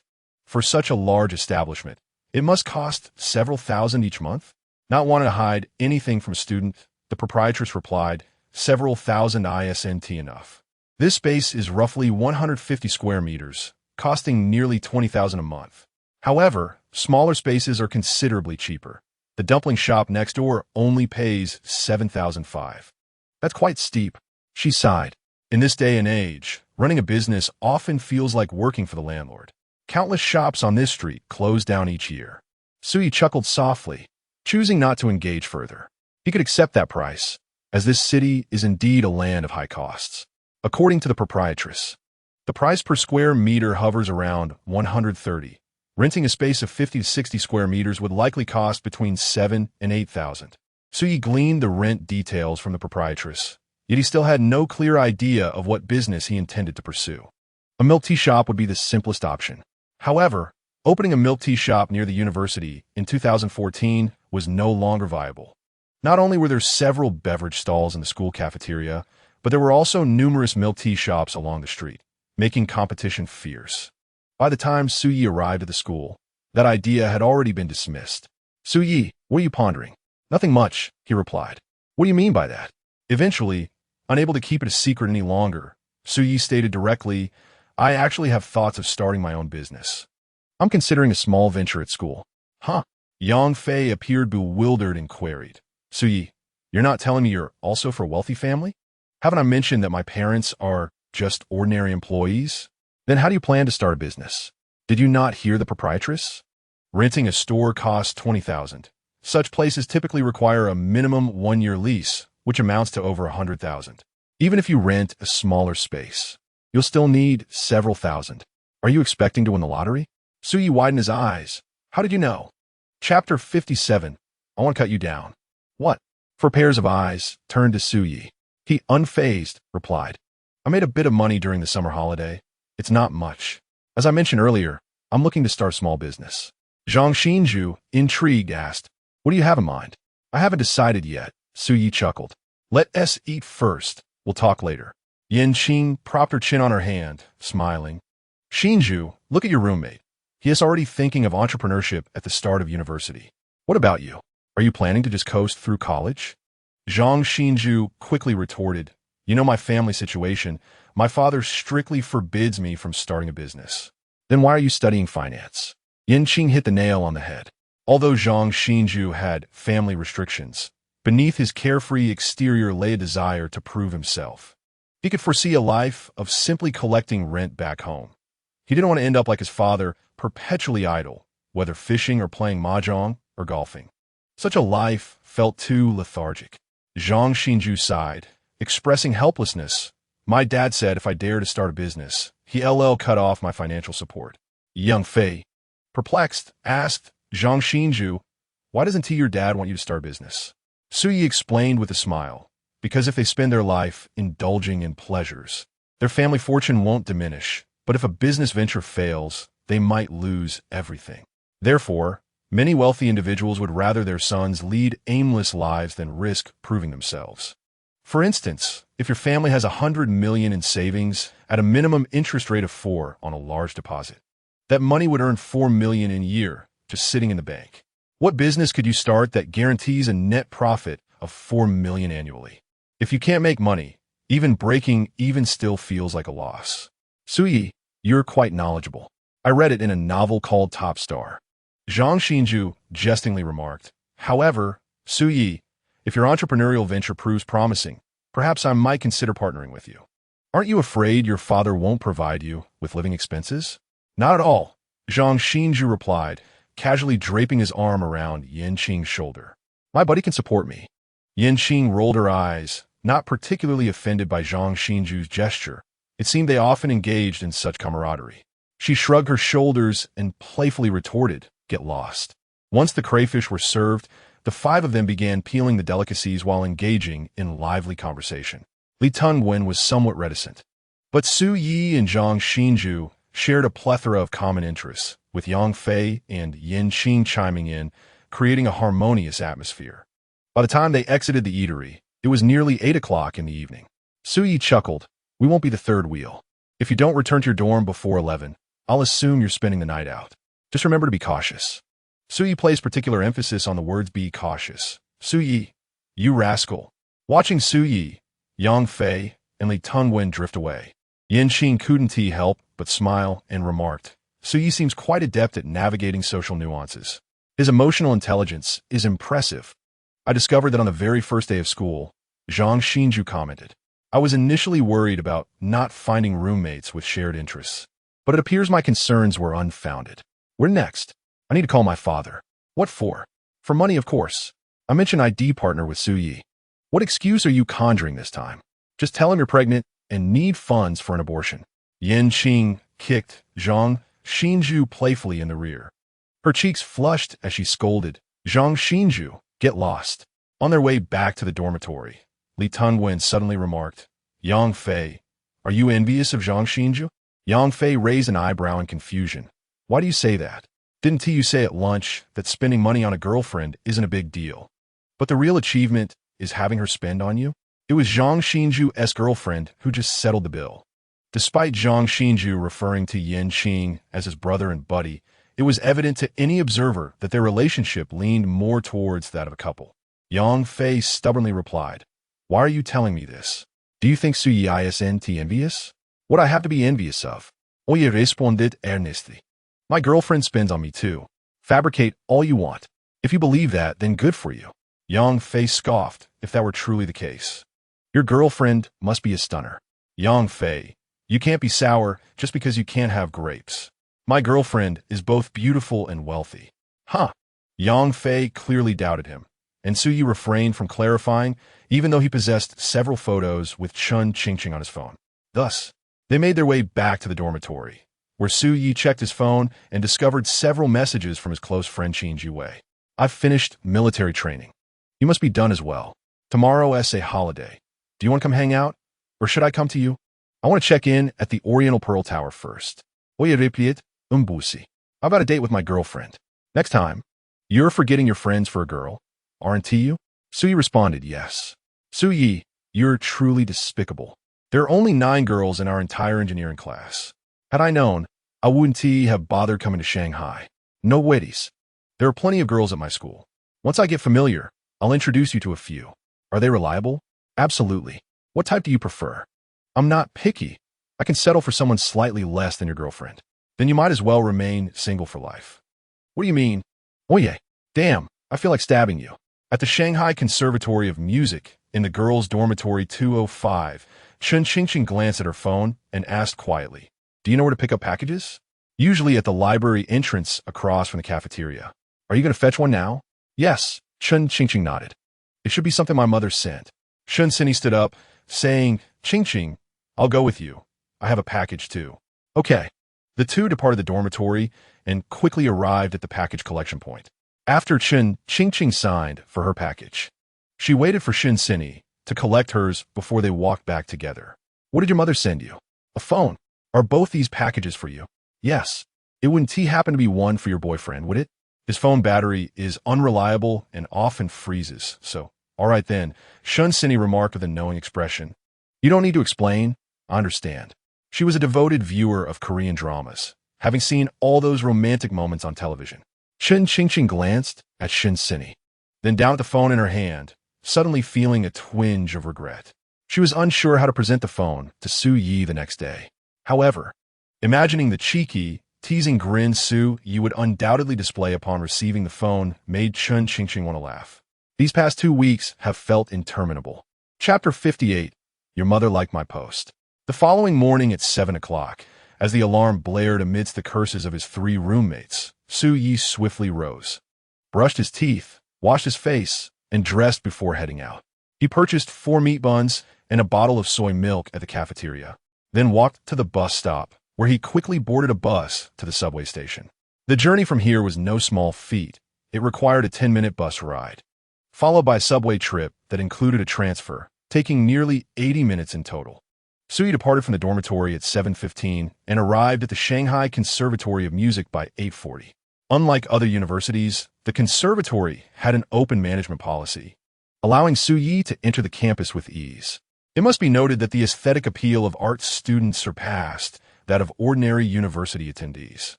The girls were predominantly fair-skinned, beautiful, and long-legged.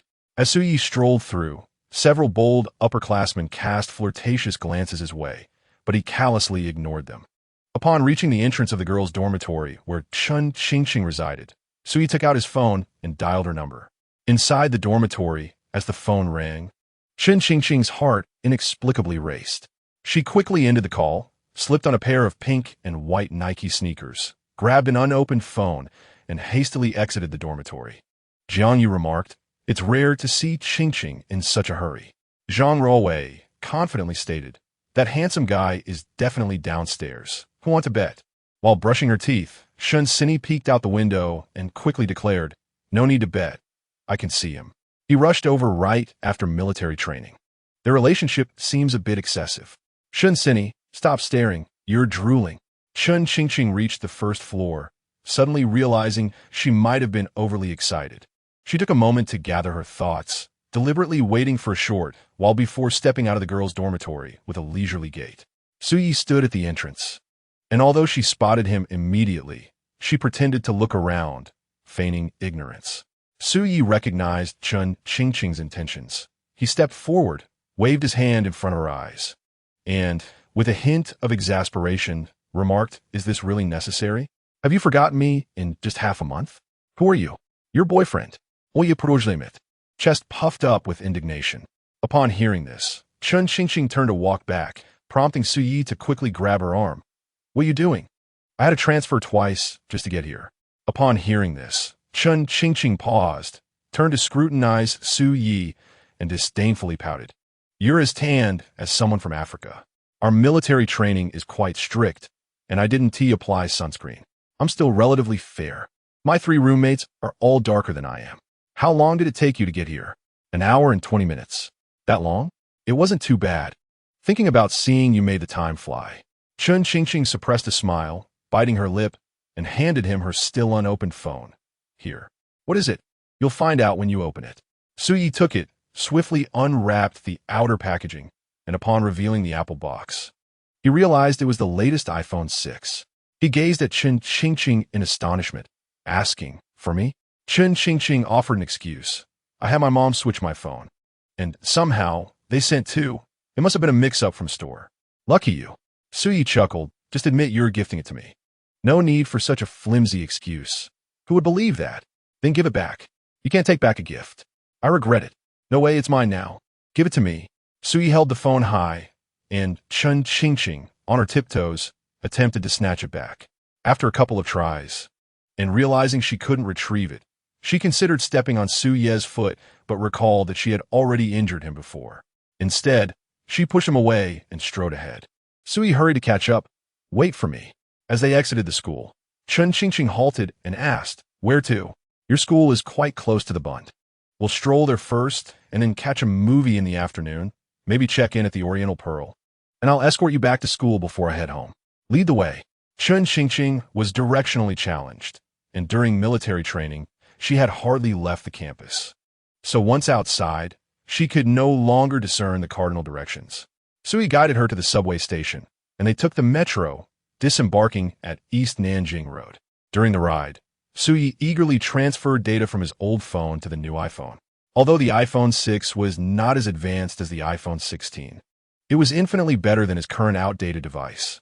In 2014, Apple phones still outperformed domestic brands by a considerable margin. Su Yi was grinning foolishly, not merely because he acquired the phone, but because he had a potential girlfriend willing to gift him one. In his previous life, he had given Gu Mengyao an Apple phone, yet she had only been momentarily pleased before continuing to ignore him.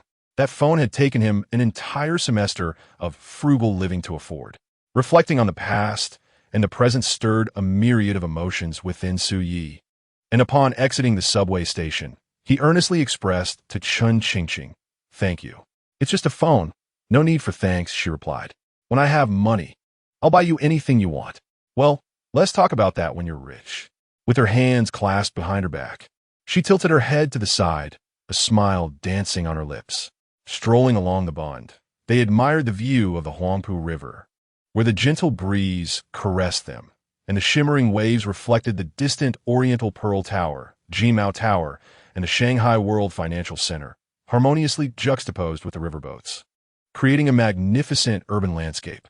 Chun Qingqing and Su Yi wandered aimlessly, and about half an hour later, she sat on a bench by the sidewalk, gently tapping her thigh with her small fist. "I'm tired. Then let us take a break." Su Yi sat beside her. After the data transfer concluded, he snapped a photo of the new iPhone with his old phone and then shared it on social media.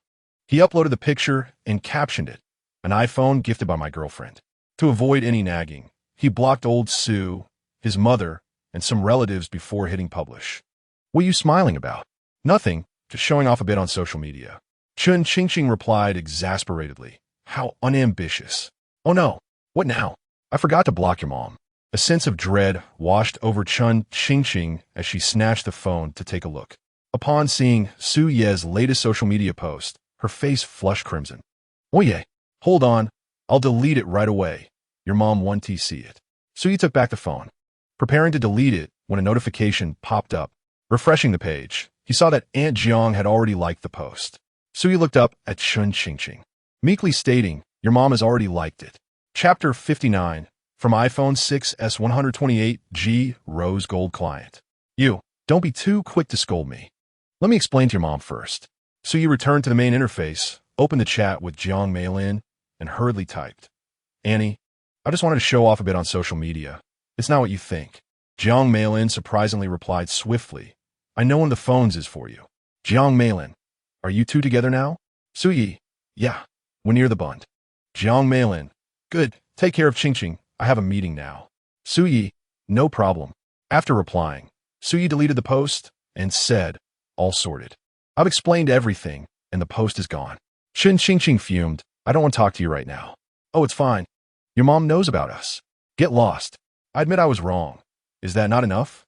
Su Yi stood up, approached Chun Qingqing, squatted down, and leaned his face closer. "How about you slap me twice? You think I wouldn't dare? Then go ahead." Just as Chun Qingqing raised her hand, she noticed several passers-by staring at her, quickly lowering her hand and bowing her head, muttering, "You sit properly. Then don't be angry. Sit properly. Say you're not mad first." "Fine, I'm not mad." So you promptly sat back down beside her. Once the group of onlookers had moved on, still feeling irked, Chun Qingqing reached out and pinched a small piece of flesh on Su Ye's arm, twisting it sharply. Su Ye not only didn't cry out in pain, but grinned mischievously. "Feeling better now?" "Humph." Noticing that Chun Qingqing had dropped the subject, Su Yi casually crossed his legs and sent a message in their dormitory group chat. "Has everyone woken up?" From iPhone 6s 128G Rose Gold Client. Yang Fei, "Just woke up. What's the matter?" Su Yi, "Nothing. Just switched to a new phone to test the signal." Sent from my iPhone 6s 128G Rose Gold Client. Yang Fei, "You bought an iPhone 6s? Su Yi, "Yes." Sent from my iPhone 6s 128G Rose Gold Client. Zhang Xinzhou, "Seriously? Do you really need to add that line at the end of every message?" Su Yi, "Mainly because I don't know how to set up the suffix." Yang Fei, "How much did it cost?" Su Yi, "It didn't cost me anything. My girlfriend gifted it to me." After sending the last message, Su Yi exited the dormitory group and then snapped a photo of the Oriental Pearl Tower to send a change away. Su Yi, image. Su Yi, "This is the Oriental Pearl. Beautiful. ISNT it?" Sent from my iPhone 6s 128G Rose Gold Client. Change Wei. Change Wei, "You got a new phone?" Su Yi, "Are you referring to this iPhone?" Su Yi, "My girlfriend gave it to me." Su Yi, "It has a 47-inch display. Powered by the Apple A9 processor, a front camera of 5 megapixels, and a rear camera of 12 megapixels, supports 4K video recording with a massive 128G capacity, and features front fingerprint recognition. It's truly wonderful to use." Su Yi, "Why aren't you saying anything?" Su Yi, "Hey Weigo, where are you?" Change Wei, "I'm sharpening my knife." Change Wei, "Send me your location. I'll come find you right now." In the afternoon, the two went to the cinema to watch Four Great Detectives 3, a martial arts film starring Deng Chao and Liu Yifei. Su Yi had never seen it before and was quite serious while watching. Chun Qingqing wasn't particularly interested in martial arts films, and after it ended, she offered a rather fair critique, deeming it mediocre. Upon exiting the cinema, they walked to the base of the Oriental Pearl Tower. Before coming to the Magic City, Suyi thought the Oriental Pearl would be quite impressive, but now standing beneath it, he felt it was rather unremarkable. Beautiful mountains and rivers cannot compare to beautiful people. Some individuals, merely by standing there, become the most captivating scenery. Shall I take a picture of you? No. Since we're here, let us take one. But you must not share it indiscriminately. I promise. Where should we shoot? Suyi pondered for a moment about the composition and led Chun Xingqing to the steps. Just stand here. Trust me. I am a professional at taking photos. Oomph. Once Chun Xingqing positioned herself, Suyi retreated several steps, crouched down, and began adjusting his shooting angle. The twilight glow bathed the bluestone slabs, casting a rosy hue on Chun Xingqing's cheeks. Today, she wore a light blue dress, her waterfall-like long hair cascading over her shoulders. As the gentle breeze lifted her skirt and tousled her hair, just standing there, she became the focus of many gazes. Are you done yet? Noticing the attention around her, Chun Xingqing lightly stomped her foot in a subtle expression of discontent. So he found the right angle, took several shots, and hurriedly approached to show the photos to Chun Xingqing, their heads almost touching. In the past, Chun Xingqing would have pushed him away if he got this close. But now she did not. How do they look? I did pretty well, right? Not bad. Suyi chuckled.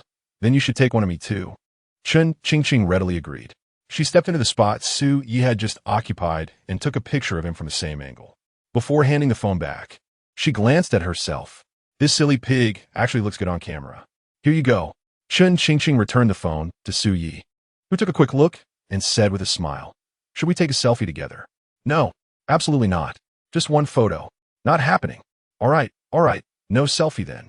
After all, I've already taken several candid shots today. What did you say? Nothing. Are you still hungry? Not anymore. Then take me back to school. Sure thing. My lady. How flattering. The two retraced their steps, and after exiting at the nearest subway station to the Magic City Film Academy, they still had a 12-minute walk to the school.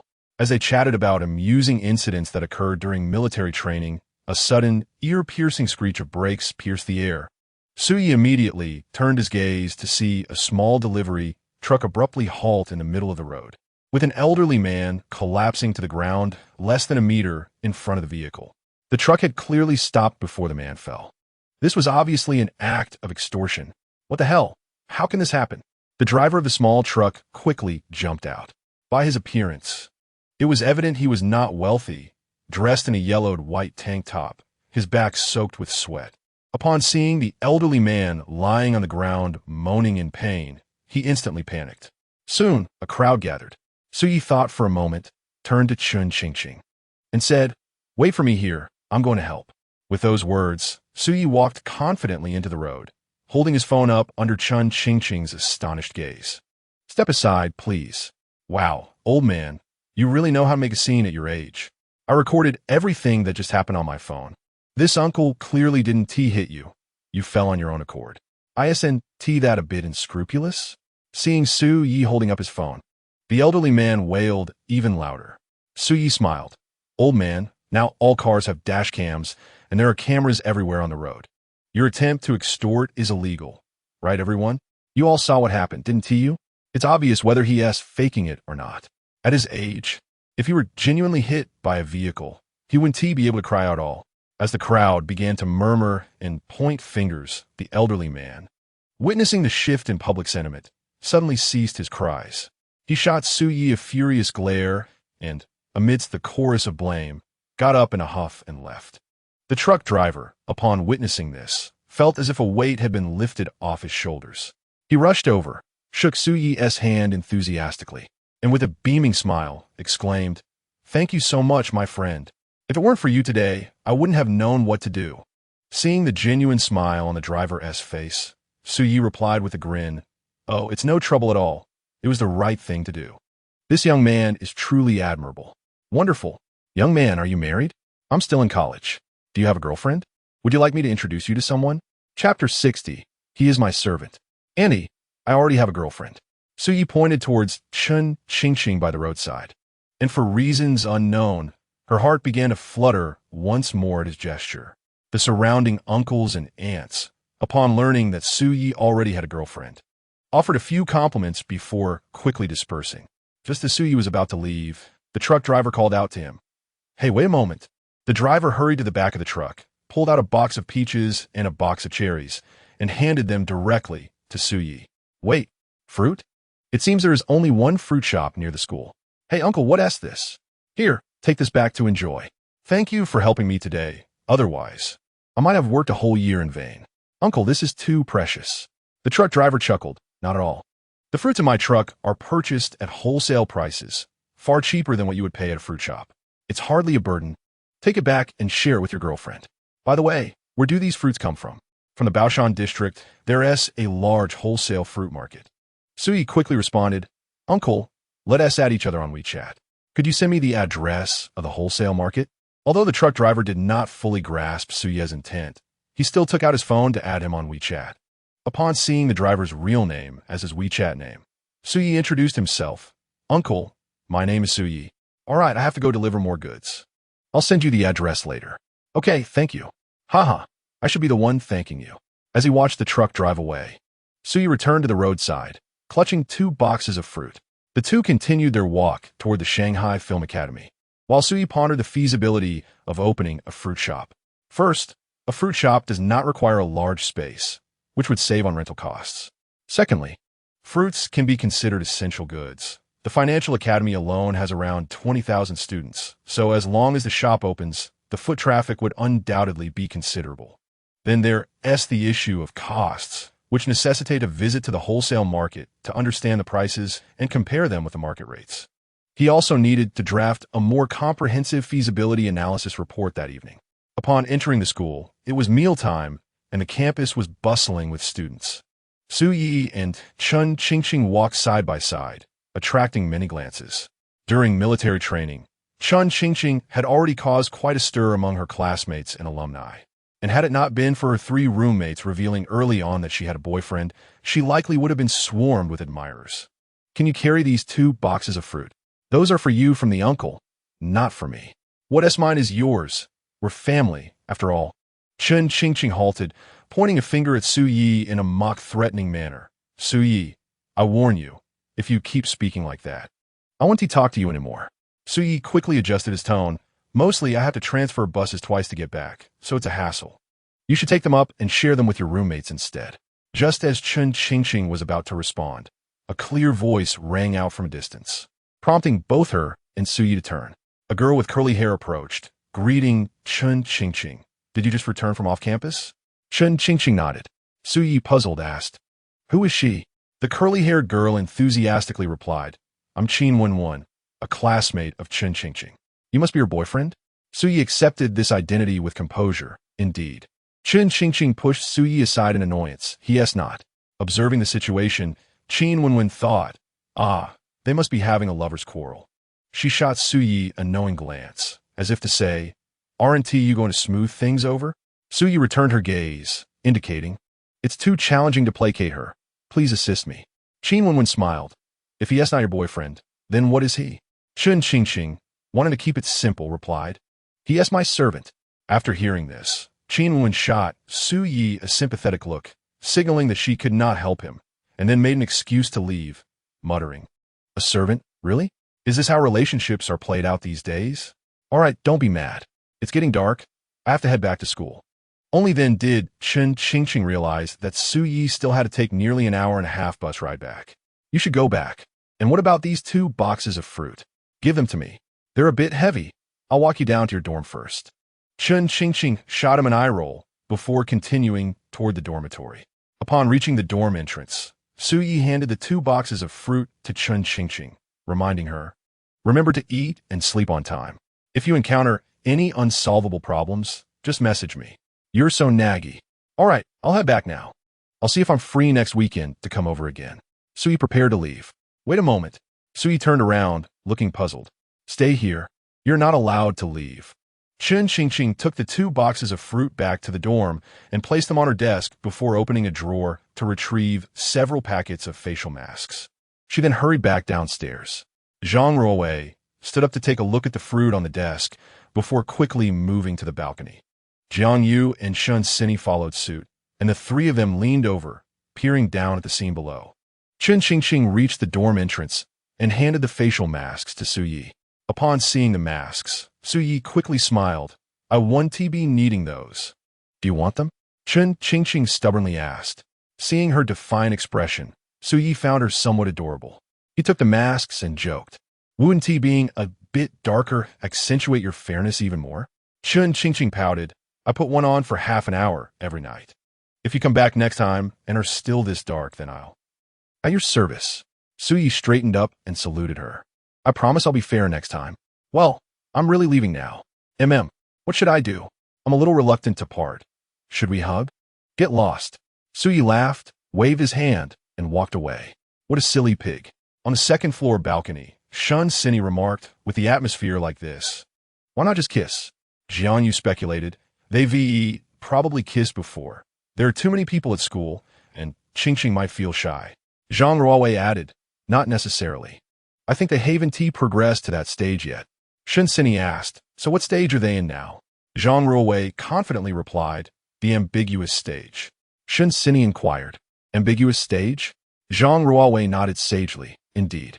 As soon as the dorm door opened, Chen Qingqing caught sight of her three roommates gossiping on the balcony. She froze for a moment, realizing that spot perfectly allowed them to see the scene below, and suddenly felt a bit anxious. "They didn't see anything, did they?" "No. Wait, I didn't do anything at all. Would you like some fruit?" Yes. The handsome guy's fruit must be fragrant and sweet. I want to bask in your glory too. I hope I can quickly find a boyfriend as well." Chapter 61. From now on, you'll stick with me. On the way back, Su Yi set the photos he took of Chen Qingqing at the Oriental Pearl Tower that evening as his phone wallpaper. After transferring buses twice, he returned to the school around 8 o'clock. As soon as he stepped into the dormitory, his three roommates stared at him intently. "Is there something on my face?" Yang Fei approached and asked, "Did your girlfriend really give you an Apple phone?" "Here, the latest iPhone 6s. How old is your girlfriend?" "She's only in her 50s. Su Yi reached out to push him aside, settling into his seat with a crossed leg, a smile gracing his lips as he remarked, "I know you're envious. But hold your horses. This is merely the beginning." Yang Fei, grinning, approached him. "Could you let me see how the new Apple phone works?" "Oh yeah." Not one to be stingy, promptly handed the phone over. Upon receiving it, Yang Fei examined it like a prized treasure, and as the screen illuminated, he chuckled. "Did you find this wallpaper online? It looks rather appealing." "What wallpaper?" "That's my girlfriend," Su Yi retorted. "You're just talking nonsense. This is clearly an online image." Snatching back the phone, Su Yi shot Yang Fei a glance. "Believe it or not, return my phone. I have matters to attend to." Opening WeChat, he noticed a message from Chun Jianjun, a small truck driver, who had sent the address of the fruit wholesale market in Baoshan district. Su Yi copied the address into the map application and searched. It would take over 2 hours to reach from the school. "Zhang Xinju, did you buy the bananas on your desk from that fruit shop in the snack street?" "Yes." "How much per pound?" "I can't recall. I think I bought a little over 2 pounds for about 9 yuan. The fruit shop next to the school is a bit pricey." "Oye no dit, tiping onjikat." "Uncle Chun, would you mind sending me the wholesale prices from the fruit market? I happen to have an order here." Chun Jianjun, a man of great loyalty, did not hesitate to send Su Yi the price list, as he had indeed benefited from Su Yi's assistance that day. Su Yi quickly found the wholesale price for bananas, 18 yuan per pound. Is the profit margin for fruit so substantial? No, one must also consider transportation and inventory costs. Transporting fruit is undoubtedly not cheap, and given its perishable nature, unsold goods lead to inevitable losses. Yet, the profit potential exists. With proper management, this business holds promise. Tomorrow, I shall visit that fruit shop to ascertain the prices thoroughly. A night passed without incident. The next morning at 7:30, the four of them gradually awoke from their slumber. Today marked the first day of classes at university, and no one would dare to be late on such an occasion. In a hurried flurry, they brushed their teeth and washed their faces, quickly heading to the cafeteria for breakfast, which they consumed on the go to save time. By the time they arrived at the classroom, the front seats were nearly all occupied. It seemed that with the new semester commencing, everyone's enthusiasm was quite high. Su Yi chuckled softly, instinctively taking a seat in the last row, while Zhang Xinju, of similar height, followed suit. Yang Fei lowered his voice, saying, "There are still seats in front. There's no need to sit at the back." Su Yi replied, "Sitting in the last row is ideal for slacking off." Zhang Xinju added, "True, but if you wish to sit at the front, it's not mandatory to stay together." After a moment's consideration, Yang Fei opted for the last row as well, stating, "Oh well, I'm not short-sighted anyway." Li Tengwen, without a doubt, had already found a seat at the front. When the class bell rang, the counselor, Su Tong, entered the classroom from outside. She succinctly announced, "Our schedule has been released. You may check in the group chat. We have no classes for the first 2 periods this morning. The purpose of gathering everyone here is to select our class representatives before official classes commence. Having spent about half a month together, you surely have some familiarity with one another. In the spirit of fairness and freedom, the selection of our class representatives will be conducted through an election, with all classmates voting. Now, I won't waste any more time. Anyone who wishes to volunteer for class monitor may step up to the podium and present their case." After Su Tong finished speaking, Zhang Xinju leaned in, whispering, "That Zhang Yang came to our dorm yesterday." Su Yi, intrigued, asked what was he doing in our dorm. Though unspoken, the implication was evident. He sought to become class monitor. Thus, he likely visited each dorm yesterday afternoon to garner support. Su Yi remarked in astonishment, "How blatant." Yang Fei echoed, "In any case, I won't be voting for him." Hearing this, Su Yi stifled a chuckle. At that moment, many students shared Yang Fei's sentiments. Perhaps Zhang Yang was still basking in self-satisfaction, believing he had orchestrated everything beautifully, unaware that he had, in fact, undermined his own efforts. From another perspective, consider if you had a classmate who, in pursuit of becoming a class officer, flattered the counselor and made nice before the election. Would you still be inclined to vote for such a person?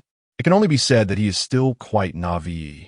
As the 3 of them quietly discussed, Zhang Yang, noticing no one had stood up, straightened his clothes and confidently walked toward the podium. None in the class were surprised by his actions, for his ambition to become class monitor had been glaringly obvious prior to this moment. "Dear classmates, greetings. It is an honor to stand here as a candidate for class monitor. First, allow me to reintroduce myself. I believe I am qualified for the position for 4 primary reasons. First, I possess years of experience as a class officer. Second, my thinking is quite dynamic. Third, I can collaborate harmoniously with others. Fourth, I will fully respect everyone's wishes." Zhang Yang appeared to have memorized a comprehensive speech, presenting his arguments with reason and clarity. Upon concluding, the classmates offered him a smattering of applause. Su Tong stepped forward with a smile. "Are there any other students wishing to run for class monitor?" Everyone exchanged glances, none showing any intent to step up. Zhang Yang's gaze fell upon Su Yi, perceiving him as the sole potential rival. In reality, he was indeed correct. Su Yi had served as a squad leader during military training and had received an award for outstanding performance, and he was well-liked among his classmates. However, seeing Su Yi remain seated and motionless only served to bolster Zhang Yang's confidence. "ISNT, anyone willing to compete with Zhang Yang?" Su Yi go up. Suddenly, a nearby male student urged in a hushed tone. His name was Zheng Yong. During military training, he had fallen while running, and it was Su Yi who had helped him back to the starting point. Hence his hope that Su Yi would stand up to compete with Zhang Yang. A few other classmates nearby also urged Su Yi with subtle gestures, encouraging him to take the stage. Su Yi felt conflicted. He had no desire to become class monitor, yet the support from his peers weighed heavily on him, making him feel somewhat indebted if he chose not to step up. Just as he hesitated, Su Tong at the podium suddenly called out, "Su Yi, would you like to come up and say a few words?" She was well aware of Su Ye's recent performance and hoped he would compete against Zhang Yang to see whom the classmates preferred for the role of class monitor. Under the dual pressure of his peers and the counselor, Su Yi finally stood up and walked to the front. Zhang Yang graciously made way for him. Standing at the podium, Su Yi cleared his throat, noticing the gaze of over 40 classmates upon him, and he chuckled. "Honestly, I had planned on coming up, but since the counselor has called me, I'll just say a few words. I do not possess as remarkable a resume as Zhang Yang, nor can I guarantee what I can accomplish for everyone. Allow me to express one sentiment. If, and I emphasize if, I truly become the class monitor, I shall protect you all throughout our 4 years of university, and you shall follow my lead. Chapter 62, what do you call me? Haha. Su Ye's audacious remark sent the entire class into fits of laughter, and Su Tong almost burst out laughing herself. Zhang Yang was left dumbfounded. What gives? I have painstakingly prepared for several days for my campaign speech. Yet Su Ye's casual quip of follow me seems more impactful. Su Ye then turned to Su Tong and said, Instructor, I am done, with a smile gracing her lips. Su Tong ascended the stage and addressed the students once more. Is there anyone else who wishes to run for class monitor? This time, no one stepped forward. Su Tong did not call upon anyone by name. She continued, Then, dear classmates, please select one among Zhang Yang and Su Yi for the vote, placing your ballots on the podium. I will give you 5 minutes to deliberate. I remind you, the choice of class monitor is significant. A good class monitor can invigorate our class, so it is best to follow your heart. Zhang Yang and Su Yi returned to their seats, while Su Tong quietly awaited at the podium. After some contemplation, the classmates quickly inscribed a name on slips of paper, folding them before placing them on the podium. Su Yi seemed to have anticipated the outcome.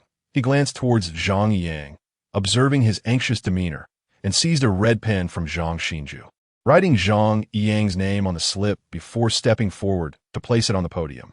Seeing that the classmates had made their choices, Su Tong picked up chalk and inscribed 2 names on the blackboard. Su Ye's on the left, Zhang Yang's on the right. She then began to unfold the ballots and commence the counting. Su Yi, 1 vote. With that, she marked a tally next to Su Ye's name. Su Yi, another vote. Su Yi, yet another vote.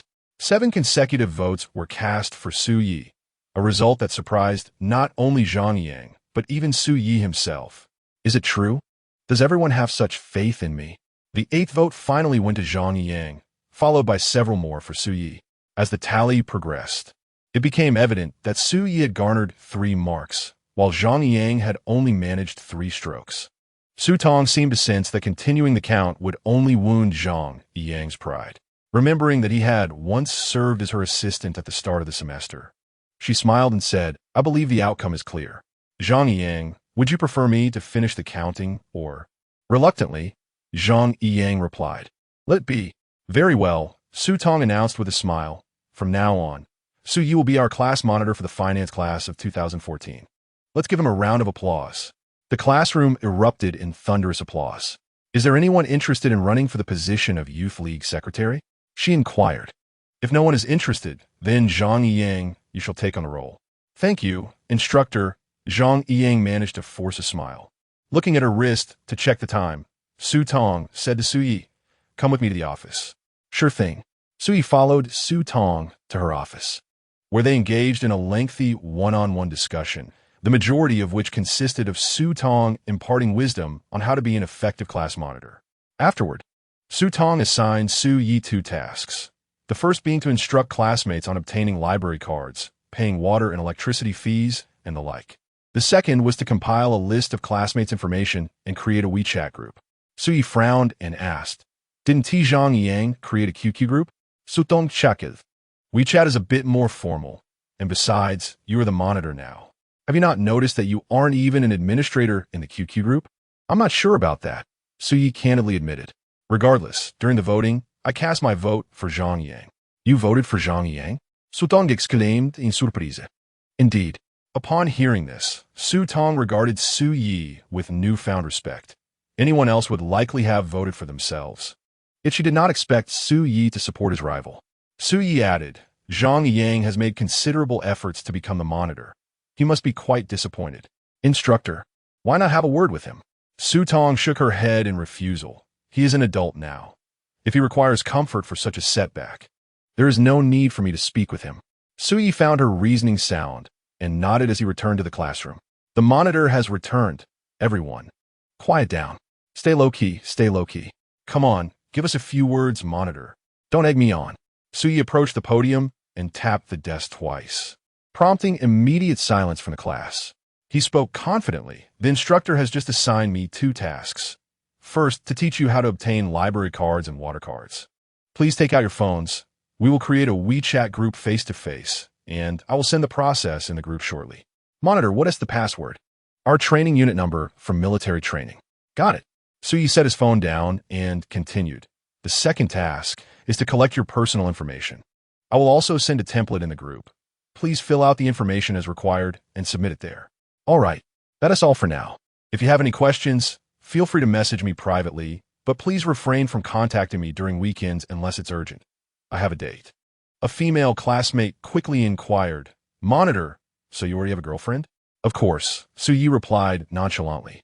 At my level of handsomeness, if I didn't have a girlfriend, how could other guys survive? Haha. Ding, ding, ding. The bell signaling the end of the first class rang. In university, a single class lasts for 90 minutes, equivalent to 2 periods in high school.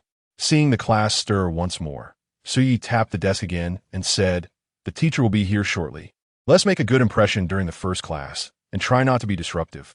Just as he finished speaking, a middle-aged man with a shoulder bag appeared at the classroom door. Are you our microeconomics teacher? That's me. Upon hearing this, Suyi quickly gestured for the class to be quiet. Once the classroom fell silent, he returned to his seat in the last row. The microeconomics teacher glanced at Suyi before stepping onto the podium. The 90-minute class passed by in a blur.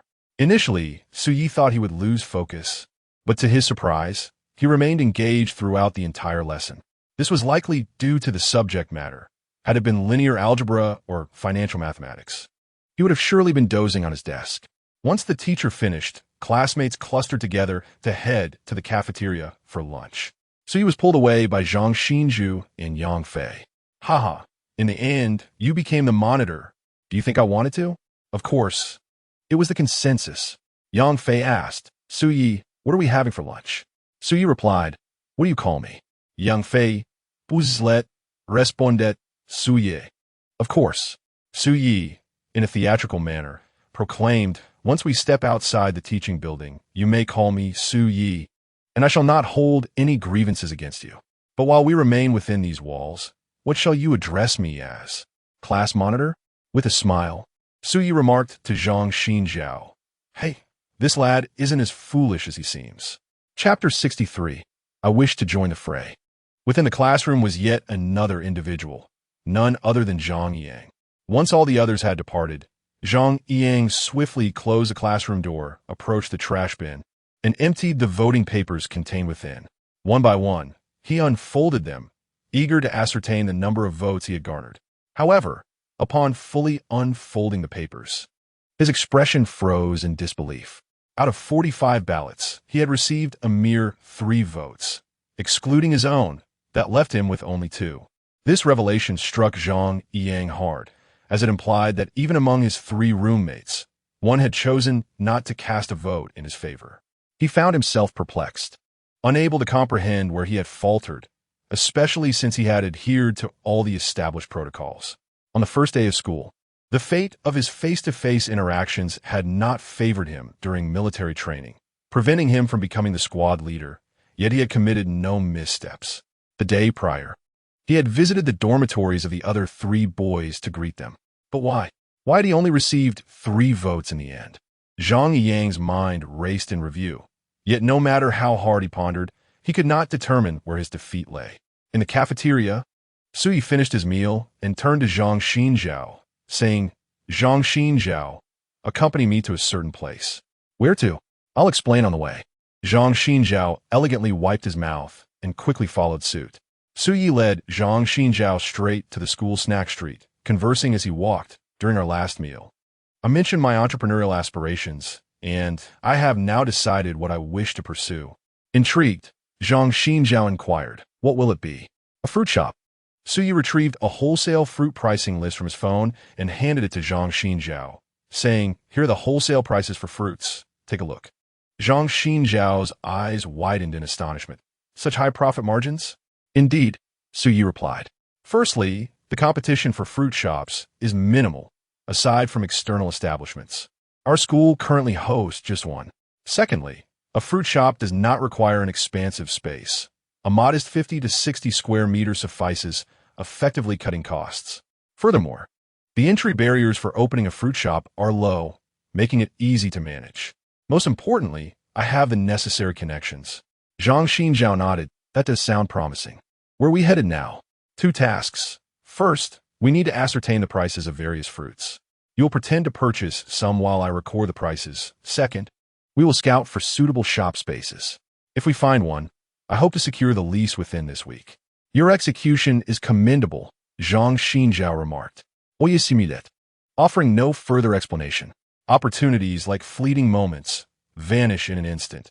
His prior indecision had cost him dearly, and he was determined not to let any chance slip by again. Upon arriving at the snack street, it was evident that the midday business was not as bustling as in the evening. With classes now in session, many opted to dine in the cafeteria, yet the street would still attract a fair number of evening snack seekers. The two entered a shop prominently labeled Kanyuan Fruit Shop. In summer, the store was primarily stocked with seasonal fruits. Upon entering, they were greeted by watermelons prominently displayed in the center, flanked by shelves showcasing peaches, mangoes, lychees, bayberries, grapes, and other seasonal delights. Many prices were marked beside the fruits, and Suyi immediately began noting them down on his phone. He understood that once his fruit shop opened, competition with this establishment would be inevitable, likely leading to a price war. Thus, knowledge of both competitors and oneself was crucial for victory. To provide Suyi with cover, Zhang Xinjiao pretended to browse the shop, purchasing half a watermelon and requesting the owner to cut it into pieces for him. Meanwhile, Suyi seized the opportunity to continuously input prices into his phone. After spending roughly 10 minutes in the shop, Suyi finally exchanged an affirmative glance with Zhang Xinjiao, who then exited the fruit shop carrying a box of watermelon and another of sweet melon. Have you noted everything? Oye inmuited. Yes. This street has numerous shops available for transfer, predominantly eateries. However, most are quite large and likely expensive. Yet, there's a shop selling multi-grain pancakes that seems appropriately sized. Let us inquire about the price. Together, Suyi and Zhang Xinjiao approached the multi-grain pancake shop. Inside was a middle-aged man, approximately 45 years old, reclining in a rocking chair, engrossed in a novel titled Village Beauty. Upon seeing Suyi and Zhang Xinjiao enter, he assumed they were there to purchase pancakes and slipped on his slippers, rising to inquire, "How many would you like?" Suyi pointed to the glass door adorned with the word "Shop for Transfer" and replied with a smile, "Boss, we are not here to buy pancakes. We wish to discuss the transfer of your shop." The man frowned upon hearing this, clearly perceiving Suyi and Zhang Xinjiao as mere university students. "Are you looking to rent a shop? That is indeed our intention." The man, believing Suyi was merely inquiring about prices, casually replied, "Shops on this street are long-term leases. I have 2 years left on my contract, totaling 200,000 yuan for the rent." Suyi chuckled, "Boss, do not underestimate our youth. I've already inquired about the prevailing rental rates on this street. And what price do you suggest?" 160,000. "That is out of the question." The man rejected outright. "I would be losing too much. The contract I signed was not at that price." "Boss, you cannot expect to transfer at the original price. There are plenty of shops available for transfer on this street, and it is clear that business is not thriving. To be frank, I have little confidence in taking over. If you wish to transfer at the original price, then there is no need for further discussion." After this, Suyi took Zhang Xinjiao by the arm and prepared to leave. Hearing Suye's tone, the man quickly called out, "Wait, students. Don't rush off. Let us discuss further." "What is there to discuss?" Oyapide said, "If you are genuinely interested in renting, I can afford to take a small loss. But I cannot bear to lose too much." Suyi stated, "We are both university students and are not well versed in the art of negotiation. Simply state your price." After a moment's hesitation, the man replied, 190,000. Oye kanturit, 70,000. The man grimaced, "I'm already losing a lot at that price.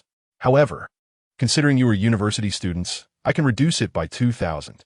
Suyi, unwavering, declared, 18,000 flat, 1818, for good fortune. If you cannot agree to this price, then there is no need for further conversation." The man's mind raced. This price struck a chord within him. While transferring at this rate would incur a slight loss, failing to transfer could lead to a more significant loss. "When can you provide the payment?" he inquired. "This Friday. I can initially deposit 2,000 yuan, and we will sign the contract and settle the balance then." The man, gritting his teeth and steeling himself, finally relented. "Very well.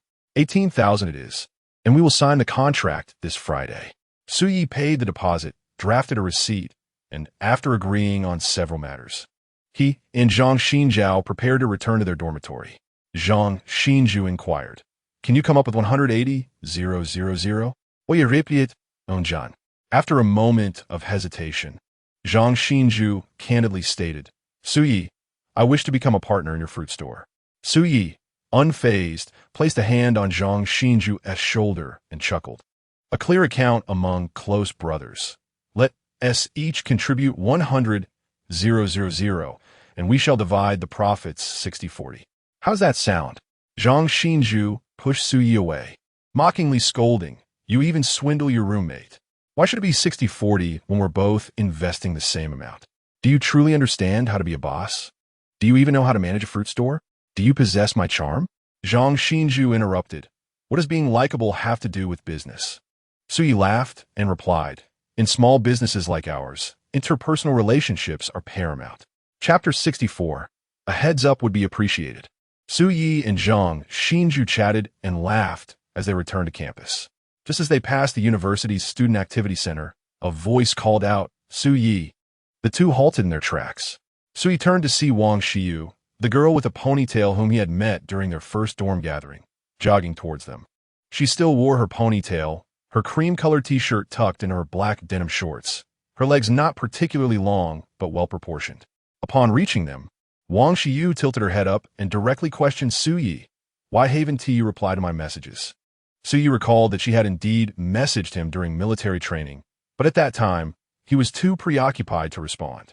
Later, feeling too much time had passed, he decided against replying. "I've been quite busy. Did you need something? I just wanted to ask which school you're from. Now that I know, let us formally introduce ourselves. I'm Wang Xiyu, majoring in international economics and trade." Wang Xiyu flashed a charming smile and extended her small hand to Suyi. He reached out, only to withdraw his hand shortly after. "Which department are you in?" "Finance." "Got it," Wang Xiyu said, about to leave when she suddenly turned back and asked, "Our school is holding a welcome party for the freshmen this Friday night. Are you planning to attend?" "We'll see. I might not have the time. I'll be performing on stage, and your roommate has already promised to come watch. Want to join?" Suyi chuckled. "You mean Yang Fei?" Wang Xiyu replied with a smile, "Is his name Yang Fei?" "I didn't know, but I do know he is your roommate." "Yes, I was the one who shared your WeChat with him." "You didn't ask for my permission," Wang Xiyu playfully remarked. Suyi shrugged, expressing his helplessness. "What could I do? He called me dad at least 10 times just to get your WeChat. It would have been unreasonable not to oblige." Wang Xiyu seemed unconcerned. "Remember, it's this Friday night. I'll head back to the door now." As she walked away, Zhang Xinju remarked, "It seems she has a crush on you." Suyi replied, "If she were wise, she would realize I've already turned her down." Zhang Xinju noted, "She is quite an adorable girl." Suyi shook his head. "Not someone to provoke." "Not someone to provoke?" Suyi murmured, "I can feel it. Any girl with a hint of a green tea personality who approaches me is palpable." "It seems you have quite a tale to tell. Do elaborate." Gu Mingyao eventually enrolled in an engineering university in her province's capital. On her first day of university registration, she became a sensation on the school S forum because someone had surreptitiously posted several photos of her, which were then validated by a group of lecherous individuals, thereby establishing her as the campus belle. Engineering universities typically have a male-to-female ratio skewed heavily towards males, in majors like mechanical automation, civil engineering, and software engineering. Classes rarely exceed 10 girls, and their average attractiveness is generally mediocre. However, Gu Mingyao's major, e-commerce under the computer science department, was somewhat better, maintaining a near 1 gender ratio in 2014.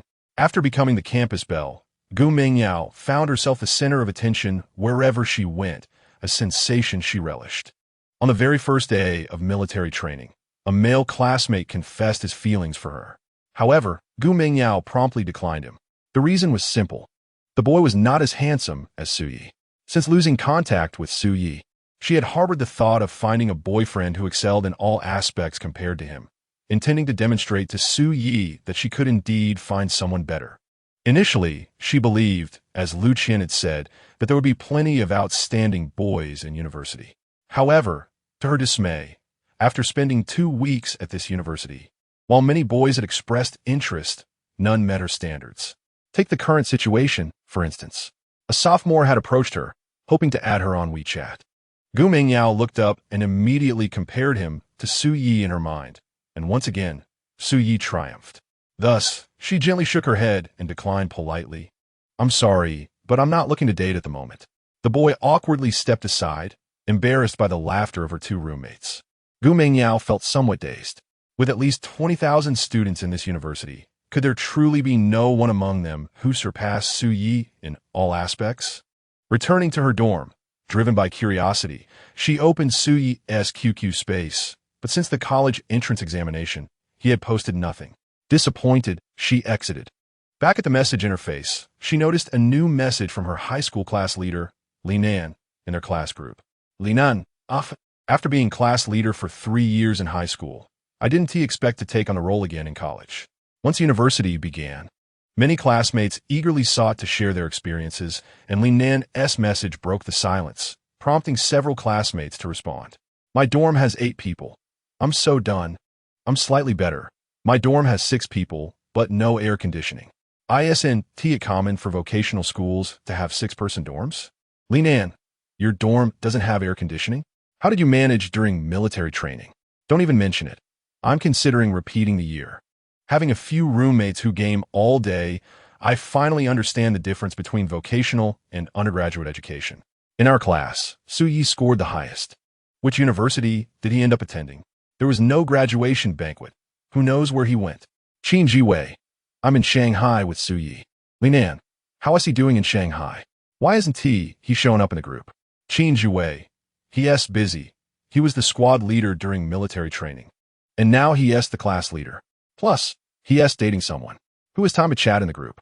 After Qin Jiwei's comment, the group fell eerily silent.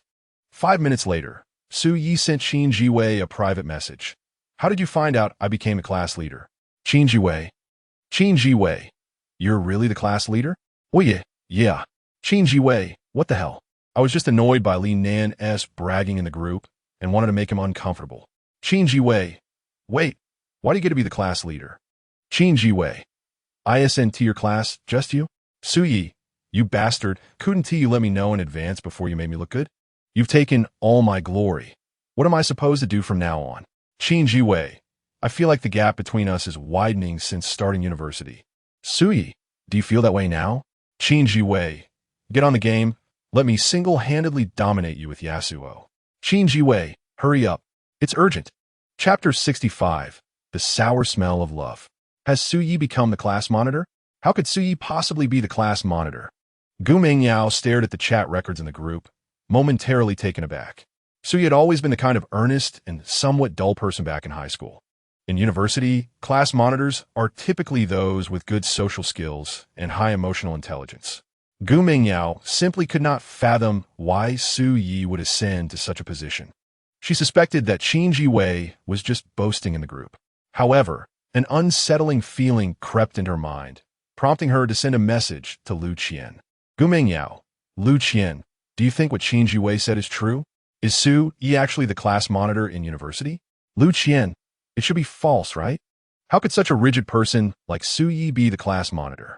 Gu Mingyao, I think so too. Lu Qian, how are things at school? Gu Mingyao, ordinary. Gu Mingyao, there are so many bothersome people. Lu Qian, bothering people? Gu Mingyao, they all want to pursue me, but I've rejected them, yet they keep messaging me. Gu Mingyao, moreover, there are always people randomly posting my photos on the school's Tiaba. Lu Qian, why are they posting your photos? Gu Mingyao, they say I'm the school belle. Lu Qian, really? Lu Qian, there must be many boys pursuing you then? Gu Mingyao, not a single one I like. Lu Qian cautiously inquired. None have better qualities than Su Yi? Gu Mingyao, Lu Qian, it's all right. There must be outstanding ones out there. Don't rush. This is just the beginning.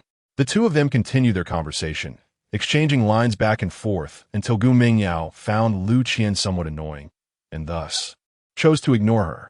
The primary reason Gu Mingyao befriended Lu Qian in high school was that Lu Qian highlighted her beauty and gentleness, but now Lu Qian had little use for her, leading Gu Mingyao to feel the need to change her social circle. Embracing her identity as the school belle, she yearned for a more sophisticated circle.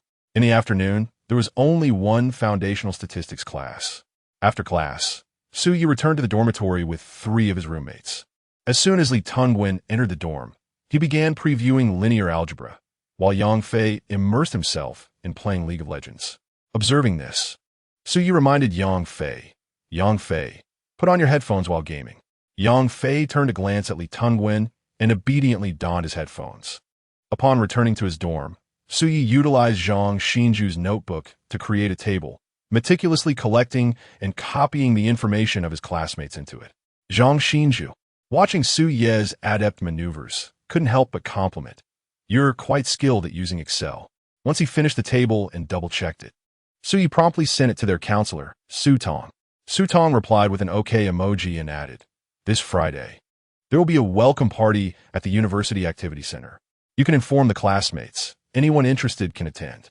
Su-yi typed received, but then deleted it, opting instead forgot it. Zhang Xinju, observing this exchange, questioned, "I sent received more formal?" When the counselor messages us, we always reply with received in the group. The most common phrase spoken by servants in the Han Dynasty was yes, while in the Qing Dynasty, it was yes, sir. Do you know what modern servants say most frequently? Received? Bingo. After completing the tasks assigned by the counselor, Su-yi returned to his seat and dialed Chun Jianjun, the small truck driver from the previous afternoon, via WeChat voice call. Chun Jianjun answered promptly. "Hello, Uncle Chun." "Hello, student. What can I do for you?" Su-yi got straight to the point. "Uncle Chun, my classmates and I plan to open a fruit shop at school. If all goes well, we aim to commence a trial operation this weekend. Since you help with fruit transportation, I was wondering if I could hire you to deliver for us. I'll calculate the freight based on market prices.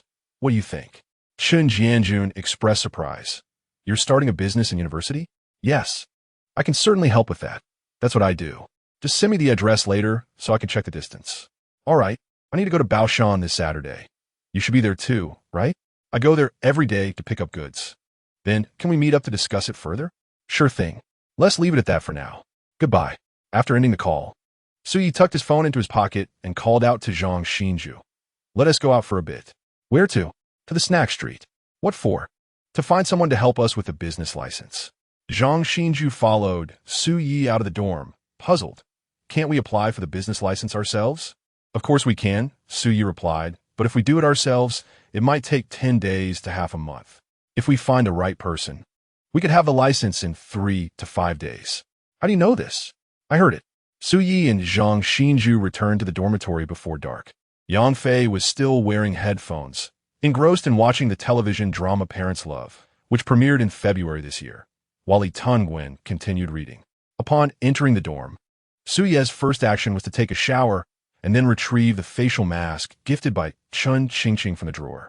After tearing it open and applying it to his face, he glanced at the mirror, snapped a selfie, and sent it to Chun Qingqing.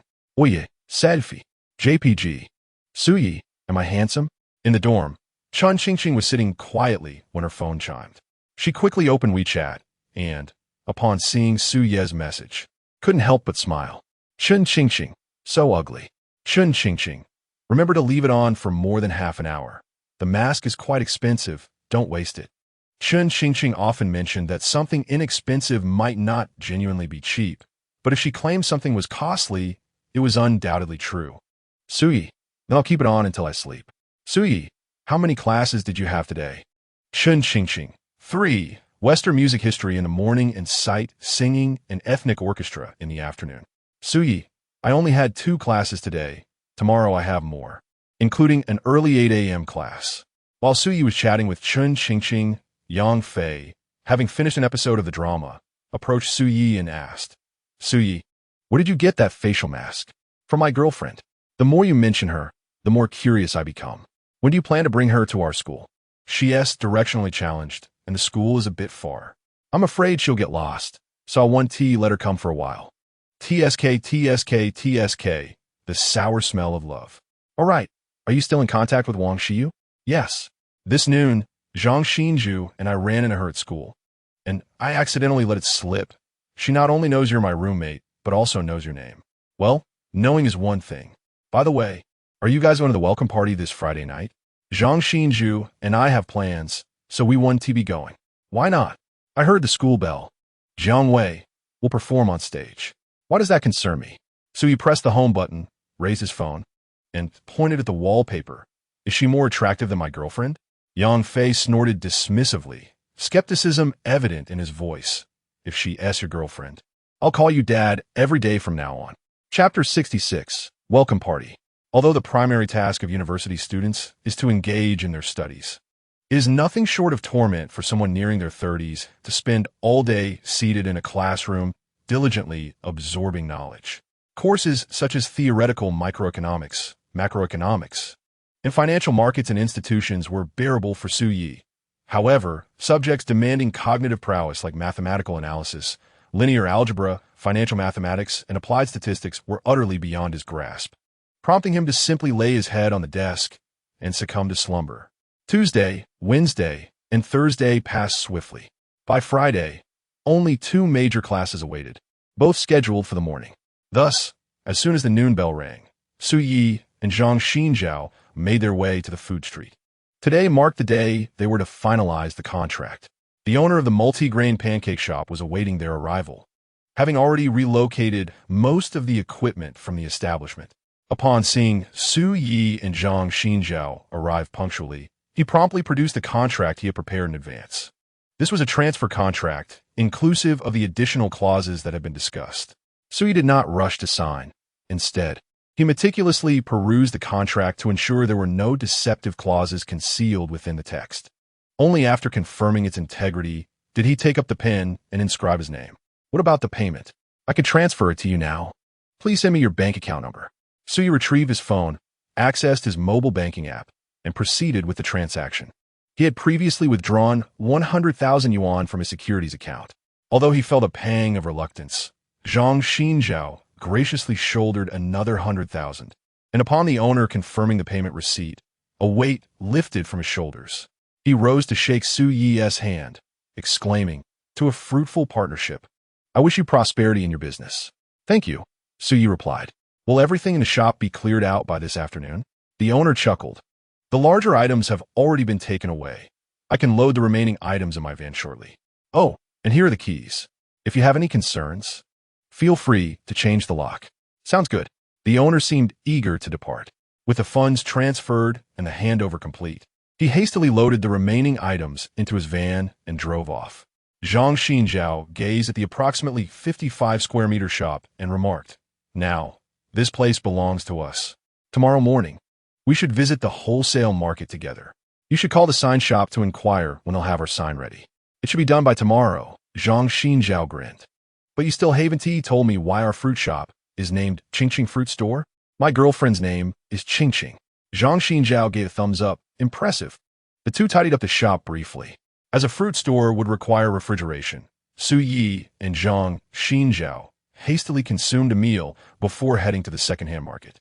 The secondhand market offered a plethora of items. After many shops closed, tables, chairs, and counters would often be reclaimed by this market.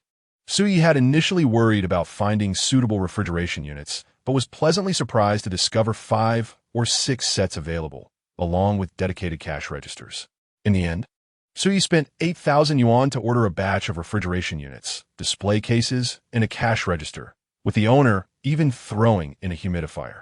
These items would be delivered directly to the shop the following afternoon.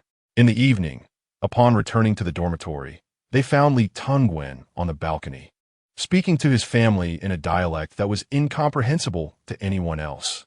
Upon entering the room, they noticed Yang Fei staring at his computer screen, grinning foolishly. Su Yi and Zhang Xinjiao exchanged glances before striding over to Yang Fei. It turned out that Yang Fei was engaged in a chat with Wang Xiyu. All of Yang Fei's focus was on his conversation with Wang Xiyu, completely oblivious to the presence of Su Yi and Zhang Xinjiao. "Wang Xiyu, don't forget about the welcome party tonight." "Yang Fei, I will definitely be there." "Wang Xiyu, it's best to arrive early, otherwise, there might not be any seats left." "Yang Fei, I'll head out right away." "Wang Xiyu, aren't your roommates coming with you?"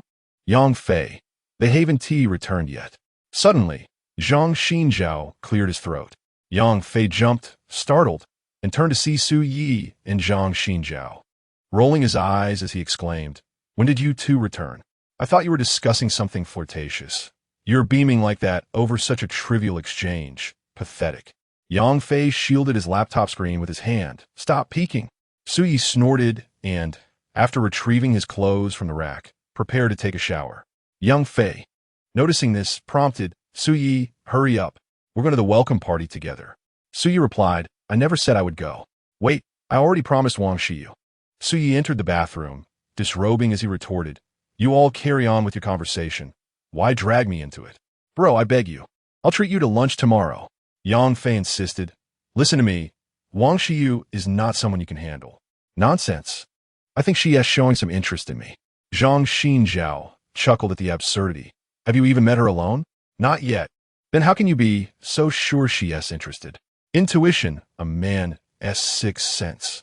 Zhang Xinjiao patted Yang Fei on the shoulder. Trust Suyi. He is looking out for you. Yang Fei protested. If you don't come with me to the welcome party, I'll just sleep in your bed tonight. Get lost. Yang Fei's threat proved effective. By the time Suyi finished a shower, Yang Fei was already hastily pulling him along to the university's activity center, with Zhang Xinjiao trailing behind. As they descended the stairs, they spotted Li Tungwen sitting alone in the dormitory. Zhang Xinjiao inquired, Li Tungwen, aren't you coming with us? Li Tungwen shook his head gently. I think I'll sit this one out. Zhang Xinjiao nodded, saying nothing further, and hurried down to catch up with Su Yi and Yang Fei. The welcome party commenced at 7 o'clock and continued until 8:30. It seemed someone had leaked the information early that the campus belle, Jiang Wei, would also be performing, specifically in a dance number. Consequently, by the time Su Yi and his friend arrived, the venue was already packed with eager attendees. Why are there so many people? It looks like there aren't any seats left. Yang Fei pulled out his phone, declaring, I'll let Wang Shiyu know we're here. His fingers danced rapidly across the screen as he typed. After a brief exchange, he suddenly exclaimed with excitement, She says she is coming over to find us. Just as Yang Fei finished speaking, Zhang Xinjiao spotted Wang Shiyu emerging from the side entrance of the stage, shielding her eyes from the lights. She quickly made her way toward the trio upon spotting Zhang Xinjiao, Su Yi, and Yang Fei. You guys are here? Wang Shiyu stood before them, finally no longer looking up at Su Yi, as she was wearing high heels today, paired with a fitted white shirt and a black skirt. Her hair styled in two adorable ponytails, instantly drawing numerous gazes. Yang Fei awkwardly remarked, It was Su Yi who insisted on taking a shower before leaving. Otherwise, we would have arrived so late. Hearing Yang Fei pass the blame, Su Yi retorted, You're such a jerk. You were the one who dragged me here. I never said I wanted to come. Wang Shiyu, unperturbed by the coarse language, found it rather amusing. Boys, after all, were expected to be a bit rough around the edges. The straight-laced types lacked intrigue. Those with a hint of mischief were far more appealing. Chapter 67. Truly a bunch of Navi fools. Let me take you backstage. With a single utterance from Wang Shiyu, Su Yi and Yang Fei ceased their banter. Shall we head to the backstage? Wang Shiyu gestured towards the makeshift stage. There are spots on either side where you can stand and watch. This welcome gala is organized by the art department under the student union, and the head of the department is my senior from high school. Just follow me. The three exchanged glances before ultimately trailing behind Wang Shiyu to the backstage area. Though termed backstage, it was merely a large tent erected temporarily. Inside the tent, numerous individuals bustled about, most of whom were students preparing to perform that evening. Yang Fei mustered his courage to inquire, Wang Shiyu, what will you be performing tonight? With a smile, Wang Shiyu replied, a dance. There are only 2 dance performances tonight, one by us freshmen and another led by senior Jiang Wei and her team. As soon as Wang Shiyu finished speaking, a girl clad in the same attire as her rose to wave at Wang Shiyu. She quickly approached, What's up? Xiaoru is still unfamiliar with 2 of the moves. Shall we rehearse them once more? Wang Shiyu nodded in agreement. All right, let me inform my friends. She turned back to Su Yi and said, Feel free to look around. I need to practice. If anyone asks why you're backstage, just tell them I invited you. Got it. With a charming smile, Wang Shiyu joined her teammates for rehearsal, melting Yang Fei's heart with her radiant expression. She is truly adorable, he thought. Su Yi chuckled softly and strolled out of the tent. Just as he lifted the curtain, a graceful silhouette caught his eye. They exchanged a glance, and Su Yi instinctively stepped aside to let the girl enter first. Once she was inside, he made his exit. As soon as Su Yi stepped out, Yang Fei burst forth. Well, that was Senior Jiang Wei, the school beauty. Su Yi replied calmly. Could you not be so overzealous? Do you have to make me feel embarrassed every time we go out? Come on, tell me, is she even more beautiful in person than in photos? Zhang Xinju shrugged. She's all right, I guess. Su Yi, what do you think? Su Yi replied nonchalantly, nothing extraordinary. Unbeknownst to the three, upon entering the tent, Jiang Wei did not join the others in rehearsal, but stood by the entrance, using her phone to message her teammates. Despite the noise within the tent, she overheard Su Yi, Yang Fei, and Zhang Xinju's conversation. As a school beauty in a finance department dominated by females, her looks were undoubtedly commendable. However, it was the first time she had heard someone describe her as nothing extraordinary. Seeing Su Ye's composure, Yang Fei scoffed. You only boast in front of me. Why not say that to her face? Su Ye looked at Yang Fei as if he were foolish. Just as he was about to speak, a senior in formal attire pulled a younger student, who was carrying a guitar, out of the tent. The performance list has already been submitted. Are you really telling me you're too scared to go on stage? Zhang Kai, are you joking? The senior continued. Why not let someone else take your place? With so many people, I'm afraid that is not an option. I've already written the hosting script. You're an adult now. Can't you muster a bit of courage? Are you really going to let the crowd intimidate you? After the senior departed, the freshman, named Zhang Kai, stood frozen, gazing at the audience below the stage. So he could clearly see his legs trembling, a manifestation of anxiety and fear. Many individuals with lesser mental fortitude often exhibit such reactions before taking the stage, sometimes even accompanied by nausea. However, as it didn't concern him, Yang Fei asked, Su Yi, can you sing? Of course. Are you serious? Or just joking? I'm not kidding. I'm the Prince of Love songs. Please, spare me your bravado. Su Yi proudly declared, not only can I sing, but I can also play the guitar. I'll show you one day.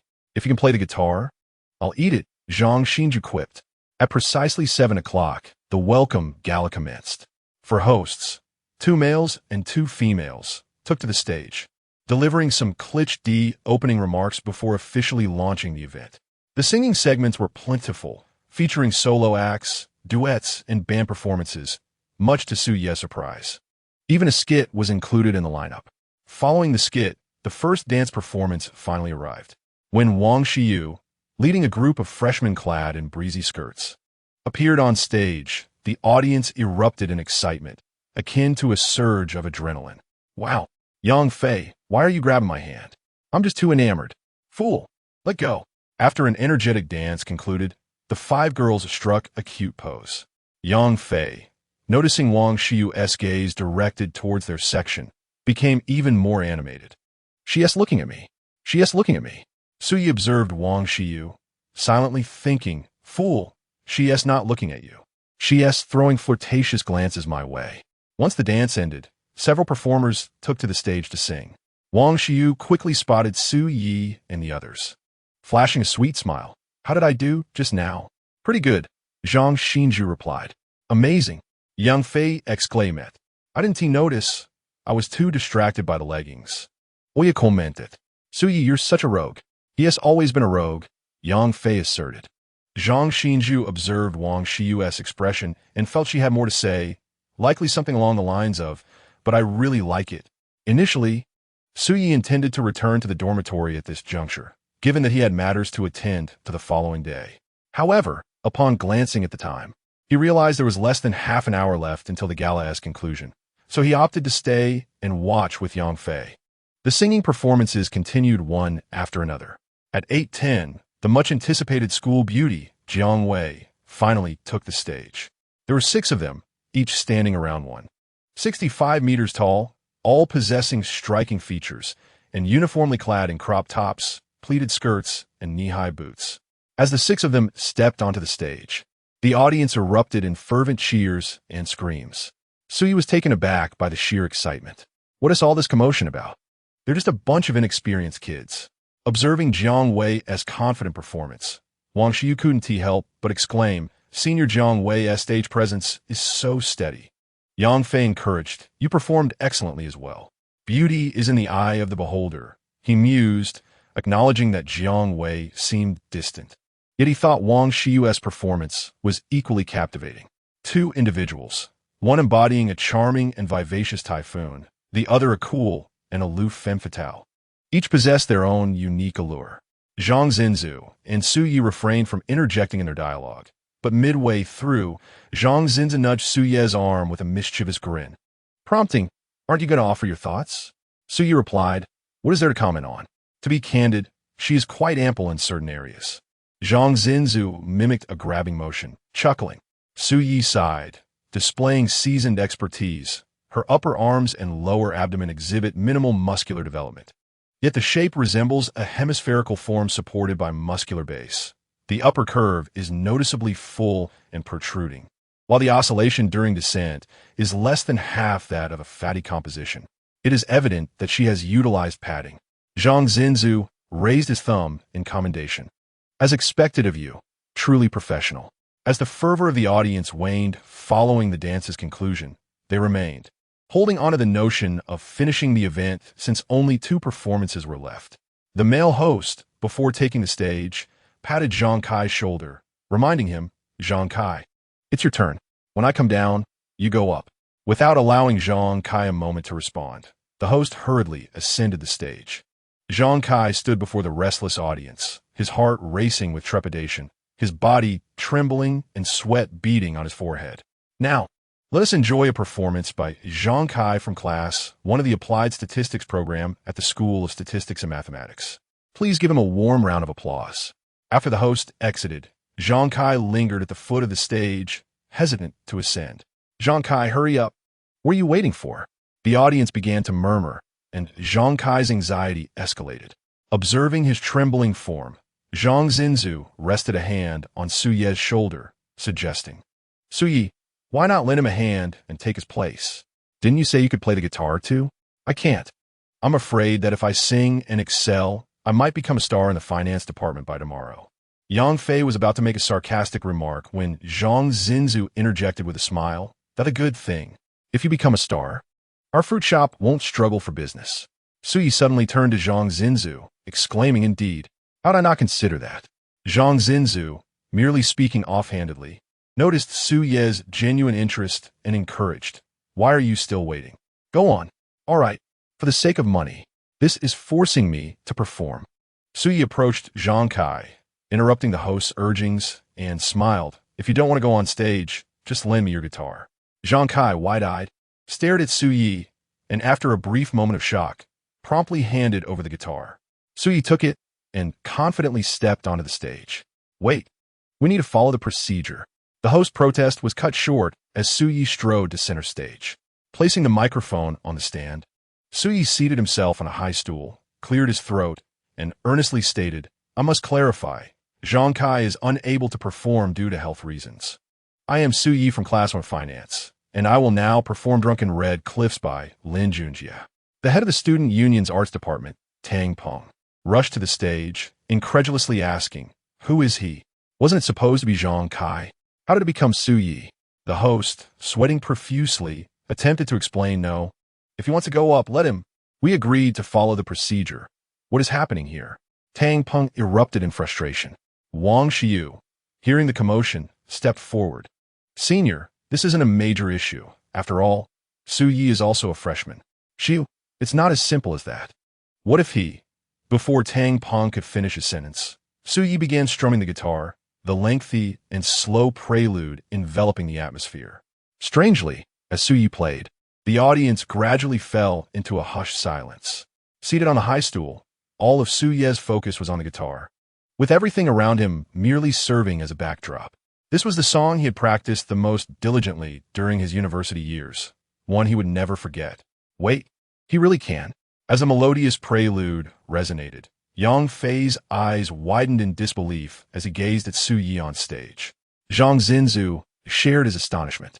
Wang Xiyu, however, immediately placed a finger to her lips, signaling for silence. The stirring melody cast a spell over the audience, rendering them utterly quiet. All eyes fixed on Su Yi at the center of the stage. At last, he began to sing. "The fallen leaves have piled up several layers. I have stepped through youth. I hear someone weeping in a rain of tears from past life. His voice was deep and imbued with emotion. With just a few lines, many in the audience instinctively pulled out their phones to record. On the other side of the stage, several senior students who had danced with Jiang Wei earlier began to whisper among themselves. Who is this junior?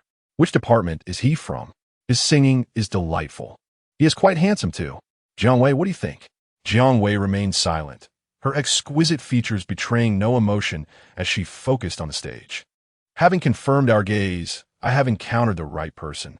I turn and wield my sword, and blood flows like crimson lips. Memories of the past traverse through the mundane world. It is not the blade that hurts, but your soul that has reincarnated. Su Yi quietly concluded the song, then stood and bowed, acknowledging the multitude of gazes upon him. As he descended from the stage, the audience erupted in applause and cheers. Though the fervor was not as intense as when Wang Shiyu and Jiang Wei had performed, as many were still in a daze. However, once Su Yi left the stage, the audience erupted into a cacophony of chatter. Most of the girls were eagerly inquiring about Su Ye's details. His name is Su Yi, right? From the finance department? Does he have a girlfriend? Su Yi returned the guitar to Zhang Kai and, seeing his two roommates with their mouths agape in astonishment, playfully chided, "Stop gaping. Let's head back." And thus, Su Yi departed the scene. Wang Shiyu watched the trio's retreating figures, a lovesick smile gradually spreading across her face. This performance marked the beginning of Su Ye's many privileges in the realm of university life, granting him the enviable right of choice in potential romantic pursuits. Jiang Wei, what are you thinking about? Nothing. Hee. You're not falling for this junior, are you? No. Jiang Wei shook her head, smiling. I just think this junior has something special. Chapter 69. I have already fallen asleep. That night, the school's forums, bulletin boards, and class groups were inundated with discussions about a striking figure named Su Yi. It was only upon seeing classmates chatting about him in his own group that Su Yi realized he had become a sensation. Yang Fei, in a flamboyant manner, held up his phone, standing on tiptoe to ask Su Yi, who was already lying in bed, "Su Xiao, how does it feel to suddenly become famous?" What you repeat? Not much. My WeChat is blowing up with friend requests. It's quite annoying. What are you filming? If you dare to post that, you're finished. Yang Fei Diaset, you little rascal, enjoying the benefits but still playing coy. Zhang Zinzu, don't you think Su Yi is quite punchable? Zhang Xinjiao had also settled down on his bed. He glanced down and chuckled, saying, I think you are the one who deserves a beating. Can you refrain from parading around the dormitory in those red underpants? As Su Yi pondered on how to address the numerous friend requests he had received, a message suddenly popped up from Chen Qingqing. Chen Qingqing, silly pig. Why didn't you chat with me today? Su Yi, I just wanted the welcome gala. Chen Qingqing, was it entertaining? Su Yi, not as captivating as you. Chen Qingqing, a week has passed so swiftly. Su Yi, indeed it has. Upon reading this message, Chen Qingqing unconsciously pouted, inwardly scolding. This silly pig fails to grasp the implications of my words. Is he not planning to seek me out this week? She felt a tinge of displeasure. Su Yi, do you have any plans for tomorrow? Chen Qingqing quickly replied, No. Su Yi, well, I have something to attend to this weekend, so I might not be able to visit you. Chen Qingqing paused momentarily before responding. What do you need to do? Su Yi, to earn money. Chen Qingqing, are you in dire need of funds? Su Yi, not particularly, but I wish to accumulate more. Chen Qingqing, why? Su Yi, the bride price in our region is quite steep, and I fear your parents will demand a considerable sum from me, which I cannot afford. Chen Qingqing lay on her bed, her cheeks flushed. She hurriedly typed, You're talking nonsense again. Su Yi, my roommate and I are planning to open a fruit shop. We've already rented a space, and we'll be heading to the wholesale market tomorrow. We aim to prepare for a trial opening the day after. Once I have everything arranged next week, I will come to see you. Su Yi, do you wish to see me? Chen Qingqing, blushing, replied, I'm going to sleep now, good night. Su Yi, you still haven't answered my question. Chen Qingqing, I'm already asleep. Su Yi couldn't help but chuckle at her response. Noticing that Chen Qingqing had ceased to reply, he once again contemplated how to manage the friend requests. After some thought, he deemed it too troublesome to explain individually, so he simply changed his WeChat nickname to in relationship. Following this adjustment, the influx of friend requests significantly diminished. Meanwhile, in Jiangzhou, at the Hongya Villa, Jiang Meilin sat on the sofa, holding a glass of red wine in her left hand while her right hand clutched her phone, intending to check Su Yi's moments. However, upon opening Su Yi's profile, her finger halted. Why has he changed his nickname? In a relationship? What does this mean? Could it be that he and Qingqing have officially established a relationship? Jiang Meilin found herself unable to guess and didn't know whom to ask. So she ultimately sent Su Yi a message. Xiao Su, why did you change a nickname? Su Yi was taken aback to find Jiang Meilin as the first to inquire about his change. He quickly took a screenshot of the friend request page and sent it to her. Annie, it's because too many people are adding me. He refrained from elaborating further, believing Jiang Meilin would understand upon seeing the image. Jiang Meilin opened the image and noticed it was filled with requests from girls wanting to add Su Yi. This puzzled her. Is Su Yi really that popular in college? A sense of urgency washed over her, prompting her to ask, Xiao Su, are you planning to visit Qingqing this week? Su Yi, I'm unavailable this week. I have to go elsewhere. I've already informed Qingqing. Jiang Meilin. Su Yi, it's getting late. I'm off to bed. Good night, Annie. Jiang Meilin, good night. Early Saturday morning, Su Yi roused the slumbering Zhang Xinjiao from his bed. The two departed from the university, navigating through subways and buses, spending over 2 hours before finally arriving at the fruit wholesale market in Baoshan district. This place is enormous. Let's explore a bit first. I'll call Uncle Chun to ask when he arrive. All right. As they strolled through the market, Su Yi began calling Chun Jianjun. Inside the wholesale market, fruits were transported in bulk from various regions across the country, presenting an overwhelming variety. There were even dozens of grape types alone. Su Yi casually inquired about prices at several stalls and discovered they were significantly cheaper than those at retail stores. Most fruits had a profit margin of 30 to 50, suggesting that if sales were brisk, running a fruit shop would undoubtedly be lucrative.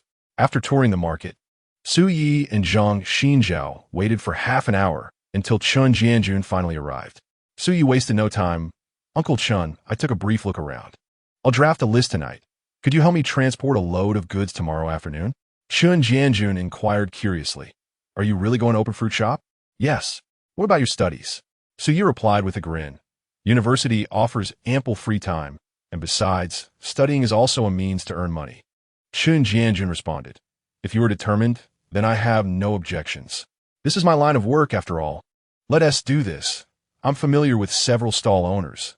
I'll introduce you to them, and you can exchange WeChat contacts. In the future, you can place orders directly via WeChat. Rest assured about the pricing. The owners I know are quite fair. Thank you, Uncle Chun. You're doing me a huge favor, and I'll return the favor. This is what mutual assistance looks like. Things proceeded even more smoothly than anticipated. Through Chun Jianjun's introductions, Su Yi added numerous stall owners on WeChat, allowing him to place orders directly from the university and have Chun Jianjun deliver them, thus saving frequent trips to the market. Su Yi and Zhang Xinjiao returned to the shop just in time for noon, as the sign installers and cold storage units were scheduled to arrive, along with the delivery of the business license.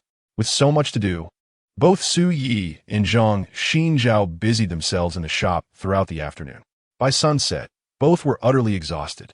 Yang Fei, aware that they had rented a shop, visited in the evening and, upon seeing the sign hung and the cold storage units set up, teasingly asked, Is there anything I can help with? Oye, Derain retorted. You are truly the sun at dusk, the first light of dawn. Yang Fei was taken aback, taking a moment to decipher Su Yi's comment as a mild rebuke. Observing their sweaty appearances, he felt a twinge of guilt. I didn't know you two were back this afternoon. Otherwise, I would have come to help sooner. Su Yi chose to ignore him, while Zhang Xinjiao was too tired to engage in conversation. Yang Fei, attempting to be amiable, suggested, Let us go out for dinner. It's on me. Su Yi immediately replied, Zhang Xinjiao, help me up. Tonight, we're going to Baolong Plaza to treat this guy to a feast. I said I'd de-treat, but I didn't specify a lavish meal. Can't we just grab a few dishes at a roadside eatery? Su Yi and Zhang Xinjiao chimed in unison, scram. After a tiring afternoon, Su Yi found himself lacking an appetite. The two took a brief break, wiped down the shop, and Su Yi proceeded to lower the roller shutter as they left. On the way back, Zhang Xinjiao asked, I feel the shop still looks a bit shabby. Should we consider putting up wallpaper and perhaps changing the roller shutter? No need, Su Yi responded. For such a small business, there is no necessity to overly lavish the facade. Zhang Xinjiao inquired with confusion. Why not? Let me illustrate a scenario. This evening, we are inclined to indulge in some barbecue delicacies, and there are two establishments side by side. One boasts opulent decor, even its signage radiating with illumination, while the other is unpretentious and bare of embellishments. If it were up to you, which one would you choose? Zhang Xinju replied. Wouldn't one naturally opt for the more lavishly decorated venue? Su Yi, somewhat speechless, remarked, I had forgotten you are of affluent means. Yang Fei, if it were your decision, which would you select? Yang Fei promptly responded, without a doubt, I would choose the latter. Based on my extensive experience, those restaurants with extravagant street-side decor are invariably overpriced and lack flavor. Zhang Xinju remained puzzled. Su Yi patiently elucidated, our primary clientele will predominantly consist of students. Are there many affluent students among them? Certainly not. Most are like Yang Fei and myself. If I were to encounter a lavishly decorated fruit shop, my immediate thought would be that the proprietor has invested significantly in the decor, implying that the prices within are likely exorbitant. Zhang Xinju suddenly grasped the concept. Su Yi chuckled. As a business owner, one must learn to adopt the perspective of the customer. Come, let me guide you. Zhang Xinju smiled noncommittally. Su Yi approached a street vendor, ordering a handheld pancake and a double-skim milk dessert. He then gestured towards Yang Fei, instructing the vendors, gentlemen, he will settle the bill. Yang Fei dutifully stepped forward to pay. Upon returning to their dormitory, Su Yi, drenched in sweat, took a refreshing shower. Amarjing, arnasli adresa Li Tungwen.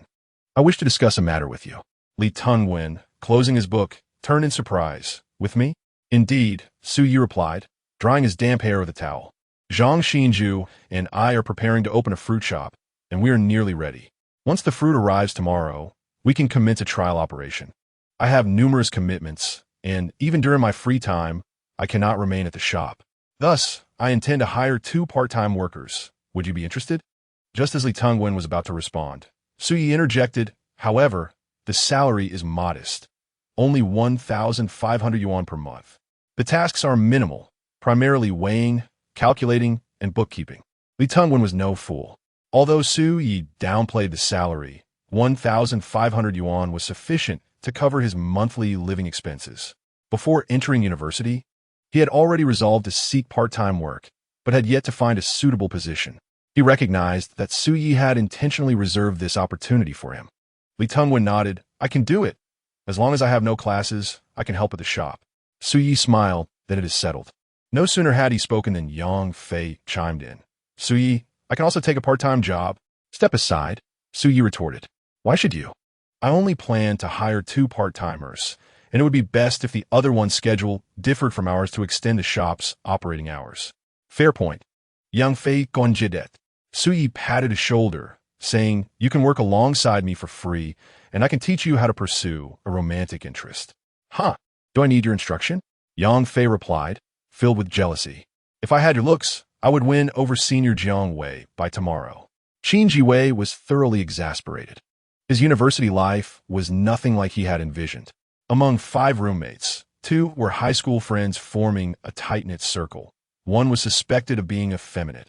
Another snored and ground his teeth in his sleep, and the last seemed to be perpetually engaged in online dating. He even suspected the last roommate might be a Japanese spy, as he often heard a woman's voice speaking Japanese emanating from the bathroom at night. It was quite tormenting. Fortunately, the old dormitory was undergoing renovations, and it was said that next semester, as long as he paid the accommodation fee, he could move into a 4-person room equipped with air conditioning. Qin Jiwei eagerly anticipated that his future roommates would be 3 normal individuals. Lying on his bed, he messaged Su Yi. Su Yi, shall I come to your school tomorrow? Su Yi quickly replied, but I will be quite busy. Qin Jiwei retorted, what could possibly keep you busy on a weekend? Su Yi responded, I have embarked on a venture. Starting tomorrow, I shall be a boss. Qin Jiwei exclaimed, what? You just started university, and now you're a boss? Can you quit the fabrication? Qin Jiwei added, I'm beginning to doubt the authenticity of your class president. Su Yi replied, Then do come tomorrow. Call me upon your arrival, and I will fetch you. It's the first day of trial operations, and it may get hectic. If you can come, you could serve as free labor. With that thought, Suyi promptly ended the chat. He then entered into his daily moment of bliss, opening the chat interface with Chun Qingqing. Initially intending to send a simple "Are you there?" he deemed it too mundane. Instead, he typed, "Did you think of me today?" The message quickly reached Chun Qingqing's phone. Upon reading it, she cursed him softly, but could not conceal the smile spreading across her face. She turned over in her upper bunk, replying no. Suyi retorted, "I don't believe that." Chun Qingqing shot back, "Disbelieve it if you wish." "Oye inweed. What'd you do all day?" Chun Qingqing replied, "Nothing much." Suyi responded, "I accomplished a great deal today." He proceeded to recount all his activities to Chun Qingqing, ultimately sharing several images of the fruit shop. Chun Qingqing immediately seized upon the intriguing aspect, her cheeks flushing as she asked, "Why did you name the fruit shop that?" Suyi answered succinctly, "Because this way, I can be with you every day." Chapter 71, Fried Rice for just 5 yuan. The following day, Sunday, Suyi rose early, rousing his 3 roommates from their slumber. After breakfast, the 4 of them proceeded to the delivery point. Suyi had ordered numerous supplies online: disposable plastic bags, protective film, stickers, various fruit knives and cutting boards, an electronic scale, 2 cameras, and the payment codes he had acquired via Alipay and WeChat, carrying an array of items. They arrived at the shop, where Suyi began issuing instructions. "Zhang Xinju, and I will handle the installation of the cameras. You two assist with the stickers. Li Dongwen, I will teach you how to operate the cash register shortly." Understood. They swiftly immersed themselves in their tasks. And, as 11 approached, a small delivery truck entered the snack street, halting in front of the Qingqing fruit shop. Upon spotting the familiar vehicle, Suyi called out, "Come over and help unload the goods." With the assistance of his 3 roommates and Chun Jianjun, they quickly transported the fruit into the shop. Observing the preparations within, Chun Jianjun smiled and remarked, "I didn't expect you to have it all set up so well. Uncle Chun, how much is the shipping fee? I'll transfer it to you." Initially, Chun Jianjun waved it off, suggesting they consider it a favor, but Suyi insisted on compensating him, eventually settling on a fair price. "All right, I won't TC you off this time. Next time I need a delivery, I'll just message you on WeChat."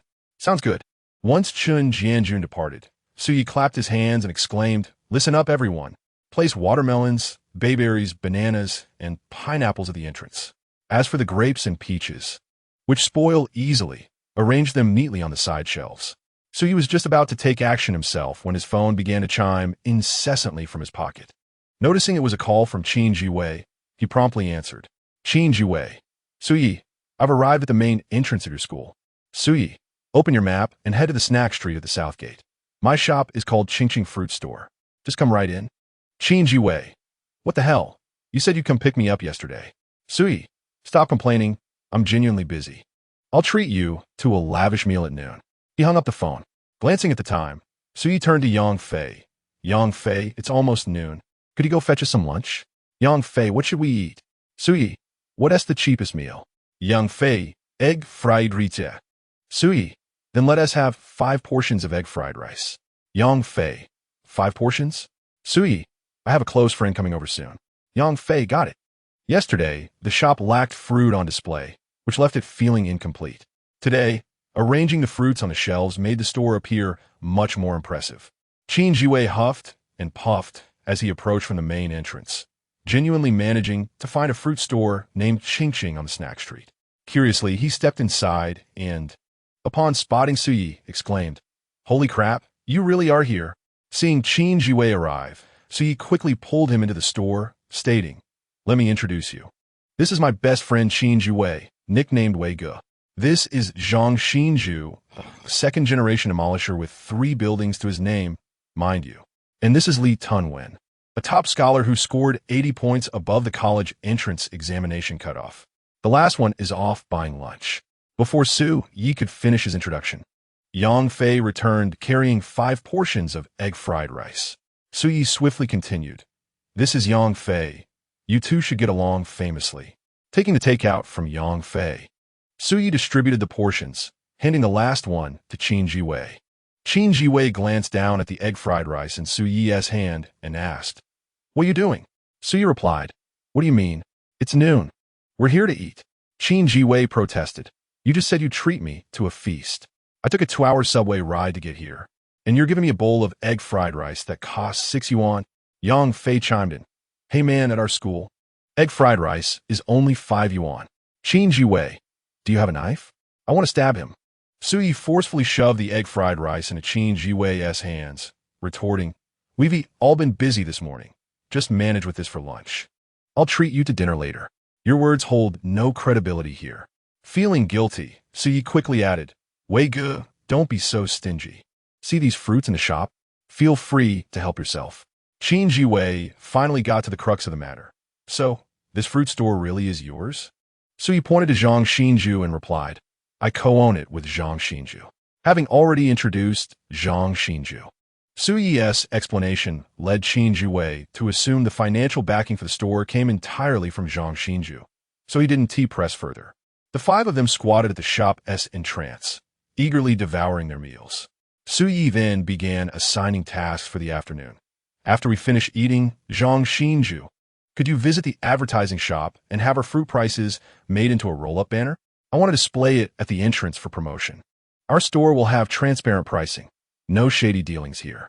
Additionally, I'll be creating a WeChat group this afternoon. Each customer who visits our store should be invited to join. Just tell them we're hosting activities and we'll announce promotions in the group. I aim to cultivate a portion of our customers into private clientele." The other 4 listened in bewilderment. Su Yi continued, "Moreover, they can directly mention us in the group to order fruits. As long as their purchases exceed 50 yuan within the school, we'll deliver for free. Shortly, I'll edit a post for my social media. You 3 assist in sharing it. If a customer gathers 10 likes on their post, they'll receive a 10% discount at our store. 20 likes will earn them a 20% discount, and 30 likes will grant them a 30% discount. I want to promote our store as quickly as possible and ensure all students from the finance department know that a new Qingqing fruit store has opened on the snack street. I intend to give the owner of Kanyuan Fruit Store a lesson on what it means to strike from a higher dimension." "Wait, why is everyone staring at me?" Yang Fei asked, bewildered. "Su Yi, have you done business before?" "No, I haven't tea." "Then how do you?" Su Yi closed the takeout box, tossing it into the trash.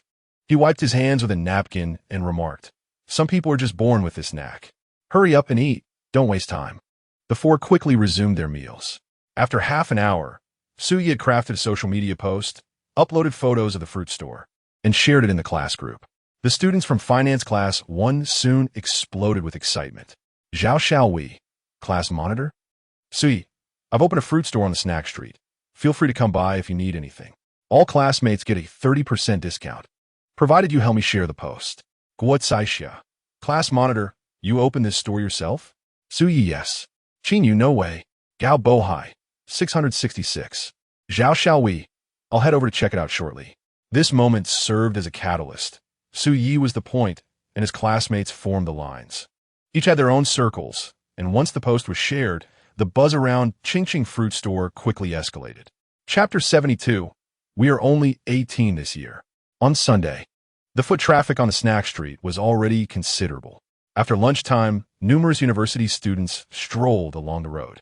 Su Yi recorded a message with a loudspeaker, which he set to loop outside the store. "Don't miss out. The fruit store is open, offering fresh fruits at transparent prices. Everyone is welcome to come and grab some. In summer, fruits are naturally in high demand." The loudspeaker and the social media promotion had their desired effect. After 2 o'clock, customers began to trickle into the store. "Class monitor." Su Yi heard a voice and turned around. "Zhao Xiaowei, you really came?" Zhao Xiaowei smiled. "Our dormitory is all here. Since you're starting your own venture, we definitely want to show our support." Su Yi, feeling particularly ostentatious, performed a mock doorman gesture. "For lovely ladies, please come in." Zhao Xiaowei, Guo Caixia, and the other 2 girls from their dorm swiftly entered the shop to select fruits. Qin Jiwei was increasingly astonished. His surprise stemmed not only from Su Yi's new role as class monitor, but also from how much more adept he had become in dealing with people since starting university. He was nothing like this in high school. The contrast was striking. The gap was widening. Zhang Xinju, observing the growing number of customers in the store, was equally dumbfounded. Wait, this is just the beginning. How can there be so many people already? At this rate, we might just strike it rich. Li Tunwen stood by the cash register, overwhelmed. Please be patient, everyone. This is our first day of trial operations, so we might not be entirely proficient yet. We'll get the hang of it soon. Additionally, you can scan the QR code next to you to join the group. We'll send out notifications for any activities we're hosting, and we also offer delivery services. You could buy just half a watermelon if you prefer. If it's not sweet, you don't pay a thing. The store continued to fill with customers, including many second and third-year female students who had also heard the news. After the welcome party, Suye's video spread like wildfire on campus. It was said that Suye had opened a fruit shop in the snack street and was hosting an event, prompting many to catch a glimpse of him. From 2 o'clock until after 5, the shop was bustling with customers. By evening, a long queue had formed outside the Qingqing fruit shop, about 300 meters away. The owner of the Kanyuan fruit shop sat at the entrance, staring blankly at the newly opened shop's line, still trying to comprehend how, in such a short span, its popularity had surged to such heights. Oye, Wang Shiyu, what brings you here? My roommate mentioned you opened a fruit shop in the snack street, so I came to see if it was true. Suyi smiled and replied, Yang Fei, quickly hand over that freshly cut pineapple to her. Yang Fei hurriedly passed a pineapple skewered on a bamboo stick to Wang Shiyu, who playfully accepted it with a thank you. Suyi continued to attract customers as the number of people in the shop swelled from a few to dozens, and then to over 100 by the afternoon. Many sought-after fruits were nearly sold out. The peak hours were from 6 to 7:30, when the sun had set and the weather had cooled, prompting many students to take a stroll. The innate curiosity of the Chinese people drew numerous onlookers who, initially uninterested in buying fruit, were compelled to step inside the Qingqing fruit shop upon witnessing the crowd. The prices were slightly cheaper than those at the other shop, and the fruits appeared quite fresh.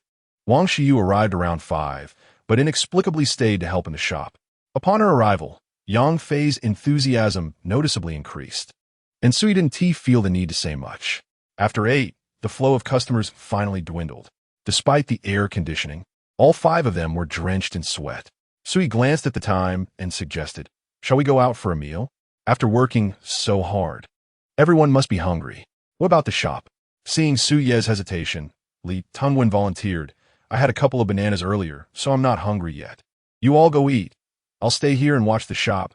After all, I'm getting paid." Sui didn't hesitate and took Zhang Xinju, Yang Fei, Qin Jiwei, and Wang Shiyu to the big food stall for their second dinner. The 5 ordered 8 dishes and a soup. Suyi finally splurged a bit. "Kulme, let us raise a glass together.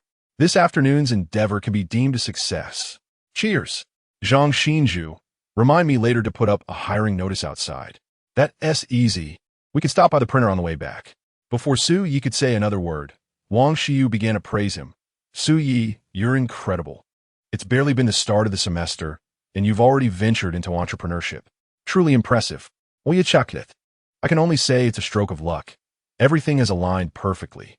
His words were indeed accurate. Had it not been for an unexpected windfall before the semester began, if he hadn't encountered Chun Jianjun at Chun Qingqing's place last week, if a suitable shop hadn't been available for transfer, and if Zhang Xinju hadn't joined, this fruit shop might never have come to fruition. "Boss lady, could you hurry up? We're starving." "Coming right up." After another 5 minutes of waiting, when Yang Fei was about to urge the waitstaff again, Su Yi stopped him, saying, "Let me teach you how to urge for food at a food stall." He then called out to the boss lady, "If those dishes we ordered aren't ready yet, please cancel them." The boss lady quickly replied, "They're already being prepared. It'll be ready soon." Indeed, shortly after, the server began to bring out the dishes one by one. Yang Fei and Qin Jiwei were already accustomed to this, while Wang Shiyu gazed at Su Yi with admiration, finding him exceptionally mature and charming. After a long day from noon to past 8, the group was famished, and as soon as the food was served, they dug in ravenously.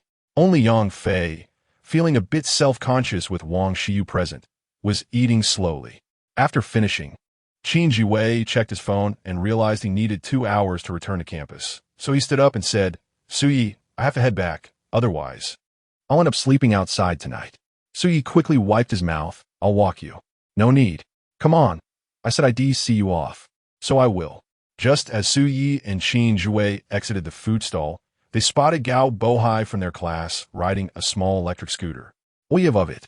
Gao Bohai. Gao Bohai stopped, and, seeing Su Yi, looked surprised. Class monitor, I was just about to go to your shop. Can I borrow your electric bike?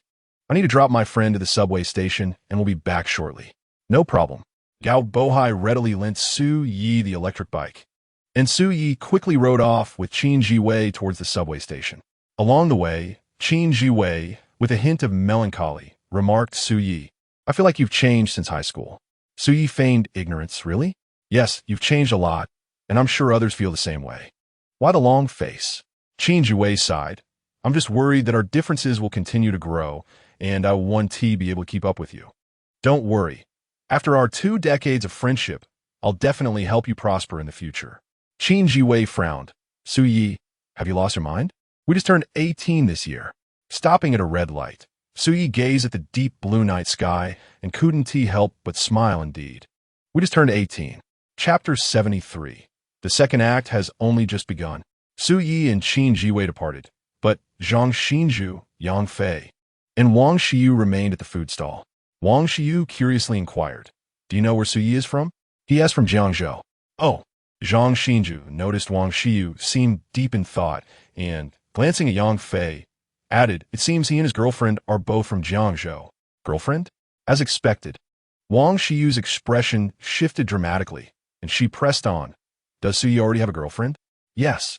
Wang Xiyu appeared skeptical and asked Yang Fei, who confirmed the information, leading to a palpable sense of disappointment in her eyes. Any observant person would have guessed that Wang Xiyu had an interest in Su Yi, yet Yang Fei remained oblivious. This guy had just declared himself a ladies' man at the start of the semester. If Wang Xiyu hadn't been there, Zhang Xinju would have wanted to berate him for being foolish. Afterward, Wang Xiyu fell silent, and without waiting for Su Yi to return, she found an excuse to leave. Fool, she gone. Zhang Xinju, could you show some decorum and stop picking up Su Ye's bad language? I didn't curse. You're just a fool. Damn. As Wang Xiyu walked back to the dormitory, she felt a wave of frustration. How could Su Yi have a girlfriend? After finally encountering such an exceptional man, how could he already be taken? Feeling disheartened, she returned to her dormitory and laid her head on the desk, her mind filled with thoughts of Su Yi, echoing the words he sang on Friday night. I've confirmed with my gaze that I've met the right person. Wang Xiyu had thought that the right person referred to herself. Was she really going to give up just like that? As she contemplated, she retrieved her mobile phone, opened Baidu, and typed into the search bar, Can I still pursue someone who already has a girlfriend? When Su Yi returned to the shop, Zhang Xinzu had already affixed the recruitment notice to the door. Su Yi, having forgotten to clarify the details, hastily added a note with a marker, Priority to senior female students. Zhang Xinzu inquired, Why prioritize seniors? Because they have fewer classes and more time, Su Yi replied. And why prioritize female students? Zhang Xinzu continued, There are already plenty of men in the shop. Hiring another would make it resemble a Shaolin temple.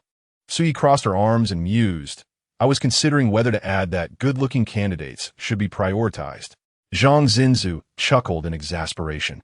Are you hiring for part-time positions or seeking a secretary? He dismissed the idea, deeming it overly blatant. As Zhang Xinzu left the food stall, he had already asked the proprietress to pack a meal for him, while Li Tongwen was currently dining. Su Yi had transferred her funds from WeChat and Alipay to her bank account the previous night. She glanced at her balance on her phone, then opened the cash register to count the cash inside. So far, they had sold over 4,300 yuan. However, being the first day, this figure was undoubtedly inflated, yet achieving such revenue in a single day was commendable. Yang Fei checked the time, yawned, and suggested, Shall we head back to the dorm after Li Tongwen finishes eating? Head back to the dorm? Are you joking? The second half is just beginning, Su Yi replied. Yang Fei, Zhang Xinzu, and Li Tongwen exchanged incredulous glances. It was already past 9, the peak hours had long passed, and there was no second half to speak of. Su Yi pulled out her phone, opened the customer group approaching 300 members, and began composing a message. Zhang Xinzu and Yang Fei quickly gathered around. All members, we have mangoes, green grapes, peaches, and cucumbers left from today. They are available at a 40 discount. Orders over 30 yuan will be delivered to your door before 10:30. Zhang Xinzu was taken aback. This is quite a strategy. Fresh produce has a short shelf life. If it spoils, it not only affects costs, but can also tarnish the shop's reputation if sold to customers. Suyi was ostensibly offering discounts, but in reality, she was conveying to the group, our shop sells only fresh fruit. The fresher the food, the better. Once Suyi disseminated this psychologically appealing message, it wasn't long before someone in the group tagged her. Boss, I deal like 2 pounds of mangoes and 1 pound of peaches. Can you deliver to building 2? Of course. Boss, our dorm needs 4 pounds of cucumbers and 2 pounds of mangoes. We also reside in building 2. Suyi stood up, saying, what are you two fools dawdling for? Hurry and pack these up for delivery. What? You want us to deliver? The two exclaimed. Just bear with it for a couple of days. I'll get 2 electric bikes soon specifically for deliveries. Zhang Xinzu patted Yang Fei on the shoulder. Let us go. Who are we to argue with the boss? Yang Fei replied, but he isn't paying me. Zhang Xinzu laughed. If he doesn't pay me, he'll pay you. Stop talking and let us go.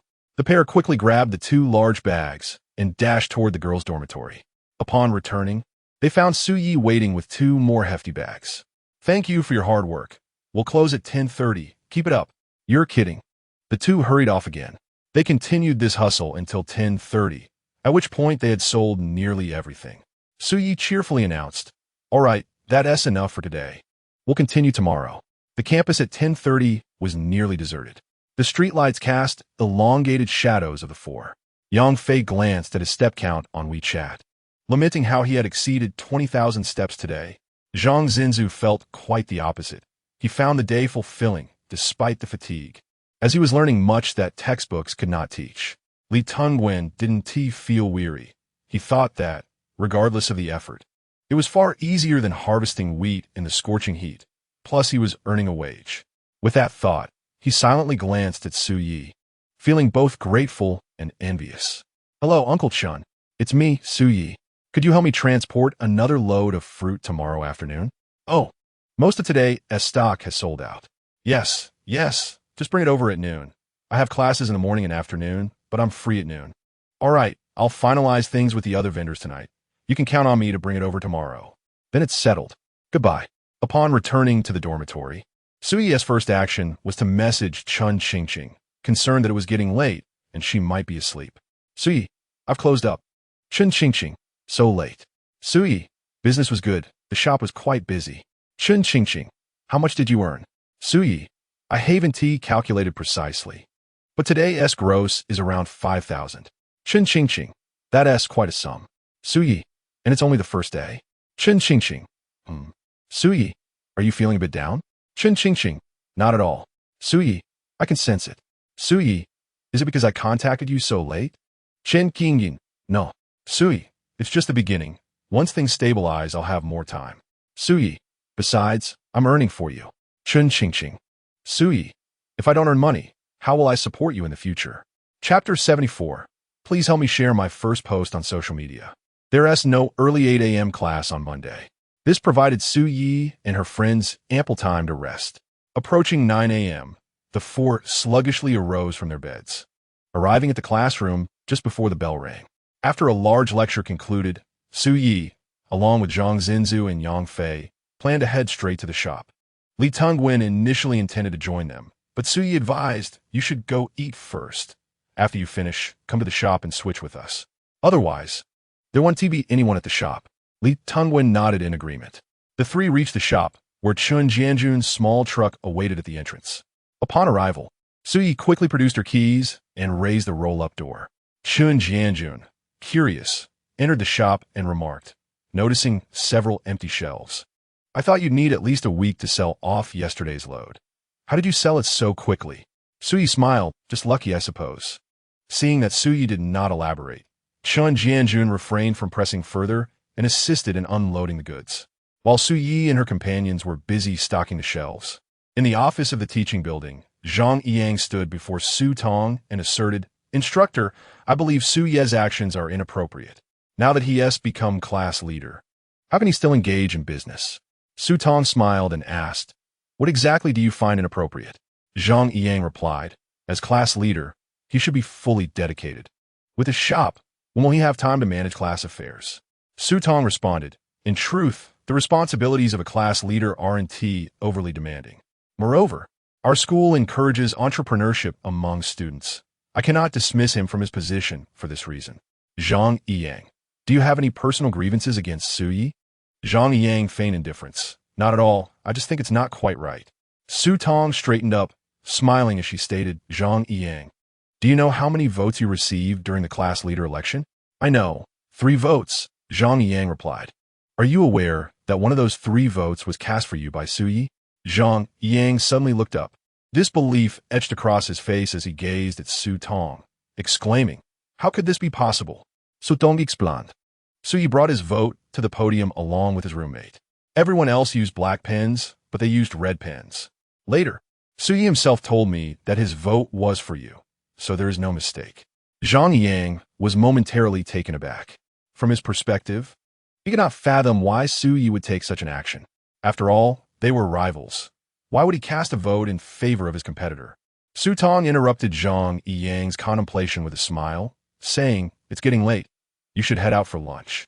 If Su Yi is unavailable later, I'll entrust the class matters to you. Understood, instructor, Zhang Yiyang replied, leaving the office with a look of melancholy. Once Zhang Yiyang had departed, Su Tong shook her head in resignation. Noticing 2 colleagues entering, she quickly waved them over. Ai, Xiaofeng, come here. What is up? Su Tong picked up a plastic bag filled with fruit from the floor and cheerfully said, this morning, one of my students brought a lot of fruit for the class. Please take some to enjoy.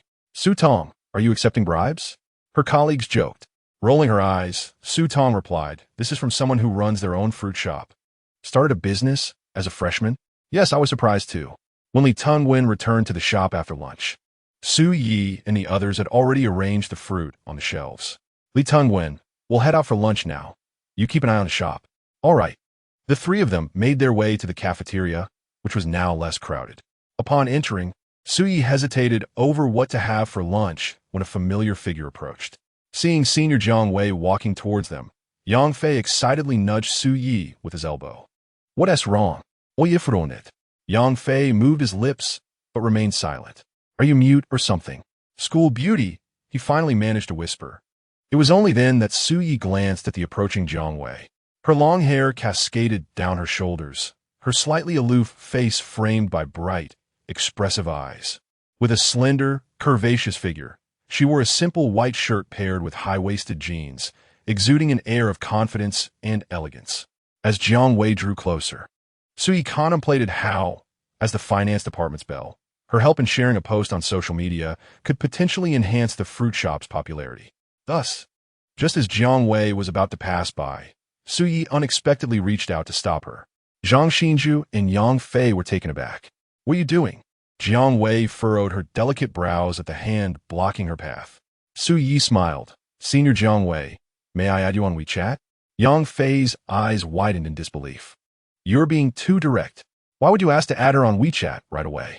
Many in the cafeteria had noticed the commotion, as the school beauty naturally attracted attention wherever she went. Time seemed to stand still. The atmosphere felt charged.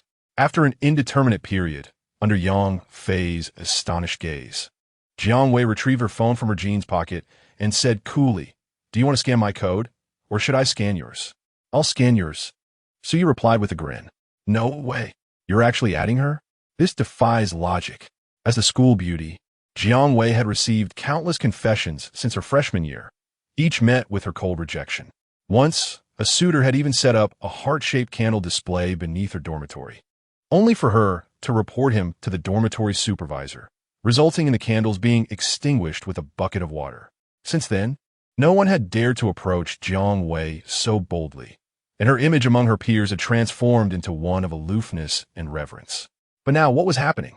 Su Yi sought to add her on WeChat, and she actually complied? Yang Fei was not the only one stunned. Many male onlookers expressed envy, jealousy, and resentment as they witnessed the 2 exchanging contact information. Truly a beast. Senior, my name is Su Yi. Jiang Wei acknowledged, preparing to leave. Su Yi hurriedly added, Senior Jiang Wei, could you please share my first post on WeChat? Jiang Wei paused for a moment, took a deep breath, and then quickly exited the cafeteria. Was this guy merely trying to get her to promote his post? What were we having for lunch? Wait, why did Senior Jiang wave at you? Oye shuruk nonchalantly. A mischievous grin on his face. Perhaps she finds me quite handsome. Chapter 75. Could you assist me with a legal question? Suyi requested a meal of 2 meat dishes and a vegetable dish at the counter. Just as he sat down, a message from Li Tungwen arrived. Oye, a senior is here for an interview. Let her wait for a bit. I'll finish my meal and head over immediately. Okay. Suyi hastened his eating, finishing his plate in just 5 minutes before rushing to the shop.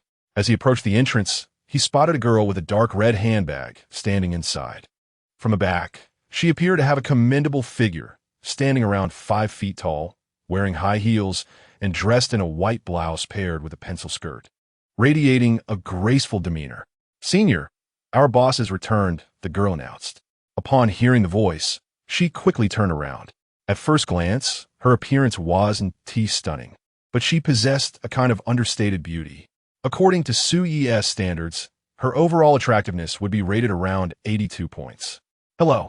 Suyi stepped forward confidently, extending his right hand. The girl seemed momentarily surprised, unaware of Suyi's youth. Throughout her 4 years at university, she had been somewhat disconnected. During her freshman, sophomore, and junior years, her schedule had been relatively light, but by her senior year, with preparations for public service exams, graduate studies, and thesis writing, she had become considerably busier and out of the loop. Thus, she did not know that this fruit shop was run by a freshman. After a brief moment of hesitation, she extended her hand in return. Hello, I am Su Weinian. Suyi pulled out a chair for Su Weinian to sit down and took a seat beside her. After a moment of assessment, he directly asked, Are you a senior? Yes. Do you have many classes? Not many. I have free afternoons and weekends. I'm just looking for a part-time job during the exam period, so I won't have to rely on my family for living expenses.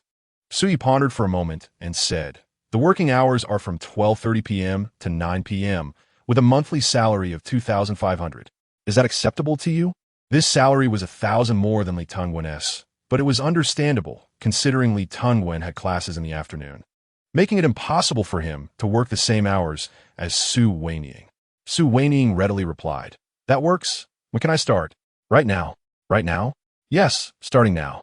Li Tungwen, please show your senior how to use the cash register. All right. Su Weinian merely passed by, noticing a recruitment notice affixed to the glass. She thought she might as well give it a try, but she never anticipated that the conversation would conclude so pleasantly. Operating the cash register was remarkably straightforward. It posed no challenge for a university student. After a brief glance, Su Weinian grasped the basic operations. Suyi then introduced his 3 roommates. This is Li Tungwen. You two will likely see each other often at the store. This is Zhang Xinjiao, my partner, and this is Yang Fei. We are all roommates. So, you are all freshmen? Su Weinian inquit. Indeed, we are from a school of finance. What about you? Su Weinian replied with a smile. I am from the law school. Suyi's interest piqued, and he curiously asked, You study law? Could you assist me with a legal question? Go ahead. Suppose, hypothetically, my ID card were lost and picked up by a female university student. We arranged to meet at a hotel for its return, and out of gratitude, I transfer her 200 yuan. Would that be illegal? Su Weinian initially did not respond, but upon noticing Zhang Xinjiao stifling a laugh beside her, she realized Su Yi was joking. She chuckled and replied, I specialize in economic law, so I am not well versed in that matter. Well then, what if my roommate were to marry a wealthy woman in her 60s, and she subsequently left him? Could he demand support from her 40-year-old son? Yang Fei immediately pushed Su Yi away, exclaiming, Get lost. Do I look like someone who would live off others? Ha ha. Su Weinian could not help but join in their laughter, feeling the atmosphere was relaxed and delightful. In the afternoon, there was a professional class. As the class monitor, so he could not escape it. However, for a public course like Maoji, he would certainly evade if possible. To Su Yi, university was merely a stepping stone. He had no intention of acquiring extensive knowledge there. His primary goal was to earn money. He did not concern himself with the possibility of failing exams. If graduation proved unattainable, he could simply drop out. Someday, When he became a millionaire or even a billionaire, perhaps the school would even list him among its distinguished alumni. Such is the stark reality of society. Only those who possess power and wealth can wield greater influence. Suyi, may I ask you something? Sure. If you graduate, will you seek a stable job? Absolutely not. Why not? Suyi explained, stability implies a monotonous cycle of repetitive labor, and such a life is exceedingly dull. Yang Fei added, what if the compensation were quite generous? A 9-to-5 job with weekends off? Wealth lies in skill, not in labor. Working for others is never as rewarding as working for oneself. Moreover, I am already profiting from this fruit shop. Do you think I will earn less 4 years from now? Zhang Xinjiao concurred. It ultimately depends on individual aspirations. Suyi continued passionately. Consider how the character for wealth is written. It comprises a roof, the number 1, a mouth, and a field. The roof symbolizes wisdom and knowledge. The mouth represents eloquence, and the field indicates wealth. In summary, a wealthy person is one who creates fortune through wisdom, knowledge, and eloquence. Now, what about poverty? It consists of a roof, the number 8, and a character for strength. The roof represents a fixed unit. 8 signifies 8 hours, and strength denotes hard work. Thus, a person who toils for 8 hours within a fixed unit is deemed impoverished. Wow, that's astute. Zhang Xinjiao exclaimed, taken aback. Your twisted logic is surprisingly systematic. As the four returned to the shop after class, it was bustling with activity. Suyi instructed Li Tungwen and Yang Fei to remain and assist, while he and Zhang Xinjiao ventured outside to acquire 2 used electric scooters. They spent merely 1,600 yuan on the 2, albeit of lesser-known brands. Yet, once charged, they would suffice for deliveries around campus. Around 6 o'clock, Suyi stood at the entrance with a loudspeaker, beckoning customers as the sun dipped lower in the sky. He yawned, seated in a chair, feeling a tad drowsy. Just as his eyes were about to close, a pair of long, fair legs caught his attention. Looking up, he smiled and remarked, Sister Jiangwei, what brings you here? Do you have apples? Of course. We have red Fuji, snake apples, green apples, and several varieties. Jiangwei stepped into the fruit shop, drawing the attention of everyone present. No one expected her sudden appearance. Suyi followed her inside, walking beside her and ingratiatingly asking, Did you share my post on WeChat? Jiangwei replied coolly, No. What? How can you be like this? We had a pleasant conversation at noon, and now you've changed your mind? Jiangwei picked up an apple, furrowing her brow as she said, Who said we had a pleasant conversation? Besides, why should I help you share your post? What isn't it for me? There is indeed a benefit. Oye insisted. I'm a person who appreciates kindness. Jiangwei dismissed him with indifference. Suyi continued, If you share my post once, I will give you 2 gene of apples for free. What do you think? Isn't that generous? Jiangwei regarded him seriously. Are you certain? Absolutely. Jiangwei nodded. All right then, please weigh out 2 gene of apples for me. Suyi had Yang Fei assist in weighing 2 gene of apples, placing them into a plastic bag emblazoned with the Qingqing Fruit Shop logo. After Jiangwei took the bag, she pulled out her phone and, right in front of Suyi, shared the promotional WeChat post. Suyi waved cheerfully, Sister, take care. Jiangwei smiled, walking away at a leisurely pace.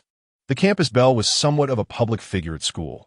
Her assistance in advertising for 2 gene of apples was undoubtedly a profitable trade for Suyi.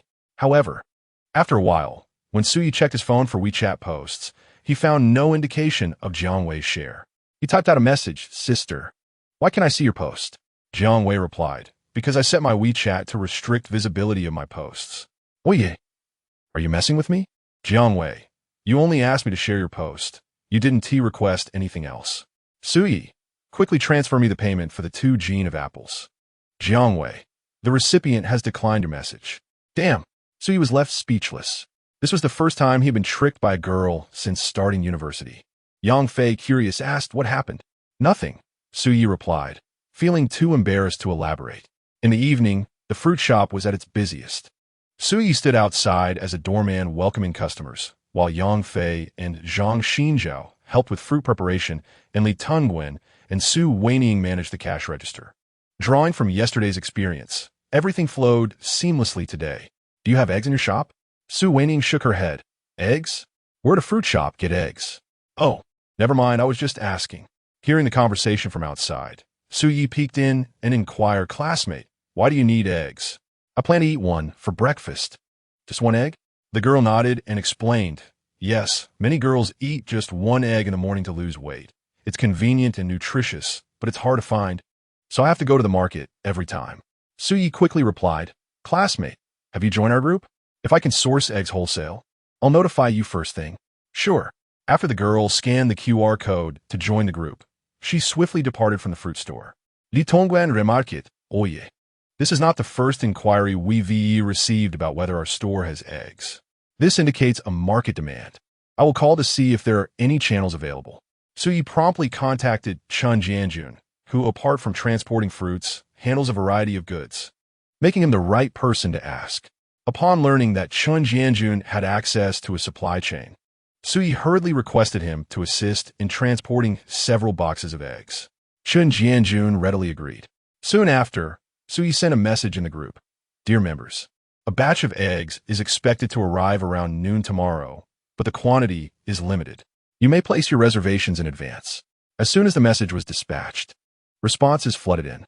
Su Yi was taken aback by the brisk demand for eggs and quickly urged Li Tongguan to record everyone's requests in the group. Although the profit margin on eggs is rather slim, Su Yi did not intend to profit from them. Instead, he recognized their potential to drive traffic. In this era, few grasped the concept, yet Su Yi understood that the coming years would be dominated by the principle that traffic is king. Capturing traffic is essential to securing wealth. At the Shanghai Conservatory of Music, within the female dormitory of the 205th floor, Shun Sini noticed Chun Qingqing sitting motionless on a chair and couldn't help but inquire, "Qingqing, why are you daydreaming again?" Chun Qingqing quickly defended herself. "I am not." Concerned, Shun Sini asked, "Do you have something on your mind?" Just as Chun Qingqing was pondering how to respond, Zhang Ruowei giggled. "Isn't it obvious? Our dear Qingqing is clearly thinking about someone." "Shun Sini, you should just leave her be. Haven't you heard the saying that among the myriad ailments of life, only longing is incurable?" "I am not," Chun Qingqing retorted. Her cheeks flushed. Shun Sini chuckled. "Your boyfriend is quite something. He didn't come to see you during the holidays the day before yesterday or yesterday." Jiang Yu chimed in. "Exactly, he shows no consideration at all."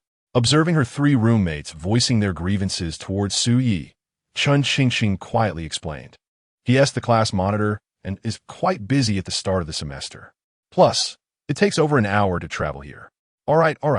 Someone is starting to feel sorry for him," Shun Sini teased. "I am not. Calm down. I noticed you staring at your WeChat interface for ages. If you wish to chat with him, just send a message directly.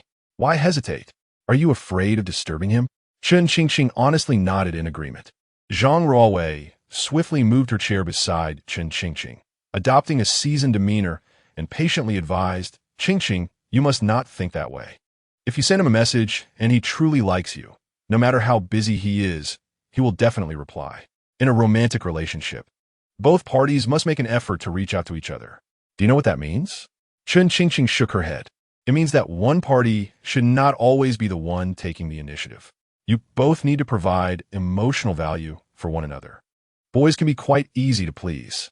If he has had a long, tiring day, a simple message from you saying, 'You must be exhausted today,' sending you a hug, could keep him awake all night out of joy." Boys are rather juvenile at heart. Noticing Chun Qingqing still lost in thought, Zhang Ruowei snatched the phone from her hands, grinning. "Watch closely. I will teach you." Chun Qingqing hesitated, longing to reclaim her phone. But seeing that Zhang Ruowei had already sent a message to Su Yi, she restrained herself.